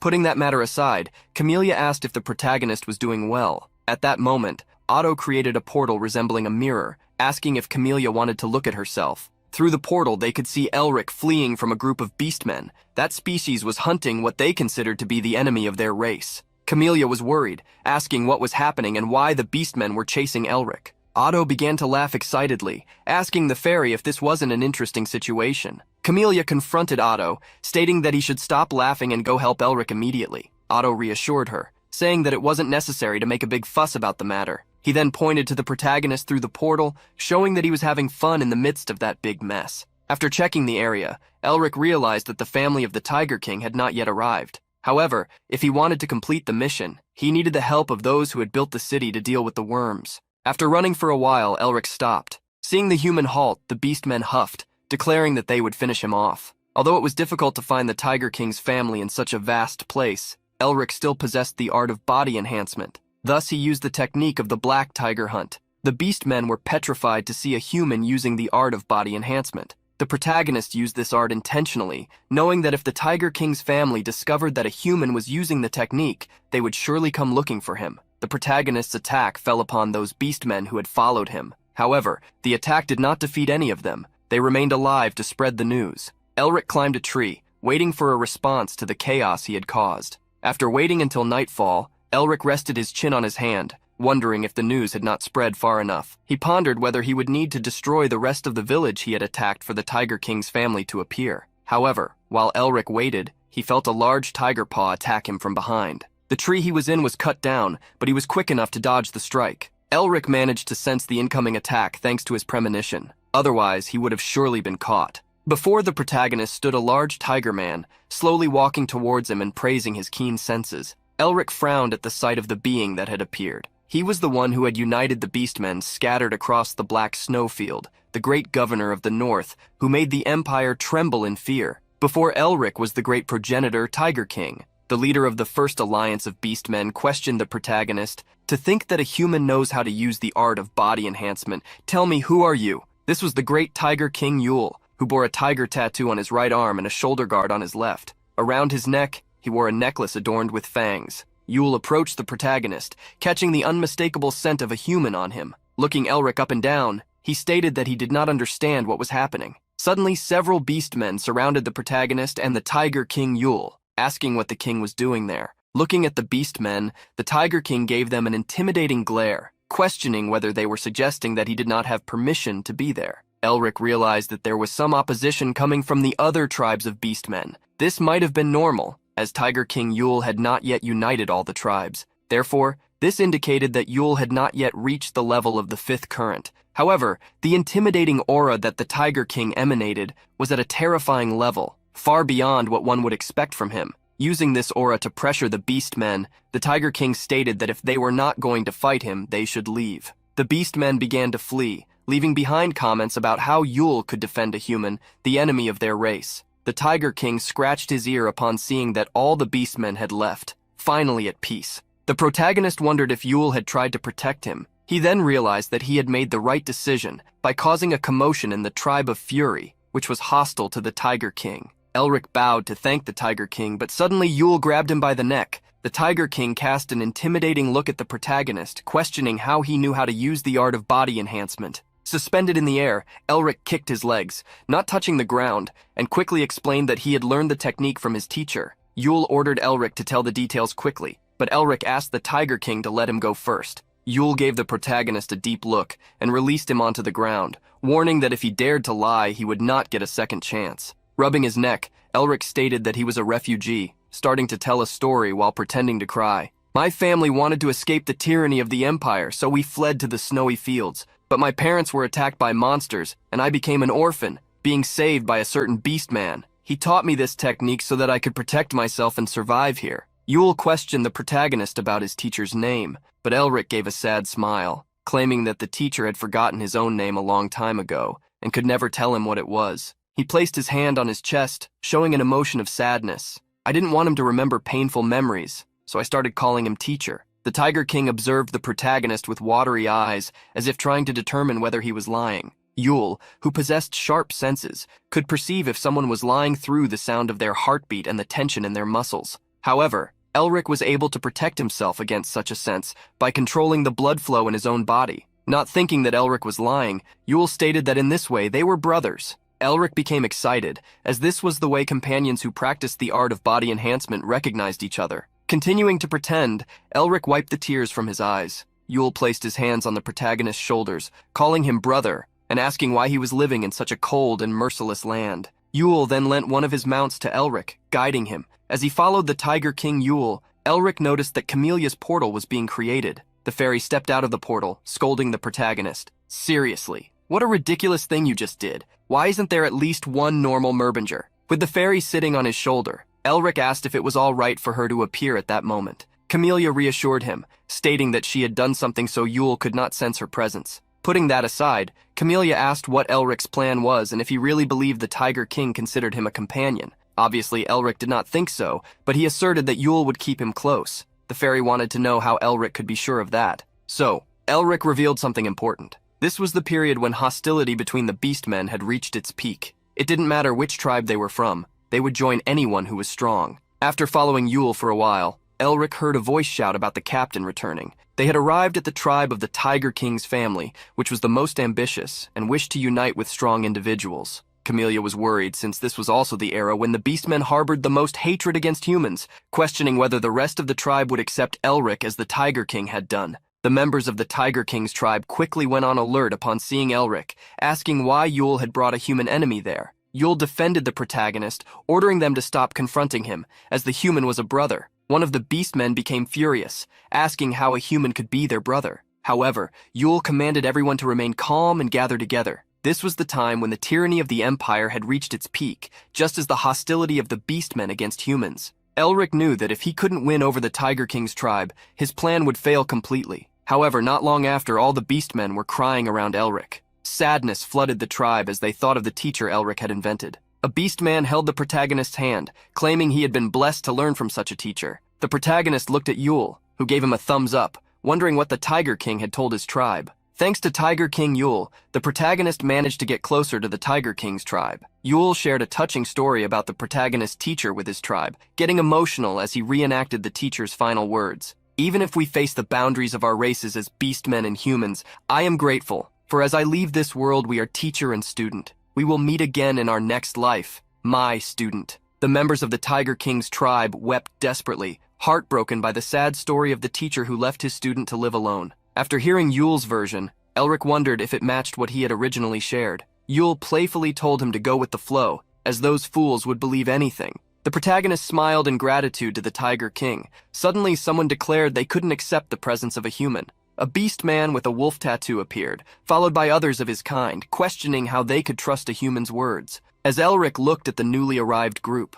the goddess Camellia informed him they were from the Black Wolf tribe, the loyal dogs of the Tiger King. Knowing this, Elric realized they were ancestors of Prime Minister Norris. Yule stepped forward, shielding Elric, and asked the Black Wolf named Ralph if he was disobeying his orders. Ralph claimed he wasn't disobeying, but pointed at Elric, shouting, "Even if he's telling the truth, our clan will never accept a member of an inferior race." Hearing Elric referred to as an inferior being, Yule released a powerful aura and confronted Ralph. "I hope you haven't forgotten our creed, Ralph." The pressure from Yule made Ralph look away, unable to maintain the confrontation. The Tiger King reminded the beastmen how they had been abandoned and persecuted, and that despite being of different races and lineages, they remained a family. With a severe expression, Yule looked at Ralph and stated that if he forgot this belief, he himself would make sure it was embedded in his mind. Ralph turned his gaze back to the protagonist but stayed silent. Elric seized the moment to approach him. "I've heard that the goal of anthropomorphism is to break down boundaries between tribes and unite all beastmen as one."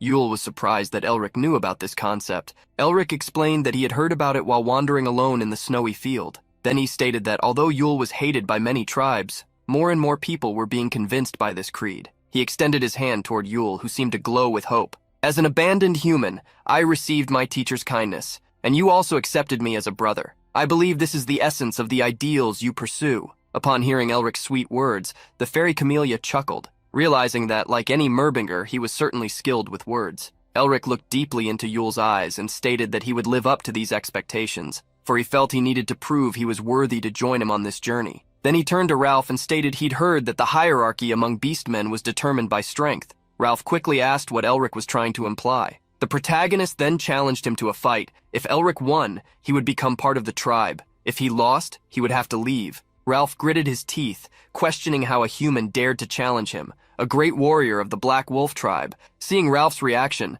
the protagonist taunted him, asking why he was trembling so much, as if he was afraid. The provocation worked, making Ralph even angrier to the point of calling him a mutt. Elric laughed, pointing a finger at Ralph and asking if he wasn't the real mutt between the two of them. Unable to bear the taunts any longer, Ralph released a powerful aura, declaring he would eliminate Elric. Elric also unleashed his energy, mocking the Wolfman and asking if he could really follow through on his words. Before the fight began, Yule stomped his foot on the ground, releasing a strong shockwave that made both Elric and Ralph step back. Once they landed, the two stared each other down, as the Tiger King posed a question. He wanted to know if both would accept the outcome of the duel, even if the worst happened during the fight. Ralph stated that if the human won, he would accept him as part of the family. Elric raised his hand, swearing on his teacher's honor that he would also accept the outcome. Seeing both confirmations, Yule was satisfied and signaled the start of the fight. Immediately, Ralph lunged to attack the protagonist, fully transforming into his animal form.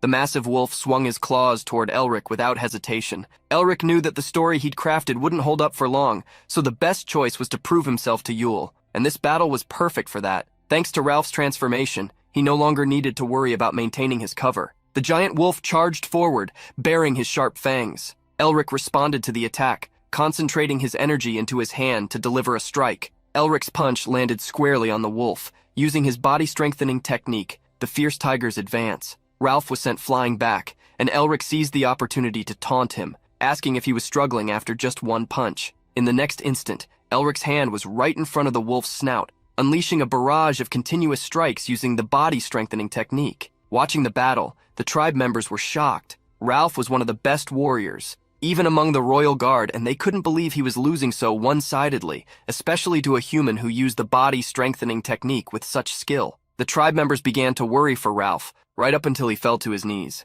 Leaving Ralph behind, Elric remarked that the fight had apparently ended faster than he thought. Yule was pleased with the outcome, stating that Elric would now be one of them. However, Ralph wasn't satisfied. The wolf let out a fierce, bloodthirsty roar toward the sky. Elric quickly realized that he was entering berserk mode, a state triggered when a beastman's fury overpowered rationality, multiplying their strength and making them fight instinctively. The raging berserk wolf charged at Elric with sharp claws. Sensing it would be dangerous to keep fighting Ralph, Elric activated his seal, using ice magic to confront Norris's ancestor. As Ralph lunged forward, he slipped on the ice Elric had created and fell to the ground. Taking advantage of the moment, Elric summoned several chains of ice to restrain him. Ralph began to howl and roar, struggling to break free. But raising his hand, Elric ordered him to calm down. With a precise strike, he made the wolf lose consciousness. Ralph collapsed, unable to continue fighting. The tribe members were surprised to realize the human was a mage, wondering if they had been deceived. Elric hadn't wanted to hurt Ralph, so using magic was the only option he found. Ultimately, it was information that the Tiger King and his tribe would have discovered sooner or later. He looked at Yule, who maintained a firm expression, ready to come up with a story to explain the use of magic. However, the Tiger King started to laugh enthusiastically. He patted the protagonist on the shoulder, saying, "You're more interesting than I expected. Who would have thought you could use both body-strengthening arts and magic?" Quickly, Elric adopted an apologetic tone. He stated that he should have used only body-strengthening arts in the fight, but he didn't want to harm someone who was about to become family, so he had to resort to magic. Yule dismissed Elric's guilt, saying it didn't matter if he chose the easier path or hid his strength. The strongest was always the one who won on the battlefield. Then, Yule finally asked the protagonist's name.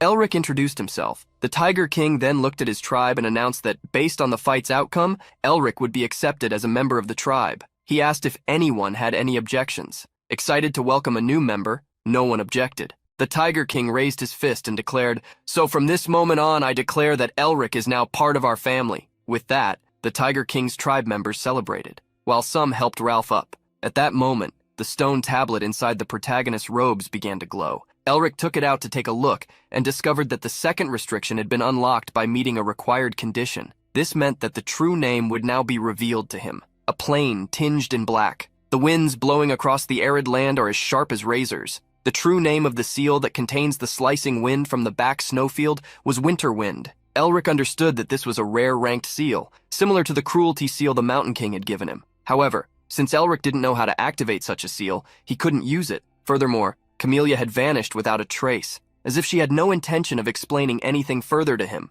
Setting the issues aside, Elric decided to focus on understanding the mission he had. In a large space constructed from wooden beams, the members of the Tiger King's tribe were lined up in front of a carpet that stretched from the entrance to the Tiger King. Yule then commanded Elric to enter, walking past the beastmen. Yule announced that it was time to officially introduce the new member to everyone. Pointing to Elric, he declared that he would become one of the guards of anthropomorphy. The protagonist, dressed in beastman attire, placed his hand on his chest, thanking Yule for making him part of the royal guard and promising to do his best in this role. Yule appreciated the protagonist's attitude and stated that, to celebrate, he would give him his first mission. While Elric awaited the order, a few beastmen watched him, grinding their teeth. Unfazed by the looks, Yule mentioned that Elric had said he'd walked across the snowy field to get there. Therefore, his first mission would be to use this experience to find a suitable place where the tribe could settle. Receiving this mission so suddenly, Elric smiled inwardly, realizing how things seemed to align now with what he desired. He placed his hand on his chin and said he remembered a place that had caught his attention. The area is surrounded by high valleys and hills, which are good for defending against invaders. It's also near a water source and not as affected by demonic energy, so the soil is fertile. But there is one issue. As Elric spoke, the Tiger King finished his last words, recognizing the location he was describing. The problem is the large numbers of worms. Though Yule also thought the location was suitable, he had his reservations due to this issue. The protagonist, however, said it would be difficult to find a place as good as this one within the snowy field. The Tiger King closed his eyes, pondering what he should do. He then opened his eyes, excited as an idea came to him. The protagonist felt uncertain about what idea Yule had come up with. However, his uncertainty turned to discontent for both him and the beastmen, as Yule ordered everyone to gather to find a solution together. Despite the Black Wolf tribe not having the friendliest disposition, they were still the best at completing missions, so it was the obvious choice to send them along with Elric. But Yule knew the Wolf tribe didn't sympathize with Elric, so pairing the two could be an intentional test for the protagonist. Yor, the captain of the 3rd Royal Guard, approached the protagonist, saying their biggest headache would be the pack of worms that moved in swarms, making this a difficult mission. Ralph approached with a mocking tone, saying that if it weren't for someone saying unnecessary things, they wouldn't have to face this whole issue. With a smug attitude, Ralph questioned the value of a place where worms resided, insinuating that this was just someone's attempt to catch the chief's attention. Seeing Ralph trying to provoke him, the protagonist only cursed him inwardly. The Wolfman continued taunting, even riling up the tribe, but suddenly Yor's hand flew and landed directly on Ralph's cheek. Yor was seething with anger after hearing Ralph's nonsense. "I've told you not to bring personal emotions into the squad and ruin the atmosphere here. If you do it again, the next slap will make your head roll, got it?" The Wolf tribe quickly fell into formation, obeying Captain Yor's orders. Elric realized that the reason the Tiger King had placed him with the Black Wolf tribe was that he trusted Yor. With his charisma, Yor could quickly resolve any internal conflicts. Elric bowed, thanking Yor for stepping in, but the captain simply ignored him, making Elric understand he was just doing his duty. Elric approached Yor, explaining that when the worms sensed any sign of danger, they stayed underground. He asked if there was a way to make them surface. Yor confirmed the protagonist's question, revealing there was a demonic plant whose scent made the worms extremely sensitive. If they could obtain this plant, they could easily lure the worms to the surface. When Yor finished speaking, he noticed Elric had a strange expression. The protagonist cleared his throat, asking Yor to continue with his explanation. Yor then explained that they needed the plant, but it was very rare, making it difficult to locate. Suddenly, Elric gave a bright smile, stating that Yor didn't need to worry about it since he could find the plants. The captain appreciated the protagonist's confidence, but knew these plants were temperamental regarding growing conditions. Not only were they rare, but they were also hard to harvest. Before Yor could finish his thoughts, he was surprised. Right before him, Elric held a handful of the very flowers they needed. Elric looked at the beastmen and tossed the plants to them, filling several basins. Elric had known about this plant since he was trapped in the blue mist labyrinth created by Augustin. As he could easily see demonic energy, he could find the flowers as if they were right in front of him. Moreover, he could also absorb the demonic energy from the plants to enhance his seals. It was like hitting 2 birds with 1 stone. Elric turned to the wolfmen, calling them mutts, and ordering them to quickly gather the rest of the flowers so they could move on. The wolfmen were annoyed, pleading with the captain to protect them, but all Yor did was give them a kick, urging them to start gathering the plants. He snorted, "You mutts, what are you doing? Do as dear Elric commanded." The wolfmen had no choice but to grumble and obey. Controlling the situation, Yor flashed a smirk at the protagonist. After filling several crates with the demonic flowers, they brought them to the site where they planned to lure the worms. The Tiger King was impressed by the number of flowers the protagonist had gathered, stating that he couldn't estimate just how capable Elric was. The protagonist responded humbly, giving credit to the mutts, that is, the squad that helped. By now, they were exhausted. Done with talking, the Tiger King gave the order to begin the plan. Torches were lit around the demonic flowers, and soon, the crates caught fire, causing the plants to emit a strong scent. The ground beneath the entire tribe began to tremble. Soon the earth started cracking, and numerous giant worms emerged, their hundreds of teeth ready to devour anything. Facing the worms, the Tiger King gave the order for everyone to prepare to attack. However, someone suddenly called out to him, warning of a serious problem. As the worms attacked, the one who called out to Yule brought terrible news. The Fury tribe was approaching. Yule ordered the man to quickly explain what he meant. The Beastman informed him that somehow, the Fury tribe had discovered they were hunting the worms and was coming to ambush them. The Tiger King clenched his teeth upon realizing that the Fury tribe was using such a cowardly tactic. Despite his concern for the tribe, the worms continued their relentless attack, oblivious to the situation. That night, a large red-eyed rhinoceros carrying an axe gathered the warriors of the Fury tribe. His name was Narward, the tribe's second general. Their objective that night was to defeat the Tiger King Yule and overthrow the anthropomorphs. As the worms attacked, the Tiger King Yule didn't remain idle. He charged at the worms, striking them with his fists. Narward observed Yule fighting from afar. He knew Yule was the strongest among them, but he had brought magical tools stolen from humans during the war for this battle. He was confident that, no matter how powerful Yule was, he couldn't fend off the cannons while fighting the worms. Narward grinned maliciously, planning to bring Yule down to the feet of the Fury tribe so he could become the king of the Beastmen. However, as Narward schemed, a strong wind suddenly blew in his direction. He caught a scent and was startled. recognizing it as the aroma of the demonic plants. A second later, drawn by the plant's scent, worms burst from the ground, attacking the squad led by the rhinoceros Nerward. The battle quickly intensified. After defeating a worm, Yule climbed atop it, laughing excitedly at how easily he had outwitted the Fury tribe. He looked at the protagonist, stating that using magic to make the wind carry the plant's scent to the Fury tribe, causing the worms and the tribe to attack each other, was such an incredible strategy that he himself wouldn't have thought of it. The protagonist smiled, recalling the saying, "Eye for an eye, ambush for ambush." The Tiger King began to laugh, praising the protagonist's clever thinking. He also climbed onto the worm that Yule was on, asking the Tiger King if they should now collect the spoils of war.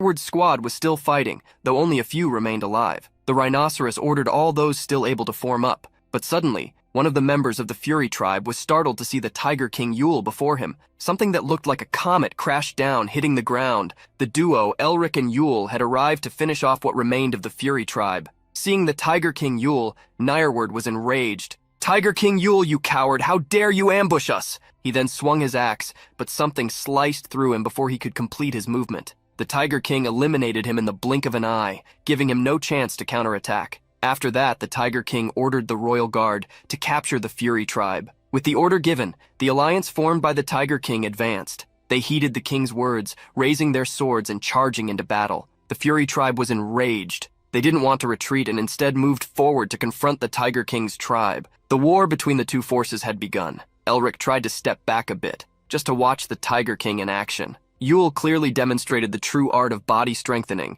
as with every move, multiple enemies were defeated. Just by observing Yule's way of fighting, Elric could understand the flaws in his own body strengthening technique, discovering ways to improve it. Suddenly, beside him, Ralph gave a wicked grin. He raised his sword not to strike Elric, but rather a beastman from the Fury tribe who was about to attack him. The protagonist praised the mutt for his good work. But at that moment, something struck Ralph's neck. The members of the Tiger King's tribe asked if the beastman was all right, as they saw him fall to his knees. Ralph's veins began to swell, and a green liquid flowed through them. At that moment, however, Elric approached him, radiating warm energy, and asked if he was okay. Seeing Elric approach, Ralph collapsed unconscious. The protagonist used soul speech to cast a spell on Ralph, removing whatever was causing internal harm. Soon after, Ralph's appearance returned to normal. Elric instructed some beastmen to take Ralph back to camp to rest, and they complied. After watching the beastmen carry Ralph away, the Tiger King approached Elric, informing him that they had finished what they needed to do here.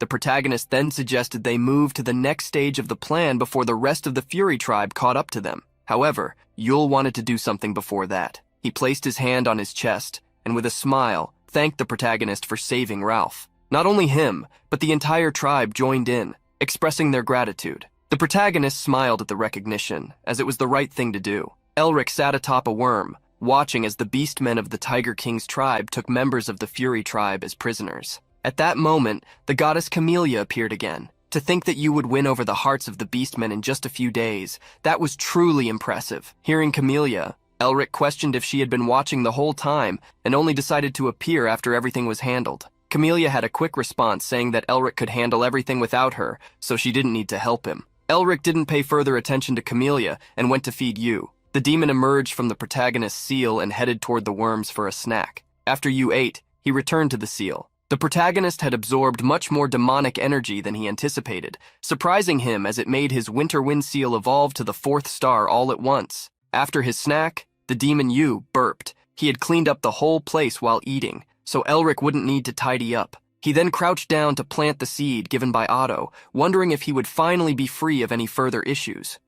Planting the seed, Elric observed the stone tablet, which showed no error message. Suddenly he was surprised to see a small sprout emerge where he had planted the seed. At that moment, the stone tablet glowed, indicating he had met a condition and thus unlocked the 3rd restriction. In the next instant, Elric was teleported to a different place, a frozen field with a palace in the distance. Observing closely, he realized it was the Temple of Flowers. Elric entered the place and noticed that everything inside was frozen. Venturing deeper into the palace, he saw someone seated on a throne. At first, he thought it was the goddess of camellias. However, the woman on the icy throne radiated a different energy, that of a demon king. Elric was stunned to realize that the goddess of camellias was actually a demon queen. With the level of demonic energy she possessed, she was likely a powerful demon queen. The two beings were identical, leading Elric to wonder how the goddess and the demon queen could coexist. As Elric stared at the demon queen, a voice called to him, snapping him back to reality. It was the goddess Camellia, who asked if he was all right, as he had suddenly fainted. At that moment, the protagonist asked the goddess a surprising question. He wanted to know if the winter wind seal was originally hers. The goddess lowered her head, asking Elric why he thought that. He revealed that he had seen her. Camellia wanted to know what he had observed, and he described seeing her alone in an empty palace, with a bored, lonely, and sad look, radiating a demonic energy similar to that of the winter wind seal. Camellia didn't deny his story, explaining that she was now just a forgotten memory from long ago. The protagonist then suspected that the coldness tainting the black snowfield had been caused by Camellia, which she confirmed, though she emphasized her current power. But now they are no longer mine. I am Camellia, the goddess of flowers. Elric asked if the purpose of the arrangement was to cleanse traces left by her in the past. The goddess neither confirmed nor denied this. Instead, she said the only thing she could offer him now was a few hints on how to make the seed blossom. Looking toward the horizon, Camellia asked Elric to remember what Otto had told him.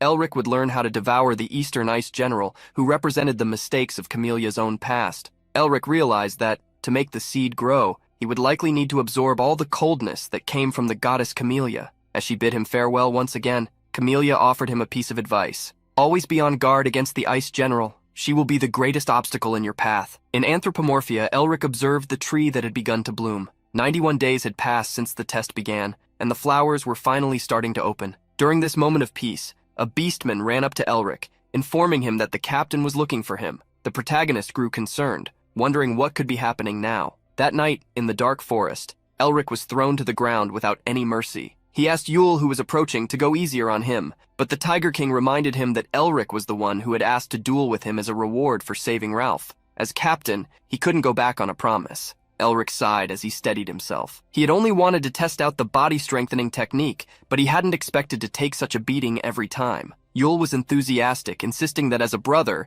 Elric shouldn't give up. Elric stood back up. He had already managed to restore the first half of the technique, so he had gained something from these battles. Seeing the protagonist get back up, Yule snapped his fingers, stating that they would start again, this time with the advance of the fierce tiger. However, before they could resume the battle, the Tiger King heard a sound thanks to his sharp senses. He then informed the protagonist that they would have to postpone the duel for the time being. Noticing the worried look on the Tiger King's face, Elric asked what was happening, but Yule quickly left without answering. In the castle of Anthropomorphia, many people were entering through the main entrance. Looking closely, Elric noticed that all those beastmen were injured. From high up in the castle, he realized they were refugees and wondered what the Ice General was doing. Camellia, who was once again with the protagonist, warned that the general had made her move. Elric commented that he didn't remember the Ice General being so strong, but the fairy goddess explained that she was not weakened as she had been in the original time from which Elric came. In fact, the Ice General was a disaster that could not be challenged.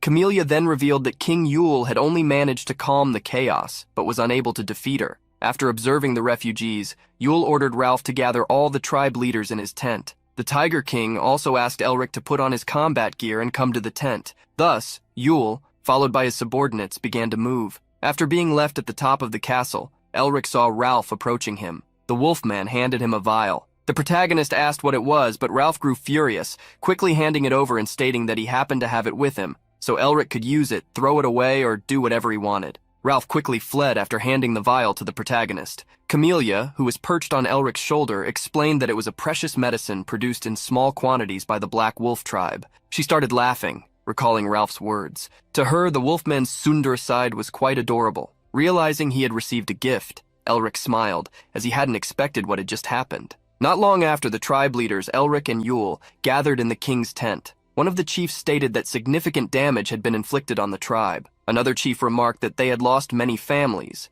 even after their ancestors had worked hard to establish that place as their home. The king called Elric to come closer, and with a serious expression, stated that he had a favor to ask. The protagonist inquired if it would be something related to the refugees. Yule confirmed, explaining that they were going to find the Ice General and wanted to ask Elric to light the way using magic. All the tribe chiefs looked at the protagonist with pleading expressions, asking him to do as Yule had requested. The Tiger King himself was also waiting for the protagonist's response. Elric agreed to their request. The Tiger King then stood up, excited, and instructed the tribe leaders to gather the elite warriors from their communities as they would be departing soon. All the tribe chiefs were thrilled with the news and accepted the order to prepare. They quickly ran out of the tent. the protagonist realized that everything was falling into place. He had found King Yule and made the seed grow. Now, dealing with the Ice General alongside Yule was also part of the plan devised by Otto. Thus, Elric, accompanied by all the warriors from the various assembled tribes, followed King Yule. At that moment,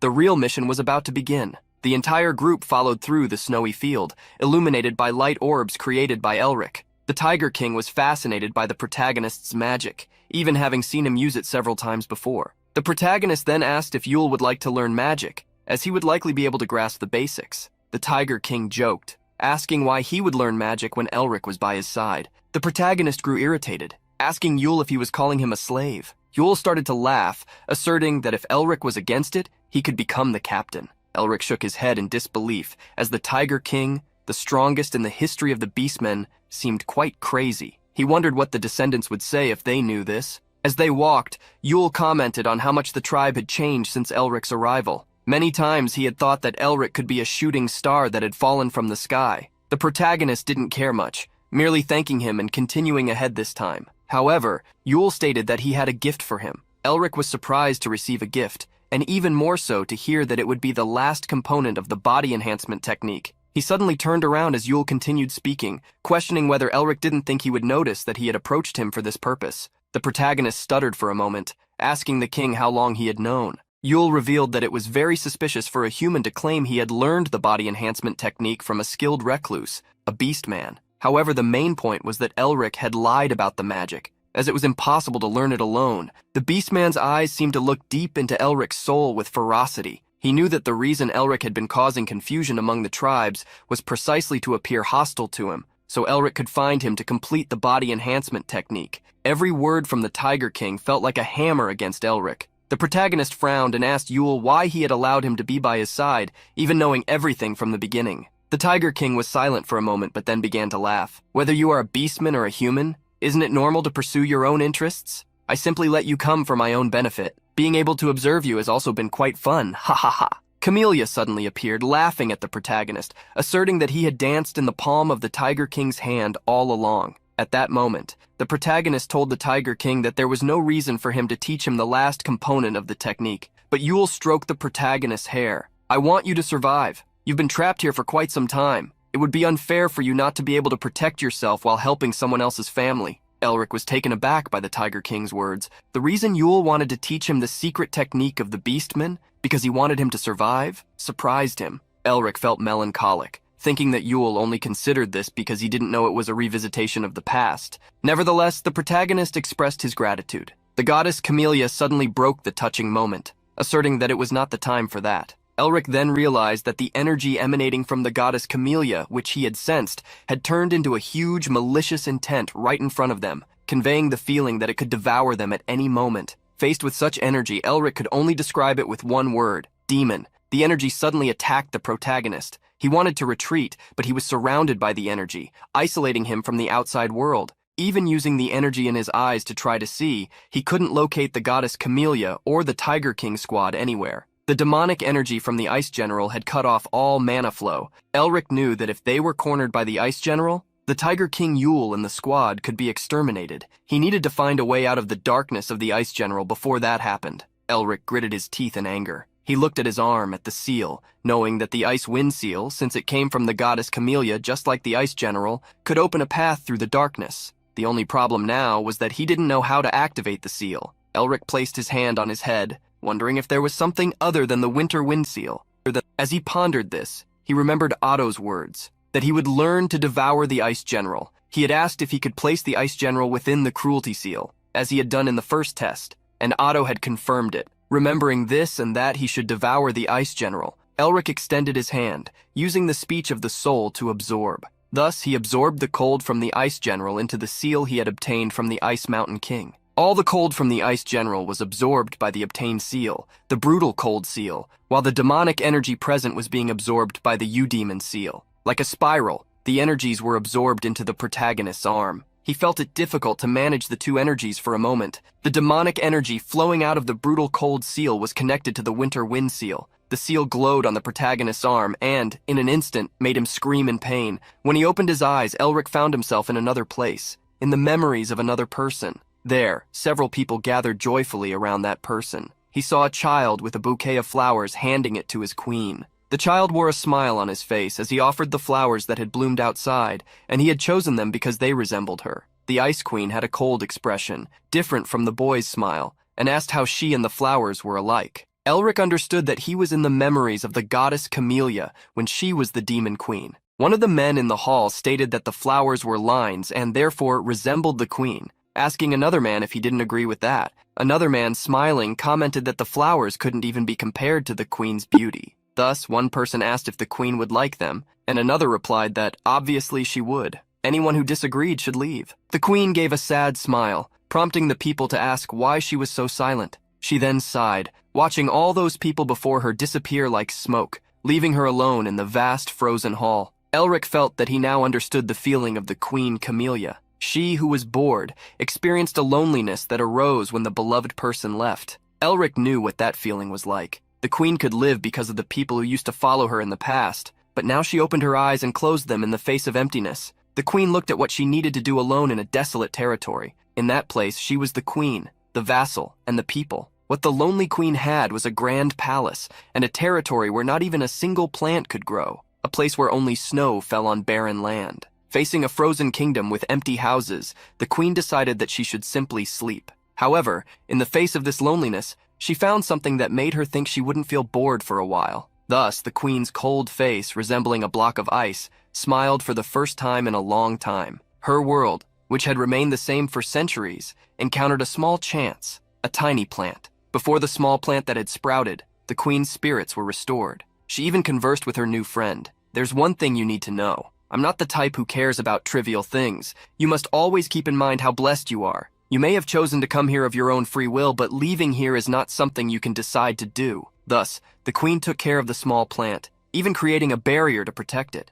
Elric watched the queen tend to the plant for a long time until it grew. She spent several days in the cold, observing the plant, until one day, she finally saw what she had been waiting for. Those flowers had bloomed. Beautiful red flowers now adorned the plant. The queen approached the flowers, but at that moment she made a decision. Pulling them from the ground, she created an ice pot and ran with them to another place. The queen brought the plant inside the palace, planting it there. She sat, watching the beauty of those flowers in her solitude, just the two of them, her and the flowers. Although the world outside was still a frozen place, filled only with snow, unknown flowers began to bloom in different places, transforming the palace into a flower garden. The queen, who controlled ice and snow, was now surrounded by flowers. This made the queen, who lived with winter in her core, be poisoned by spring. The queen felt her heart ache. However, the floral garden she had created continued to grow beautifully until her life faded, for this was the place where the queen's deepest memories remained. The life of the Winter Queen,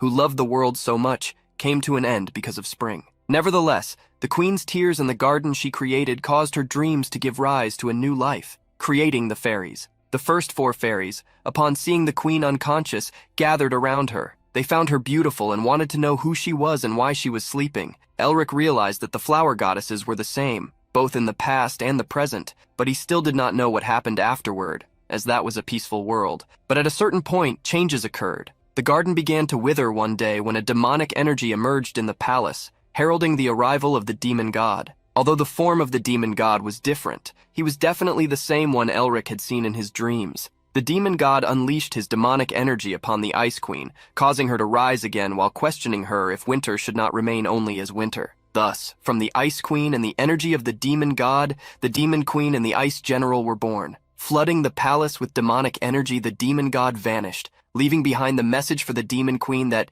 in that place, spring would never exist again. At that moment, the energy of the ice general began to be unleashed. Even within a memory, Elric felt pressured. However, even though this was definitely the energy of the ice general, filled with malice as Elric had sensed, he could also perceive the warmth and coldness, the happiness and loneliness of the queen. Nevertheless, all of this destroyed the flower garden and brought strong winds to those who continued to live there. After witnessing such memories, the 4th restriction, the winter wind, was lifted. With the stone tablet in hand, Elric saw that the essence had been unlocked. He, who had traversed the gears of time to reach such a place, finally understood how to use the seal of the winter wind. Stretching out his hand, Elric pointed to himself, uttering the necessary words, "Gather in the void." As soon as the words were spoken, the energy of the seal was released. sweeping away all the darkness around him. The sky began to shine again, revealing its infinite stars. In that place, only he and the goddess Camellia remained. She revealed that Elric had succeeded.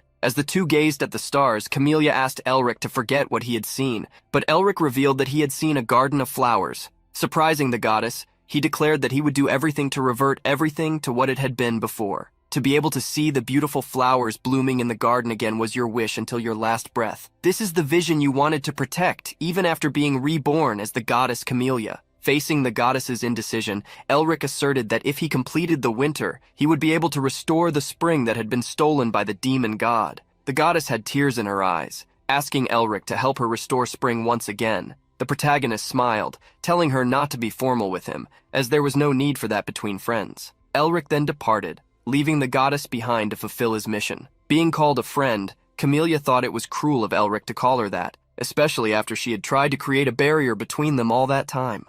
Although the darkness had disappeared, the Tiger King's tribe was still wounded. They were fighting against the great being created by the Ice General. Slowly, the warriors were suffering more damage. Faced with that giant ice being, Yule knew that Elric had a way to defeat it. While waiting for the protagonist's appearance, Yule and the other beastmen suddenly saw energy pass through them. Quickly, several ice golems began to emerge, forming an endless army. The Tiger King began to laugh, asking if his men were scared just because of the numbers, as he would personally teach them when their Tiadanithar returned. The beastmen were startled, questioning what Yule was saying, and the Tiger King declared that he loved having new prey to hunt. Grinding his teeth, the Tiger King announced that he would give special training to anyone who was injured in battle. With the threat of training, he shouted, motivating his tribe to attack the enemy golem army. At the moment the Tiger King's tribe advanced, a blow passed through them, and in the next instant the ice golems began to transform into small cubes. The beastmen did not understand what was happening, but Yule smiled,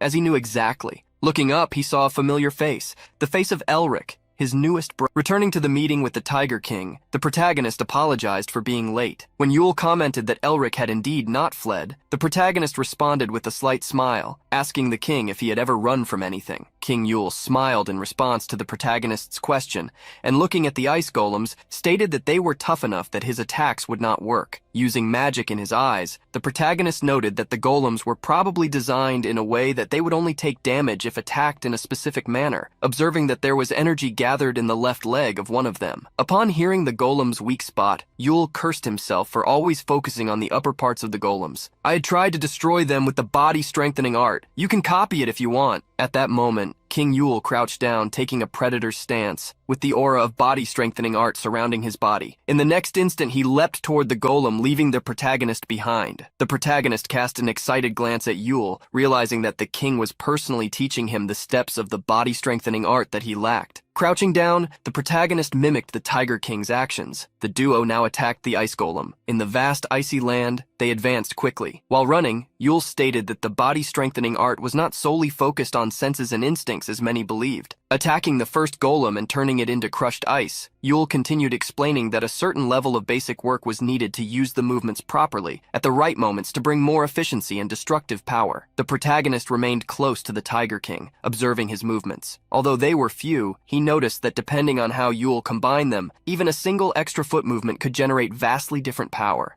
Demonstrating this in practice, Yule used the body-strengthening art along with the advance of the fierce tiger to strike with the impact of his hand. The Tiger King's blow devastated a golem, causing its ice leg to be completely cracked. Turning to the protagonist after the explanation, Yule stated that learning it was difficult. He suggested that the protagonist could just watch, but was surprised to see him imitate his last actions. An energy surrounded the protagonist's palm, and just as Yule had done, he used the technique of the fierce tiger's advance to strike with great impact. On the ice golem's leg, a hole was created. Yule gave a shy smile, surprised not only to see Elric mimicking what he had just done, but also realizing that he had mixed everything with his own techniques. Then, with an excited smile, he said, "You are truly a fierce beast." As Elric learned more about the body-strengthening art, he and the Tiger King advanced against the remaining golems. Using the enhanced body-strengthening art, the protagonist felt as if the entire environment became one with him, and even his 3 seals began to intertwine with each other. Jumping up to a giant golem and punching its abdomen, the protagonist fell back to the ground, being praised for his effort. After both the protagonist and Yule landed on the ground, they noticed the energy of the golem was dissipating. This was good news,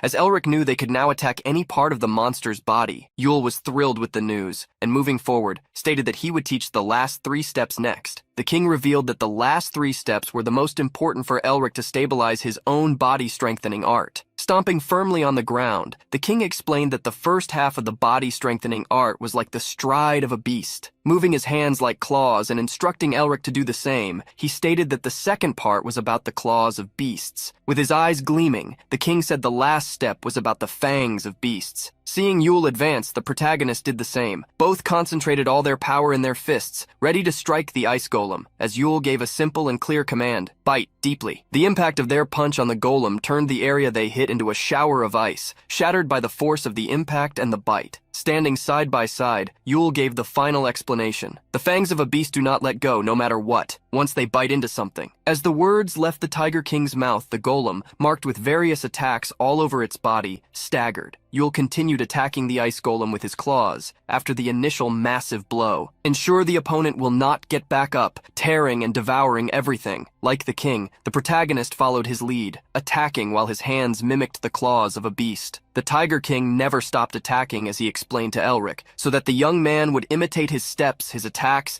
and properly learn the last part of the body-strengthening art to be able to defeat his enemies like the ice golem before him. Until it stops breathing completely, you will have no chance. Therefore, become a disaster for your opponent, so that you don't have to worry about anyone being able to hurt you. Show them the overwhelming difference in your power. The powerful punch of Yule, the Tiger King, was unleashed once more, as the protagonist perfectly replicated the king's technique. At that moment, they became kings who ruled the battlefield. Standing on the icy field as his vision expanded, the protagonist's 6th sense awakened. His eyes were able to see what they couldn't before. A world formed by the blend of his mind and 6th sense. A world of more vibrant and contrasting colors, of intense sounds and sensations. Seeing the protagonist look up at the sky with the awakening of his power, Yule asked what he thought of his new ability. The protagonist smiled, excited, saying it was interesting. Impressed, the king remarked that he couldn't believe Elric was smiling in a place where he might even meet a tragic end in the final battle. That didn't make him normal. Hearing this, Elric retorted that Yule was smiling too. Yule in turn smiled even more, recalling that the protagonist had never been normal from the start. At that moment, Yule's eyes widened. Seeing Elric's power, he was astonished. The protagonist had evolved once again, reaching the 7th circle. Looking at his own hands, Elric realized what had happened. He had broken the barrier that had limited him for so long thanks to King Yule. Looking at Yule, Elric questioned why the king was so friendly with him. They didn't share the same blood, and there was no reason for Yule to teach him so many important things. Approaching the king, Elric asked why he helped him. Placing his hand on his waist, Yule explained that once he recognized someone as a brother, he chose to believe in that person until the end. Ruffling the protagonist's hair, Yule continued, saying he would trust his brothers even if they hid something because there was no reason for brothers not to help each other. Elric pondered Yule's words. Besides his sister, he didn't trust anyone else, as he knew all too well how treacherous humans could be. He looked at Yule and wondered inwardly if leading a group required being as welcoming as the king. As the two were bonding, a gust of wind hit them. They looked in the direction from which the wind came and realized the ice golem was still standing, reconstructing itself. They understood they had waited too long while facing such a troublesome opponent. Cracking his fingers and neck, Elric took the lead, calling Yule for another round of fighting. At that moment, at the place where the Palace of Flowers stood, night had already fallen. Herman was sitting on a couch with his brothers in front of him, while Isabel looked out the window. The girl bit her nails, anxious as she waited. Looking back, their father warned her that nothing would change if she remained so anxious, asking her to calm down a bit. But Isabel was nervous, as it was already the 4th day since Elric's departure. One of her uncles was surprised, asking if it had really been that long since Elric left, while the other stated that there was nothing they could do. A few days earlier, the protagonist's sister had warned them that they were involved in something related to the Merbinger family. Thanking them for coming, she asked them not to get involved in the matter. Isabel's uncle recalled how Hayes had asked them not to interfere, also pointing out that the old man and the king of beasts were with Elric, so there was no reason for concern. Although Isabel didn't want to drop the matter, the palace started to shake, startling even her 2 uncles. Isabel looked at the window, quickly opened it, and when she looked outside the residence, her expression showed just how shocked she was. The entire surrounding garden was ablaze. In front of the burning garden stood two beastmen, a lion and a deer-like beastman, the same one who had received orders from the Blood Wolf King. The deer informed the lion, the captain, that all of the Blood Wolf King's breath had been consumed. At that moment, a flame appeared in the lion's hand, the last one they had left. Looking back at his subordinates, the lion observed the garden in flames, which was now consuming the palace, and declared that it was time to execute the plan. Herman approached the window where Isabel stood, furious, demanding to know who dared to attack the sacred temple. Several wolf and minotaur-like beastmen noticed Herman's presence at the window and quickly shouted that there were humans there, ordering everyone to seize them. The beastmen of the Fury tribe charged at Blue Wolf and his group, but before they could reach them, the beastmen felt a presence. From the top of the building, a white tiger leaped down onto them with a human riding it. The tiger attacked the Fury tribe. Agility was completely enraged at the invaders. "Damn bastards! This isn't the place for you to act as you please!" At that moment, Isabel realized something was wrong. The Fury tribe should have known how strong they were, so they shouldn't have been advancing so recklessly. The Fury tribe that had invaded was already being defeated by Agility and his tiger, indicating that they hadn't prepared an ambush. This led Isabel to consider a possibility. While Isabel pondered, her uncles planned to join the battle, but she quickly stepped in front of them, warning that there was a greater danger. One of the uncles laughed, asking why she was worried about them. He assured her it was fine, regardless of how many enemies there were. But Isabel changed the subject. She wasn't worried about the two of them. She warned that the one in danger was Elric. The Fury tribe attacking them was merely a decoy to distract them, as the real target was Elric. At that moment, the lion and the deer were quickly moving to another location, accompanied by other beastmen. A beautiful door stood calmly closed, but was destroyed when the lion smashed it with a punch. The deer sighed at the lion's brutality, but what they found in the room caught their attention. Some fairies were irritated by the arrival of the beastmen, ordering them to leave, as this was a god's territory, and unwanted guests were not allowed. Feigning humility, the lion man placed his hand on his chest, apologizing for interrupting the rest of a god, and stating that they would accept any punishment for the sin they had committed. After speaking to the fairies, the lion smelled the air in the room and pointed to a door ahead, declaring that the one they were searching for was behind it. A fairy quickly stepped in front of the lion, ordering him to back away. However, he gave a wicked look, backed by the beastmen behind him. The fairy began to tremble, knowing she couldn't allow the invaders to pass. She remembered the words of the goddess of camellias. "If the mental world collapses, both the descendant of the Merbinger family and I will be trapped there forever, with no possibility of external interference." Therefore, she had to stop the beastmen at any cost. The fairy then extended her arm, preparing to attack. Seeing her move, the lion man drew his sword. The fairy created numerous vines that lashed out at the lion, but he cut through the plants with several swift slashes.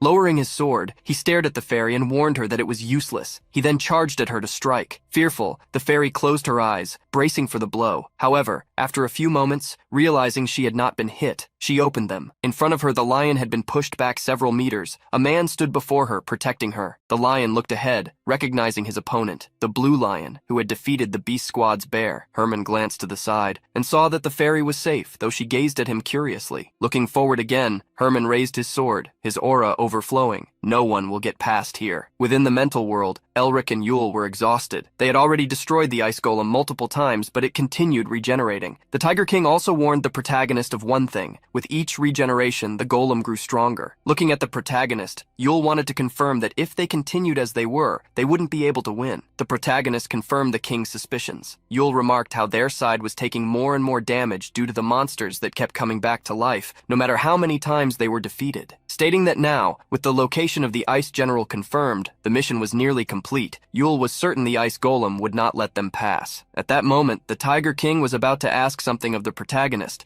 but before he could say anything, Elric declared he wouldn't do it. Yule hadn't said anything yet, but the protagonist knew the Tiger King wanted him and the others to escape while he bought them time. However, Yule insisted that Elric was the only one who could lead the tribe to safety, but the protagonist argued that he would rather stay behind and have Yule lead them out of that place. Yule gritted his teeth, not understanding the protagonist's actions. Elric could simply start over if they failed, but he didn't want the Tiger King to fall in such a meaningless way during this round of time. The Tiger King questioned the protagonist, asking if he was really suggesting that the tribe leader flee while leaving him behind. The protagonist wanted to challenge Yule's decision, but the Tiger King stated that now was the time for Elric to repay the lessons he had learned. The protagonist fell silent, deciding what to do. At that moment, the tiger began cracking his knuckles, saying that if Elric did not want to flee, he could leave him on the ground and make him pay for the crime of insubordination. Hearing King Yule's threat, The protagonist said he would go. Turning his back, he hurried away, saying he would return soon and asking Yule to stay alive until then. Thus, the protagonist led the squad back to anthropomorphism, planning to return quickly no matter what happened. Seeing Elric and his tribe leaving, the Tiger King Yule smiled hopefully. In front of the Tiger King stood a giant ice golem, accompanied by several smaller ones. The group of golems began moving in the direction the tribe was heading, but Yule moved quickly, stepping in front of them while transforming into a full-bodied tiger. He did not plan to let the golems reach his tribesmen so easily. Back in anthropomorphism, the tribe members supported each other as they entered the city calmly. They were relieved to be safe, but some, especially Ralph, were worried. Ralph asked if the protagonist would return to help the chief, as he also wanted to go. The protagonist ignored the beastman, heading toward the tree that had grown from the seed he had received. Ralph called the protagonist's name several times, but Elric was focused, using magic to observe the plant. In front of him, the camellia tree had fully bloomed. At that moment, the stone tablet shone once more. The protagonist picked it up, reading its content. All the restrictions had been lifted, and the trial was complete. With the end of the trial, the sky above them began to crack like glass, but the protagonist didn't want it to end yet. He ran hurriedly, for he hadn't said his goodbyes. The camellia goddess followed the protagonist, stating that the arrangement had already been completed and asked why he was in such a hurry. The protagonist then revealed to the goddess his desire to say goodbye. She did not understand why he wanted to bid farewell to Tiger King Yule, as this was an imaginary world. But the protagonist pressed on, unfazed by her doubt. Elric remembered the faces of all those who had betrayed his family, those who turned their backs on him and his sister, those who expelled them even when they desperately sought help. He recalled all the hyenas who wore fake smiles but only wanted what little they had left. Among those who abandoned them, there were countless people he once thought were friends or close relatives, people he had believed in and trusted. After enduring such humiliation, Elric had developed a hardened heart, knowing many would hunt him down if he didn't rebuild himself. However, Elric found people who opened up his heart, friends and mentors who slowly melted the shell around his spirit. And there was also another person who trusted him completely and called him brother. Elric was resolute in his actions. Even if this is an imaginary world that I won't remember, I will say goodbye. The protagonist moved forward, leaving the camellia goddess behind. The fairy stopped, watching the protagonist's back with a smile. She could never find a reason not to like a Merbinger. As the sky cracked, the protagonist walked through the area where the battle with the ice golems should have taken place until he found whom he was looking for. The Tiger King was sitting on the ground in a lotus position, greeting the protagonist who had returned. Looking at Yule, the protagonist asked what had happened to the ice general. He wanted to ask the Tiger King if he was injured, but decided instead to ask about what Yule would be most proud to say. Tiger King Yule laughed heartily at the protagonist's question. Looking at him, he gave a proud smile, saying that obviously he had won. The protagonist didn't find it obvious and wondered how confident Yule really was. The Tiger King looked at him and asked if the protagonist thought he would lose. Looking at the Tiger King, the protagonist knew that someone might find him detestable, but he wanted to become like Yule. In response to the king, the protagonist said that, of course, he didn't think he would lose. Then, Yule, proud, declared that the word defeat did not exist in his dictionary. Even if I don't look well now, I drove her away. That already counts as my victory. The protagonist regretted not being able to witness the Tiger King's fight against the Ice General. At that moment, the Tiger King guessed the protagonist's intentions to say goodbye, surprising Elric. Noticing the protagonist's surprise, Yule realized his guess was correct. The Tiger King revealed that he did not know Elric's intention at first, but suddenly something came to mind. I was actually curious. I wanted to know why you were trying to learn the art of body strengthening. I thought you would eventually tell me after crossing that shimmering wall I saw. Now I see and understand so many things I couldn't before. This also applies to who you really are. Looking at the Tiger King, the protagonist observed him closely. The Tiger King had surpassed his limit and reached the fifth upper chain. Upon reaching that level of power, he was able to realize that everything around him was false. The protagonist was about to explain everything to the Tiger King, but he interrupted. Stop! I'm not curious about what happens next or who you are. I am simply myself. The rest doesn't matter. As the sky cracked like a web breaking on a piece of glass, the king stated that all they needed to do was focus on that moment. The protagonist agreed with Yule. With Elric's agreement, the Tiger King wanted to ask a few questions before they said goodbye. He wanted to know the protagonist's real name. At that moment, the protagonist revealed his name, Elric Merbinger. The Tiger King considered the protagonist's name and, repeating his surname, began to laugh. Ha ha ha, my brother Elric Merbinger. You kept your promise to survive and once again saved my family. As a reward, I will give you something interesting." The Tiger King stood up, saying that this would be his farewell gift, the technique he had learned and used to drive away the Ice General. The Tiger King closed his eyes and focused as he elevated his power. Slowly, he demonstrated some movements to the protagonist, each step executed carefully so he could remember everything. The protagonist didn't want to miss a single detail, and as if his new sense had been activated, he paid full attention to this farewell gift Yule was giving him. After showing all the movements, the Tiger King sighed, tired. The protagonist had a melancholy look of farewell on his face, while the Tiger King, with a smile, said goodbye. "If fate ever allows it, I hope we meet again." Thus, the entire sky shattered like crumbling glass, a dome collapsing. The protagonist woke up in a field of flowers. Opening his eyes slowly, he heard someone say he didn't look happy. The ancestor Otto stood before him, with the camellia goddess by his side. Otto said that Elric should be proud, as he had achieved more than planned. However, Elric wanted to take the test again, stating that he would find a way to defeat the Ice General, but Otto did not allow it, saying he wouldn't be able to do so. Even Tiger King Yule barely managed to drive the general away for years, sacrificing himself. How would you do it in 100 days? The reason why the Flower Temple, the Carta, was created is because the Ice General cannot be stopped. The demon god's curse is too terrifying. Hearing the ancestor speak, the protagonist held back. Otto then explained that the reason for such an arrangement was because Uzden had helped him. It was all for Elric's sake. Elric was shocked to learn that his grandfather had made such an arrangement for him. Otto then stated that they had done it so Elric could learn the way to devour the Ice General, and in return, Elric needed to defeat her. Otto instructed Elric to resolve the problems he couldn't solve within the arrangement. When the protagonist awoke in the Flower Palace, he remained seated in a lotus position, with the camellia goddess lying beside him. At that moment, some shadows began to approach Elric, and among them, a beast man appeared, happy to have finally found the one called Merbinger. The deer beast man emanated an evil energy as he approached, walking towards the protagonist. He looked at Elric with his eyes closed. Patiently, the beast man from the Fury tribe grabbed a dagger. He felt hatred toward a mere human daring to stand in the way of the Bloodwolf King. He quickly advanced with the dagger in hand, attacking the protagonist to punish him for what he considered a crime. The protagonist kept his eyes closed until the last second, when the weapon was already approaching him. Then, he suddenly opened his green eyes. Suddenly, a large explosion of debris occurred. Herman was fighting the Lion Man in a rather intense battle. He knew that if he were at his best, he would have already won the fight, but it was difficult since his body was still recovering. Struggling to win, the Blue Lion wondered if there was any choice but to use his trump card, the secret technique that had caused his reflux disease, though it also brought him some insights. Although it was dangerous, Herman made a decision. If it was for Elric's protection, he would do it. However, looking at his opponent, Herman noticed that the lion was smiling for some reason. He quickly glanced at the door, guessing what might have happened. At that moment, inside the room, the Stagman advanced. The protagonist, who had been keeping his eyes closed, finally opened them, sending a blast of cold air at the stag, surprising the beast man and freezing him mid-air, turning him into an ice statue. Elric approached the ice statue and asked, "Why the surprise?" The answer was simple. Now the stag was finished. Summoning the demon Yu, Elric ordered it to devour the stag. Still conscious, the stag saw the demon approach, screaming internally. The protagonist watched as Yu fed. The seal on that demon had grown more powerful after passing through Otto's arrangement. At that moment, the demon king Mephisto appeared, commenting on the protagonist's hellish wind, impressed that after the ice, Elric could also wield freezing winds. Mephisto remarked that Elric could even create snow and clouds, bringing an entire winter. Seeing the demon king, the protagonist placed his hand on his chin, wondering why he was happy to see Mephisto's ugly face. The demon king grew angry, and at that moment, the camellia goddess began laughing, stating that Elric missed seeing the demon king's funny face. Mephisto became even more furious and began arguing with the goddess. The protagonist ignored the pair bickering, suddenly realizing that the ice crystal he had carried into the imaginary world had now transformed into the shape of a snowflake. Suddenly, the three in the room heard a noise coming from the room next door. The protagonist rushed to the door, and after opening it, he found Herman sitting on the floor. Seeing the protagonist leave the room, Herman sighed in relief, saying he was glad to see that Elric was okay. The protagonist ran to the Blue Lion and, while supporting him with his own body, helped him to get up. Herman said he was just exhausted from using so much power at once. However, the protagonist said that Herman seemed fine. The Blue Lion suddenly asked the protagonist, "Even though my body isn't as strong as it used to be, do you know what I gained by meeting you after going through the reflux disease?" The protagonist was unsure of what he meant, so the Blue Lion pointed ahead, where there was a wall with two intersecting cuts, and on the floor, their defeated adversaries. "I've taken a step forward, towards what I've always been seeking." The protagonist wanted to treat Herman, transferring some of his mana to him, but warned that Herman would need to remain still. If the mana were confronted by another energy, it could cause internal injuries. Thus, Elric transferred his mana to Herman's body, a brilliantly golden mana, which made the Blue Lion wonder what had happened on Earth in the past 4 days. Watching the mana spread across the hall, Herman couldn't believe that the mana wasn't vast and robust. Surely Elric had surpassed yet another limit. After transferring mana to the Blue Lion, the protagonist asked if he was feeling better. Herman thanked him for the treatment, but at that moment, they heard some explosion sounds. Through the gap that Herman had created, they could see a large amount of flames engulfing the outside. The protagonist excused himself from the Blue Lion, leaving him behind, and moved forward to leave the palace. Upon reaching the outside flying, the protagonist found a sea of flames consuming the garden. He spotted some beastmen coordinating the attack and with anger cursed at them. Raising his hand high, Elric created freezing winds, making the ice storm move toward the Fury tribe. Seeing some members of the tribe being frozen, others looked up at the sky and realized that the enemy was the Merbinger. Upon spotting the protagonist in the sky, the order to retreat was given immediately. In the sky, the protagonist had no intention of letting them escape. It was their will to invade the place, but he would decide when they could leave. The protagonist used his soul speech to create large blocks of ice, attacking the Fury tribe. The beastmen stopped their advance, and while planning to break the ice blocking their way out, a blue light appeared in the sky. Floating, Elric was surrounded by several layers of freezing winds. Above his enemies, he created a vortex. The vortex swept the beastmen of the Fury tribe, turning them into blocks of ice. After Elric defeated all the enemies, Isabel's uncles arrived outside, startled by the beautiful sight before them. The entire garden had turned into a beautiful frozen field, as if winter had suddenly arrived. The palace fairies flew outside and, upon seeing the snow, became excited. In addition to the snow, they also found several winter flowers. The winter flowers and trees resembled plants created from ice, with a beautiful glow reflected on their leaves and petals. Elric watched the fairies around the small plants and smiled. A few days earlier, the protagonist had gathered his sister and friends, saying that he intended to use the ice crystal to absorb the cold energy and awaken the winter flowers, imbuing them with the divided power of the flower goddess. Camellia also reminded them that it was this way Elric had awakened her. The protagonist had also told the fairies that if they gathered the power of the flowers and made the winter flower grow, they might even be able to do the same with the ice general and summon spring. Mephisto had instructed the protagonist that several other elements, in addition to brutal ice and the power of winter, would be needed to complete the winter cycle. Now, with the snowflake in his hand, the protagonist went to where the plant fairies were asleep, using the power of the crystal to absorb the demonic energy within them. There resided the power of Camellia and the element that had created the queen, who had fallen asleep in the flower garden in a distant past. The protagonist planned to absorb everything the queen had scattered in the snowfield when she closed her eyes, so that winter would end, and the forgotten spring would naturally be restored. Where the winter flowers had withered, the warm winds of spring and the scent of spring flowers were once again destined to appear. Isabel and her uncles were sitting outside the garden when she suddenly woke from her weariness. A smile appeared on the girl's face when, in front of her, a large blooming field emerged, more beautiful than the one she had seen when they arrived at the flower temple. At that moment, the protagonist was in the flower temple, speaking with the desperate Sean, saying that he had already told him they needed to defeat the ice general. Sean was nervous, wanting to know what the protagonist was planning to do. He said they couldn't move without information. The protagonist then eased Sean's worries by telling him that he already knew where the ice general was. In response to his friend's doubt, the protagonist revealed that she was in the Fury tribe. Sean was already starting to get a headache, asking if Elric was going to act like this again. Seeing his friend's reaction, the protagonist asked if he wasn't going to come with him, as everyone else, whether it was the Blue Lions group or the group that had accompanied them from the capital, was planning to go. Despite his discontent, Sean said he would help, since he had come this far. The protagonist mocked his friend, saying that deep down, he actually enjoyed the situation and could stop pretending. With everyone excited for action and agreeing to follow, the protagonist took the lead, ready to guide them to the Fury tribe and send them to hell. Inside the Fury tribe, the Blood Wolf King was furious. Those idiots, I can't believe they failed at something so simple.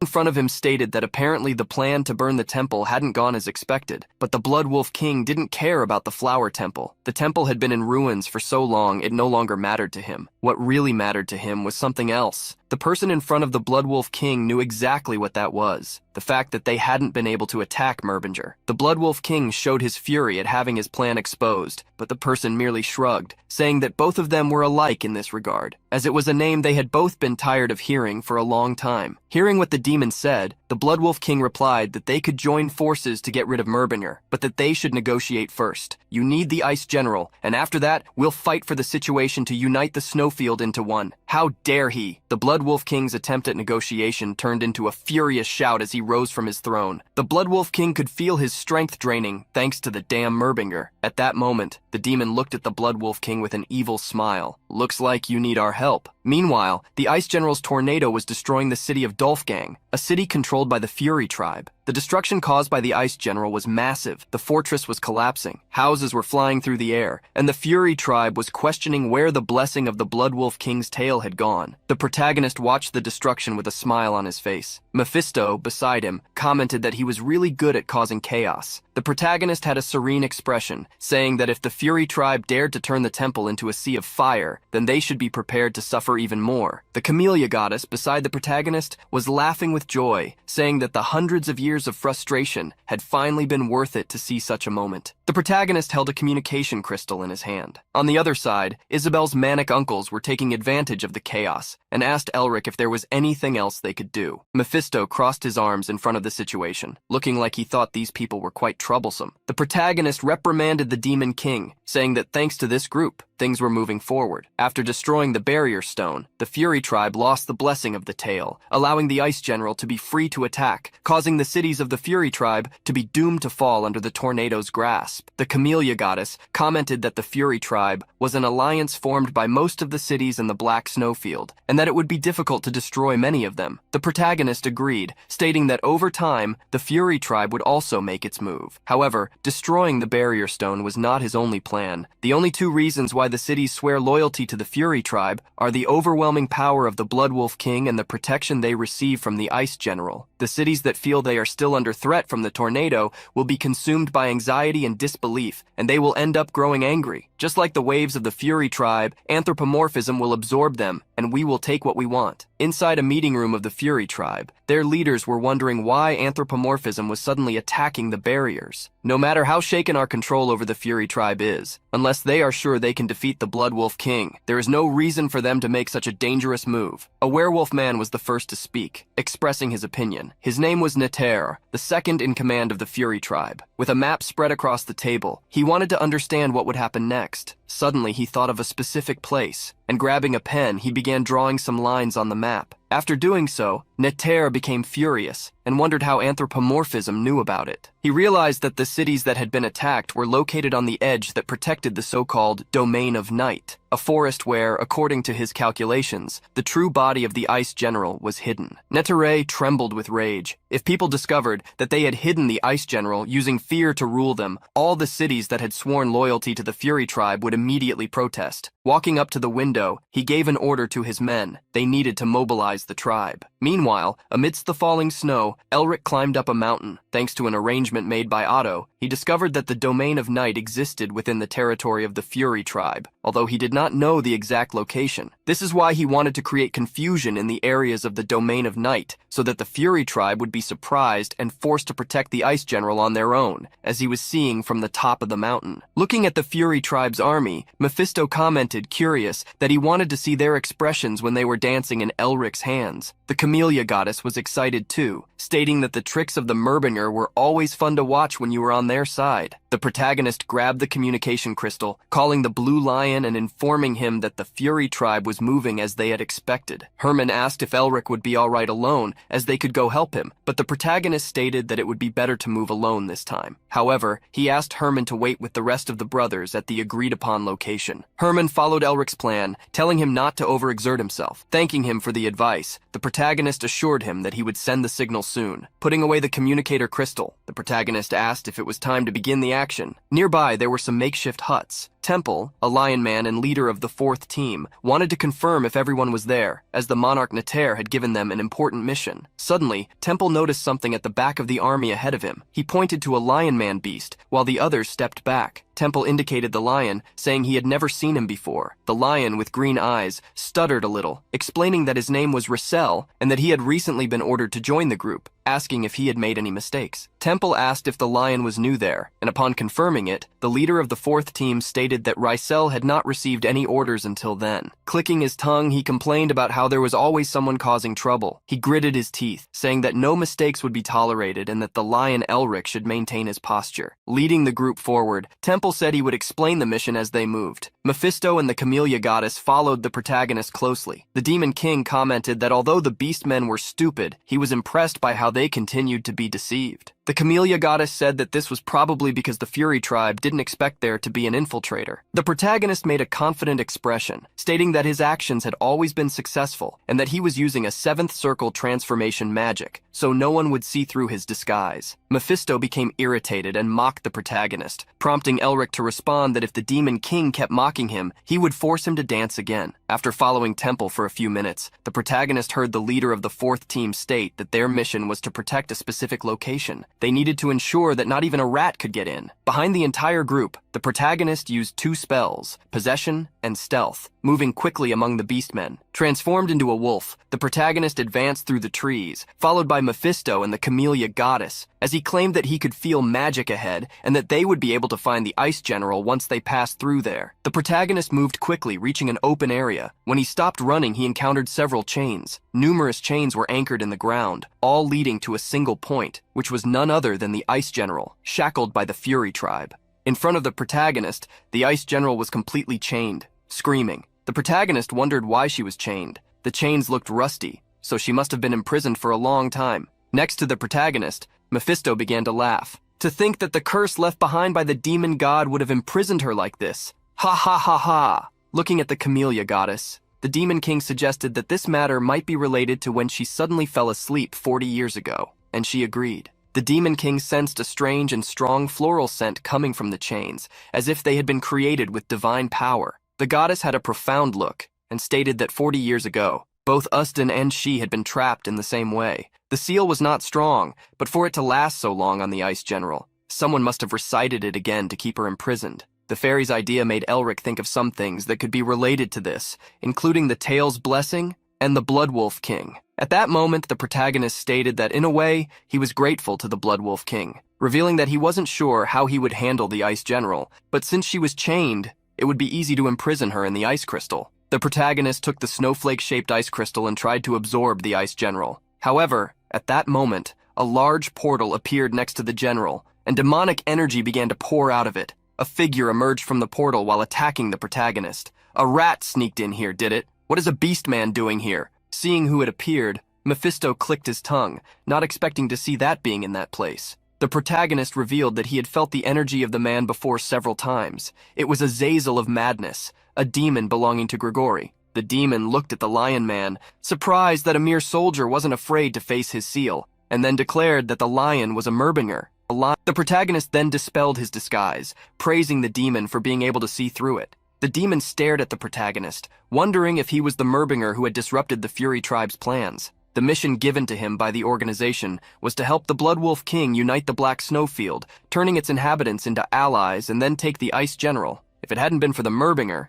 the mission would already be complete. The demon began to laugh maliciously, thinking this was a good opportunity, as it would allow him to earn some points with the executives who held a grudge against the Merbingers. Recalling that the organization had determined the Merbinger's level to be only that of a Magus, the demon was confident that the young man stood no chance against him. Using the power of his seal, the demon created a massive whirlwind. Seeing the attack, Mephisto commented that he must have a strong bloodline, making him a formidable opponent. Ignoring the Demon King's words, the protagonist stepped forward, excited. Looks like I've caught a big fish. This is a high-grade item that even totems pale in comparison to. Seeing the protagonist smile, the demon thought he had lost his mind. The demon stretched out his hand, allowing the Merbinger to laugh while he could, as the Windblade attacks were intended to wipe the smile off Elric's face in the next moment. The attacks struck the protagonist without him dodging. Seeing that his attacks had worked, the demon smirked mockingly. However, in the next moment, Elric appeared as if none of the attacks had touched him.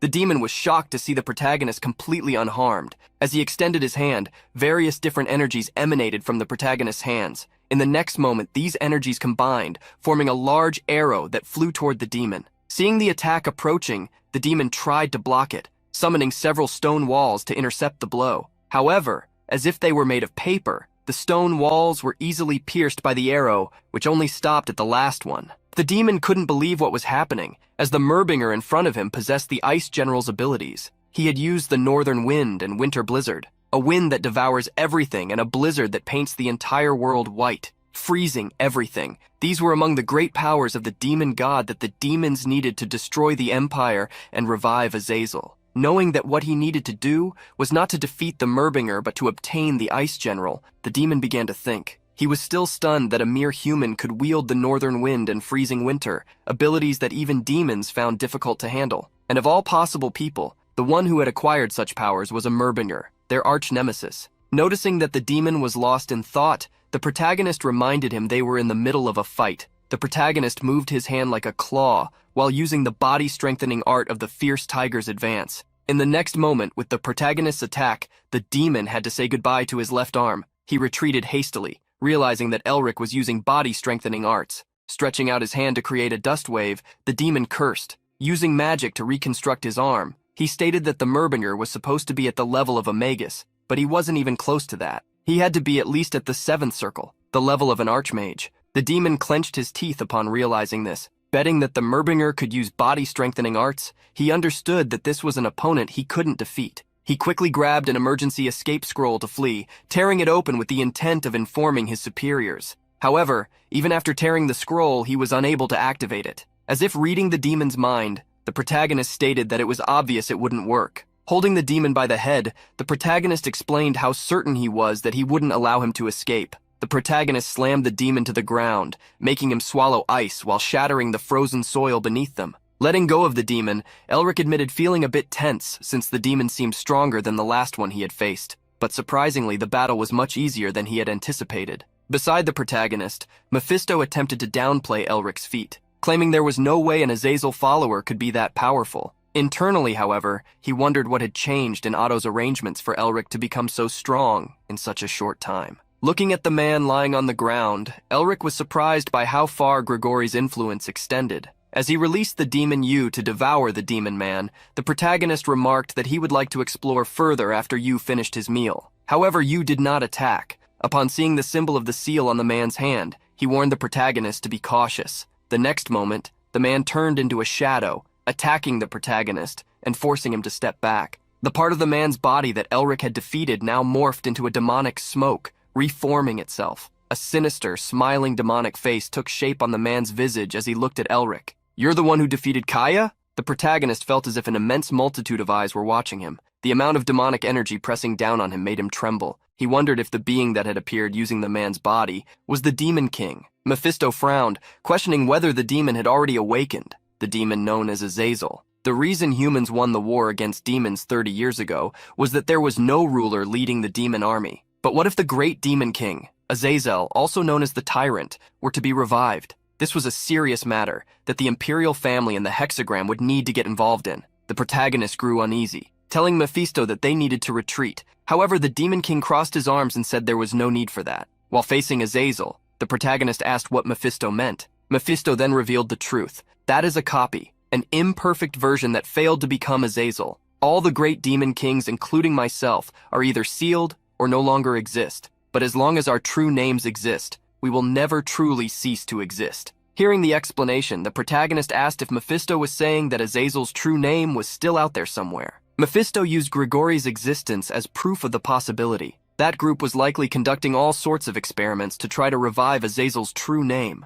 The protagonist thought about what he had seen before on the dry land, wondering if Grigori was carrying out evil practices like when they used totems to steal the farmers' lives. If that was true, they were in serious trouble. Looking at the demon that had appeared, the protagonist spoke to him. "Hey, counterfeit. Like you said, I'm the one who defeated Kaya." The protagonist did this so as not to hide anymore, knowing that he would face Grigori in the future. Provoked, the demon used the power of the seal to create several whirlwinds, sending them toward the protagonist. The spell called Violent Gale quickly approached Elric. In response, he let the energy of his seals overflow, and to confront the demon, he also created a tornado. Both tornadoes, created by the demon and the protagonist, collided, but that was not the only spell Elric used. He conjured multiple chains attempting to bind the demon. The Azazel copy would not allow itself to be captured, so with a swift motion of his hands, it unleashed an energy slash, destroying the chains. However, the chain attack was only a distraction, as at that moment, Elric had already reached the back of the Azazel copy. The protagonist recalled what he had learned from King Tiger Yule, moving his hand like a tiger's fangs. At that moment, Elric unleashed the body-strengthening technique, the White Tiger Fragment. The protagonist's attack struck the false demon, creating a massive wave of impact that destroyed the entire ground in the surrounding area. However, the attack was not strong enough. The Azazel copy grabbed the protagonist's hand, giving him a demonic smile. Seeing the result of his attack, the protagonist didn't stay still. Using his other free hand, he launched a horizontal strike. However, Elric did not cause any damage to the opponent. A dark voice came from the mouth of the false Azazel, stating that attacking him was useless. The demon then overflowed with demonic energy as his fist rushed toward the protagonist. Realizing the danger, the protagonist gritted his teeth and hurriedly used soul speech to cut and block the blow. A great explosion occurred as the demon's attack struck the protagonist. Thanks to the shield, Elric managed to defend himself, although he was pushed back. Elric clenched his teeth. His enemy was not only possessed, but was still extremely strong. This made him wonder how much more powerful Azazel's real body would be. Moreover, as time passed, the demon's body and soul were merging further. This meant that, from that point on, he would only grow stronger. Mephisto warned the protagonist. The enemy might only be a copy, but it was still a copy of a great demon king. It would be disgraceful for Azazel if a copy of him were easily defeated by a child like Elric. Elric gritted his teeth in frustration, but Mephisto was right. If he continued at this pace, the best he could hope for was a draw. However, Elric had another problem to deal with. The Fury tribe was starting to surround the area, creating a perimeter to prevent intruders from passing. Elric's plan to secretly absorb the Ice General was now being completely ruined. Ignoring the protagonist's thoughts, the copy of the Demon King smiled confidently, certain of victory, as it created several portals. From within the portals, a horde of demons invaded the frozen plain. Mephisto stated the obvious, noting that Elric was now completely surrounded and asking if he had a plan to solve the situation. The protagonist replied to the Demon King, stating that he could escape if he used all his mana, but that would also be difficult because of the Fury tribe. Mephisto then grew curious about what Elric would do. At that moment, the protagonist raised his arm, asking Mephisto if he knew what he was about to use. The next moment, Elric swung his arm horizontally, launching an energy wave to cut through the demons. To the Azazel copy, it seemed like a futile attempt, as he raised a shield to block the attack. However, after the impact, Elric quickly moved, positioning himself between the demon and the Ice General. He then spoke to the demon about a certain belief his family held.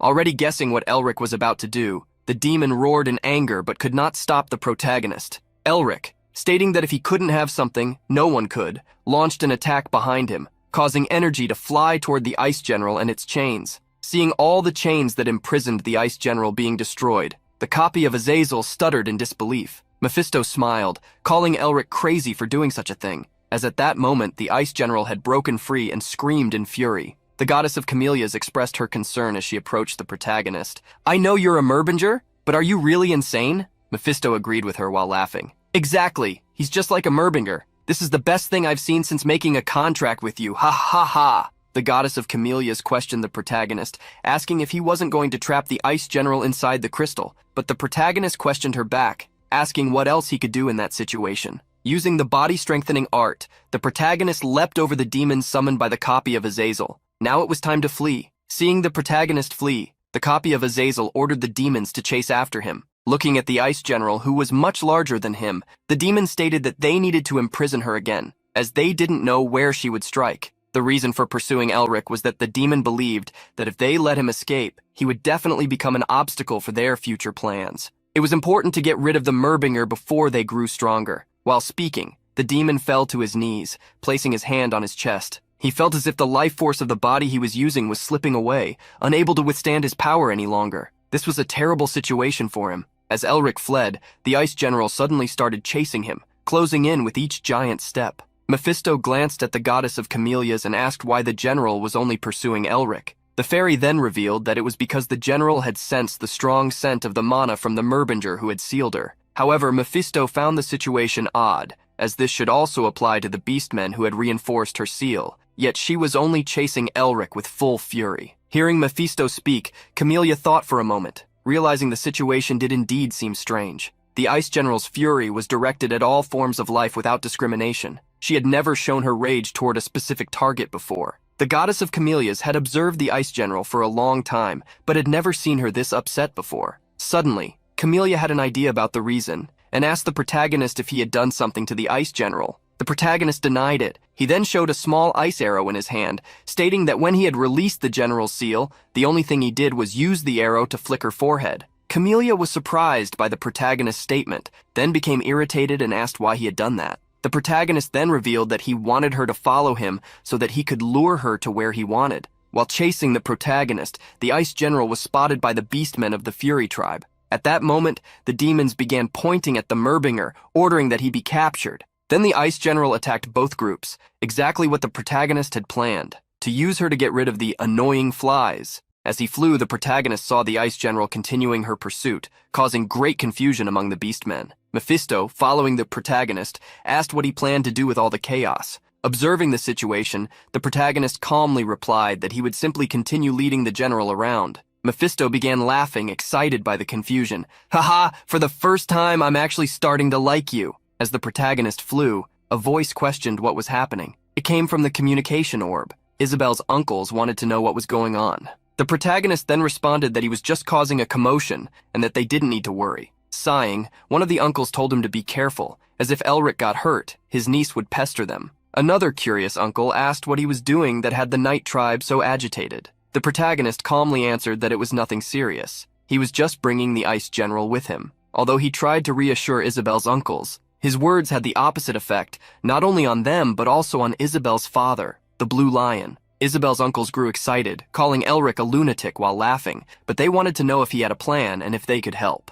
The protagonist asked them to escort him, as he was trying to accomplish something. Being chased by the ice general, he stated that he was heading to the Fury tribe. The fortress of the Fury tribe was in complete chaos. The ice general has been sighted in Wolfgang. Edorato has suffered extensive damage from the ice general. The ice general has also appeared in Taikan. Natera was furious, slamming the table and demanding to know how the ice general had been freed from her seal. A lion approached Natera, stating that they were being bombarded with questions from all sides, asking why the ice general had appeared in the territory of the Fury tribe and what was happening with the blessing of the tail. Natera saw the ice general as a tool they needed to keep under their control, a secret they had to hide. If things continued as they were, the entire governance system of the Fury tribe would collapse. Determined, Natera ordered an immediate announcement. Warn them that they will pay dearly if they even think of doing anything foolish. The lion, frightened, rushed to carry out Natera's order, leaving him alone in the room. He had issued such a warning to ensure that the citizens wouldn't get any ideas that could worsen the situation further,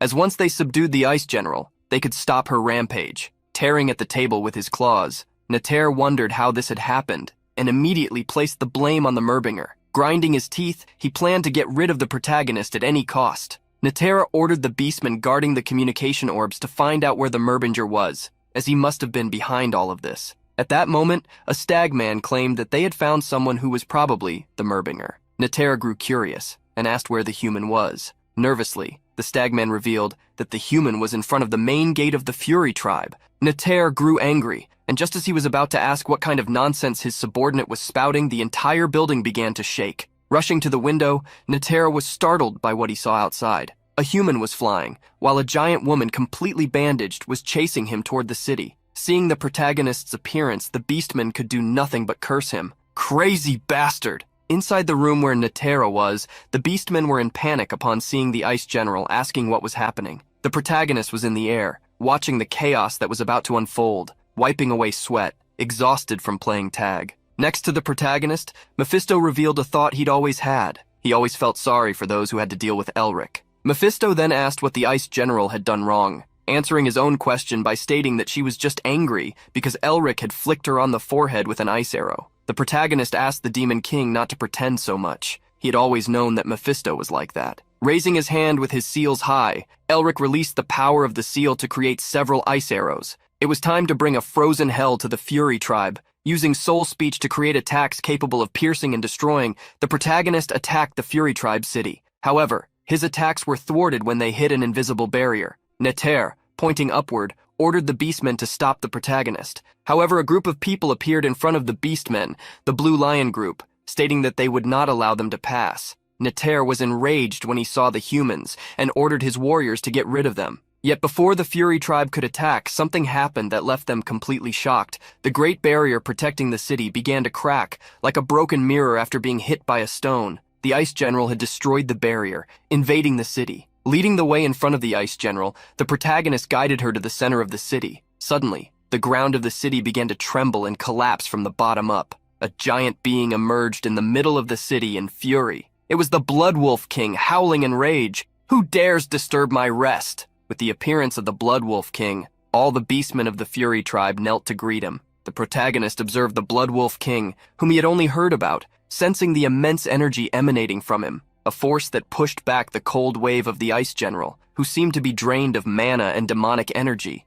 The Blood Wolf King noticed the protagonist's presence. Seeing his green eyes, golden hair, and the unpleasant smell, the great beast stated that he must be a Merbinger. The Blood Wolf King had restored the 8th cause due to the demon he encountered some time ago, but he knew that he needed the art of body enhancement if he wanted to restore the last one. He felt fortunate, as what he needed appeared right in front of him. At that moment, the Ice General recognized the energy of the Blood Wolf King and roared toward him. The great beast roared back, releasing his energy. "A mere monster without even a mind of its own dares to advance against me? Leave my land this instant!" The energy of the Blood Wolf King clashed with the energy of the Ice General, the two forces colliding violently. With the clash of energies, a huge explosion occurred, sending debris flying in all directions. The protagonist, who used a shield to protect himself, watched the battle with a furrowed brow. He wondered why the Ice General was suddenly attacking the Blood Wolf King. Camellia answered his question, suggesting that it was because the general had seen the Blood Wolf strengthening the chains that bound her.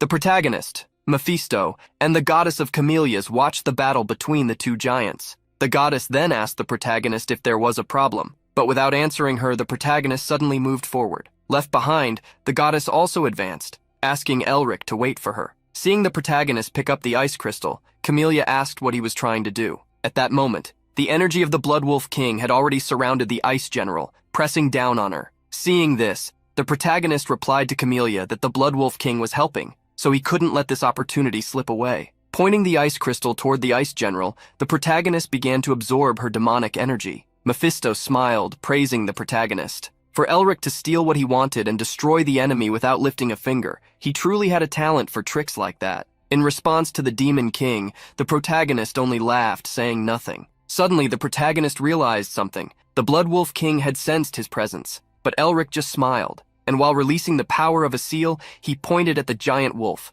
attacking him with golden energy. The Blood Wolf King questioned what Elric was doing. Laughing, the protagonist returned the question, asking if the Blood Wolf thought they were on the same side. Mephisto realized that the Blood Wolf King had thought Elric was fighting alongside him to defeat the Ice General, and being betrayed must have been making the giant beast furious. Pressed by the ice created by the protagonist, the Blood Wolf King cursed inwardly, telling himself that if it weren't for the lack of the 9th tail, he wouldn't be suffering such humiliation at the hands of a Merbinger. Suddenly, the Blood Wolf King noticed something that made him smile, showing his sharp fangs. One of the fox's tails appeared on the ground. The tail flew, almost knocking the protagonist down, who wondered what it was. When the tail rejoined the Blood Wolf King, an explosion occurred. Amidst the dust, the Blood Wolf King multiplied into several fox copies of himself. The protagonist praised the trick, advancing to attack. Stretching out his hand, Elric used an ice spell before attacking the various foxes. He struck each one before retreating and floating in the sky. He stated that he didn't know what the Blood Wolf King's plan was,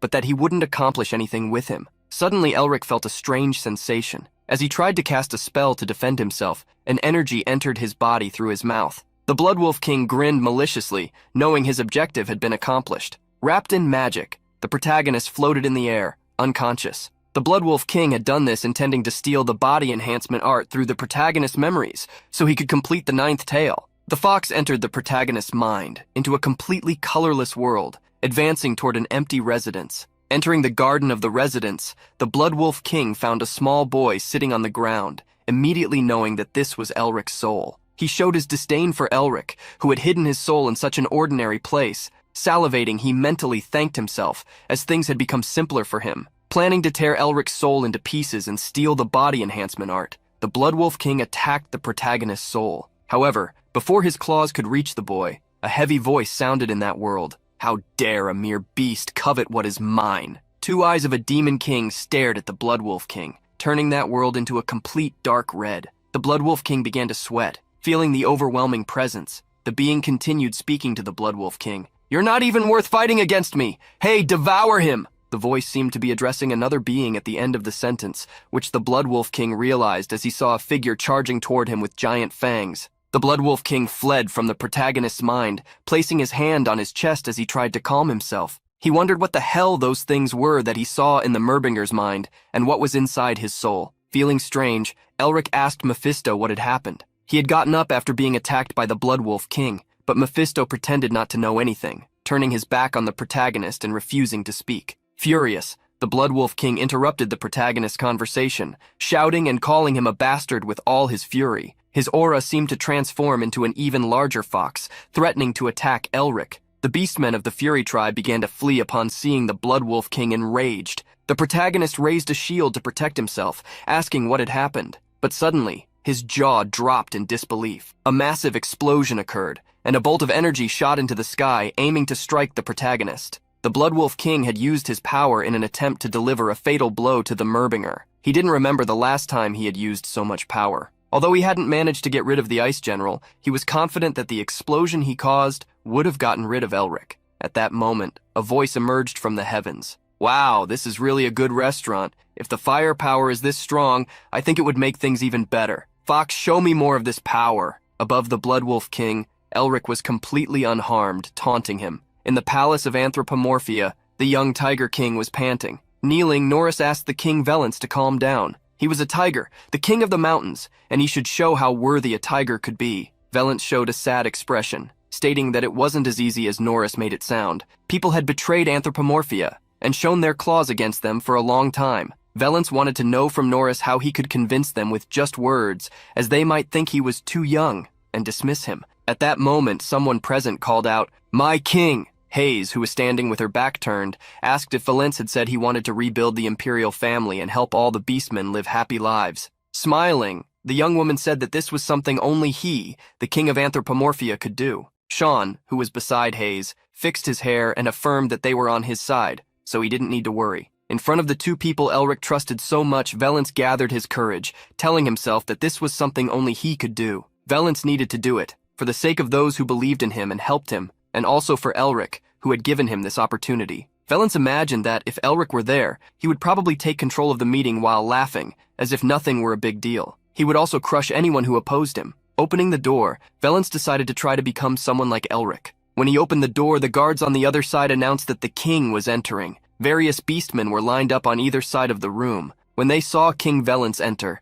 they all bowed to greet him. Radiating the powerful aura of tigers, Valence stared at each of them with his predatory eyes before sitting on the throne. In the city of the Fury tribe, Elric was playing with the crystal snowflake in his hand while absorbing the power of the Ice General. The goddess of camellias approached the protagonist, reminding him that even though he was absorbing the Ice General's power, she wouldn't get any weaker. The protagonist already knew this, and another thing he also knew was that the Ice General was studying her opponent and growing stronger. However, he was gaining something from it. The seal of Winter Wind had grown stronger, and something even more important, he now had an idea of how to devour the Ice General. Flying above the Ice General and staring at the Blood Wolf King, the protagonist taunted the fox, asking why she didn't surrender since she was running out of strength. The Blood Wolf King ground his teeth, wondering what the Merbinger was doing again, hoping that they had never exerted such power. In the past, when the Blood Wolf King was a pup abandoned by the tribe in a cold, dark place, he had found someone using a mysterious power.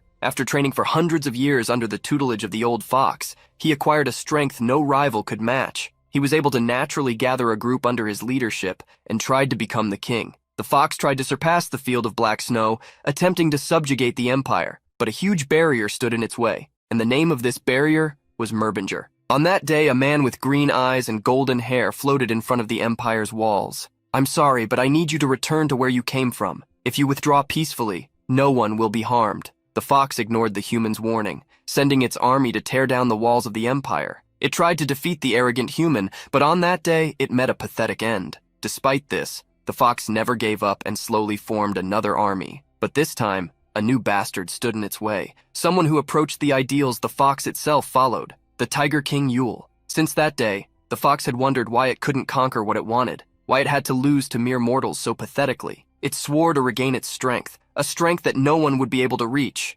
So it abandoned everything it had learned over hundreds of years and got involved with forbidden power, beginning to tread the territories of demons, who had always been so cautious. This would make it impossible for anyone to stop it. However, now, once again, a Merbinger stood in its way. That name echoed in its mind, driving it mad. Merbinger! Why do you insist on standing in my way? I will not forgive the Merbingers. I will definitely get rid of you. With hatred reaching its peak, the Bloodwolf King made the day turn into night, planning to attack the protagonist. But suddenly he heard Elric's voice. Cut! In the next instant, all of the fox's tails fell. Seeing what had happened to its tails, the Bloodwolf King began to cry blood. The protagonist then gave a warning to the Bloodwolf King. Fox, it seems like you've always had a cursed relationship with my family. Let's end this relationship here. With that said, the protagonist attacked the Bloodwolf King with an elemental ice slash, causing a freezing explosion. As the snow settled, everyone could see the Bloodwolf King frozen on the ground. The protagonist slowly walked towards him.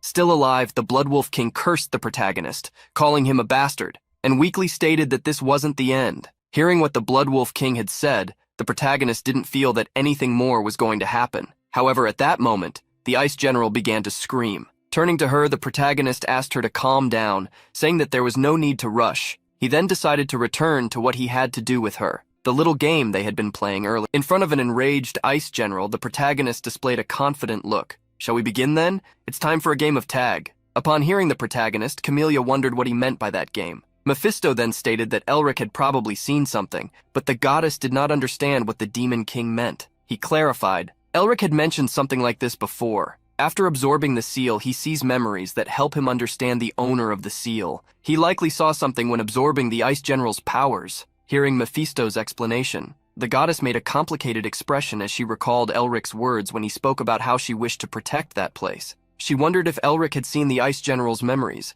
allowing him to understand that enigmatic being, a creature even she couldn't unravel. After approaching the general, the protagonist asked why she was so cautious with him. He had thought she wanted to play. At first, the protagonist believed the Ice General was merely a shell of the goddess of camellias, possessed by malevolent intentions. However, the Ice General's memories he obtained, along with the ice fragment, were completely different from what he had imagined. Elric saw a completely different version of the Ice General. He saw a lonely child. The Ice General was not initially hostile to humans. Born as a general due to the demon god, she was full of curiosity, like a newborn. But that curiosity soon turned into hostility. Labeled as a monster due to her appearance and powers, she was shunned and expelled from every place she passed through. The Ice General simply wanted to play with people, play with the children who ran across the black snowfield, laugh, talk, and share a meal. She wanted to hunt monsters with them, run among the trees, and play in the water. That was the small wish she had in mind as she approached humans, but instead, the beast men drew their weapons to protect their villages. The monsters fled quickly, fearing the powerful powers of the Ice General. Even the trees were consumed by darkness, and the rivers froze and stopped flowing. The Ice General only wanted friends, but ended up freezing everything unintentionally. Without parents or friends to guide her, she didn't know how to control her powers. Being newly born, she didn't understand how the world around her worked and, ultimately, ended up destroying everything she touched. That was the reason why the world became hostile toward the Ice General, and why she wished for everyone to suffer as she had suffered. Thus, she became a true monster, filled with hostility. However, there was something the Ice General deeply desired in her heart. It wasn't anything grand. She simply wanted to play. The children she had seen when she was born, the game they enjoyed most while playing. She wanted to play that too. Although it hadn't been intentional, while Elric led the Ice General to the Fury tribe, they ended up engaging in something similar to a game of tag. The protagonist realized that although she appeared furious on the outside, he felt that she was secretly enjoying it. After absorbing the fragment with her memories, Elric understood that this was why he wanted to continue the game with her. Looking at the Ice General, the protagonist confidently declared, "Since you couldn't catch me, now it's my turn to chase you. You'd better start moving soon, because if the chaser catches you, it means you lose." At the protagonist's words, the Ice General gritted her teeth, and the next moment, she began to run, with a smile on her face that had never been seen before. Mephisto crossed his arms as he watched the scene. He couldn't believe that the Ice General only wanted to play a simple game. To him, it seemed rather pathetic. Beside the Demon King, the goddess of camellias also couldn't believe it. She had tried to protect the Temple of Flowers and the plains for so long, but the answer to what she sought was something as simple as a game. To the goddess, the answer seemed obvious, for despite everything, the general had been born from her own flaws. And just like her, the general must have been lonely, suffering the same extreme loneliness that hell imposes. Watching the Ice General having fun, the goddess realized how Elric had become something of a friend to her, someone who alleviated her loneliness. While chasing the general, the protagonist held the crystal flake and praised her for how well she was running. He used the crystal to absorb her powers, which began to gradually diminish. Slowly, she shrank until she reached the size of a normal person. The Ice General continued her transformation. Her bandages began to disappear, and ice wings started to form on her back. Her eyes, which had once been hidden, were now free as she was released from the bonds that had restrained her. Finally, the protagonist reached the Ice General, touching her, and thus winning the game. However, now the Ice General was no longer a cold and monstrous personality. She had transformed into a smiling girl, radiating the joy of spring. Smiling at the protagonist, she slowly dissipated, thanking him for the fun he had provided. The protagonist raised his hand high, holding the crystal flake, and used the disperse command. The fragrance of the flowers, absorbed within the ice crystal, traveled through the winter winds and spread everywhere. The scent of the flowers passed through cities and across the field of black snow, dispelling the darkness that covered the world, melting the frozen lands, and awakening the life that had been dormant for so long. Although the air was still cold, the breeze felt refreshing, bringing a sense of rejuvenation that eased the pressure people had felt for so long. This was known as the spring frost, which told people that winter had passed and spring was soon to come. Amid all these changes, tears streamed from the eyes of the goddess of camellias as she watched the arrival of spring. Once again, the land that had been frozen for so long was comforted by the blooming of flowers. Walking through the ruined streets, now warmed once again by the sun, Valence asked the Prime Minister if everything had truly passed, and if the Fury tribe had fallen. Valence mentioned that he had heard the Ice General had been defeated, but found it strange that he had witnessed it himself. As they walked through the rubble, Norris expressed the same feeling, a long-standing wish being fulfilled with the dawn. Putting emotions aside, Norris warned the king that what mattered most was what would happen from that point onward, as rebuilding the Tiger King's family and uniting the entire snowy field would not be an easy task, even if the Fury tribe had fallen. Valence agreed with the Prime Minister's words, stating that now he would need to compose himself more than ever. Suddenly, several flower fairies flew over the Tiger King as he spoke with Norris. They were excited about the return of spring. One of the fairies approached the little king and pointed for him to look in a certain direction. From there, Elric and Camellia were returning. Accompanied by the goddess and the demon king, the protagonist greeted the small tiger and the others. Fairies were curious to know how Elric had restored spring, and the protagonist gave the credit to the fragrance of the flowers they had given him, saying that there was nothing better to drive winter away than that. The fairies did not understand what Elric meant by driving winter away, so they were confused. At that moment, Camellia spoke up, explaining that Elric meant that it was all thanks to the fairies. She then told them to simply accept his gratitude and move on, even if they did not understand. With the credit given to them, the fairies joined hands and spun around, celebrating that they had driven winter away. Approaching the king and the prime minister, the protagonist asked if everything had gone well. Valence confirmed that it had, saying that thanks to Elric, they had managed to convince everyone. However, the protagonist refused the credit, stating that although he had organized the meeting, it was Valence who truly convinced everyone. Norris watched the two talk, remembering the meeting. There, he had witnessed how the king negotiated with the Fury tribe as if he were Elric Merbinger himself. Looking at the protagonist, the man whom the King of the Mountains admired, Norris thought to himself that this young man was born with the qualities of a king. The future of the continent would definitely be influenced by him and the House of Merbinger. Putting these thoughts aside, Norris understood that he needed to support Elric, no matter what happened. Elsewhere, where the body of the Blood Wolf King rested, a few soldiers standing guard were deep in conversation. They still couldn't believe that such a being had been defeated, and spoke about the fall of the Ice General as well. As they talked, they failed to notice shadows beginning to creep toward them. One of these shadows took down the two soldiers and then took form. It was a copy of the demon Azazel. Azazel gritted his teeth as he realized that, as he suspected, the young man he had fought was a Merbinger. He had barely managed to maintain his physical body, siphoning the life force from subordinates to make it that far, but now he saw that both the Blood Wolf King and the Ice General had been defeated. Enraged, he reflected on the time he had spent with the Blood Wolf King in an effort to capture the Ice General. But they had failed because the Blood Wolf King couldn't unite the Beast Men. If he had succeeded, it would have only been a matter of time before they seized the North Wind and the Winter Blizzard. The demon's copy blamed itself for not eliminating the accursed Merbinger while he still had the blockage disease, and for failing to erase every trace of House Merbinger. Their complacency now engulfed them cruelly. Furious, The copy of Azazel declared that there was only one thing left to do to handle the situation: awaken the demon that had been planted within the body of the Blood Wolf King. Kneeling before the Blood Wolf King's body, the demon's copy began to recite a prayer. Demon King and Demon God, I offer my life to you. Please turn your gaze toward your loyal servant. As he shed his own blood to grant his wish, the copy of Azazel heard a voice declaring that his wish had been granted. At that moment, a demonic shadow began to seep from the Blood Wolf King's body. The power of the demon god was influencing the demon trapped within, awakening it. You seem troubled, so channel those feelings and corrupt them repeatedly. In doing so, you will become a great demon. A new path will open before you. As the voice finished speaking, the demon imprisoned in the Blood Wolf King's body awoke. Unaware of what was unfolding, the protagonist was asked what he planned to do with the Ice General. Looking at the ice crystal, he stated that,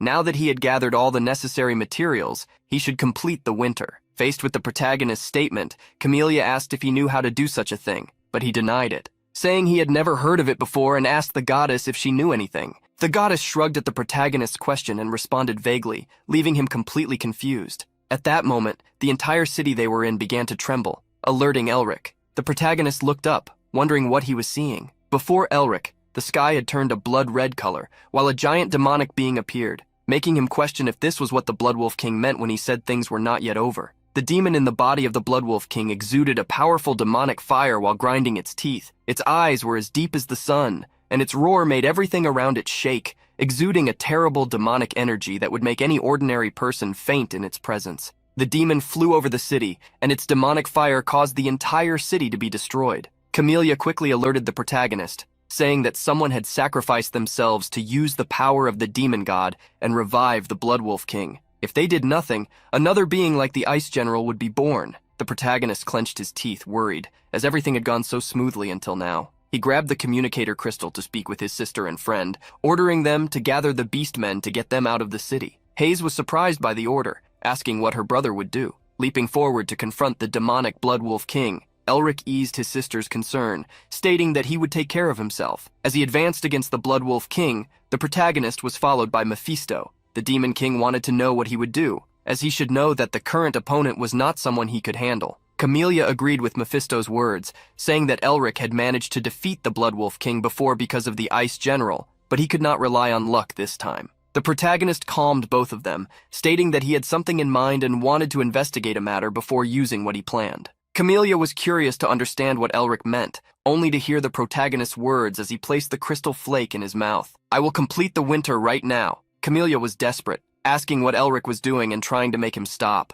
Mephisto was also desperate, asking if Elric had gone mad and ordering him to spit out what he had placed in his mouth. The protagonist's body seemed to have frozen as it began to crack. From his mouth, cold air was exhaled, and powerful icy energy flowed from his entire body as he extended his hand. Come to me, Winter. After consuming the crystal flake, icy winds began to surge around the protagonist, generated by his control. The winds were strong enough to push back Mephisto's ghost, who gritted his teeth upon seeing Elric causing trouble again. Camellia tried to unleash her powers to protect herself. She knew that the ice crystal was a mythical item of great power. Alone, it was already a dangerous artifact, but now, containing the Ice General, an entity that had brought winter to the black snowfield for so long, it had become even more powerful. Camellia was worried because even for Elric, absorbing such a thing without any preparation was highly risky. His sense of humanity could be affected, and his body might shatter due to the uncontrolled mana. Watching the protagonist surrounded by icy power, she wondered what he was trying to accomplish. The protagonist was aware of everything he would face, conscious of the immense amount of mana within the crystal. The seals of brutal ice and winter wind were quickly strengthening as they absorbed the crystal's power. However, he suddenly felt its effect on him. Looking at his own body, Elric realized that his mana pathways could not withstand the uncontrolled surge of mana. While facing the Blood Wolf King, Elric knew he had to endure the power within his body no matter what. As he struggled to contain the crystal's power, a glow enveloped his body, and his consciousness was transported elsewhere. The protagonist slowly opened his eyes and, seeing the world frozen by snow around him, wondered if he was in a mental realm. Suddenly, he heard Otto's voice. Otto was kneeling before the child that the Ice General had become, asking if she would go with him. The girl nodded, but Otto questioned how she could agree when she did not even know if he would be able to keep her warm on the journey. In front of the girl's bright eyes, Otto felt guilty for always treating her as an enemy when she had always been so kind. Rising, he opened his arms, declaring that they could now leave.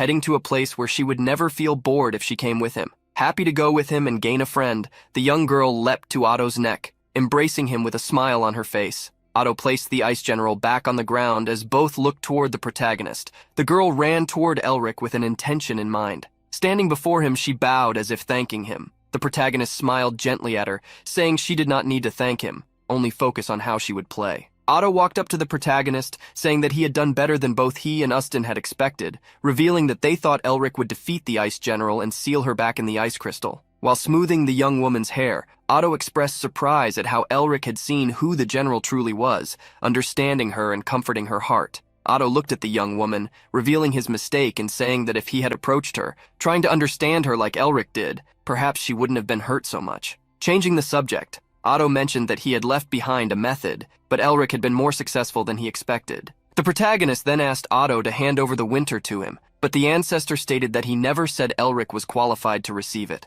To receive a season, you need to advance further, study more, and understand it slowly. The protagonist crossed his arms, frustrated by how much he had done, and yet received nothing from Otto. However, Otto clarified that he never said he wouldn't give Elric the winter, but that Elric wasn't prepared to receive it yet. He would give it to him when Elric was ready, so he would need to wait patiently. The protagonist sighed, realizing this was all Otto had to say. He then decided to take a different approach and, with a gentle look, called the general to come with him, as the old man beside her was an evil person. The general didn't hesitate and walked toward the protagonist, leaving Otto behind. Holding the young woman's hand, the protagonist stated that it seemed Otto was trying to do something by taking the general with him, but he wouldn't allow that to happen without his permission. Otto shook his head, saying that Elric was demanding more and more as the days went by. He sighed, wondering what the Merbinger house had become. Elric opposed his ancestor, stating that all Otto ever thought about was how to intimidate his descendant. Finally, Elric asked if Otto would hand over the winter or not.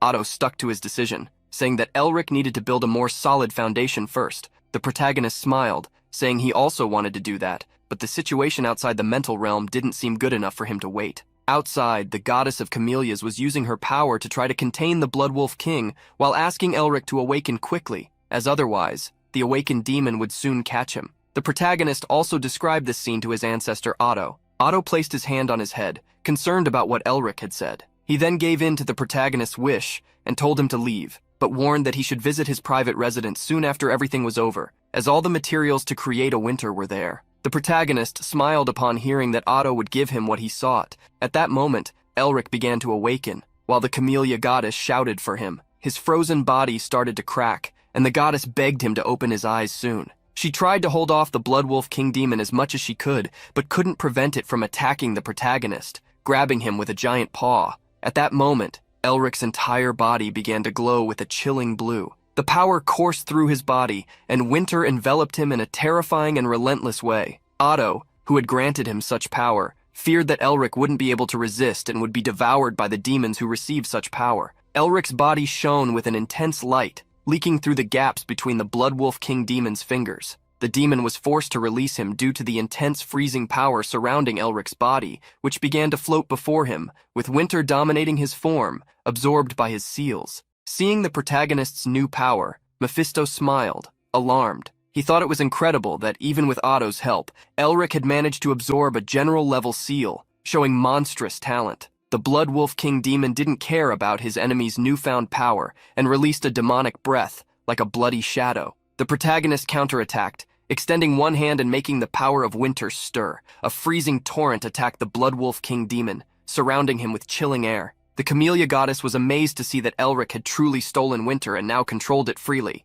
The Bloodwolf King demon didn't stand still, advancing with his claws to attack the protagonist furiously. However, Elric used soul speech to summon multiple attacks that hit the Wolf King, making him howl. With his magic reaching an entirely different level, Elric was impressed by the gigantic ice spikes he had created, combining the elements that form winter. With the combination of the various seals he had obtained since his first encounter with Otto, he finally understood the power of the winter seal. The Bloodwolf King demon didn't let himself be attacked, destroying the numerous ice spikes created by the protagonist, roaring as he regenerated. Before the demon, the protagonist commented on how noisy it was. Using soul speech to silence the creature, multiple ice chains were created, chaining the beast's snout so it could no longer howl. The protagonist smiled upon seeing that he had silenced the demon, stating that this was the quietude he had been seeking. With the Blood Wolf King Demon's snout chained, the protagonist continued to use soul speech to create more ice chains, continuously trapping the demon so it could no longer move. With the demon chained,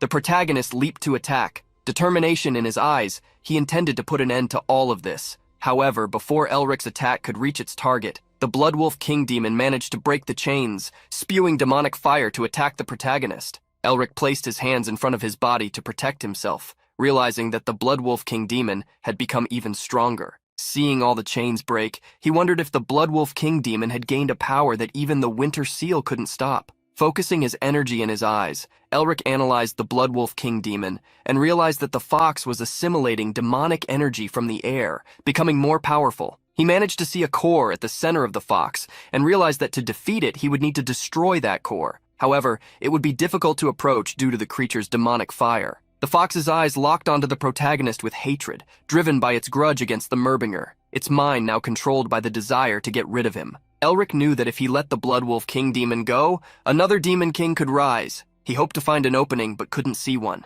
At that moment, a demonic voice whispered in the protagonist's ear, asking if he wanted help. Seeing Demon King Yu appear, the protagonist asked if the demon didn't want to help because he desired to devour the fox. With his intentions exposed, Yu laughed, questioning if Elric truly insisted on not asking for help due to his strong sense of pride. The protagonist didn't care about Yu's comment and told him not to help if he didn't want to. But of course, Yu wanted to help, as he wouldn't pass up the opportunity to devour something so powerful. With that said, Demon King Yu charged at the Blood Wolf King Demon. His teeth bared, Yu lunged with his mouth, as large as the fox he aimed to devour. He sank his teeth into the fox, ready to devour it and absorb its demonic energy. The Blood Wolf King Demon screamed as it was bitten by the Demon King. Seeing the fox being dominated, the protagonist realized that this was his chance to attack. A half-hearted attack would be useless. Therefore, he needed to give it his all. Even if he had to use all his mana, he wanted to finish this with a powerful strike. The protagonist advanced toward the demon fox,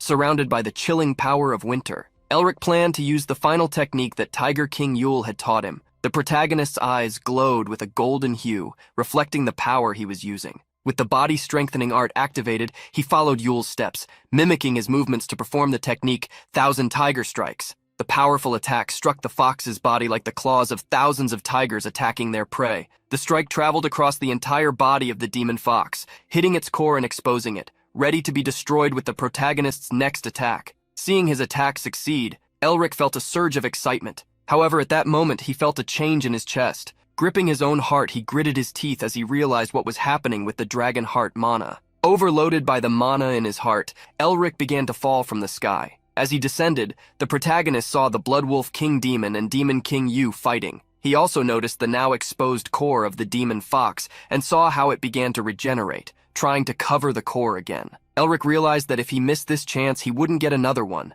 At that moment, a seal on Elric's arm began to react. It was the seal of Demon King Mephisto, awakening for some unknown reason, as Elric knew this seal didn't react when he absorbed low-rank seals. Mephisto, in his mind, huffed angrily. It seems the remnant of me, which was suppressed by Shineake's energy, is reacting to the demonic energy absorbed from a low-rank seal. Even so, it's only a fraction of my power. The protagonist then understood. Mephisto's demonic energy was emerging because of the dragon heart mana that had been depleted. Focused on the demon fox's core, Elric knew that this portion of Mephisto's energy would be enough for what he needed to do. Stretching his hand toward the Blood Wolf King, overflowing with power, Elric warned the fox that they would never meet again. In the next instant, the protagonist's hand suddenly clenched, causing a reaction in the fox's demonic core. Cracks spread and the core exploded, releasing a shockwave of energy so powerful that it shook the entire city that once belonged to the Fury tribe, covering dozens of city blocks.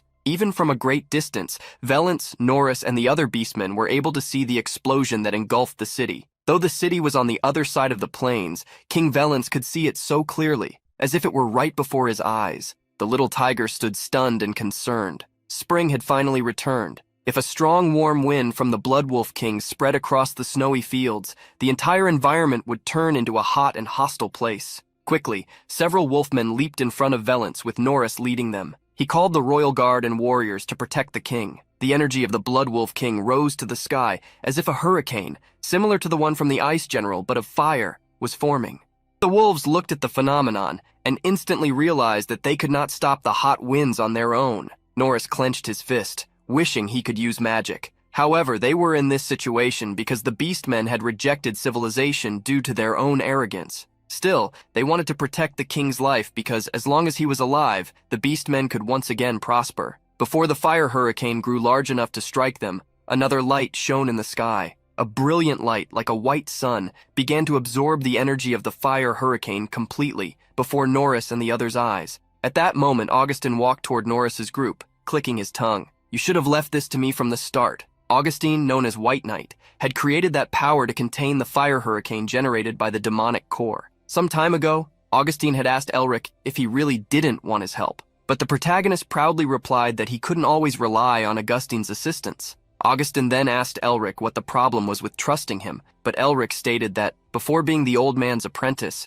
he was the patriarch who would lead the Merbinger family, and no family would trust and follow a patriarch who couldn't do anything for himself. "I will walk the path before me, just like my grandfather did, even if it is dangerous. In order to make my family and the world shine like a star again, I must overcome this on my own. This is the fate of a Merbinger that was given to me after all." Upon hearing the protagonist's words, Augustine questioned if he was saying that, even though he was Elric's teacher, the young man wanted the old man to watch him perish. In response to the question, Elric smiled confidently, stating that this wouldn't happen. However, in the end, he asked Augustine to protect King Valens and accompany him if necessary. Looking toward the explosion site where Elric should be, Augustine said that it was also his duty, as a teacher, to protect him. Augustine suddenly turned, looking at Norris, the Prime Minister. The old man asked if he had known Ustin in the past, and Norris confirmed that he had. With Norris's confirmation, Augustine said, "Take a good look at what I'm about to do, and then tell me who is the most dangerous mage between us two." After Augustine's request, a translucent white energy began to emanate from his body. Norris felt the overwhelming power coming from Augustine, and trembling, wondered just how strong he truly was. Augustine lifted his foot, and in the next moment stomped down hard on the ground, releasing his power. The earth around him was immediately bathed in a white light, causing night to fall right there. While the darkness controlled by the Ice General manifested as a blizzard, covering the sunlight, Augustine's power, the White Knight, was as if all the light in the world was being sucked into it. The White Knight was not just a terror that devoured the life of enemies, but their very existence. The Beastmen were in despair before this power. Norris fell to his knees, feeling powerless, as though he were facing a great catastrophe. No one could imagine that such a vast power belonged to a human. Like a crack in reality, the sun once again shone in the sky over the city. In front of Augustine and the Beastmen were terrified, astonished, wondering what had happened, for all the demonic fire that had covered the city had been extinguished. Norris was also surprised to see that the old bearded man had extinguished such a great disaster. At that moment, Valens called for the Prime Minister, running toward him. Norris asked if the king was all right, but Valens didn't want to talk about his own state. He said they needed to return to the city quickly, for Sir Elric was in danger. Before Valens could understand Augustine's words, he saw Elric and his entire group walking across the plain, heading toward them. Relief and happiness filled the little tiger's eyes upon seeing that Elric was fine. The protagonist appeared to be in perfect health, accompanied by the goddess of Camellia, Mephisto, Sean, Hayes, and the Blue Lion group. Seeing Elric approach, Valens called out to him and began waving his paw to get his attention. Seeing the little king, the protagonist waved back. However, just as he was about to speak to Valens, Elric felt his body weaken and fainted. By his side, Isabel quickly caught Elric, worried. She and Sean looked at the protagonist, desperate, but what they saw surprised them. Elric had fallen asleep, standing up from exhaustion, and then collapsed. Sean scratched the back of his neck, irritated, as Elric always managed to startle him. Seeing the situation, Herman and his brothers began to laugh, and so all the chaos in the black snowfield came to an end. While sleeping, Elric was once again transported to a mental world, where spring reigned. Slowly opening his eyes, he saw the hair of a young woman swaying in the wind. The Ice General was sitting next to him. Upon seeing her, Elric asked if she was there to say goodbye. The Ice General smiled, confirming the protagonist's suspicion. Elric returned the girl's smile, gently patting her head, and asked her to make sure to play and have fun wherever she went, without causing any trouble. Although Elric didn't know where the general was going, he hoped that she would never again be hurt or experience anything other than the happiness that would make her smile. The Ice General slowly stood up and for the first time spoke to Elric, asking if he would play with her again. The protagonist was surprised to hear the girl speak, but with a smile, he assured her that they would definitely play again. With a smile, the Ice General said her farewell and sent Elric back to reality. Inside the room where Elric's body rested, several red flower petals, like the general's dress, fluttered through the air, falling onto him and waking him up. Slowly opening his eyes, Elric sat up in bed, wondering how long he had been asleep. When he saw the protagonist get up, someone beside him asked if he had woken up. Elric looked to the side and, realizing it was King Valence, asked how long he had been there waiting for him to wake up. The king revealed that Camellia had said Elric would wake up soon, so he had arrived only recently. Understanding how long he had been there, Valence stretched out his hand and gave the protagonist a book with an image of a tiger on the cover. The protagonist was surprised and asked what it was, as he had already received the research materials that Valence was supposed to give him. However, Valence said that this was the journal left by King Tiger Yule. The protagonist became apprehensive, stating that it was an important item for the Tiger King's family, asking why Valence was giving it to him. Valence revealed that he had found the journal by coincidence while browsing in a bookstore the day before and had discovered something interesting. He wanted Elric to read it as well, so he had marked the page with a leaf for the protagonist to check. Elric opened the journal, frowning as he began to read. The journal described various scenarios lived by King Tiger Yule. February 14th.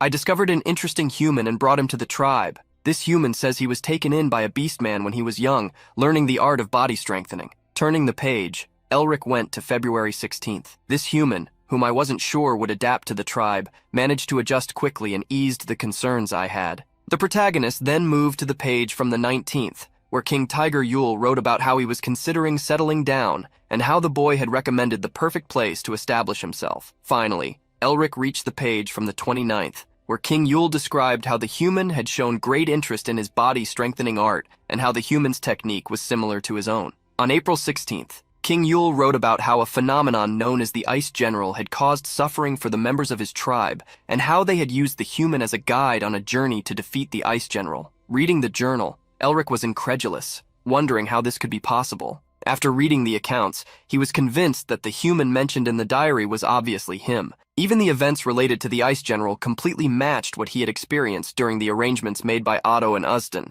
The protagonist continued flipping through the pages, reaching the date of his departure. My brother left. He disappeared abruptly, just as I found him suddenly. His name was Elric Merbinger. He said he was the future descendant of the Merbinger family. Upon reading that, Elric's suspicion was confirmed. He took the pendant around his neck, deep in thought, wondering what exactly were the arrangements made by his family. Upon reflection, all the events were so vivid that they didn't seem to be playing out in a mental world. However, if they were real, it meant there was magic capable of sending someone back to the past. But Elric didn't believe there was a power as omnipotent as that of a god. The protagonist couldn't understand any of it at the moment, but he remembered that Otto had asked him to meet him at his private residence. Sitting on the edge of the bed, Elric decided he would return to the Empire as quickly as possible. Suddenly, Sean burst through the door in a panic, looking for Elric. His friend was relieved to see him safe, saying he had been worried that Elric wouldn't wake up. The protagonist sighed, doubting that Sean had rushed all the way there just to wake him,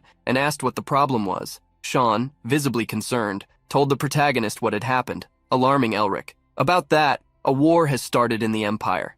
Elric couldn't believe the nonsense Sean was spewing about a war having broken out. However, he soon thought of a reason. Did Count Wins and the Red Lions start a rebellion? It was impossible not to know who Count Wins was. The House of the Red Lions was one of the 8 vassal houses to the Empire. The Red Lions were the rulers of military colonies established on the borders for defense, and their troops were under the Count's command, being known as elite forces. Elric knew that if such a house were to raise a rebellion, this act would not be taken lightly. Sean, well-informed, revealed, "They said Count Wins will be declared an enemy of the Empire by the end of the day." However, to Elric, something was dubious about this situation. Isn't it strange for a house known for its loyalty to start a rebellion? In response to Elric's question, Sean revealed that what was being said was that the House of the Red Lions was in collusion with dark beings. Upon hearing his friend, Elric turned around hastily. Sean revealed that the most bizarre part of the whole situation was that it was all being led by the Crown Prince. Elric sneered. The Crown Prince, who was chasing after Grigory, is the one leading this. Man, this doesn't smell right. In fact, it stinks worse than a skunk. Immediately, Elric urged his friend to hurry. "We need to get back to the Empire immediately." Standing before the carriage, Valence was surprised. "You're leaving already?" With tears in his eyes, he held Elric in Hayes' hands, hiding his sadness. "Compared to what you've done for us, we haven't done anything for you yet." Bending down to look the Tiger King in the eye, Elric stated with a smile, "You think you owe us something? Then become a great king. I'll wait patiently, then pay me back with a lot of interest." Faced with a request for long-standing friendship, the young Tiger King smiled excitedly. Sean and Elric's teachers also nodded, satisfied with the resolution of the situation. With confidence, Valence affirmed, "Understood. I'll make sure I can stand by your side one day." That's enough, right? Smiling at Valence's confidence, Elric and Hayes agreed. Before Elric got into the carriage, some other beings approached to say goodbye. The little fairies flew towards him with distressed looks, begging him to stay a little longer to play with them. Crying, many clung to him, not wanting to say goodbye. But soon a fairy arrived to restore order. "All of you back. Let's maintain some decorum." With her arms crossed, Camellia pushed the other fairies away from Elric. Seeing her approach, Elric revealed that he planned to stop by the temple before leaving. However, proudly, she stated that he must be very busy, so she wouldn't bother him. Despite her arrogant words, she looked at him tenderly. Concerned, she approached. "The path you will tread will not be easy." "With confidence and excitement," he replied, "but an easy path would be boring." Smiling gently, she accepted the young man's personality. Having gone north due to some orders, he was leaving the place after gaining something he had never expected. From the carriage window, Elric waved with a smile. Having restored his family's name and gained the ruler of the Dark Snowfields as an ally, Elric couldn't imagine what combat power could compare to this. Holding the inherited coat of arms, Elric was grateful for all this legacy left by his grandfather and his ancestors, and vowed to cherish and develop it. Having even become friends with the fairies, Elric vowed to fulfill his duty as the head of the family. At the same time, winged dark beings knelt before their master in a dark hall. The Lord gave an order to the beings: "Return immediately and destroy the seal." However, it was not those beings who would return, for dark mouths appeared at the Lord's command, devouring each of the servants. Their screams echoed through the hall, begging to be spared. Commanding such sinister mouths, he ordered, "Leave no trace behind." Taking a scroll and burning it, he finished reading an order: "Eliminate all evidence and regroup at the main base." Before it, he thought, "Does this mean the great mission has finally begun?" Angrily, he crushed the ashes of the scroll, cursing, "If it weren't for the interference of the damned Murbunkers, we would have offered the north wind and the winter blizzard to Lord Azazel." Stamping his foot on the ground, he decided to retreat, but vowed that the next time they met, he would offer Membinbur himself to Azazel. Meanwhile, Elric's carriage, leaving the frozen fields, arrived at the Great Wall. Stretching, Sean asked if they were leaving that place too. However, in the middle of the movement, he almost fell when the carriage stopped suddenly. Hastily, he asked Carl, who was driving the carriage, what had happened. Sweating profusely, the butler asked the young master himself to take a look. Elric was the first to get out of the carriage, followed by Sean. On the 3 tiers of the Great Wall, various people aimed beasts at the group, shouting, "If you do not comply, we will consider you intruders and open fire!" Seeing how siege beasts and bows had been placed on the wall, only used in times of war, Elric wondered if the cause was the rebellion of the Red Lions. Furious, the guard on the wall shouted, "State your affiliation and the size of your group." Sean shouted back in response, "We are the carriage that passed through here 2 months ago from the Narrister family." With a snap of Sean's fingers, the Narrister family crest lit up atop the carriage, like a rose in a magic circle, showing the family crest. The young man asked them to open the gates. Surprised, the guard did not believe that the Narrister family group had actually managed to return alive. Seeing the silence, Sean shouted once more to open the gates, and immediately the guard nodded, shouting, "Open now!" Thus the gates of the Great Wall were opened for the group to pass. After entering the gates, they met a man named Vanille in one of the residences. Vanille apologized for the rudeness and for not recognizing them. Sean did not mind and returned the kindness, seeing how proudly you defend the Empire's borders. "I can only feel proud as a citizen." Vanille chuckled excitedly upon seeing the third son of the Narristers acknowledge their efforts. For the first time in 30 years, he felt so moved. Changing the subject, Vanille commented thoughtfully, "Today has been quite an unusual day. So many nobles, one after another, visiting such a desolate place?" Confused, Sean and Elric asked who else had visited the place besides them. Vanille then revealed that the 4th prince was currently on the walls and asked the duo if they would like to meet him. The duo was shocked, and as they exchanged glances, Sean asked Elric if he didn't feel that the prince was waiting for them. Elric frowned, wondering why such a prominent figure as the 4th prince would come to the borders at such a crucial time. The young man wondered what the prince could possibly be planning. A young man stood before Prince Rodeo France, bowing and stating, "Your Majesty, Elric Murbinger and I have shared a bond since childhood. If I persuade him, I'm sure he'll be on our side." Seated on a throne, the 4th prince sighed thoughtfully. Rodeo swallowed hard, wishing he could seize such an opportunity. He was facing none other than 4th Prince Cromwell, a prodigy of the imperial family renowned for his swordsmanship by the Golden Lions, earning him the title Black Lion. The 4th prince was precisely one of the 3 stars leading the empire. Rodeo was trying to win the favor of someone like him, who was considered a contender for the next emperor. With a disinterested gaze, Cromwell left the task to Rodeo. Bowing, Rodeo thanked the prince. In his hidden gaze, the ambition to become the next head of the Franz house was already evident. In another room, Elric and Sean were conversing. The red-haired young man was curious. Are you really going to meet the prince? You always hate getting involved with the imperial family. However, with a confident smile, Elric revealed he'd decided to stop caring. Seeing his friend smile, Sean knew he was planning something and questioned him. But Elric denied it, stating he'd simply realized he couldn't sit idly by for much longer, as he planned to rebuild his family. Sean thought of something and asked, "Are you going to use the fourth prince's support?" Elric hadn't yet made that decision with certainty, leaving it for after his meeting with the prince. Sighing, Sean asked if he planned to fly to the battlefield. As Sean had imagined, Elric knew that to revive his house, whether by playing a larger role in the war or by creating a king, these were the easiest routes to achieve his goal. Since Elric had already distanced himself from the crown prince, the fourth prince could become a valuable card. Suddenly, someone entered the room where they were. Herman, the Blue Lion. Sean immediately stood up, making space for Elric to talk with him. Herman expected to hear that the young man wanted to resume his swordsmanship training, but judging by the atmosphere, he realized that wasn't the case. Smiling, Elric stated he'd ask for training another time and invited Herman to sit. Taking Sean's place, Herman asked why Elric wanted to see him. Elric got straight to the point. What kind of person is the Black Lion? Herman thought for a moment, commenting as he reflected, "In public, he seems like an ambitious man. That's what they say about him. But from what I've seen, he's someone different." Being in the know, Herman revealed, "He's just a lion obsessed with swordsmanship and martial arts." Upon discovering the prince was so simple, Elric's eyes widened. Unaware of Elric's reaction, the Blue Lion commented, "You may or may not get along with him, but once you meet, you'll see he's not a bad person." Nodding, Elric thanked Herman, as he now had an idea of how he might approach the prince. Suddenly, Herman changed the subject, appearing so serious that Elric wondered what he would say. Herman began beating around the bush. "It seems you've been through a lot." Mephisto immediately appeared over Elric's shoulder, commenting as he crossed his arms, "I can sense he's itching for a duel with you." Elric wasn't opposed to the idea, as he also wanted to test his martial arts. So he preempted, asking Herman, "Would you like a friendly duel?" Herman accepted without hesitation, precisely what I was waiting for. That night, the two headed to a wider area. Unexpectedly, there was a crowd at the location. Confused, the protagonist asked Herman why he had gathered so many people. Laughing shamelessly, Herman replied, trying to disguise his guilt, "I have no idea what you're talking about." Mephisto chuckled beside Elric. "His acting is as good as yours, ha ha ha ha." Frowning, Elric recalled that what they had decided was between the two of them. He didn't understand how the matter had spread so quickly. However, he soon discovered the culprit, Isabel. Mephisto praised the girl to Elric. Isabel didn't seem like an ordinary young woman. Her political instincts and strategic mind were sharp. Elric agreed.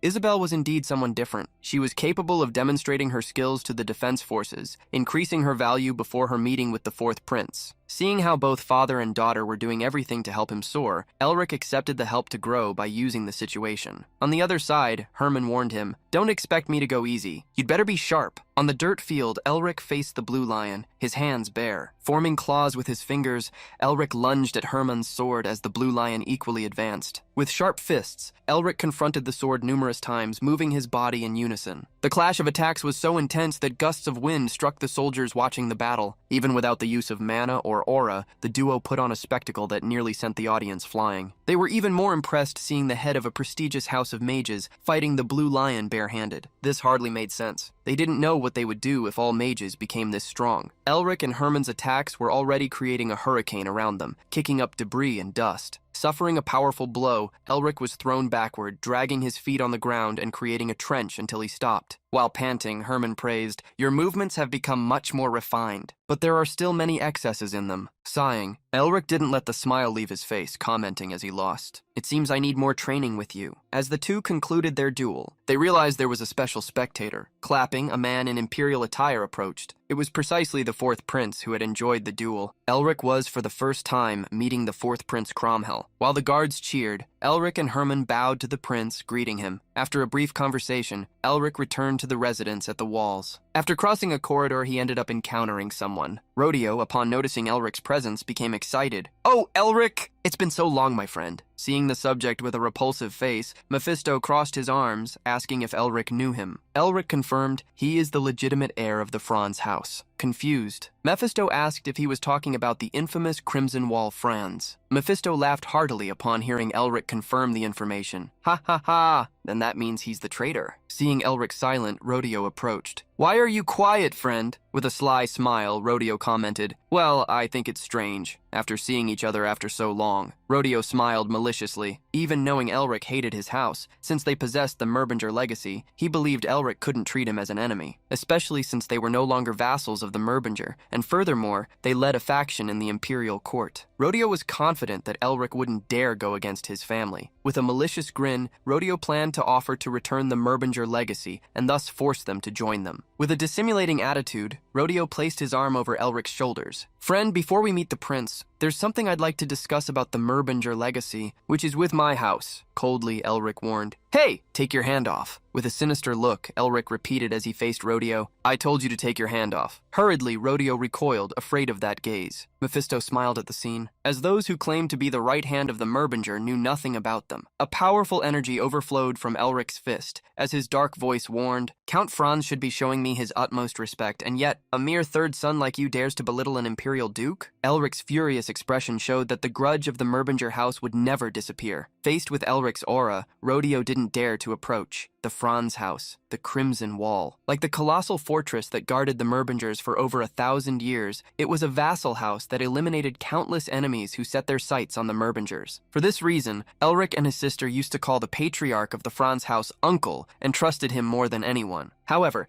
they allied themselves with the imperial family, who seized the Merbinger inheritance, causing the family's downfall. To make matters worse, they even tried to devour the very name of the proud Merbinger magical lineage, attempting to force a marriage between Rodeo Franz and Hay Merbinger. After their refusal, the siblings were left behind in an abandoned mansion where they barely managed to survive. Elric couldn't believe Rodeo had the audacity to act so shamelessly. Hurriedly, Rodeo bowed, apologizing against his will. I was rude to your grace. With an intimidating glare, Elric shooed him away. Since you're aware, leave. I don't even want to see you. Rodeo watched Elric leave, and in his hidden gaze, one could see him grinding his teeth in disgust. Upon entering the room where the prince was, Elric placed his hand over his chest, bowing slightly. Elric Merbinger, Duke of the Radiant Star and Patriarch of the Merbinger House, greets Prince Cromhell. Although he might have overheard the conversation behind the door, the prince acted as if nothing had happened and, with a simple smile, greeted Elric. Mephisto crossed his arms, seeing the prince not care about the insult his subordinate had caused, but instead watch with curiosity. Elric believed the prince already knew Rodeo Franz's personality, so he didn't expect much. He felt the prince actually wanted to see how he would react. As soon as Elric entered the room, the prince asked him, You used the body-strengthening art in the duel against the Blue Lion earlier, didn't you? The protagonist was surprised to hear the prince recognize his technique. The prince stared at Elric for a moment and playfully clapped him on the shoulder. I know the art is classified as forbidden magic by the Magic Tower, so don't worry. There's no chance it'll leak to anyone else's ears. As he unsettled Elric, he delicately changed the subject. Curiously, he asked, What do you think of the former Merbinger domain? The protagonist frowned, unsure how to respond. Mephisto spat, starting to laugh. Ha ha ha ha. It seems you've been caught off guard. He's someone who knows very well how to take advantage in negotiations. Elric had imagined the prince would be slow, but he was getting straight to the point. He realized that if he wasn't careful, he would completely lose control of the negotiation. Clenching his fist irritably, Elric asked, feigning innocence, I apologize, but what exactly are you referring to? Being direct, the prince stated he didn't know how to negotiate indirectly, so he said that if the Merbingers supported him, he would offer whatever he could in return. Elric frowned in response. My family's domain has become a barren desert, where not even a blade of grass grows due to a curse. What could you offer for that? Upon hearing the boy, the prince's butler approached, whispering something in his ear. When the butler told him what had happened, the prince frowned. Sighing, he apologized to Elric. It seems I made a mistake. My apologies. In the next moment, he made a different proposal. A land comparable to the former Merbinger domain, for example. The territory bordering the Red Lion House. I will give it to you. The Red Lion House was in land that could be considered pure gold. Elric couldn't believe the prince was simply offering this. What Cromhell was saying, essentially, was that he would deal with the reaction of the nobles who allied with him. This was not something anyone could do without serious determination. However, Elric refused, bowing slightly. I beg your pardon, but I am merely an object of the Empire. I merely follow your Majesty's orders. It didn't matter if the negotiations were good or bad. Elric never planned to negotiate. His goal was to assess his own worth and discover what kind of person Cromhell was. Despite Elric's response, the prince stated that the offer would remain on the table, asking him to think about it, adding any conditions if he wished. Seeing that the prince was not willing to back down, Elric frowned before saying, "Then may I make a request?" Outside the room, Rodeo was banging on the wall so irritably that it trembled, cursing Elric. "How dare you humiliate me with just your noble name? I swear I will repay this insult 1,000-fold." At that very instant, Rodeo was startled to hear someone call him. The butler was there to say the prince was looking for him. While Elric was still in the room, Rodeo approached, asking the prince if he had summoned him. As soon as Rodeo stood by his side, the prince addressed Elric. "Now that I've summoned Sir Rodeo Franz, tell me, what is your request?" Rodeo, noticing the situation, thought Elric was trying to use him as a mediator since the negotiation hadn't gone well. Snorting with contempt, he wondered if Elric believed the tension between them had been resolved. With a dark gaze, he waited for Elric to make his request, only to be humiliated moments later. Pointing at Rodeo, Elric asked the prince, "Give me one of Rodeo Franz's arms." Even the prince was shocked by the request, to the point of being dumbfounded. Startled, Rodeo took a step back. The prince asked in disagreement, "The Franz house supports me, you know that, don't you?" Sighing, as if he had lost nothing, Elric commented, "Then it's a shame." Faced with Elric's reaction, the prince hid his surprise with a darkly thoughtful look. Beside him, Rodeo smiled maliciously, inwardly scoffing. "You think the prince would kick my family out for someone like you?" The Franz house has been loyal to the fourth prince for many years. Suddenly, the prince asked Rodeo, "You are my vassal, aren't you?" Proudly, Rodeo Franz replied, "The Franz house and I have long sworn loyalty to your highness." Nodding, the prince continued, "Then you will have to forgive me for what I am about to do." Confused, Rodeo was about to ask the prince what he meant when he saw him draw his sword. Before Rodeo could realize it, his left arm was no longer attached to his body. Like a rotten trunk, the arm fell to the ground. Rodeo's screams echoed through the room as Elric stared at the fallen arm in shock. He couldn't believe the prince had done that when he just wanted to end the negotiation. Picking up the arm and smiling purely, the prince asked, "Does this qualify me as your friend?" Faced with this completely insane prince, the protagonist smiled, questioning if he wasn't giving up too much just to make a friend, since the Franz house and other noble houses would go against him. As the butler carried the injured Rodeo away, the prince commented indifferently, "There's no need to worry. The Franz house would never leave my side." The fourth prince's words made Elric realize that he must have something that bound them, just as he must have against the other noble houses. Imagining that things could become interesting by keeping the prince as a friend made Elric smile wickedly, worrying Mephisto, as both Elric and the prince seemed like birds of the same feather. Handing Rodeo's arm to Elric, the prince asked if he had shown enough sincerity. The protagonist was about to accept such sincerity when some shadows appeared at the window. Both Elric and the prince noticed the presences and turned. A second later, the window exploded and a cloud of smoke entered the mansion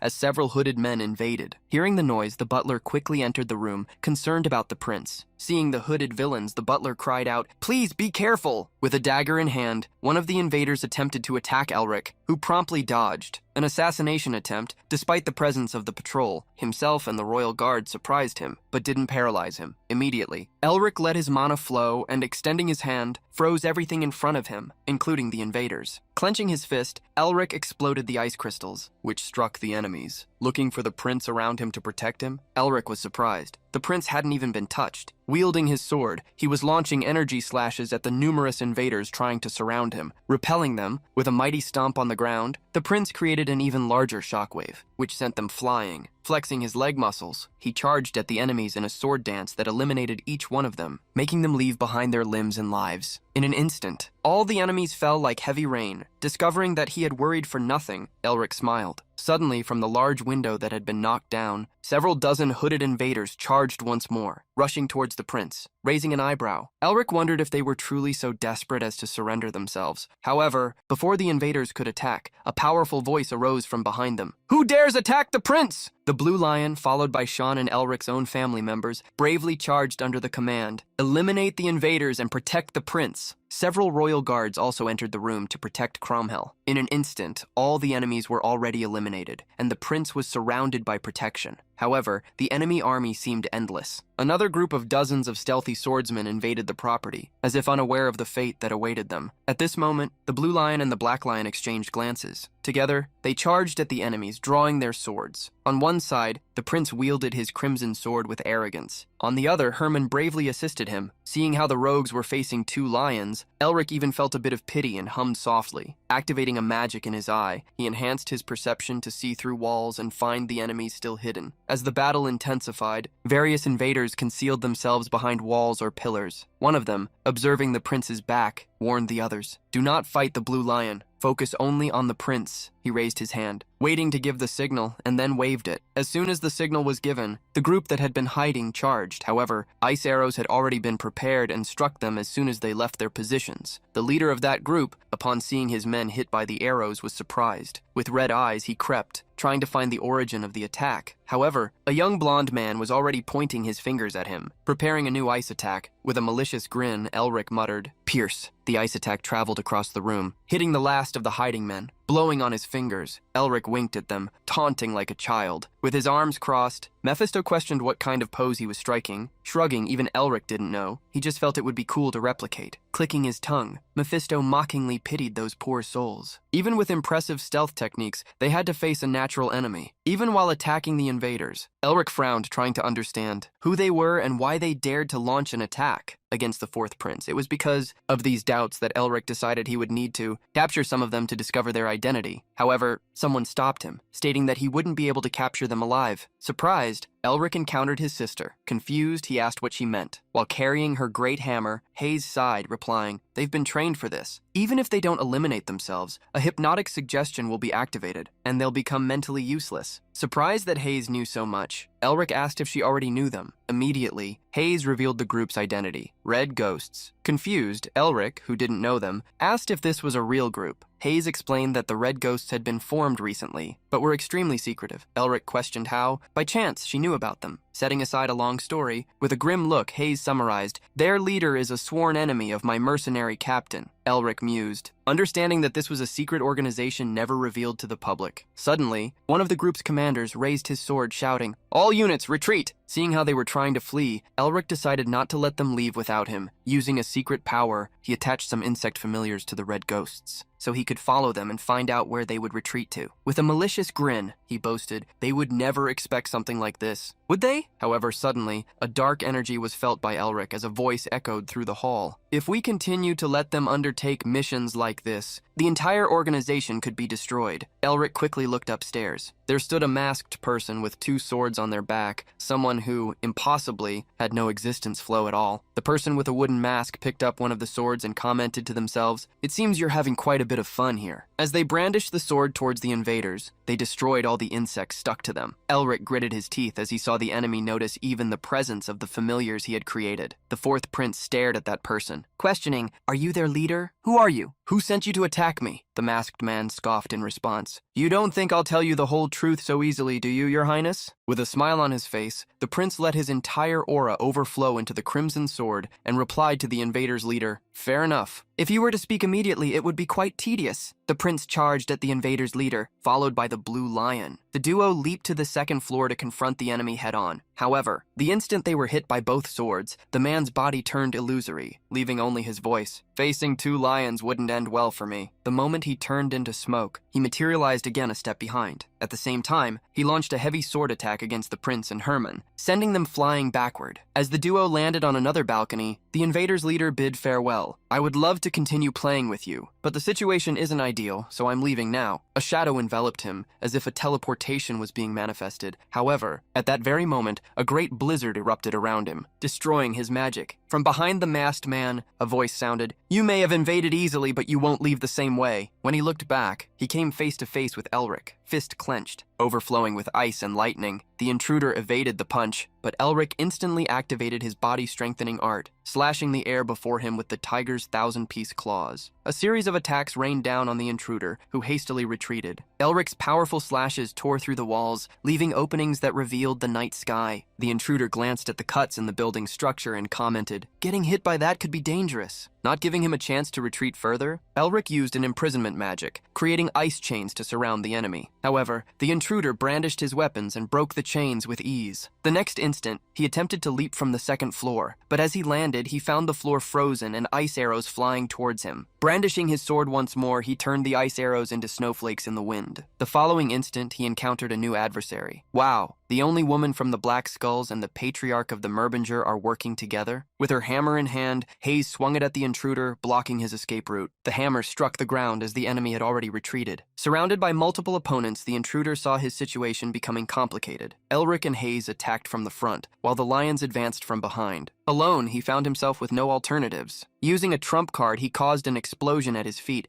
throwing everyone surrounding him far away. Retreating, Elric gritted his teeth, disbelieving that the enemy had blocked the coordinated attack of the four. With a sword in each hand, the intruder walked forward. As he walked, several illusory copies of himself were created. Elric felt the atmosphere in the room suddenly change. A moment before, the air was like a gentle breeze, but now it was completely different. There was no wind at all, as if they were facing a ghost without a presence. Realizing something was wrong, Herman shouted, "Back!" The next instant, the intruder disappeared. Whether it was the prince, Hayes, or Elric himself, everyone was surprised. The protagonist quickly activated his eye's perception, trying to locate the intruder. Even his mental eyes couldn't detect him. It was at this moment that the shadow of the wicked King Yu appeared beside Elric, asking, "How can you be so annoying?" Instantly, an attack traveled towards Elric, who stepped back and dodged, only being grazed. Appearing behind him, the intruder asked in surprise, "How did you dodge?" The next moment, he disappeared again. Elric had dodged by pure instinct. He couldn't counterattack as he didn't know where the enemy was. Soon, 2 more attacks traveled towards him, and gritting his teeth, he managed to dodge once more. The blows struck the ground as Elric hastily retreated. Unaware of the dark entity surrounding the young man, the intruder commented in an illusory tone, "It seems like you're reading my movements. You're the reason this attack on the prince failed, aren't you?" Suddenly, one of the guards was hit by the dual blades of the Phantom Man. Elric quickly turned towards the injured soldier. Surprised, the other guards shouted, "Kieran! What just happened?" One by one, the guards were attacked. The phantom cuts hit them without them even knowing where they came from. Even the royal guards were pierced through the weak points of their armor. Several guards quickly surrounded the prince to protect him. The leader of the border guards bellowed, "Border guards, form a perimeter! Tighten the encirclement!" However, the next instant, all these guards were eliminated. Gritting his teeth, Elric realized they needed to find a way to deal with the enemy, to discover where he was. Hastily, he asked his sister if she knew anything about this opponent, but she denied it. As the attacks continued to fall on the guards, Elric complained, "How can we find a ghost that we can't even see?" Beside him, Mephisto commented, "He's really not an easy enemy. Even I can't see him." Looking at Mephisto, a ghost, Elric seemed to have an idea. He placed his arms in front of his body, releasing his ice magic. A frigid breeze began to overflow, creating a blizzard. Elric had imagined that, although the enemy seemed like a ghost, he wasn't truly one. Extending his hands, he cast the whirlwind magic. The blizzard engulfed the entire room, hitting even the royal guards. Elric's plan was simple. If the enemy had a physical body, he would inevitably leave footprints. Soon, everyone could see them as the layer of snow filled the environment. The guards charged towards the tracks, but it was at this moment that the intruder revealed himself,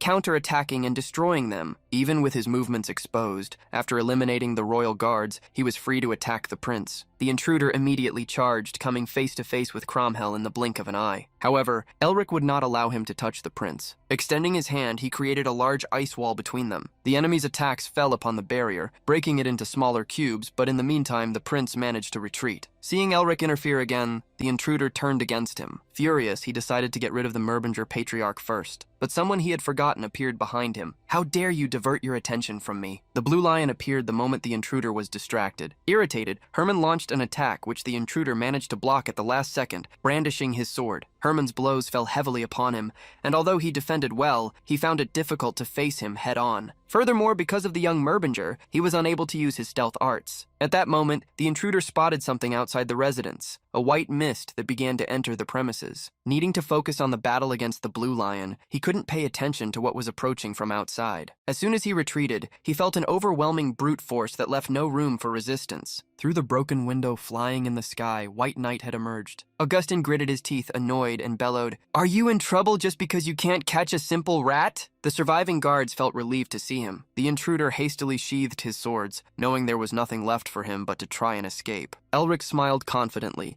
as no matter the enemy's strength, he wouldn't dare act recklessly in front of Master Augustin. However, unexpectedly, the man walked to the window and bowed slightly. "It's been a while, Master." Upon hearing how the enemy addressed Augustine, Elric was shocked. Augustine, with his arms behind him, questioned the masked man. "Who are you calling master?" The man promptly replied, "In the past and even now, I've always thought of you that way. Don't you think the same?" However, Augustine couldn't be bothered to entertain the man, telling him to leave while he still could. As if speaking of Elric, the man with the wooden mask commented, "You've desperately sought an apprentice to carry on your skills, and now you've finally found one. Congratulations." Starting to get annoyed by the man prying into his life, Augustine unleashed a white aura, giving a final warning. "I've already said this has nothing to do with you. If you can't hear me, how about I drill a new pair of ears for you?" To avoid a confrontation with the White Knight, the man decided he should leave. Before departing, Augustine warned him, "Don't you dare show your face again." Nevertheless, As he transformed into a dissipating mist, the man bid farewell. If we have another opportunity, I will visit you formally. Thus, he vanished before the prince and the others. Elric knew that if it was Augustine's decision to let the intruder go, even the prince wouldn't be able to stop him. Still, he wondered who the man with the wooden mask was and what his relationship with his master was. Sometime later, when Elric told the prince he was leaving, he seemed sad, wanting them to talk a bit longer. To reassure him, Elric stated they'd be able to have a long conversation another time. When that time comes, we can deepen our friendship. The prince was surprised by the topic Elric brought up. Animatingly, he held the protagonist's shoulders, exclaiming, "Your body-strengthening art was impressive. Next time we meet, I'd like to discuss it with you." Having established a friendship with the fourth prince, Elric nodded. "I'll look forward to it." Thus, under the illuminating light, the relationship between the two was founded. The prince then bid farewell, joining the royal guard. Elric watched him with a smile until someone rushed over to him. Seeing Sean panting heavily, Elric asked what had happened. Catching his breath, Sean replied, "My father said he urgently needs to see us." The atmosphere inside the grand carriage seemed tense. Everyone was anxious throughout the journey. Elric, for one, was worried if everyone had returned safely. After a long journey, everyone disembarked from the carriage, where the Blue Lion bid farewell as they would be going their separate ways. As the Blue Lion was heading to the hexagram, things might get troublesome for Elric if he followed, so parting ways was the best choice. With a slightly flushed smile, Isabel wished Elric to be careful. Returning a slight smile, Elric wished the same to her. As the two youngsters stared at each other like a couple, everyone watched them, sensing the romantic vibe in the air. Even Mephisto was among them. However, Elric quickly dispersed them. Upon returning to the carriage, Elric seemed to sigh the whole way. Finally, he brought up the topic he wanted to discuss with his master. "May I ask what your relationship is with the masked intruder?" Augustine was surprised by the question and remained silent for a good while, making everyone in the carriage anxious. Finally, he replied, "You can think of it as a pastime." Both Elric and Hayes stared at the senior, curious, but he reassured them, "You don't need to think too much about it." Thus, the journey continued until the sun set. When the sky had already darkened, movement began to occur in a mansion where a crimson mist enveloped the surroundings. The same man with the wooden mask walked down a corridor where red was present in both the carpet and the banners along the way. At the end of the corridor was a door. As soon as he entered the office, he heard the voice of a man in the patriarch's armchair. "You seemed so confident when you left, but now you look terrible." This man was none other than the Red Lion. Andre wins. The man with the wooden mask rested his body completely on one of the sofas. Curiously, Andre stood up, approaching the mercenary as he asked, "Where is the fourth prince's head? Don't tell me you came back empty-handed? Come on, you can't be serious. You left here exuding confidence." As the man removed his mask, revealing a furrowed brow, the Red Lion questioned him. "There's no way the Phantom, who claims anything in the world can fit in his pocket, would return empty-handed, right?" Curious and excited, Andre sat on the sofa next to the mercenary, asking where he had hidden the requested item, if he was trying to surprise him. Annoyed, the Phantom pushed him away. "Shut up!" Andre was truly surprised to see that the mercenary had failed. The Red Lion chuckled, taunting, "You said eliminating the fourth prince outside the Imperial Palace would be like a walk in the park." Annoyed, the Phantom cursed the Red Lion's mouth. With curiosity, the mercenary was questioned about why he had failed. Being direct, he revealed who made him fail, Elric Merbinger. The Red Lion was truly surprised and curious, asked if the patriarch of the Merbinger house was really that skilled. Even though he's White Knight's apprentice, isn't he just at the level of a magus? Thinking about what he saw, the Phantom stated that all the information they had received was outdated. Recalling Elric's attacks, the mercenary judged that he must be at least 7th circle, displaying impressive martial skills. The Red Lion leaned back on the sofa, sighing. A Merbinger is still a Merbinger, isn't he? Where exactly did things start to go wrong? The Red Lion began to point out a few things that went wrong in his track. He had rejected the Crown Prince's request for help, as well as stated he wanted to renounce his title and retire, angering the Golden Lion and falling into disgrace. In any case, he had already been accused as the leader of the rebel army, leaving him no room for excuses. He had even tried to kidnap the fourth prince to force a new deal with the Crown Prince, or use him to protect himself from the Imperial army. But every plan of the Red Lion failed. As he was becoming desperate, he heard the man beside him state, "In the end, there is only one last option left." At that moment, 2 women with black and golden eyes entered the office. These two, who looked identical, stared at the Red Lion with their black eyes and golden pupils, questioning, "So you failed the mission. Will you finally answer us now?" Imagining that because of his decisions, tens of thousands of loyal subordinates could suffer in vain, he refused to take high risks. As the justification for being labeled rebels was a supposed connection with such dark beings, Andre Wins decided to give an appropriate answer. Thus, he extended his hand to the 2 women, agreeing to a deal. That same night, Sean and Elric arrived at the Narraster's home. Guy Narrister, upon meeting the youths, apologized. I know it must be exhausting after a long journey, but the reason I called you both here is important. Guy extended a scroll to Elric. Upon opening the scroll and reading what was written, he was shocked. Guy confirmed the information present. The Emperor himself has issued a direct order. The Merbinger house will participate in the war. An imperial decree lay before. Elric, disobeying it would result in the highest punishment. Empire's seal could only be invoked against high-ranking noble families, and its use was limited due to fears of overuse. For the Merbinger house, the summoning could only be activated in 2 specific situations. For this reason, the imperial family had avoided using the golden seal for centuries, fearing they might lose control of the Merbingers. Seeing how the imperial family had lost their fear of using the summoning seal, Elric trembled with hatred before maliciously smiling as he sensed a suspicious undertone.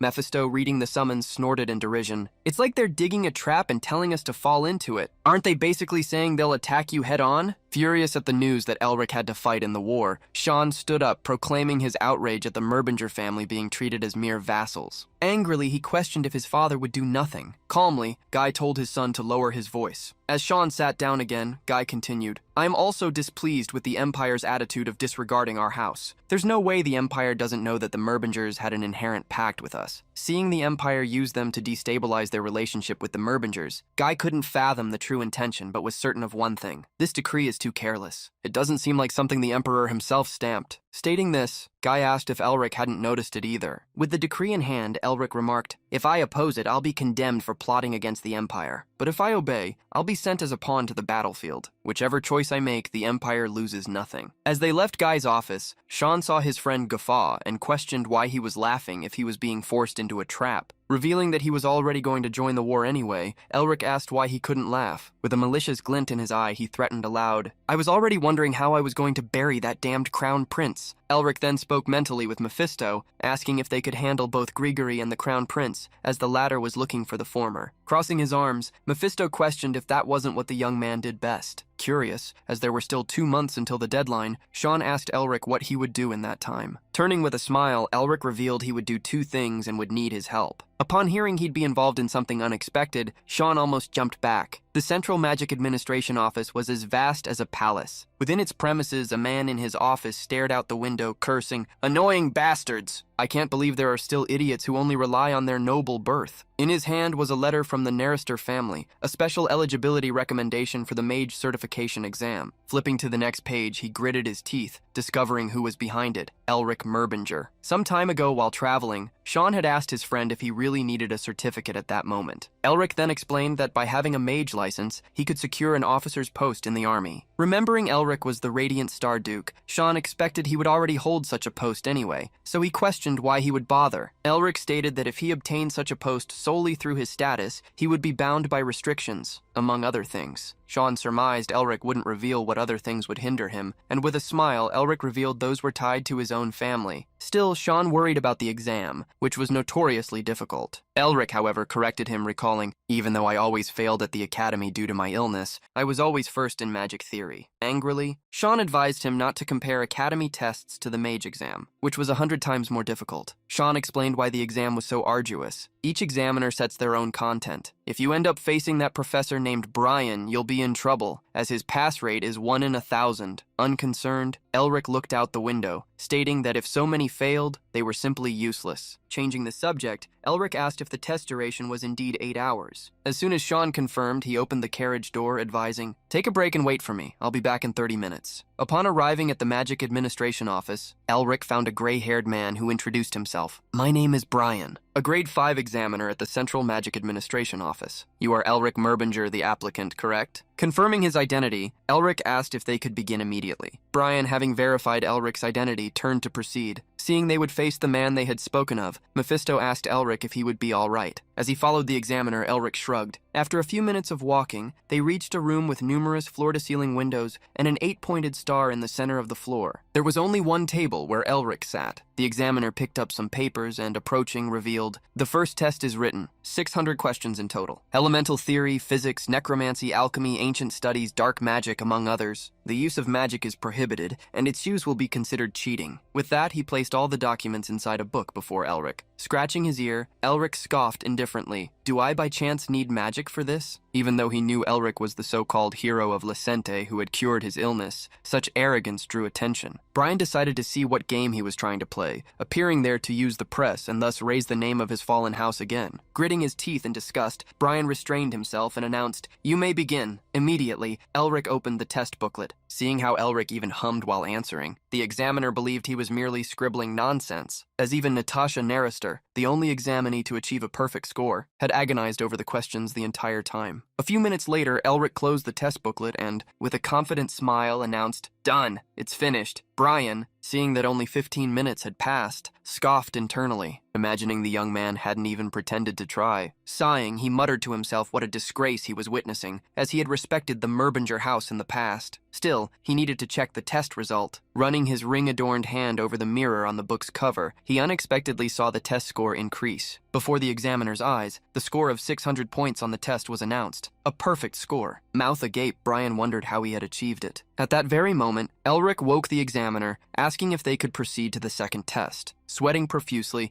the examiner recalled that the young man had always ranked first in magic theory at the academy, which could be a justification. Moving on to the second test, Brian snapped his fingers. At his command, a man brought a crystal ball to the table where Elric was seated. The examiner smiled maliciously as the second test was flawed, regardless of the examinee's knowledge. Pointing to the crystal orb, the examiner asked Elric to place his hand on it. The test related to both the quantity and purity of mana control, which had to exceed what was requested in the test. This was where most people failed. However, when Elric placed his hand on the crystal, a golden light filled the entire room. The amount of energy within the crystal exceeded its limit, causing the crystal to crack until it exploded. Shards of crystal flew in all directions, scattering across the table. Faced with what had happened, Brian was shocked to the point his jaw dropped. Scratching the back of his neck, Elric smiled awkwardly. "Does breaking the crystal mean I automatically fail?" Grimly, Brian refused to agree with the young man, as it was quite the opposite. Meanwhile, Sean waited outside, leaning against the carriage. He was surprised to see Elric leave the magic office, as not even 30 minutes had passed. Curious and concerned, Sean asked how it had gone. With a confident smile, Elric showed his friend a paper, the temporary mage license, and asked, "Why do you worry about asking?" The next day, Sean, reading the newspaper, stumbled upon a photo of Elric and an account of his perfect score in all subjects. There was a passage he read aloud. "I'll be back before the tea gets cold," he confidently told his loyal companion before leaving the carriage. Annoyed, Sean threw the newspaper away, telling Elric to write novels. With a proud smile, Elric watched his friend finish reading quickly. Changing the subject, Sean asked if Elric had decided where he would fulfill his third mission. In response to the question, Elric revealed he was going to the Crimson Ghost Forest. Sean was surprised. This was an easier choice than he expected. "You're really not going to stay there. Wouldn't it be better to choose a more difficult place?" Elric stated that there wasn't much time left, so he just wanted to finish quickly and move on to the next step. In fact, he was looking for something in that place and asked if Mephisto was sure Otto's thesis was in the forest. Smiling as if he had no responsibility, Mephisto said it was up to Elric to believe it or not. In a region full of ghosts, there was a hidden thesis. This was Otto Hahn's work, something Elric couldn't dismiss as unbelievable. One theory, however, suggested that the countless spirits in the Crimson Ghost Forest had actually been created to guard such a thesis. As Elric pondered the journey, someone opened the door to the room, surprising both him and Sean. It was his sister Hayes who was looking for him so they could talk for a bit. The siblings walked through the residence's garden, illuminated by the moon and lampposts. Hayes began the conversation by asking her brother if he was indeed going to the Border Winds. Elric confirmed, stating there was no other choice, as there was a decree. Besides him, even the Magic Tower and the House of the Lion Duke had been summoned. When asked why she was asking, Hayes revealed that she would apparently have to go as well. "My organization has issued a recruitment order." Elric stopped abruptly upon hearing this and immediately questioned her. "Still, does it make sense for you to go? You're not even a full member, just an associate." However, she stated that even associates were ordered to participate, so if she refused, she would be permanently expelled. Furious, Elric was about to argue with his sister when she drew her hammer and slammed it on the floor. With an icy glare, she questioned him. "Don't tell me you're suggesting I stay behind and rest just because you're starting to live properly." Tapping her hammer, Hayes affirmed, "Thanks to you, I don't have to worry about money, but I love my job. I've built something I'm proud of." Hayes' questioning gaze fell on her brother as she avoided him. "Are you telling me to put away my weapons and stop fighting? If you try to say nonsense to me again, like about marriage, I'll crush you." Sighing, Elric said he wouldn't interfere in her life. Following Elric closely as he listened to the conversation, Mephisto scoffed, "Your sister has more guts than you." Elric didn't mind, as it was thanks to that personality that she had managed to hold the family together all this time. If not for her lack of magical talent, Hayes should have been the head of the family instead of him. According to his sister, Elric wished her to be careful, bidding her farewell. "I'll see you on the battlefield." With a reserved smile, Hayes wished him all the best. Patting his chest, Elric declared, "You've been protecting the family until now. From now on I will, so don't worry." Unexpectedly, Hayes touched her brother's hair, smiling gently as she caressed it. "You've really grown a lot, haven't you?" Smiling along with his sister, Elric accepted the affection. On a dark night, in a forest where red lights were frequently seen, several youths were fleeing a reaper banshee that had emerged to pursue them. While running, one of the youths didn't notice a tree root extending across the dark ground and tripped, falling with all his weight. The youths were shocked to see Elton fall, but behind him, the banshee had already raised its scythe. Before everyone's eyes, the banshee struck Elton's back, staining the ground red. A young woman named Sophia had been paralyzed with fear, but soon one of her friends stirred. A major problem had arisen. Besides the first banshee chasing them, a second one appeared, blocking their path. A warrior trembled with fear, asking everyone what they should do. Sophia bit her lip irritably, wondering if this was the end for them. It was at that moment that the air turned cold and snow appeared amidst the forest. From behind some trees, a young man with golden hair emerged. He was the source of the ice magic. Extending his hand towards the banshees, Elric conjured an ice shower. "Pierce!" Sophia quickly shouted to the unknown young man, "Ice arrows don't work!" Physical attacks don't affect these things. However, Sophia's words were rejected by the physics behind the magic, which pierced the banshees. One of them raised its scythe, blocking the ice attacks. But the scythe didn't last long, being pierced by the ice shard. With supernatural force,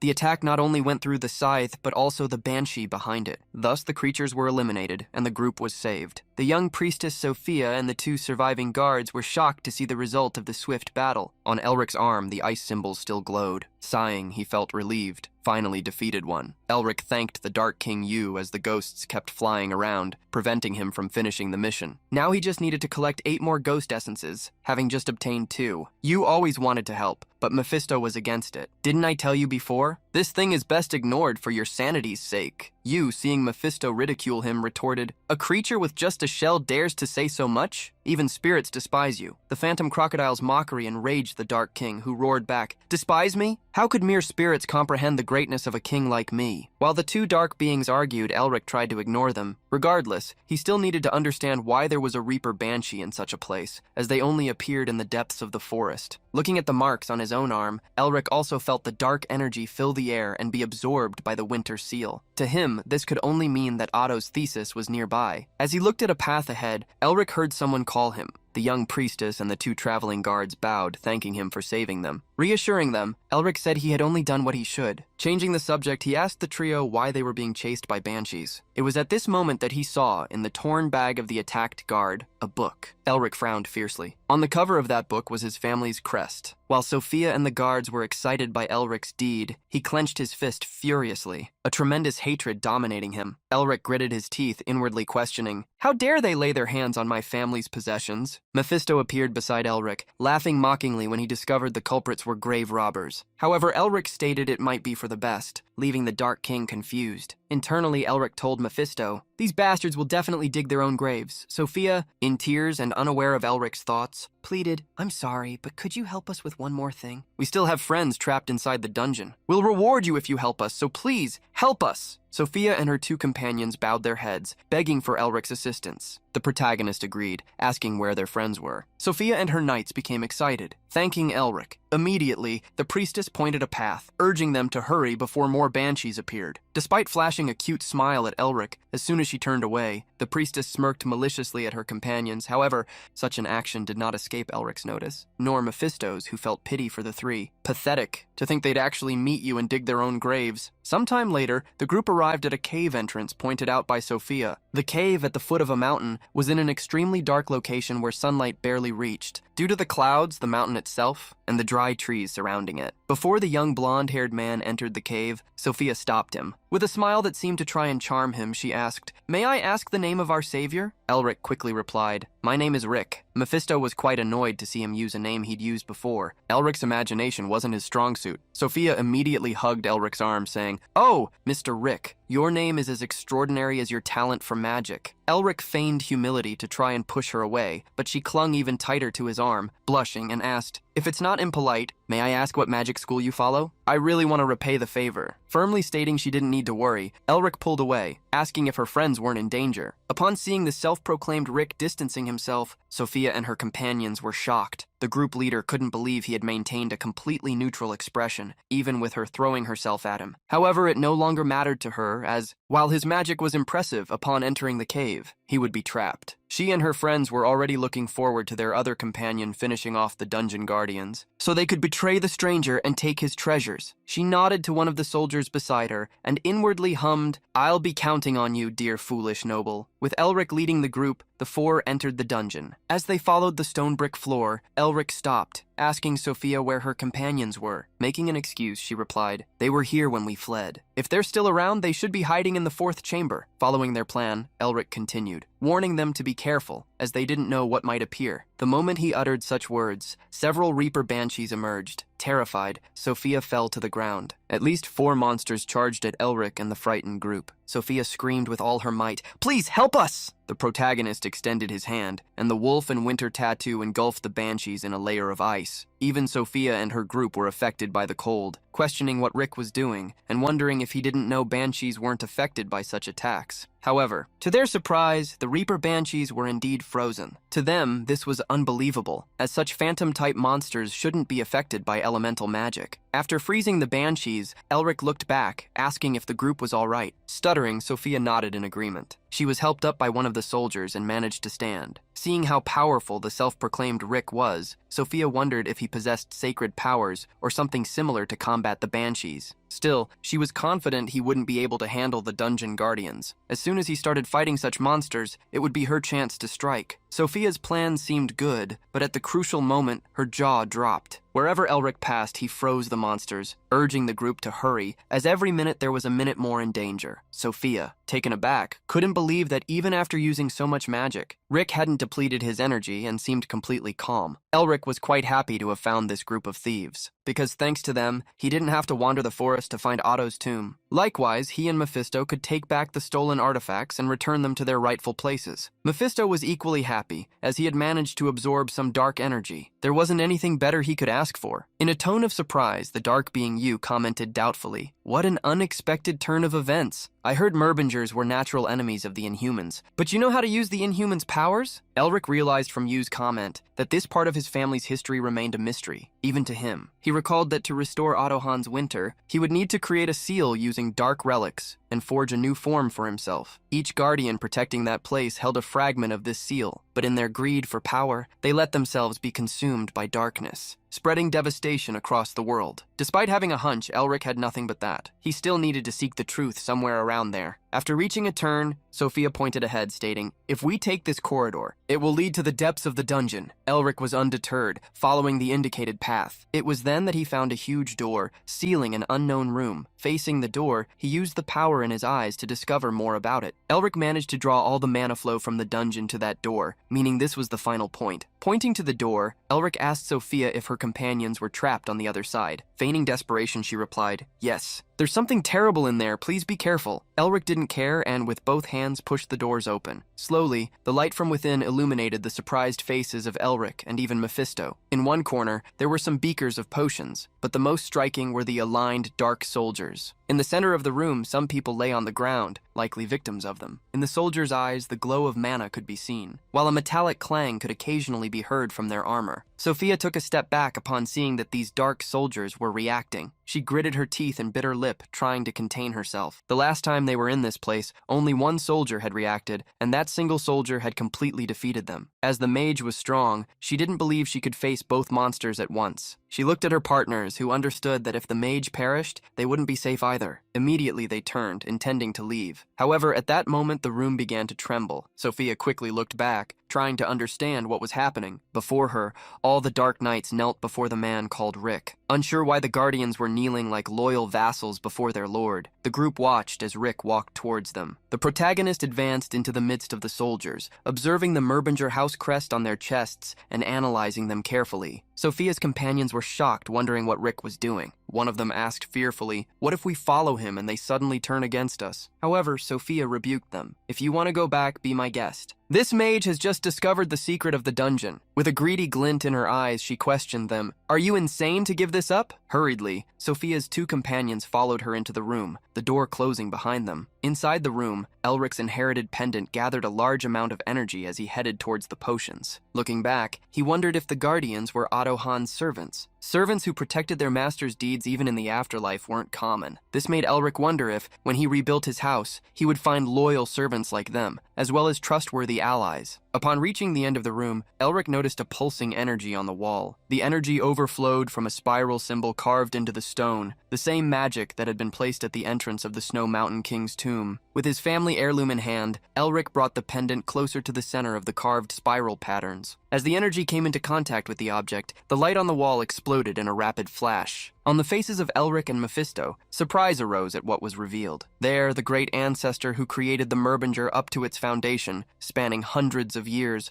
awaited him, his distant descendant. Elric saw his surroundings transform into a cozy room, with books on the shelves where the ancestor rested in his chair. Approaching, Elric greeted, "I have arrived." Otto, facing the lifeless image of the man in the chair, Elric commented with regret. "In the arrangements, you looked like a middle-aged man, but here you look like a complete old man, confused." Elric wondered how many years Otto had waited. At that moment, Mephisto unexpectedly began to laugh. Elric looked at him, confused, as Mephisto laughed maniacally, making the air around him dark. With a sinister look, Mephisto addressed the seated man, uttering his name, "Otto Hahn! Otto Hahn!" "I always wondered, but in the end you were truly human. Even you, whom I imagined would torment us eternally, even you who seemed so monstrous, were just human." Mephisto seemed to pour out everything he had suffered during his imprisonment. "I swore countless times that if I ever rose again, with my own hands, I would take revenge on you and those who followed you. But in the end, those vows were fleeting and empty." Seeing Mephisto approach his ancestor and shout, Elric imagined this was merely a natural reaction. The Dark Lord, king of the four horsemen of the apocalypse, who tried to swallow the continent but was overcome by the Merbinger's wall, led by Otto Hahn, desperately wished for his resurrection solely to overcome such a barrier. However, now Mephisto saw the man he had always hated close his eyes with a gentle smile, turning all the hatred in his heart to nothing. The screams Mephisto had uttered for centuries were in vain. There was nothing more the Dark Lord could do. Furious, Mephisto pleaded, "Say something!" Anything in response. As he watched Mephisto's despair upon realizing his enemy was no longer alive, Elric wondered what secrets Otto held. He wanted to know what the Winter Seal was and what the secret of the Merbinger truly was. Before Elric's eyes, Otto's body transformed into mist, dissipating with the wind. However, as Otto left the material world, Elric was surprised as a remnant of the ancestor's mana began to envelop him. The mana burned like a volcano, growing with each passing moment, engulfing his descendant. When the mana entered Elric's body, the young man cried out in pain, trying to withstand the immense power that sought to fill him. Minutes later, when the pain subsided, Elric found himself in an unknown place. He looked around at the yellow sky, wondering where he was. It was then that a voice sounded in his ears, surprising him. "You must have many questions." Elric found the old Otto in the same chair, eyes closed, saying, "There are many things you cannot understand with the knowledge you currently possess." Elric got straight to the point, asking his ancestor what the Merbinger were. With a smile on his lips and eyes closed, Otto stated that he could not answer all questions, but since Elric had reached him, he would reveal a few things as a reward. The old man clapped his hands, and before Elric, a person in a great flowing white cloak appeared atop a mountain. The protagonist gaped, recognizing that person even without knowing them. That person was the founder. Now, Elric could feel the overwhelming power of the one who had founded the Merbinger family from its inception, and his entire body trembled. Some people appeared behind Elric, their backs to him. A red-haired woman was arguing with a man beside her, singing like a sparrow, so loud it irritates me. "Can't you be quiet? You're driving me crazy!" Turning around, Elric saw the red-haired woman scolding a man with a monocle, hitting him with a pipe to silence him. The man was none other than Otto, being reprimanded by his companions. Noticing the red hair of that woman, Elric imagined she could only be one person. the only woman among the 4 vassals. It was said she was the strongest in mana and destructive power, Christina Merbinger. Seeing Christina's scorching and radiant temperament, Elric imagined she must be the sun among the 4 seasons. The leader of the group interrupted the argument, announcing, "It's coming!" A shadow in the sky began to appear, like a dark portal surrounded by dark mist. From it, first a foot emerged, and soon after, unexpectedly, Elric saw Mephisto present himself with an evil grin and a sword carved with a wolf emblem in his hands. Along with Mephisto were 3 other beings, possibly the other 3 Dark Lords. In addition, there was a being that could only be described as embodied shadow, that which Elric had seen when they faced the Winter General, the Dark Deity. The Founder and the 4 Seasons stood on one side of the battle, ready to face the Dark Deity and his lords. Thus the true war began.